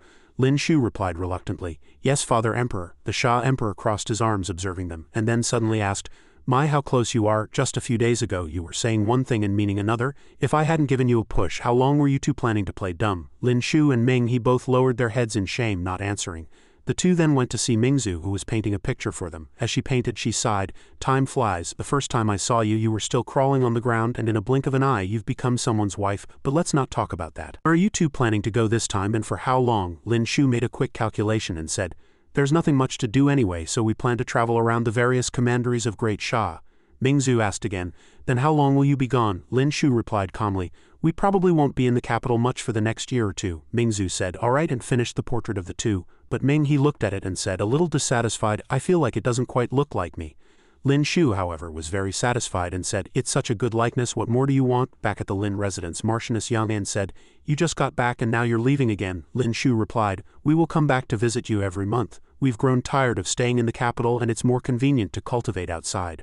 Marchioness Yang Ping had no objections either, saying, it's good to go out and see the world while you're young. When are you leaving? I'll prepare some things for Lingjun. She can't take care of herself when she's out. Lin Shu's expression changed, and he immediately thought with great embarrassment, it seems I can't go on a trip without taking Zhao Lingjun anymore. Leaving the principal wife behind every time, doesn't that clearly show there's a problem? He was sweating profusely and raised his hands, forcing himself to say, of course she's going, how could Lingjun not go? How could I trouble mother-in-law with such a small matter? I am Lingjun's husband, I'll prepare. Before he could finish, Zhao Lingyan ran over and said, I want to go too. Marchioness Yang Ping pointed at her and scolded sternly, what are you making a fuss about? You only cause trouble for others every time you go out. Stay at home with me. Zhao Lingyan clasped her hands together and said fiercely, I don't want to. Lin Shu stood in the middle, only able to say helplessly, it's all right, we're all family, it's no trouble at all, I will take good care of them. The spirit ship had set sail, carrying Lin Shu's dejected heart. He leaned against the ship's railing, his face a mask of sorrow, thinking, this trip. I originally only planned to bring Kaisi, Ninger, Chin Wan, Ming He and Ake, but now the whole plan has been disrupted. If I don't bring Zhao Lingjun, I can't face my parents-in-law. If I bring Lingjun, Lingyan wants to come too. Since they're both going, there's no reason to leave Chiba Rin at home alone. Natasha is a guest. Since everyone else is going, there's no reason not to bring her along. The honeymoon trip has turned into a group outing. The more Lin Shu thought about it, the sadder he became, and he started to cry out loud. Everyone watched the spirit ship gradually disappear from Great Shah and said, the Lin family is finally gone. See you in 3 days in Great Shah, in a certain county in Donghai Commandery. That official chuckled and said, old man, if you don't pay back the money today, I'll take your daughter to settle the debt. The old man protected the daughter behind him, pleading earnestly, officer, I beg you, please give me a few more days. The sea tribes have been causing trouble lately. We can't catch any fish at all. The officer said angrily, old man, what are you talking about? Are you saying we're stopping you from fishing by catching the sea tribes? Just then, Lin Shu was also there and said with great interest, it's been a long time since I've encountered a situation like this. Yunshui County, Donghai Commandery. Lin Shu and Ake high-fived and said, done. She pointed to the other side and asked, that one over there, you or me? That girl was being pulled and tugged on the street by a man pleading earnestly, young Master Huang, I have something to do. but he shamelessly said, "What's more important than keeping me company?" A kind-hearted old man reminded Lin Shu. "Wait a moment, young master. That's the young master of the Huang family. You can't afford to provoke him." Lin Shu hated seeing women being bullied the most, so he cracked his knuckles and said, "Whether I can afford to or not, we'll know after we try." On the other side of town, a group of strong men were furiously shouting, "Get out of the way, don't block the path." They all had the marks of someone's love fist on their faces, driven mad with anger. "How dare you touch our heavenly dragon gang? That woman and her pretty boy are dead. Over here." Young Master Huang was also asking Lin Shu, who had just unleashed his power behind him, frivolously, "Where did this pretty boy come from, trying to ruin my fun?" Lin Shu said angrily, "Molesting a good woman in broad daylight, is there no law?" Young Master Huang arrogantly had two officers step forward to answer, "In Yanshui County I am the law." With a wave of his hand he ordered them to charge with their swords, wanting to silence them. "How dare you meddle in my business? Beat him up, just don't kill him, beat him as you please." As soon as they charged, Lin Shu seemed to have 3 heads and 6 arms, knocking them all down. The group of officers fell to the ground screaming, "Ah!" This terrified young Master Huang, who asked, "Do you know who my father is?" Lin Shu was stunned for a moment, thinking this scene seemed familiar. Then he directly slapped him, knocking out several of his teeth, and said arrogantly, "I don't care who your father is." Seeing young Master Huang beaten black and blue, the group from the Heavenly Dragon Gang became anxious and said, "Young Master Huang is in trouble, quick, go find Lord Huang." In the Huang residence in Yanshui County, Lord Huang looked at Lin Shu's portrait and sighed. "This person is indeed handsome and polite, but I don't know his origins. The capital has given special instructions that we must not provoke this person." Reading the reminder on the portrait, he broke out in a cold sweat.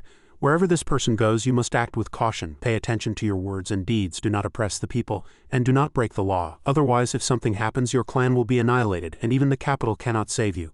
A man from the Heavenly Dragon Gang ran over, saw the portrait, and asked, "My lord, you already know?" Lord Huang turned his head and asked in confusion, "What?" The men from the Heavenly Dragon Gang pointed at the portrait and complained repeatedly, "It's this person. He was meddling in business on the street just now, beat the 3rd young master, and more than a dozen of our Heavenly Dragon Gang brothers were also defeated by him.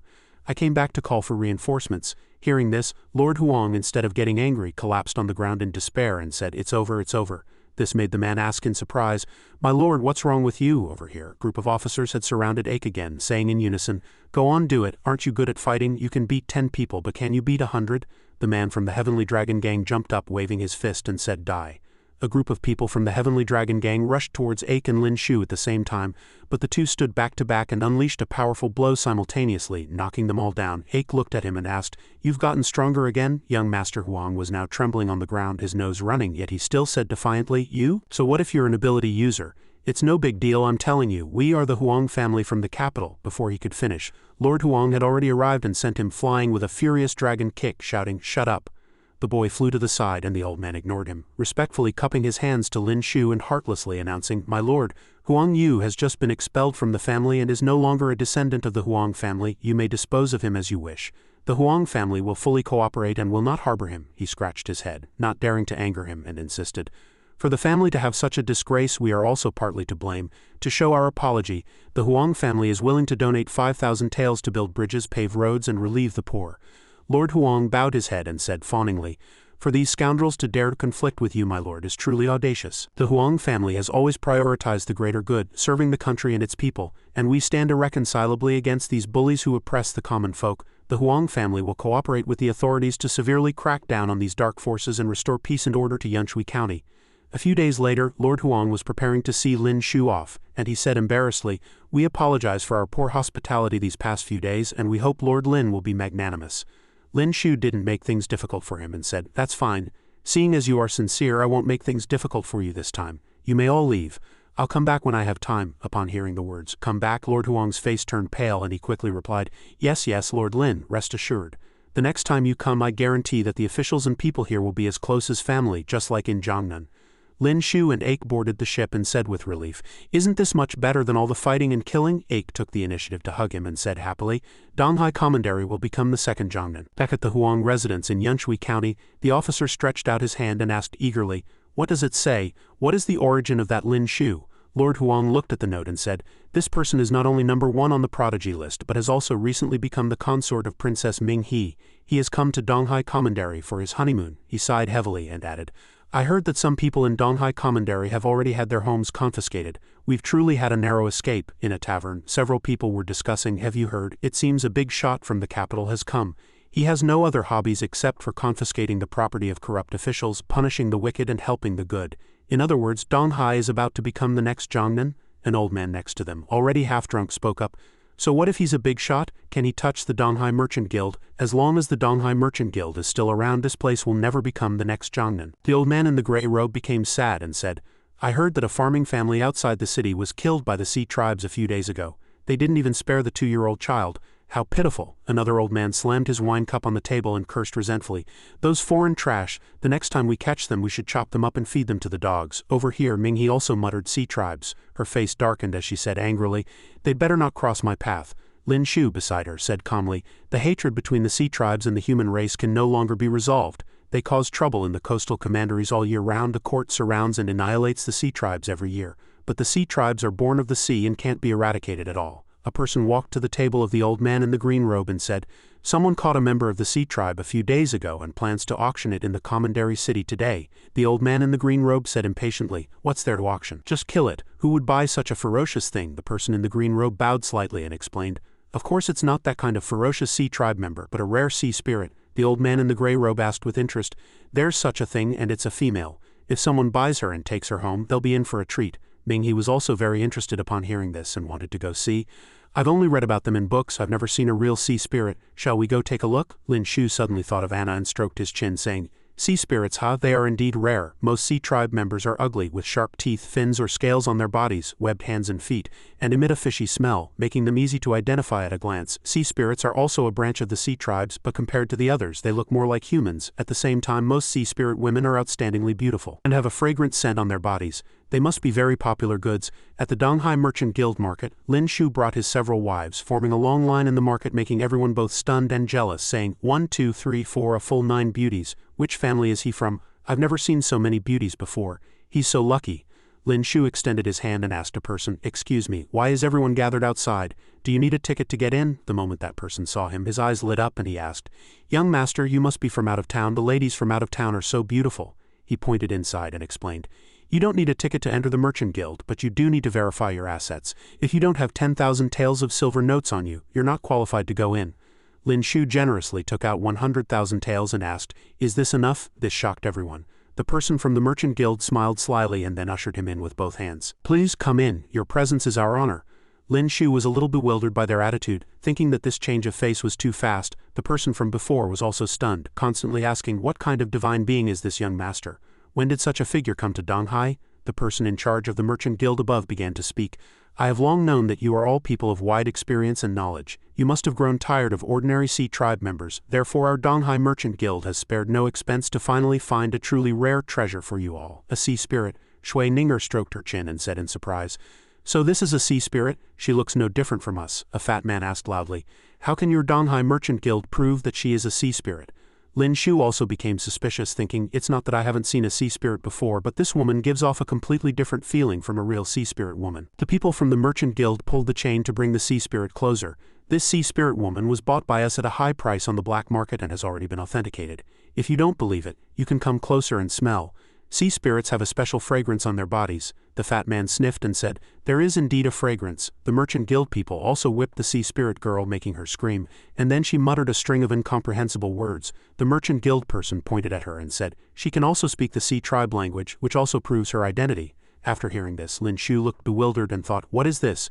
Not only can humans not understand what this woman is saying, but I'm afraid the sea tribes can't understand it either. He stroked his chin and began to analyze a few suspicious points. Some people will capture human women who have awakened water-type abilities and disguise them as sea spirits. After selling them at a high price, they take the opportunity to escape. Although her acting is very exquisite, it's still far inferior to the child stars of the Pear Garden. I'm afraid that rich merchant is also a shill for the Donghai Merchant Guild. Looking at the girl, Minghe asked with pity, She looks so pitiful. Can we buy her? The person from the Merchant Guild began to announce the price.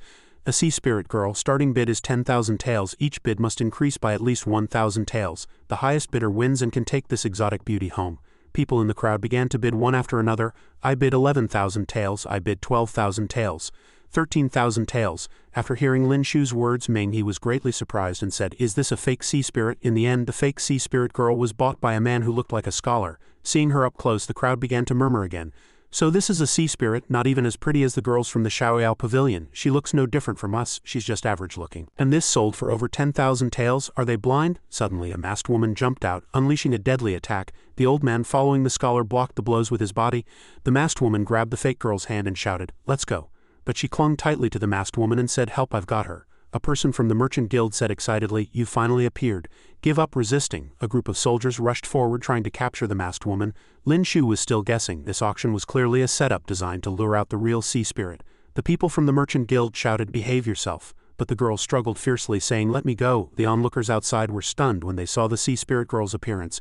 "This is a real sea spirit woman." A group of people from the merchant guild surrounded her and said, "Just stay put." That girl was none other than Anna. She leapt up and cursed. "Damn it," Lin Shu said seriously. "I helped her last time and now she's in trouble again." At this point the crowd truly stood up, starting to bid high prices to get Anna. 20,000 taels and you can take her away. Have you asked for my opinion? 25,000 taels. Now, everyone was aggressively offering exorbitant prices to compete.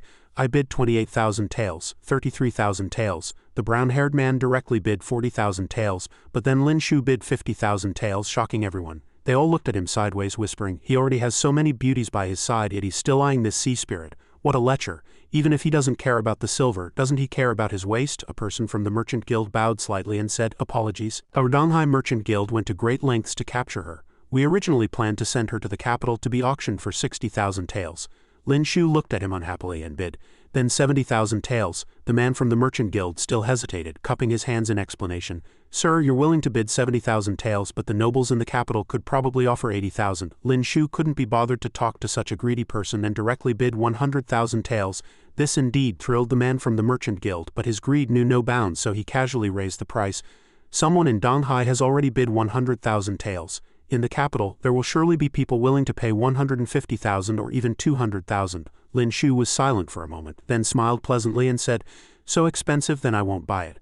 After he finished speaking, he turned and left with his several wives without looking back. Only then did the people present understand one thing. It turns out the Donghai Merchant Guild never intended to sell. We were used. They're really treating others like monkeys. At night outside the spirit ship, Lin Shu was standing in contemplation when Zhao Lingyan walked over and asked, "It's so late, where are you going?" Lin Shu said he couldn't sleep and was just taking a walk. Zhao Lingyan drew closer and said seriously, "Don't think I don't know what you're going to do. I'm going with you." She lowered her eyes and said sincerely, "Although I hate the cruelty of the sea tribes, what has that sea spirit girl done wrong? She's even a bit pitiful, unlike some people who are worse than the sea tribes." Lin Shu took her hand and said gently, "Let's go." As they walked, he suddenly stopped. Zhao Lingyan turned back and asked, "Why did you stop?" Lin Shu pondered, "I feel we're not fully prepared." Inside the merchant guild, 2 carriages were driving in, and it was quite lively inside. All right. Esteemed guests have come to play. Pour it full, pour it full. Once bought, it can't be returned. Haha, again. Inside the Donghai Merchant Guild, Lin Shu and Zhao Lingyan also took the opportunity to leap over the rooftops and sneak in. The further they went, the tighter the security became. The sea spirit girl must be locked up in the courtyard. Passing a certain place, Lin Shu suddenly heard a shameless laugh. His face darkened, and seeing the scene before him, he said, This is a fat man tying up the sea spirit girl, about to do something improper." Lin Shu quickly covered Zhao Lingyan's eyes and cried out, "Be good, don't look," he sighed. "This is truly disgusting. A person shouldn't do this." As the fat man was drooling over the beauty, Lin Shu struck him on the back with one move, making him fall to the ground. He gritted his teeth, thinking, "Are they all perverts here?" Lin Shu opened another room where 2 more girls were chained up. When they saw him, they thought he was a customer and kept screaming, "No, don't come over." Lin Shu clenched his fists and said angrily, "These girls have all been locked up here." Zhao Lingyan also cursed angrily, "These bastards." Lin Shu directly broke through the wall. The loud noise attracted a group of guards who shouted, "Someone has broken in, be on alert." But the fat man from before told everyone not to act rashly because he was trapped by an ice-type ability. The group of guards were all stunned, saying, "This is," the captain shouted, "It's an ability. Quickly go and summon the several enshrined." Lin Shu's gaze focused as he saw someone use a fire-type ability to melt his ice-type ability, and then that person struck down with a fire-type ability palm. The guard said happily, "The president has made his move." Lin Shu immediately embraced Zhao Lingyan and retreated, saying grimly, "This giant flame palm emits a powerful surge of elemental energy. The person who made the move must be a heaven-rank upper realm expert.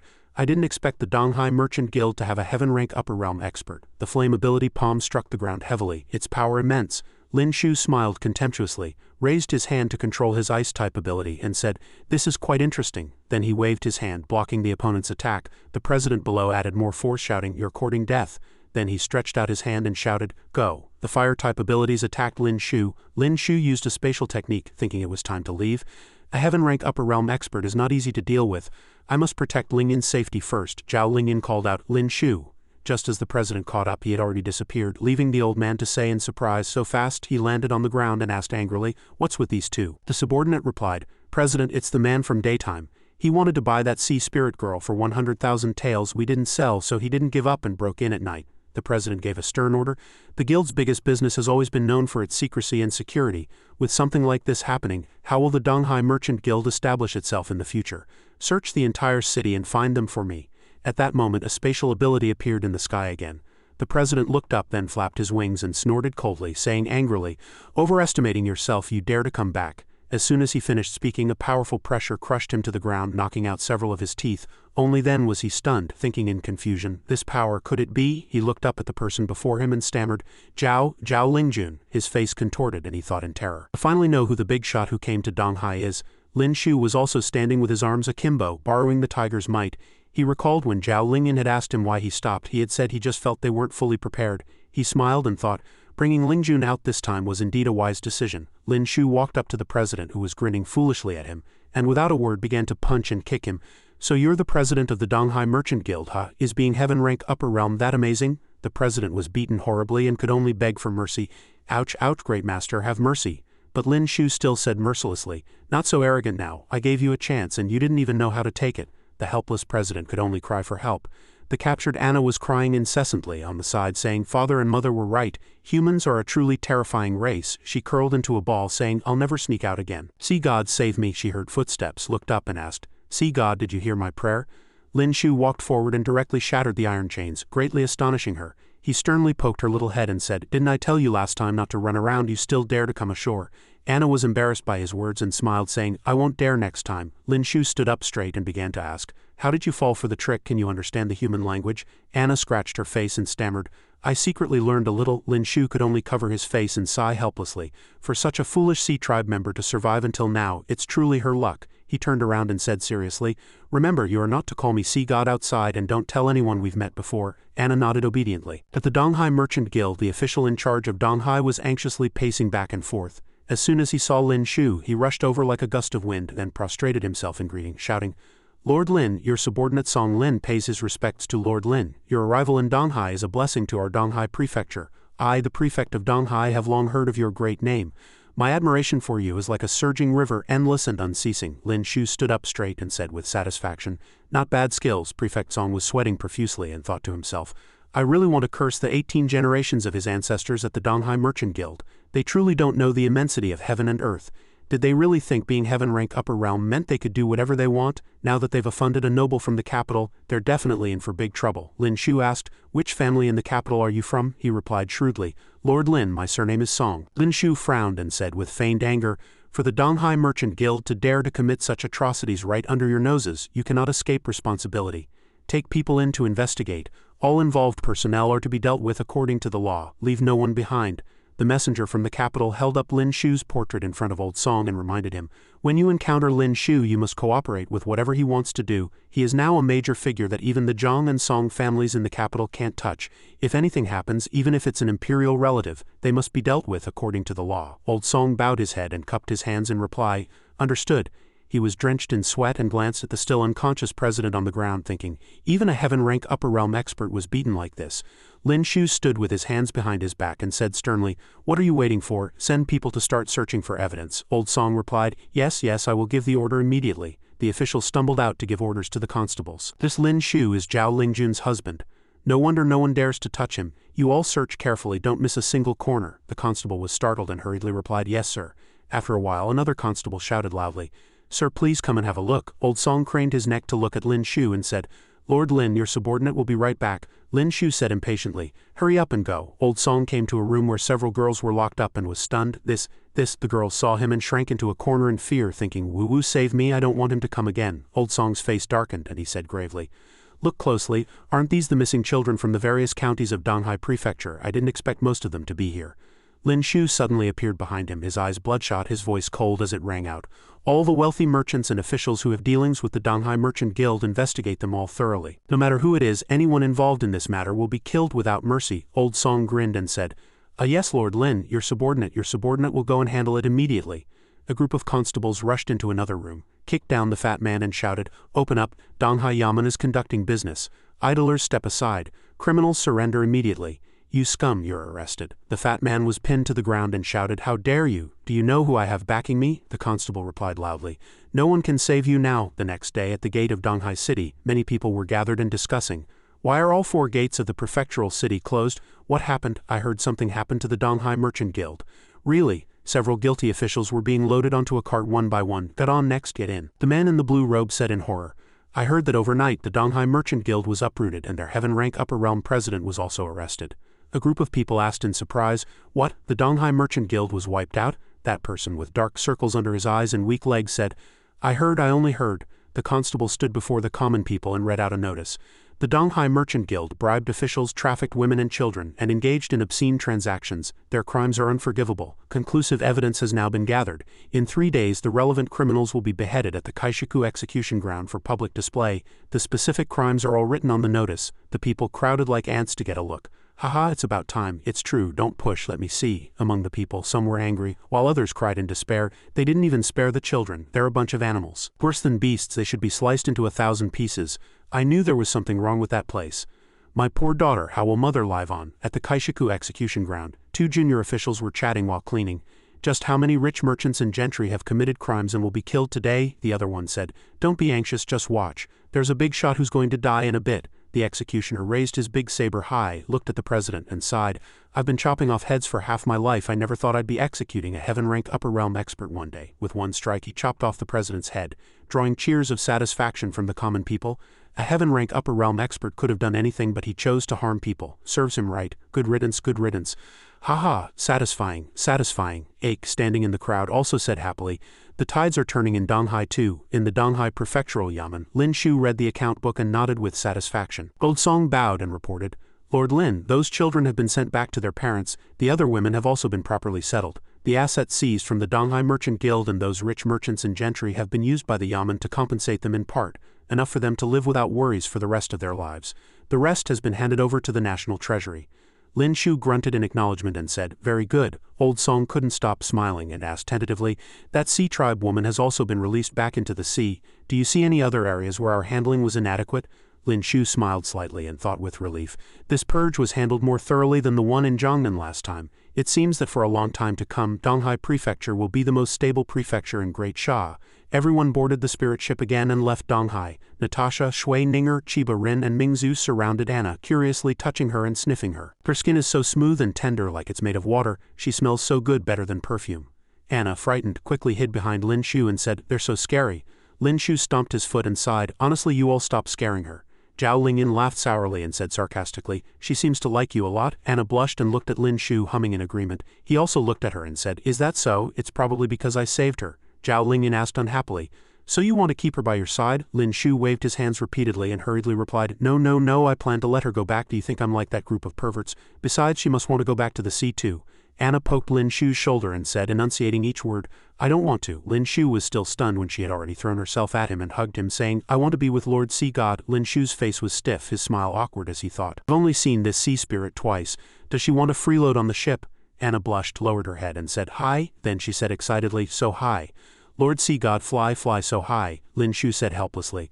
All right, be careful. A fat man cupped his hands and asked, Lord Lin, are you returning to the capital? Anna hid behind Lin Shu again, making him sweat as he thought, It's mainly because you, the prefect of Donghai, were too cooperative. All the corrupt officials have been swept away by you, so there's nothing left for Ake and me to do in Donghai. He opened his mouth and replied, We've been traveling in Donghai for over half a month. It's about time to return to the capital. Are these all the ill-gotten gains confiscated from those powerful families and corrupt officials? I didn't expect there to be so much. Old Song gently wiped his sweat and said fawningly, I didn't expect so much either. Donghai has always been rich and the powerful families here are all extremely wealthy. Coupled with the Donghai Merchant Guild, the silver confiscated this time is equivalent to a year's tax revenue for Great Sha. He cupped his hands towards Lin Shu and said sycophantically, This is all thanks to Lord Lin for uncovering the crimes of the Donghai Merchant Guild. The people of Donghai have even started composing folk songs to praise you. Lin Shu's legs felt weak from the flattery, and he said, "Not at all, not at all. You had a part in this too." Anna watched him from a distance and couldn't help but feel admiration, thinking, Lord Sea God is truly great. In the room, Ake said to the pigeon perched by the window, "This is a messenger pigeon from the Heavenly Tao Alliance." After reading the letter, she was struck as if by lightning and said, "What? The Heavenly Tao Alliance is going to disband?" The Imperial court was bustling with noise.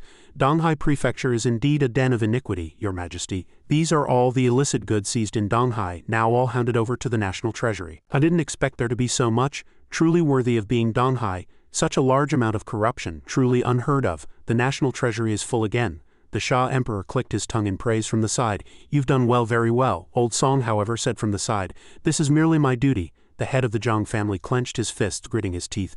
The prefect of Donghai is one of the Song family's people. He actually used this purge of corrupt officials to enhance his reputation. What a ruthless method. Outside, the common people were also looking at the spirit ship above and discussing.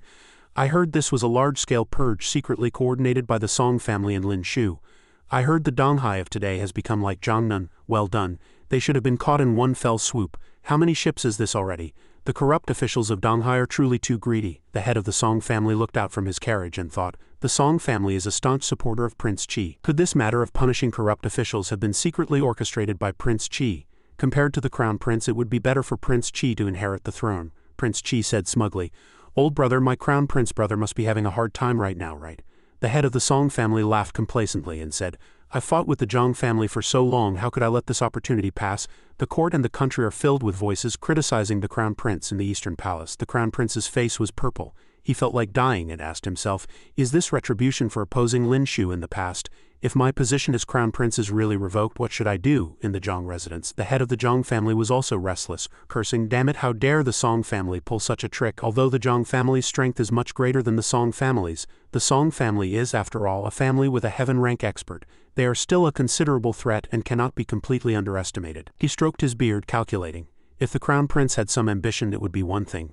But now everyone knew he was a sickly weakling, and his talent was far inferior to Prince Qi, who was supported by the Song family. The Empress is still not old. Why not have her give birth to another prince? In any case, with His Majesty's current health, he should be able to sit on the throne for another 20 years without a problem. By then we can support the young prince's ascension. Didn't the Song family confiscate the property of many merchants and powerful families in Donghai Prefecture and then donate these assets to the National Treasury? The Zhang family can do the same. Among the 21 prefectures of Great Sha, the Zhang family controls far more territory than the Song family. If the Song family can confiscate a year's worth of Great Sha's tax revenue, the Zhang family can confiscate 3 or even 5 years' worth. If the Song family can punish 1 corrupt official, the Zhang family can punish 10. He gave a stern order. Isn't it just confiscating homes and arresting people? Do you think I don't know how to do that? Pass down my orders. All officials and powerful families involved in corruption will have their homes confiscated. The subordinate cupped his hands and replied, "Yes." The head of the Zhang family raised his hand and carefully instructed, "But this matter cannot be done recklessly. Of the confiscated assets, the court will take 80% and our Zhang family will keep 20%. The subordinate praised. The family head is wise. A few days later in the Imperial court, the Shah Emperor asked from his dragon throne, "Minister Zhang, what is this?" The head of the Zhang family bowed and reported, "Your Majesty, the Zhang family has always been committed to suppressing corrupt officials. The confiscated assets this time are the illicit goods of recently offending officials and powerful families." The head of the Song family gritted his teeth, his face almost contorted, and said, "Our Song family will see this through to the end. You want to compete, is that it?" The head of the Zhang family's face darkened, and he replied, "Who's afraid of whom?" Seeing the two sides facing off with drawn swords and aggressive stances, Lin Shu simply made a heart sign with his hands, thinking, "My plan to travel through Great Sha and clear out the darkness was forced to a halt after only a month. The things Ake and I wanted to do are now being eagerly done by the Zhang and Song families. At this point, other than raising my hands to show support with a heart sign, there's probably nothing else the Heavenly Tao Alliance can do," he sighed. "The homes were raided by the Zhang and Song families, and the people were arrested by them too. They'll bear the infamy, but all the benefits go to His Majesty. After this wave of confiscations, the National Treasury won't have to worry for at least the next 10 years. He walked out of the main hall, stretched, and thought that such fine weather was a rare treat. It would be nice to ask Ake out for a walk. She seemed to have been down in the dumps lately. The chief steward called out from a distance with a beaming smile, "Lord Lin." Holding a large chest, he called out, "Lord Lin, don't be in such a hurry to leave. This subordinate has something for you to inspect." Lin Shu asked, "What's this?" He opened the chest and said, "His Majesty said you don't like to owe people favors. Inside are 400,000 taels which the princess owed you, and His Majesty has repaid it on her behalf." The remaining 100,000 taels are the dowry His Majesty prepared for Her Highness. His Majesty also instructed that since we are all family now, if you need money in the future, just ask. He also said, the silver and assets confiscated from the Zhang and Song families are so much that even the national treasury can't hold it all. His Majesty has even used the extra money to build several more palaces, increase the salaries of the imperial concubines, and even approved a large number of budgets with a wave of his hand. From now on, the lives of the common people will surely get better and better. As Ake and Lin Shu walked past a crowd, she couldn't help but say happily, the young girls from ordinary families will no longer have to worry about being seized by powerful and noble families. They can walk the streets in peace. It seems Great Sha really doesn't need the Heavenly Tao Alliance anymore. Lin Shu leaned in and whispered, actually, there's something I've never told you. Ake asked. What is it? Lin Shu replied. The leader of the Heavenly Tao Alliance is the Emperor of Great Sha. The dog emperor we've always been cursing is the leader of the Heavenly Tao Alliance, although it's a bit hard to believe it's the truth. So you don't have to worry about Great Sha reverting to its old ways. His Majesty and I will absolutely not let that happen. He took Ake's hand, gently pressing it against his cheek, and said, from now on you can rest easy. Even without the Heavenly Tao Alliance you still have me. Ake couldn't help but shed tears of emotion. Ake hoped that her brothers from the Heavenly Tao Alliance could attend her wedding, so she set off on a journey to find everyone. During the days of waiting for everyone to reunite when Lin Shu wasn't cultivating with the others, he would watch the Imperial consort paint, and sometimes he would teach Anna to read and write. At birth all people are inherently good. Seeing Ming He and Natasha preparing to spar, Lin Shu couldn't help but sigh. It's so peaceful. Ming He enthusiastically used her ability and said, please guide me. Natasha also channeled her spiritual energy and praised her seriously. As expected of Lin Shu's wife, you've improved quickly, but I can still handle you for now. After a few rounds, Ming He clutched her cheek and sighed. As expected, I still can't beat Natasha. She chuckled at Ming He and said, you're improving fast. Maybe you'll be able to defeat me at the next tournament. 2 days passed in a flash, and Natasha also had to return to Deluo. I've been bothering you all for so long, I have to go back to Deluo to cultivate. I'll come see you all often. Lin Shu grunted in acknowledgement. In the room, an old man in black asked, Your Highness Natasha, did you discover anything? Natasha said bluntly with a cold face, They are my friends. Are you asking me to betray my friends? The old man recalled what the Emperor of Deluo had said. Remember, cooperate with the princess. There can be no mistakes. He had also given a clear answer to the Emperor of Deluo.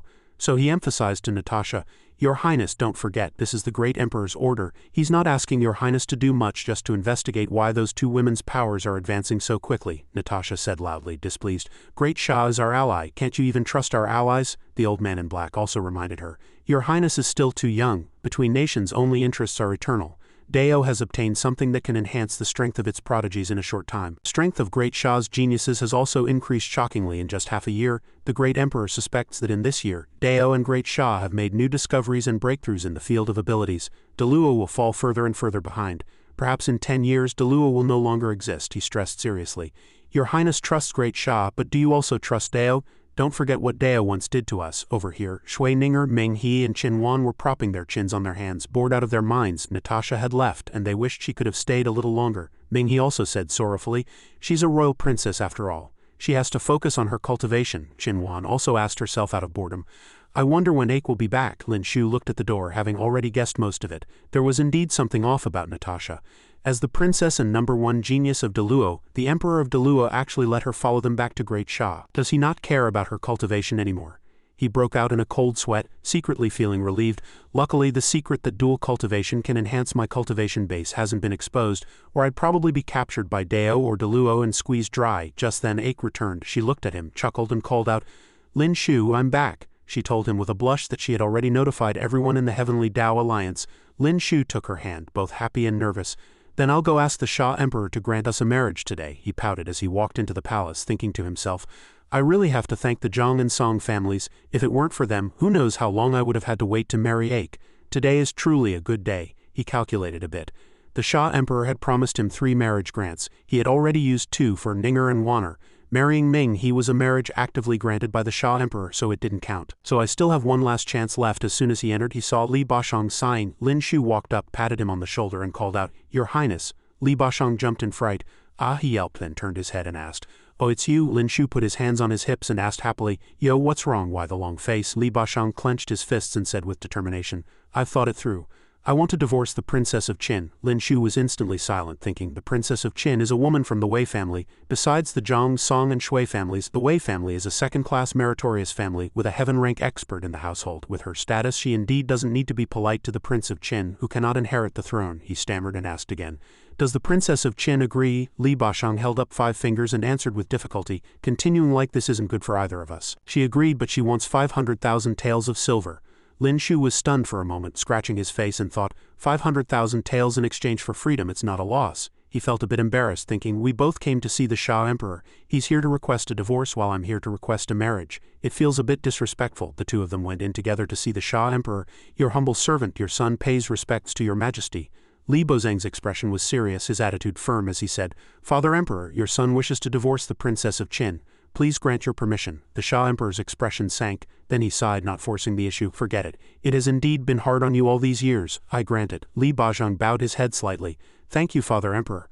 The Shah Emperor's gaze shifted to Lin Shu, who was wringing his hands and looking at him. He thought of the conflict between Lin Shu and Zhao Lingjun and wondered, Lin Shu, you're not here to ask for a divorce too, are you? He felt a bit sour inside, thinking, I used to hope that Lin Shu and Zhao Lingjun wouldn't get along.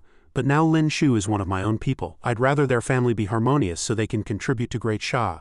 Lin Shu cupped his hands and replied happily, Your Majesty misunderstands. Your servant is here to request a marriage grant from Your Majesty. Your servant still has one marriage grant left that I haven't used. Your Majesty should still remember, right? Li Bajang, standing to the side, was dumbfounded. His face fell, and his heart shattered as he thought, what a guy. In the blink of an eye, the Lin residence was hosting a grand wedding banquet, bustling with excitement.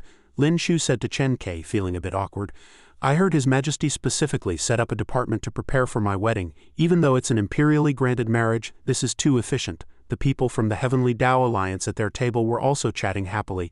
I never thought Ake would get married one day. Li Xiaoyao's true identity is actually Lin Shu, the #1 on the prodigy rankings. The two young masters over here were also sighing and commenting, Lin Shu marries wives at such a fast pace.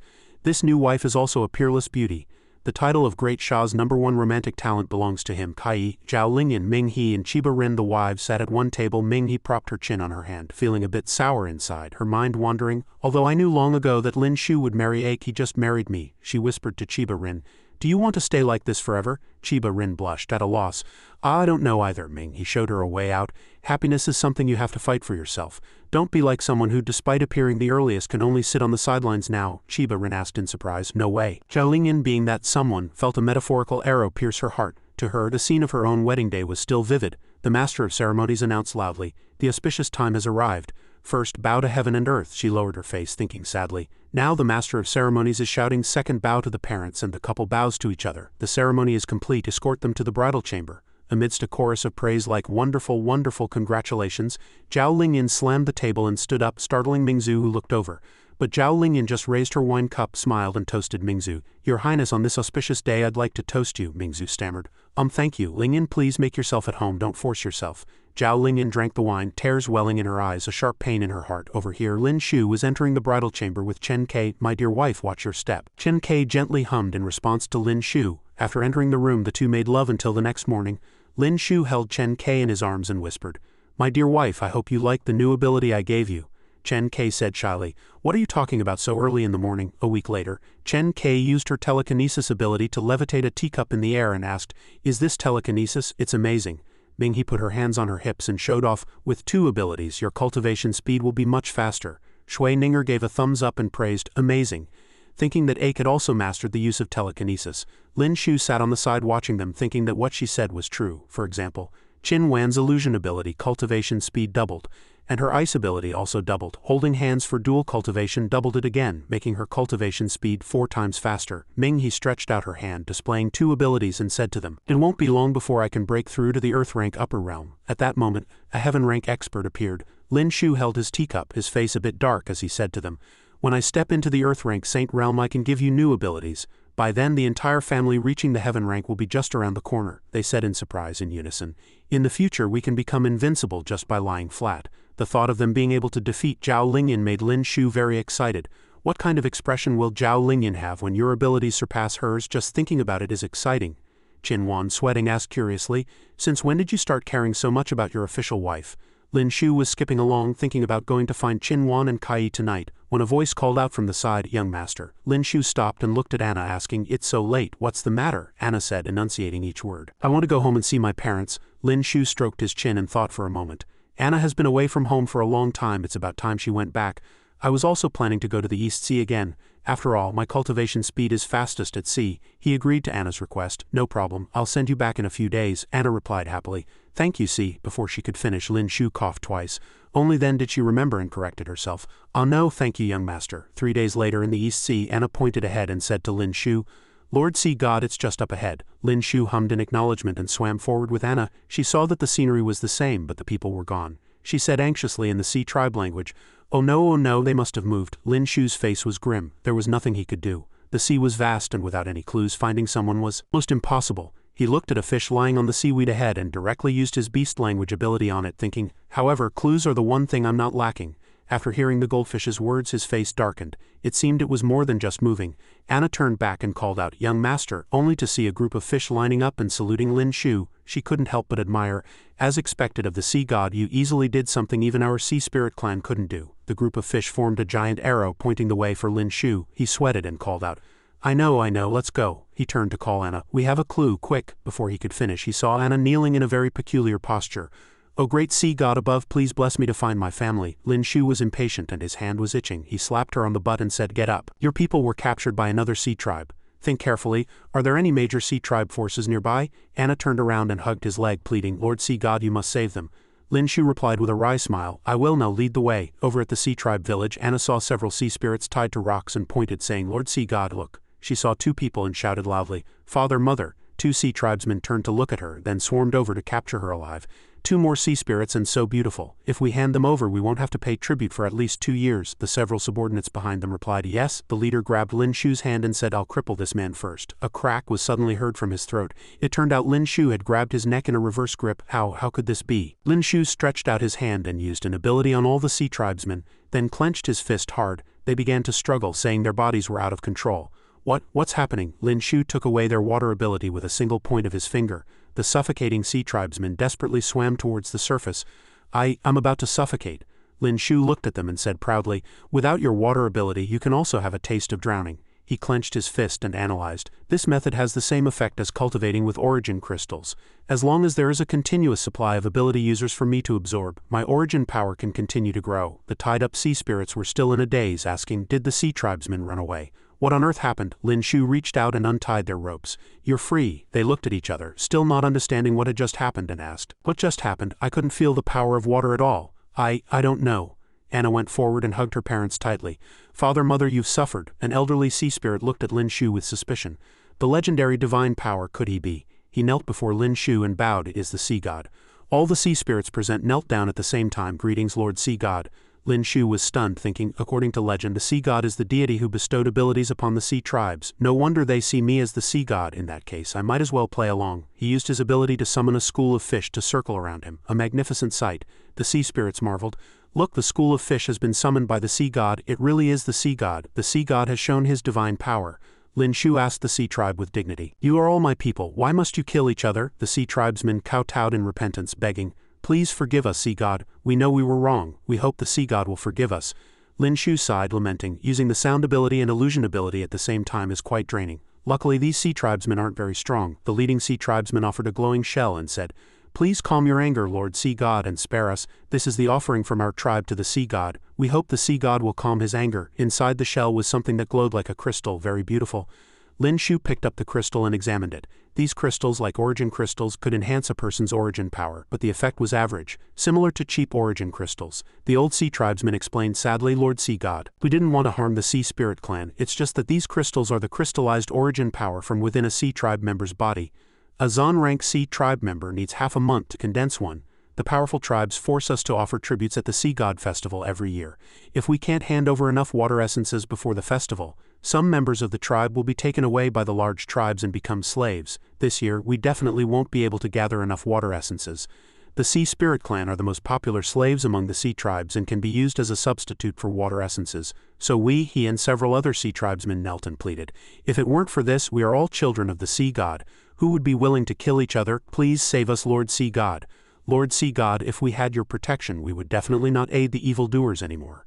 Lin Shu's expression was serious and he hesitated. I originally only wanted to absorb the abilities of this group of sea tribesmen and then leave with Anna, but now it seems that the ones who should truly pay the price are others. He waved his hand and made a decision. I swear in the name of the sea god my people are born equal and no one can enslave you. The light of freedom will shine over this sea. The sea tribesmen were so happy they kowtowed repeatedly.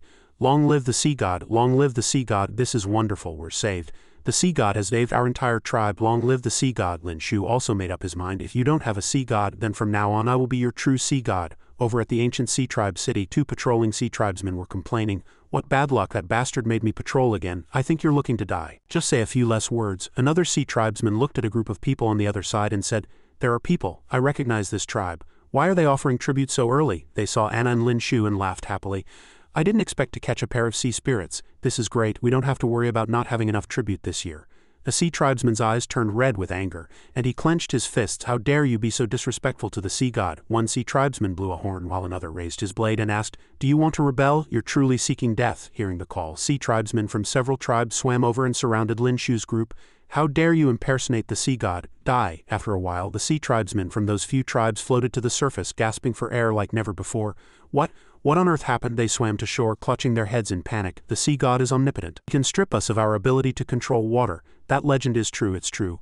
I can't believe it's really the sea god. We're done for this time. Meanwhile, Lin Shu stood with his hands on his hips, thinking smugly, I never expected the combination of water ability, deprivation ability, and beast language ability to have such a miraculous effect. If I had known earlier I would have kicked Ilya's butt a few less times. The sea tribesmen from those few tribes knelt and begged for mercy. Spare us, Lord Sea God, Anna asked. Young master, do we need to continue subjugating other sea tribes? Lin Shu said. No need, I'm tired today. I've been soaking in the water for too long, it's time to go ashore for some air. After they spoke, they turned and swam towards the shore. If the medium-sized tribes each have an Earth-rank lower realm clan leader, then the large tribes must have Earth-rank upper realm or even heaven-rank royal clans. It's not easy to deprive such experts of their abilities. The small and medium-sized tribes can be slowly occupied and subdued. As for the large tribes, I'll make plans after I reach the Earth-rank upper realm. Half a month later, Lin Shu came to inspect the sea tribes again. Lord Sea God, he analyzed. The number of sea tribesmen whose abilities I've deprived is at least 1,000 by now, right? But thanks to them, my cultivation has been able to advance so rapidly. Now I can clearly see the threshold of the Earth-rank upper realm. Breaking through to the Earth-rank requires the origin crystal of a 6th-rank beast, and an Earth-rank upper realm sea tribesman can condense a water essence of the same realm within a month, with an effect similar to a 6th-rank origin crystal. According to the sea tribes, a high-grade water essence can help me break through my realm and is usually offered as a tribute to the royal clan. That's my next target. An old sea tribesman walked up and asked Lord Sea God. They have no more water essences to offer the large tribes. If those above blame us, won't we be? Lin Shu turned and asked the old man, what else did you use as tribute before? The old sea tribesman replied, besides water essences, things from the human race also work. If we managed to rob a human cargo ship in the past, we could use those valuable goods to substitute for the essences. Lin Shu clapped his hands, remembering. That's right, to the sea tribes, whether it's pots, pans, bricks, or porcelain, they're all scarce items, but for me it's just a matter of spending some silver. The old sea tribesman asked him again, Lord Sea God, we still need to continue offering them tribute. As long as you perform a miracle and take away their abilities, it will be fine, Lin Shu said unhurriedly. The time is not yet right, I have my own arrangements. A few days later, 2 patrolling sea tribe members asked each other in surprise. When did this tribe become so powerful? It's common for tribes to grow stronger or weaker. As long as they can hand over the tribute, it's fine. Let's go, let's take a look. A sea tribesman came out to greet them. Welcome, messengers. The messenger grunted in acknowledgement and then asked him, is this year's tribute ready? The sea tribesman reported to the messenger that everything was ready, located on the island behind the mountain, and invited the 2 to go there. All right, lead the way. He led the messenger to a pile of chests filled with jewels. This is our tribute for this year. Please inspect it, messengers, the messenger asked in surprise. Did you rob a human merchant ship? The sea tribesman cupped his hands and replied, a few days ago a human merchant ship encountered a storm at sea and we picked up all the cargo that fell overboard. He then presented a glowing shell to the 2 of them. The 2 messengers have had a long journey. The tribe has prepared a small gift, we hope you will accept it, the messenger coughed faintly. By rights we are not allowed to accept gifts, but since it is a token of your sincerity, we will accept it on behalf of the great king. He even shouted loudly, putting on an air of authority, you were lucky this time, don't let it happen again. The sea tribesman bowed his head and replied, we will follow the messenger's teachings, we bid you farewell, messenger. The messenger jumped onto his mount and shouted, brothers, clear the way, back to the residence. The remaining few responded, yes. Returning to the sea tribe's royal city, the group delivered the tribute into the city. Among them was Lin Shu, who said excitedly, high-grade water essence, here I come. At the Azure Billow King's Palace's Sea God Festival, the Giant Whale Tribe presented 3,100 chests. The Green Tide Tribe presented 2,300 chests. The White Sand Tribe presented 2,600 chests. Please proceed. Lin Shu nimbly flashed past a sea tribesman. When the man turned his head, he had already hidden behind a wall. Was that my imagination? I feel like someone just went in. The guard next to him also said, it's probably just the turbulent water currents. Who would dare cause trouble at the Sea God Festival?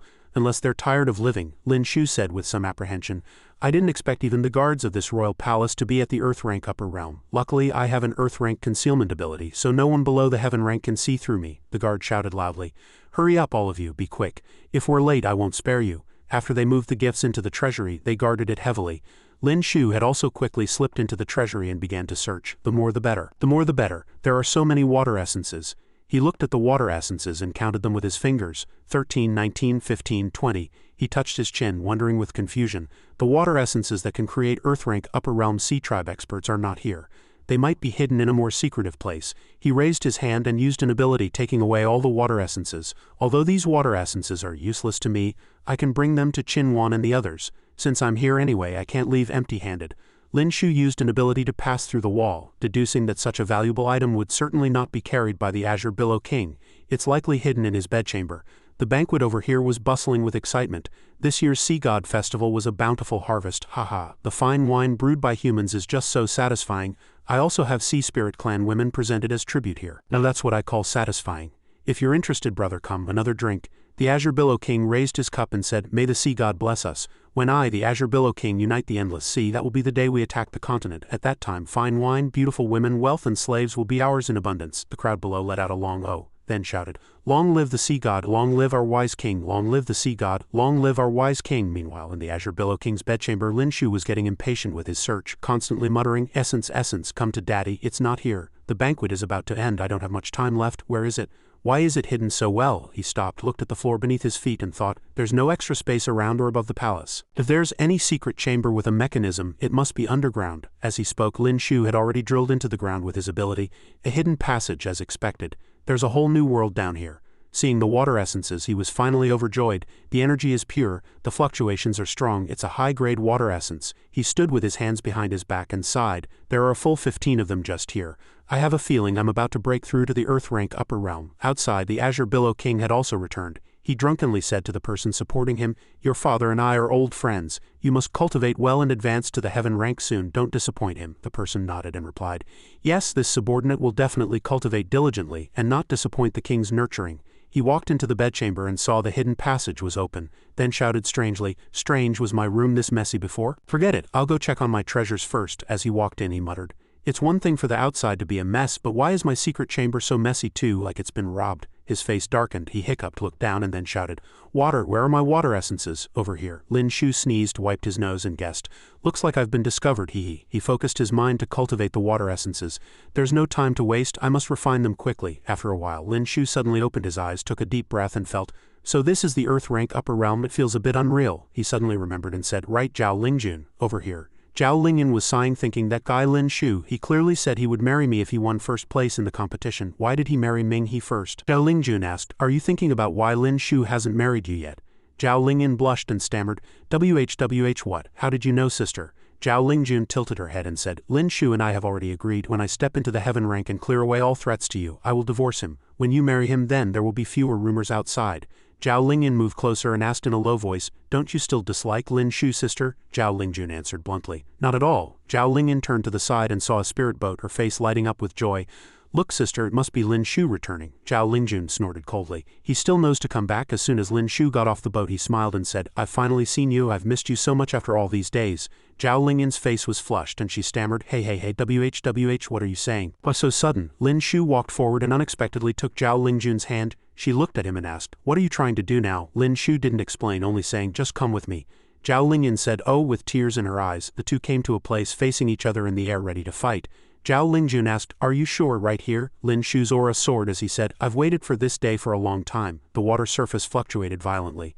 Lin Shu clenched his fist, concentrating his power ability in his hand and charged forward. Zhao Lingjun's expression was serious as she also used her ability to assume a defensive stance. Lin Shu charged forward with his powerful ability. He threw a firm punch, the force tearing his sleeve, creating a loud bang. His punch was already close, but Zhao Lingjun still said calmly, "If this is all you have, we might as well end this competition early." But the next second her face darkened as she looked down. Lin Shu's other hand was still extended forward, while his other hand had already cast an ice ability, freezing the lake surface. Zhao Lingjun frowned, displeased. "Even after reaching the Earth rank upper realm, you still only use these petty tricks, childish." She used her ability and shouted, "Disperse!" His ice ability was easily broken by her. At this moment, Lin Shu appeared behind her again, his hand charged with a fire ability flying in for a fatal blow. But this little trick was seen through by Zhao Lingjun, who smiled disdainfully. 45 minutes later, Lin Shu's clothes were tattered. He sat on a tree root, laughing heartily. "That's about enough, let's call it a day." Zhao Lingjun also had some dust on her face and asked, "Are you satisfied with this? The winner hasn't been decided yet."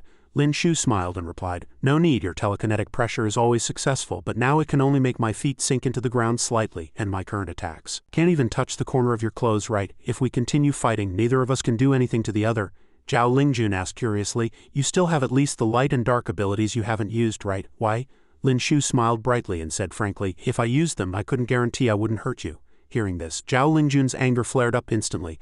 "Oh, is that so? Then why don't we give it a try?" Lin Shu awkwardly waved his hands in refusal. No, besides you weren't using your full strength either, were you? Harmony at home brings prosperity, haha." He raised a finger and continued, "By the way, to thank you for sparring with me, I've prepared a gift for you." Zhao Lingjun crossed her arms and asked, "A gift?" Lin Shu raised his hand and used an ability saying, "You'll know if you hold out your hand." Zhao Lingjun watched the ability fly towards her and merge into her body, asking, "Could this be?" She came back to her senses, hugged her body and said with a blush, "Wait, aren't you only able to transfer abilities to others through dual cultivation? Did you use your ability to do that kind of thing to me just now?" Lin Shu said awkwardly. "Miss Zhao, please don't have those strange imaginations. After I advance to the Earth rank upper realm, I can transfer abilities to others without dual cultivation." He touched his chin and asked curiously, "Speaking of which, how do you know about this? Don't tell me you've been peeking every time." Zhao Lingjun turned away, blushing. Why would I peek at that kind of thing? As if her conscience was pricked, she flew away, saying, "Anyway, that's all for today. I'm going back first." Lin Shu waved and replied, Okay, take care." He touched his chin and lamented, "I never expected my official wife to have a peeping hobby. She could become my Taoist companion in the future. Back at the Lin residence, Zhao Lingjun was as anxious as a cat on a hot tin roof, saying, "So slow, why are those two taking so long? And sister too, did she completely forget about me?" Lin Shu appeared from behind her and asked, "Lingjun, what are you doing?" Zhao Lingjun turned her face away petulantly. "HMPH, you two lovebirds are catching up, what are you looking for me for?" Lin Shu said, sweating. "Hey, we weren't catching up, we just sparred for a while just now. Look, my clothes are all torn." Hearing this, Zhao Lingjun turned around and asked, "Sparred? Are you hurt?" Lin Shu clenched his fist and replied, "I'm fine, I've waited for this day for a long time. Now that I've finally advanced to the Earth rank upper realm, of course I have to test my skills." Zhao Lingjun asked excitedly, "So who won?" Lin Shu scratched his head and replied, "A draw." "That's how it is." He unexpectedly grabbed Zhao Lingjun's hand and pulled her away. "Let's not talk about this. Come with me."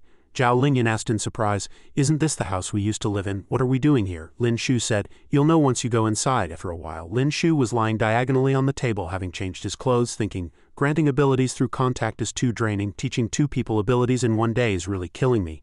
Zhao Lingjun looked at the ability in her hand and asked, "Is this the water ability? Although it's not sister's telekinesis ability, this feeling," she said happily, "it's so magical. I want more. Lin Shu replied weakly, Yeah. On the streets of the capital, the Marchioness of Wuan, Lin Shu's mother said with a refreshed spirit, "Another great harvest today." The Marchioness of Ping'an, Lingjun's mother, laughed heartily and said, "Craftsmanship of their family's jewelry is naturally top-notch." She turned her head and saw Lin Shu and Zhao Lingjun, thinking, "That looks like Lingjun and Shower." Then she and the Marchioness of Wuan were both stunned. It seemed so. Then both of them were shocked at the same time. The two stood there as if struck by lightning. That child Shower and Lingjun, they actually went back to the Lin residence.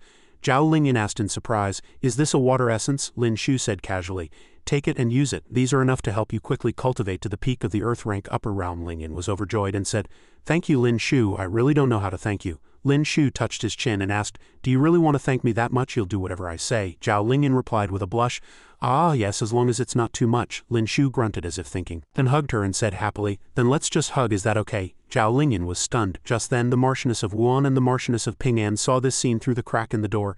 The two were shocked again, their blood pressure almost dropping. "They're already hugging. Is Lingjun still at home?"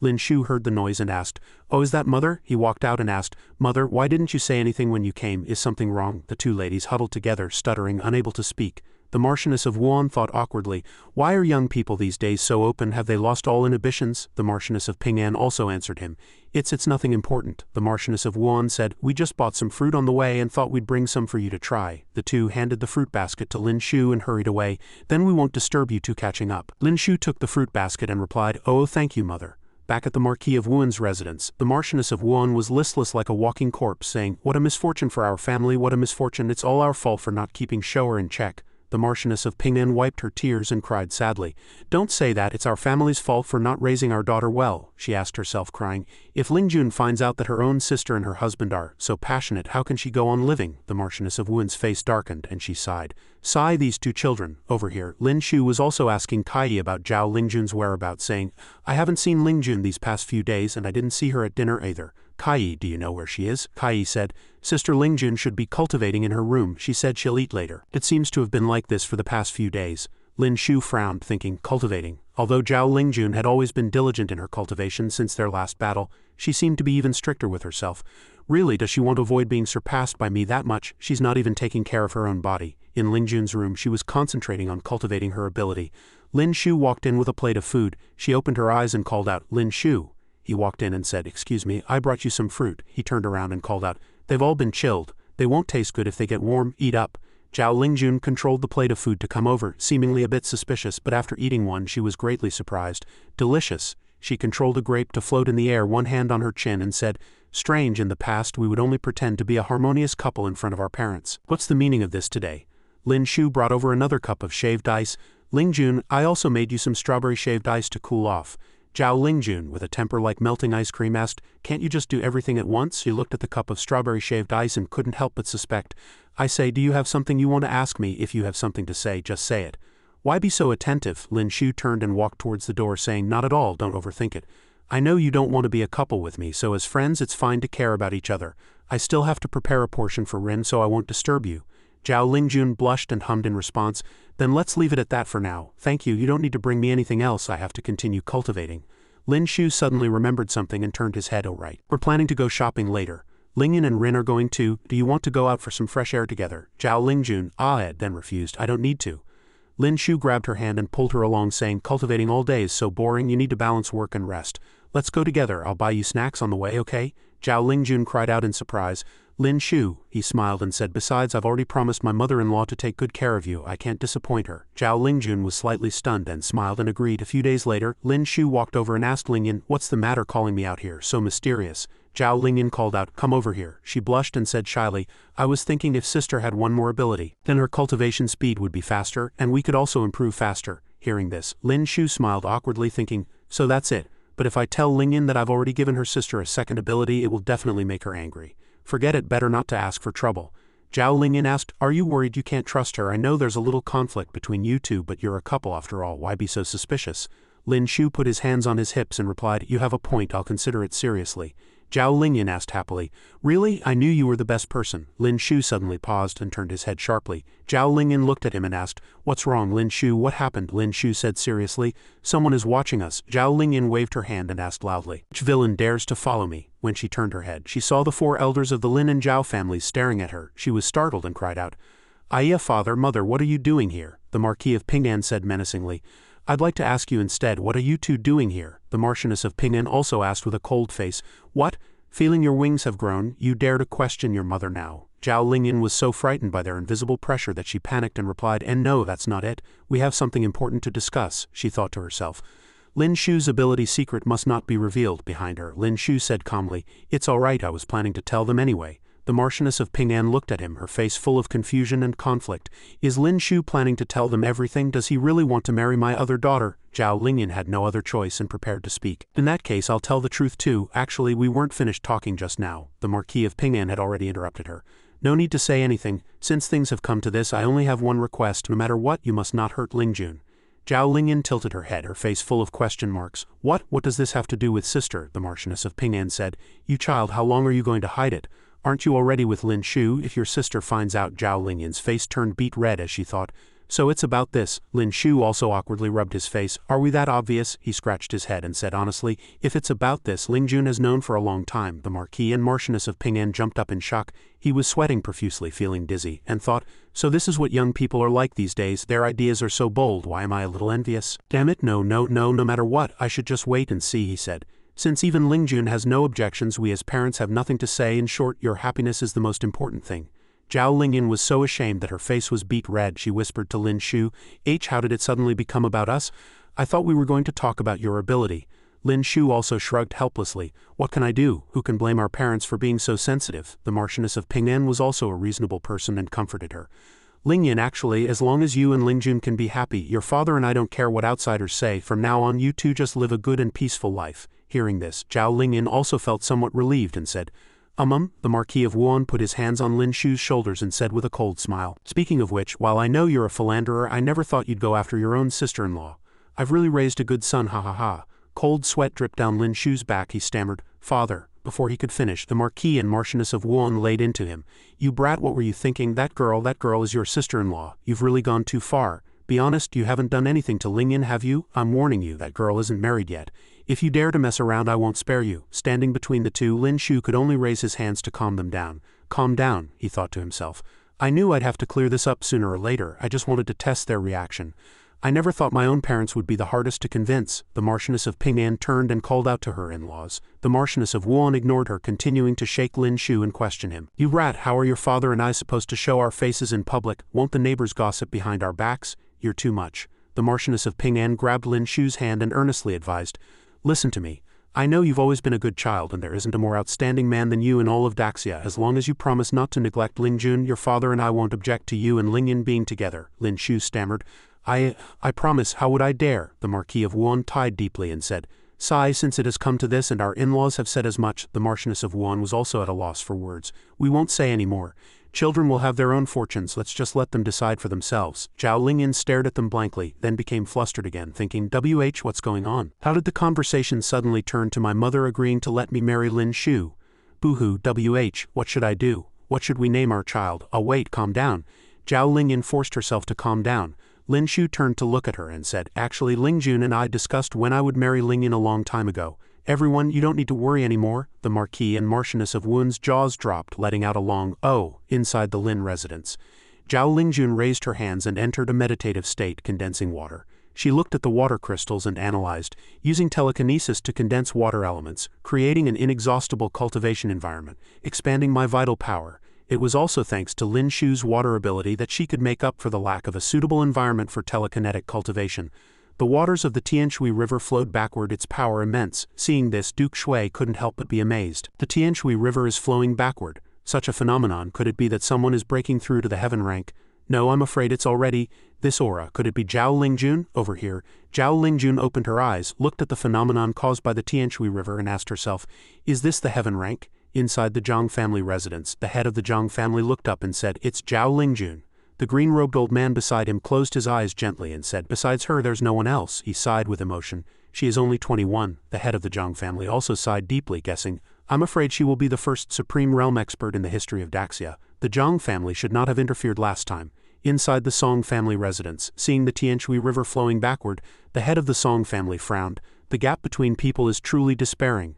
To advance to the heaven rank at 21 after cultivating for just over a decade is extremely rare in history. At the Eastern Palace, the Crown Prince shot up in his seat, panting for a few breaths, then walked into the courtyard and asked Old Sun, What happened? Old Sun smiled and replied, It seems Zhao Lingjun has broken through to the heaven rank. The Crown Prince was stunned, feeling a little uneasy. Zhao Lingjun has reached the heaven rank, but I have a feeling that a great disaster is coming. In the Imperial Palace, Emperor Sha slammed his hand on the table several times with a slap, and laughed heartily. Not long ago the Great Yu killed 10 of their heaven rank elders. He raised his hand and said, Now Zhao Lingjun has advanced to the heaven rank at the age of 21. What is this? This is a double blessing. Pass on my decree. The Marquis of Wuan and the Marquis of Ping'an are both to be promoted to second-rank dukes. Inform the Ministry of Rites to hold a celebration for Daxia's youngest heaven rank expert. Chief Steward Li bowed and replied, Yes. Emperor Sha stroked his beard and called out excitedly, And one more thing. Don't forget our foreign guests, especially those from the Great Yu. At this moment, the Lin residence was bustling with excitement as everyone brought congratulatory gifts to curry favor. Seeing Lin Shu's father and Zhao Lingjun's father come out, the crowd bowed respectfully. Greetings, your graces, the two second-rank dukes. Lin Shu's father chuckled softly in bliss. I never thought I'd become a second-rank duke one day. Zhao Lingjun's father replied proudly, it's all thanks to Lingjun, over here. Lin Shu opened the door, walked in and asked, how does it feel to advance to the heaven rank? Zhao Lingjun, who was cultivating, heard his voice, opened her eyes and stopped her practice. Lin Shu walked over and sat beside her. Zhao Lingjun looked at him with gentle eyes and said, thank you. Lin Shu also replied gently, why be so polite, we're all family. Zhao Lingjun lowered her eyes, her heart aching. He gave me the chance to advance to the heaven rank, but besides allowing him to take a concubine, all I could do was leave him on our wedding night. She turned and asked Lin Shu about the crown prince. Lin Shu touched his chin and said, don't you worry. His eyes sharpened as he decided, the time is ripe, it's time to start preparing by the lotus pond. Lin Shu and Emperor Sha sat together. The emperor picked up his teacup, somewhat bewildered. 21-year-old at heaven rank, it's truly unheard of. How did you manage to marry such a wife? Lin Shu retorted awkwardly. Didn't your majesty tell me to marry her? The emperor said bluntly. Don't give me that. You got a great deal and you're still playing innocent. Do you regret marrying Zhao Lingjun? Lin Shu replied decisively. I don't regret it, the emperor said. One is your wife, the other is you.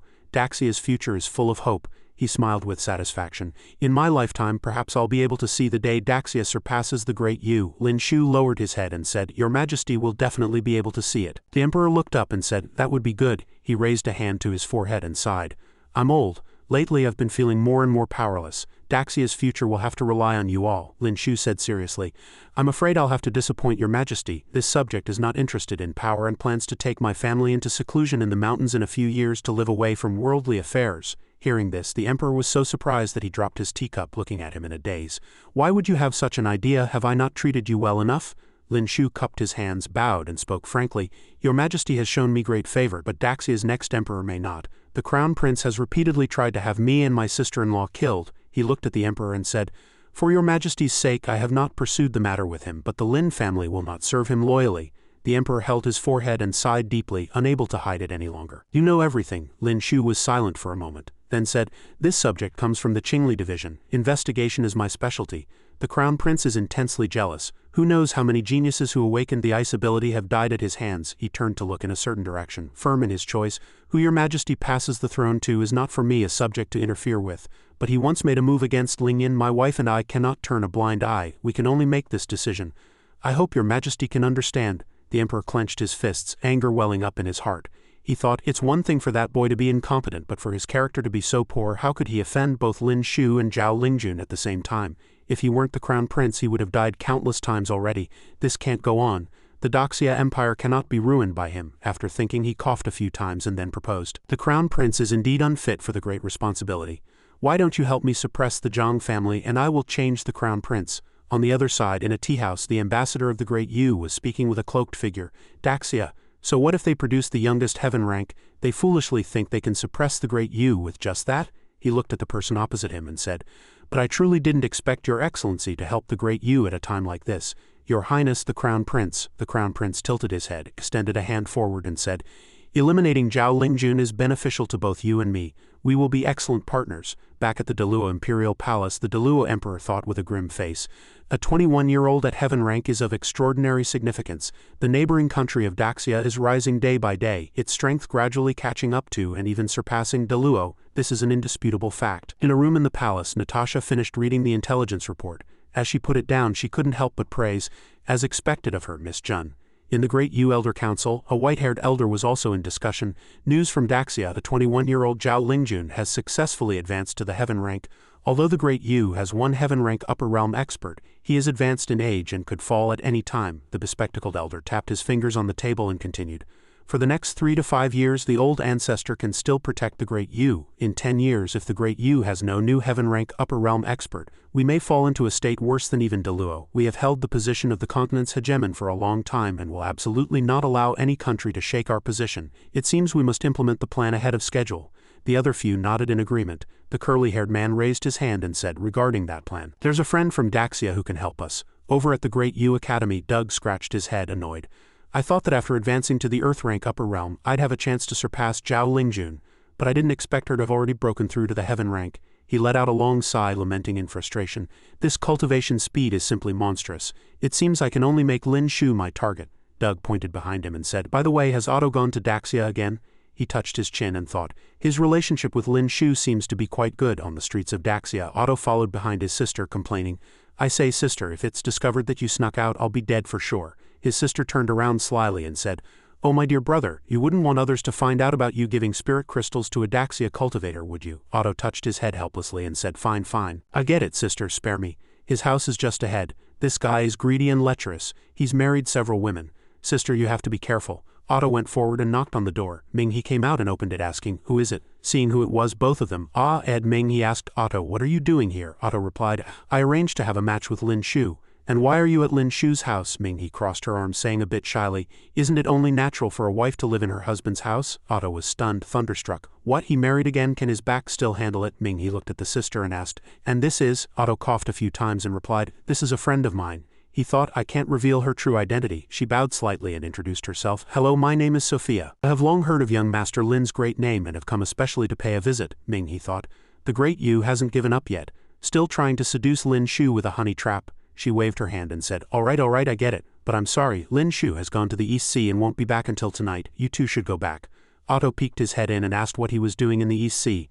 Ming he closed the door, saying, I don't know either. The door closed, leaving the two of them looking at each other. Over at the East Sea, Lin Shu slowly opened his eyes, thinking, It's time to deal with the matter of the Azure Billow King. He turned to the two and said, You two wait here. I'll be right back. Lin Shu jumped into the sea, thinking, In the entire Azure Billow Sea tribe, the only one who can pose a threat to me is the Azure Billow King alone.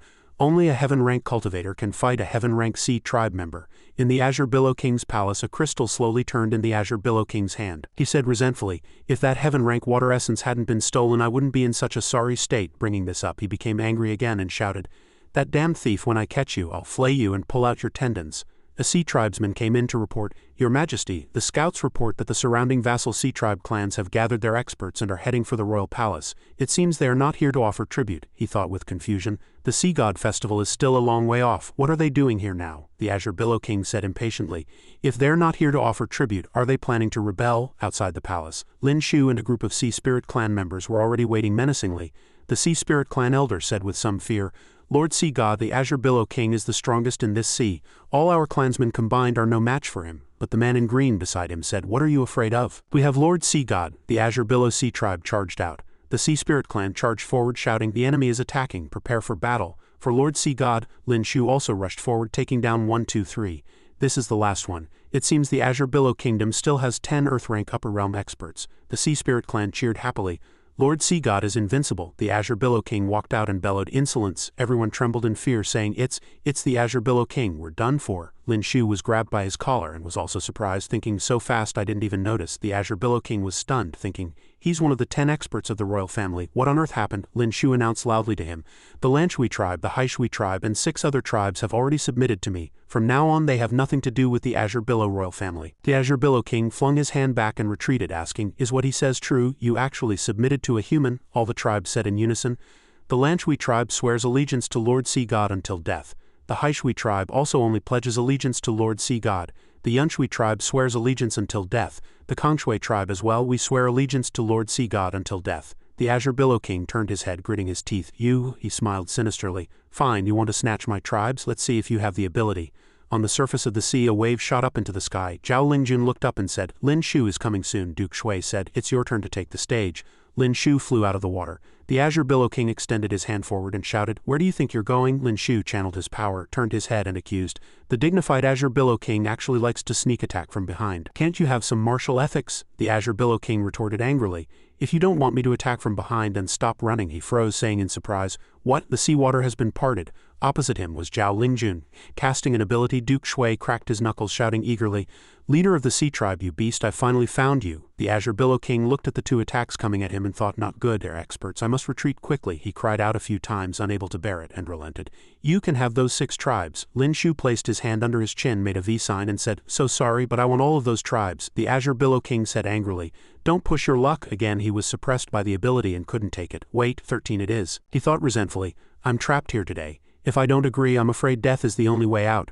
I can't die yet. What's the harm in giving them these 13 tribes for now? Once I get back into the sea, I'll team up with that guy from the Hailing Kingdom. Lin Shu's face was dark as he said cunningly, The Azure Billow King is a heaven-rank expert after all. As long as he has his heaven-rank strength, he's a huge threat. Grandfather-in-law, it's up to you now, Duke Shui shouted seriously. Leave it to me, he extended his hand and asked. So this is the king of the sea tribe, truly remarkable. His water ability is on par with mine. I have no use for it, I'll transfer it to you later. Listen up. Duke Shui threw a punch, seizing his water ability. The Azure Billow King shouted, "What did you do to me?" Duke Shui looked at the Azure Billow King trapped in the circle of the ability and asked Lin Shu. "However, you called me here to seize his power, but couldn't your wife do it too?" Lin Shu scratched his face awkwardly and replied, "She absolutely refuses to touch any Sea Tribe members, so I had to trouble you." Duke Shui said, "I see." He transferred the ability to Lin Shu and shouted, "Worthy grandson-in-law, catch. I'll use this vital power to help you break through." Lin Shu channeled his power, then unleashed his ability with a loud shout. The Azure Billow King looked at Lin Shu and found that this human's power was far greater than before. Could it be that he was pretending to be weak earlier? The ability to seize my power also seems to have been given to that old man by this human, he asked himself. How on earth is this done? Lin Shu raised his head and asked, "Want to learn? I'm not teaching you this one." Meanwhile, in the Deluo royal palace, the Deluo emperor looked at the dead bear and said resentfully, "You people from the Great Yu couldn't hold back after all." His opponents were two masked men from the Great Yu. They said, "You can't even control your own son, yet you dream of opposing the Great Yu. After we're done with you, it'll be Daxia's turn. There can only be one hegemon in this world, and that is the Great Yu." Over here, Natasha was fleeing on a beast, tears streaming down her face as she said, "Jun, the only one who can help me now is you." In the Lin residence in Zhao Lingjun's room, she said calmly, "My agreement with Lin Shu is complete.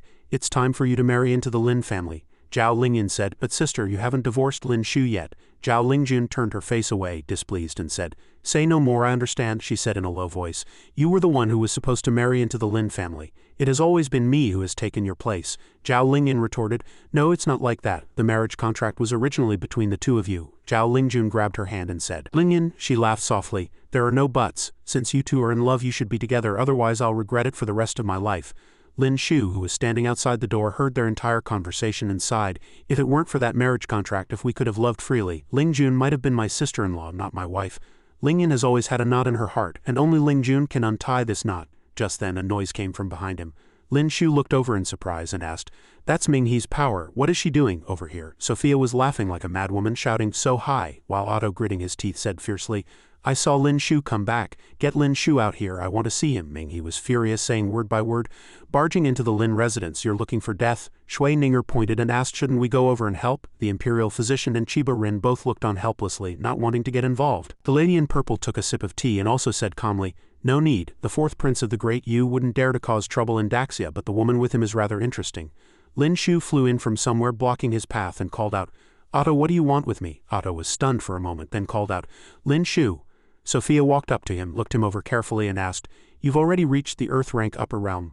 So this is the famous Lin Shu?" Lin Shu asked with a blank look. "And you are?" She smiled and introduced herself. "I'm Sophia. Have we met somewhere before?" In front of the Daxia Imperial Palace, a flying ship arrived at this moment and two people disembarked. Over at the Lin residence, Chief Steward Li bowed and said, "His Majesty summons you. Lord Lin, please follow me to the palace quickly." Lin Shu turned and asked, "Is something the matter?" Chief Steward Li replied, "It's an urgent matter. We'll talk in the Imperial study." Otto watched them, saying, "Just leaving your guests here like that?" Sophia guessed, "Something's about to happen." Inside the Imperial study, Chief Steward Zhou walked in and reported, "Your Majesty, Lord Lin has arrived." Emperor Sha said, "Thank you for your hard work, Chief Steward Zhou." Lin Shu looked at them and thought, "They are envoys from Deluo. Could it be that something has happened in Deluo?"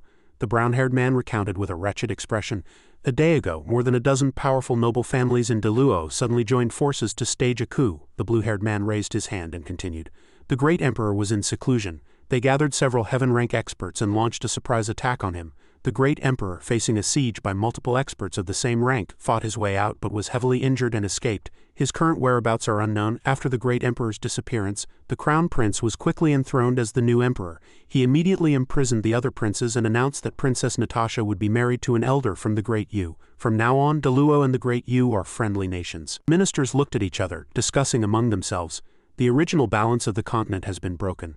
The Great Yu's next target will definitely be Daxia. I never thought the nobles of Deluo would be so easily persuaded by the Great Yu." Deluo was not destroyed by a foreign enemy, but by internal strife. Lin Shu was stunned for a moment, thinking, the nobles of Deluo were already inclined towards the Great Yu. Now that Deluo has a new emperor, the alliance between Daxia and Deluo has also dissolved. Among the 5 great dynasties, 3 have already sided with the Great Yu. For Daxia this is undoubtedly a heavy blow. He looked at Natasha standing to the side and thought, Natasha is a princess of Deluo. If she marries an elder from the Great Yu, it means the two countries will be formally allied. At that time the Great Yu and Deluo will have even more reason to join forces and attack Daxia. Natasha looked at him and called out softly, Lin Shu. With tears streaming down her face she said earnestly, Lin Shu, please help my father, the emperor. Miss Jun has already broken through to the heaven rank. With her strength she can definitely save him. The two ambassadors also knelt and pleaded, Daxia and Deluo have always been on friendly terms. We implore Daxia to send troops to help Deluo suppress the rebellious officials and traitors. Only then did Emperor Sha speak to comfort them.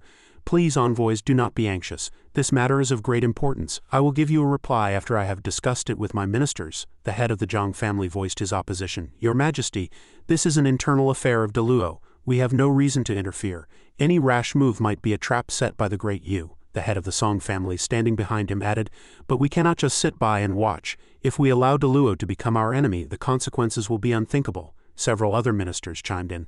Those short-sighted fools in Deluo, do they really want to be someone else's dogs? How insidious. Since war is inevitable sooner or later, we might as well fight them now.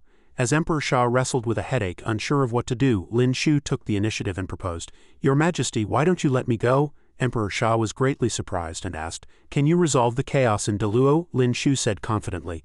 As long as that old fellow from the Great Yu doesn't make a move, it shouldn't be a problem, he thought to himself. Although a heaven-rank upper realm expert is powerful, they are not invincible. 3 heaven-rank experts, me, Zhao Lingjun, and my grandfather-in-law, should be able to handle it. Emperor Sha closed his eyes halfway, somewhat hesitant. Unfortunately, sending troops without a just cause, there's no difference between you going and anyone else going, he thought. Lin Shu is a high-ranking official of Daxia. If he appears in Deluo, he represents the Daxia court. If Daxia can interfere in Deluo's internal affairs, so can the Great Yu. Then the old ancestor of the Great Yu will also have a reason to act. His face darkened as he said, What's more, they would even hold the moral high ground. They could unite multiple nations to punish Daxia on the grounds that we violated international rules. Then we would be finished. Suddenly, Emperor Sha thought of something, his eyes flying open as he looked at the crowd. He stood up and declared loudly, I have an idea. Why don't you marry Princess Natasha? That way you'll have another identity. Daxia will not interfere in Deluo's internal affairs, but it's only natural for you to avenge your father-in-law. If the Great Yu interferes, they will be the ones breaking the rules first, and we can then act with just cause. Hearing this idea, Lin Shu's expression changed drastically. He was utterly shocked. That damn emperor still remembers this. Emperor Sha spread his hands and said helplessly, This is the only way. For now, Princess Natasha may be inconvenienced, she also replied with some reluctance. It's no inconvenience. As long as I can save Deluo and my father, I don't care about anything. She looked at Lin Shu and said apologetically, I'm sorry to trouble you. I will explain it to them. The ministers in the court showered him with praise. Your Majesty is brilliant. This is truly a wonderful idea. With Lord Lin taking action, there will surely be no mistakes. Lin Shu was dumbfounded. Does anyone want to hear my opinion? He said. Back at the Lin residence, lanterns had been hung and auspicious characters pasted up. Ming He and a few others walked over, speculating. Looking at this, could it be that the emperor wants to decree another marriage? She, Shui Ninger, and Qin Wan all looked suspiciously at Zhao Lingyan. Who is it this time? Zhao Lingyan's face turned beet red with embarrassment, her fingers fidgeting as she stood there at a loss. Did he ask His Majesty to decree a marriage? But I'm not ready yet. Lin Shu dragged his tired body back into the courtyard, thinking as he walked. It's been so hard to get to this point with Lingyan. Before our relationship could come to fruition, someone else has cut in line. How am I supposed to explain this to that girl? Lin Shu looked up and saw Zhao Lingyan standing opposite him. She chided him shyly. Who told you to act on your own? I haven't agreed yet. Lin Shu held up his hands and quickly explained, Don't be angry yet. The person His Majesty decreed for me to marry isn't you. Hearing this, Zhao Lingyan's anger flared. She pounced on him, demanding, Who are you trying to marry now? Lin Shu fumbled to answer, Natasha. But there's a deeper reason for this. It concerns all of Daxia. Zhao Lingyan lowered her head and made a decision. I've thought it through. Tomorrow you will tell His Majesty that I want to marry you too. I don't want to wait anymore. Lin Shu was stunned and asked, Really? Zhao Lingyan hummed in affirmation. Lin Shu's heart bloomed with joy as he thought cunningly. Natasha's appearance has brought an unexpected surprise. It's made Lingyan feel a sense of crisis. Lin Shu returned to the Imperial study where Emperor Sha eyed him with a squint. Just today you're set to marry the Princess of Deluo, and now you're here asking me to decree another marriage. Who gets to be a groom every single day? You take concubines faster than I do.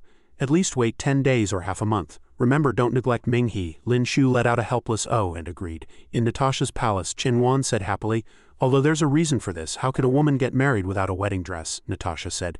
Qin Wan, thank you. Zhao Lingjun also said, Lin Shu will handle your father's matter. Chiba Rin hummed in agreement, adding, with Lord Lin on the case it will definitely be resolved. In the palace's rear garden, the Crown Prince and Crown Princess were speaking with Consort Shu. Using her mind-reading ability, she heard something and covered her mouth in shock. A moment ago, a thought had come from the Lin residence. Lin Shu was comforting Natasha. Don't worry, I'll return to Deluo with you tomorrow. Standing behind him, Natasha replied with emotion. Thank you, Lin. Are you at the heaven rank? Lin Shu gave a thumbs up and a wink, humming in affirmation. And I'm much stronger than an ordinary heaven rank expert, so don't you worry. In the courtyard where Zhao Lingjun lived, Sophia walked over and remarked, as expected of the #1 talent of our time, such outstanding aptitude and so hardworking. No wonder she could step into the heaven rank in her 20s. Zhao Lingjun turned around, looking at her warily. Sophia crossed her arms and continued leisurely, but you're not the only one with such an achievement. In the courtyard of the Lin residence where Zhao Lingjun lived, Sophia charged forward at extreme speed the moment she finished speaking. Zhao Lingjun extended her hand, but unexpectedly her ability instantly vanished. Her ability was gone. While she was still dazed, Sophia had already kicked her, sending her flying. She retracted her foot and smiled smugly. Got you. She's not as hard to deal with as the legends say. Zhao Lingjun protected her front with her hands, realizing that this ability could nullify the abilities of others. Cultivated to the Earth rank upper realm, it could actually suppress a heaven rank expert. Sophia shrugged and replied, after all, this ability is difficult to train, so it's only normal for its effects to be stronger. I didn't expect you to grasp the situation so quickly, and even figure out my cultivation level. Zhao Lingjun threw a fierce punch, rushing forward like the wind. Sophia's eyes widened in shock as she was sent flying by Zhao Lingjun's punch. Sophia's eyes were wide with astonishment. She hadn't expected her martial arts skills to be so high. The intelligence report hadn't mentioned this. A figure slowly emerged from the mist in the form of Zhao Lingjun. Zhao Lingjun's martial arts are indeed not that strong, he said, but she has a husband whose martial arts are extremely powerful. Sophia's pupils constricted again as she blurted out, You? How are you here? Lin Shu put his hands on his hips and said frankly, This is my home. I can be wherever I want. On the contrary, I should be asking you, why did the Great Yu send their own princess to make a move on Zhao Lingjun?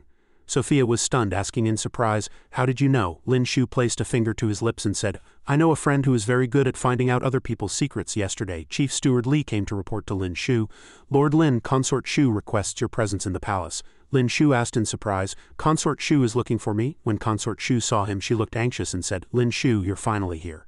Lin Shu got straight to the point. Consort Shu, why have you summoned me? Consort Shu suddenly grabbed his hand. He was copying her mind-reading ability. Lin Shu was stunned and said, This matter. After that, he knew everything, stroking his chin in contemplation. I never thought the Crown Prince would collude with the Great Yu to consolidate his position. He wants to eliminate the other princes, Consort Shu said anxiously. I only found out by accidentally hearing the Crown Prince's thoughts. Without evidence, you're probably the only one who would believe me. Please save Baichuan. After Lin Shu left, he was still thinking, I didn't expect Consort Shu's ability to be mind-reading. No wonder Emperor Sha always says Consort Shu is the one who understands him best. If others knew about this ability, even the closest people would not dare to get near her. Since she shared this secret and her mind-reading ability with me, I can't let her down. Combining beast speech with mind-reading will allow me to monitor the Crown Prince's movements from a distance. I'll wait until I find the Great Yu's inside man. Otto asked Lin Shu from behind, Are there any fun places in Daxia at night? Sophia also said, I'd like to see the night scenery of Daxia. Lin Shu's cat-like eyes widened as he asked, Doesn't the Great Yu have a curfew? After speaking, he stared blankly at Sophia again. This Sophia was not simple. She actually wanted to make a move on Zhao Lingjun. Sophia touched her face and asked him, What's wrong? Is there something on my face? Back in the present, Lin Shu had already captured her. I didn't expect to be exposed, she said. Forget about that kid Otto, she asked angrily. What do you plan to do with me? Lin Shu was also considering this. Another ship arrived. When the common people saw it, they began to discuss among themselves. I wonder what's happening with Deluo. Just yesterday a batch of envoys came to marry off Princess Natasha. Why is there another batch today? Are they delivering the dowry? Emperor Sha sat on his chair in the Imperial study and asked, Esteemed envoys, what brings you here from so far away? The envoy replied, Excuse me, is Princess Natasha of Deluo currently in Daxia? Emperor Sha yawned and answered him, Princess Natasha, you say? She is indeed here. The envoy cupped his hands and said bluntly, We are under His Majesty's orders to ask Princess Natasha to return. We hope your esteemed country will hand her over to us. Emperor Sha waved his hand at the envoy and said, Now that's not right. Although Princess Natasha is in Daxia, I have not restricted her freedom. If you want to take her back, you can go and get her yourselves. You don't need to ask me. The envoy asked again, Then may I ask where Princess Natasha is now? Emperor Sha waved his hand and ordered, Zhou Jin, take him to find Princess Natasha. Zhou Jin complied. Yes, Over at the Lin residence, Zhou Jin pointed and said, Princess Natasha is inside. Last night she married the master of this house, the envoy said in surprise. So fast they used that trick, he kicked the door open directly. Zhou Jin looked troubled and advised, Lord Envoy, I'm afraid this isn't appropriate. The envoy was unconcerned and even boasted, after advancing to the heaven rank, everything around me seems so fragile. I just wanted to see Princess Natasha sooner, please forgive me.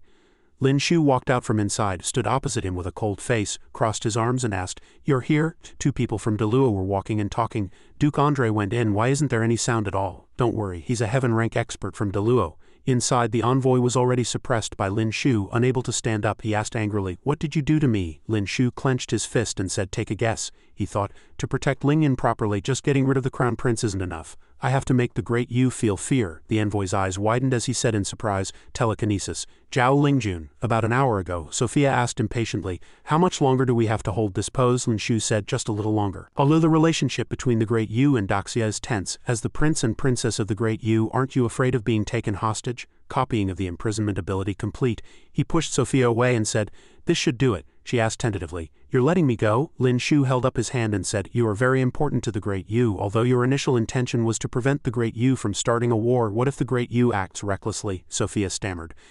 I never told Otto about this, she thought in frustration. How can this be? Is this guy a monster? How does he know everything? Lin Shu scratched his head and said, Actually, I can read minds. I know everything you're thinking, she screamed in shock. What? Zhao Lingjun came out and asked, What's going on? You've made up with the great Yu princess again? Lin Shu turned back and asked, What, are you jealous? He pointed at Sophia and introduced her. This lady gave me a great gift. It's only right for me to treat her with courtesy, right? With a flick of his finger, the envoy who had been suspended in midair fell behind Zhao Lingjun. She turned to look and said in surprise, The power is gone, Lin Shu calmly explained. A heaven rank imprisonment ability can make all abilities within a radius of several dozen li disappear without needing to make contact or even detect the other person's presence. Sophia was stunned into a daze, marveling, Isn't that invincible, unmatched by anyone above or below the heaven rank? Zhao Lingjun looked back at him and asked sternly, You still haven't told me why you're being so polite to an enemy sent by the great Yu. Sophia lowered her head and spoke first. The great Yu is skilled at using treacherous officials to sow discord and weaken imperial power. I never thought that one day they would reap what they sowed. I fled to Daxia, but upon arriving, Otto and my two older brothers still seem to be completely unaware. Lin Shu sat opposite her and said, The great Yu's elder council has been causing trouble everywhere, relying on their heaven rank experts. It's time to settle accounts with them. Sophia smiled and said, The leading elder is in Deluo, and he only brought less than 10 heaven rank experts with him. With your current abilities, you can handle them easily. Lin Shu stood up and said, Perfect. I have to take Natasha back tomorrow anyway. Zhao Lingjun stood beside him and asked, You're going to Deluo? Lin Shu turned back, held up a finger and replied, The preparations are almost complete. The ability I shared with you is enough to deal with the Crown Prince and the Imperial study.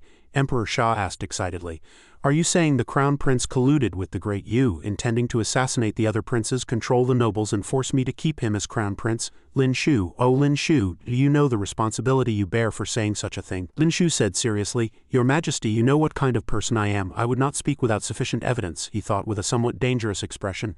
After all, the Emperor is still unwilling to believe his own son committed treason. In that case, I'll let him experience the Crown Prince's conspiracy firsthand. At the Prince of Qin's residence, a group of black-clothed men leaped down from the roof. Li Baichuan asked calmly, Did the Crown Prince send you? The masked man drew his blade and said, The Prince of Qi is already dead. You're next. Emperor Sha suddenly appeared behind them, sighing in pain. It is I who have failed to raise my son properly. The three masked men turned around and cried out in surprise, Your Majesty. Emperor Sha waved his hand and ordered, Pass on my decree, arrest the Crown Prince. The commander behind him complied. As you command. Through Lin Shu's efforts, the Crown Prince's conspiracy was foiled. He was stripped of his title and became a prisoner. The next day, the Prince of Qin was named the new Crown Prince. Afterward, Lin Shu took Natasha to Deluo and single-handedly dealt with Deluo's 15 heaven rank experts.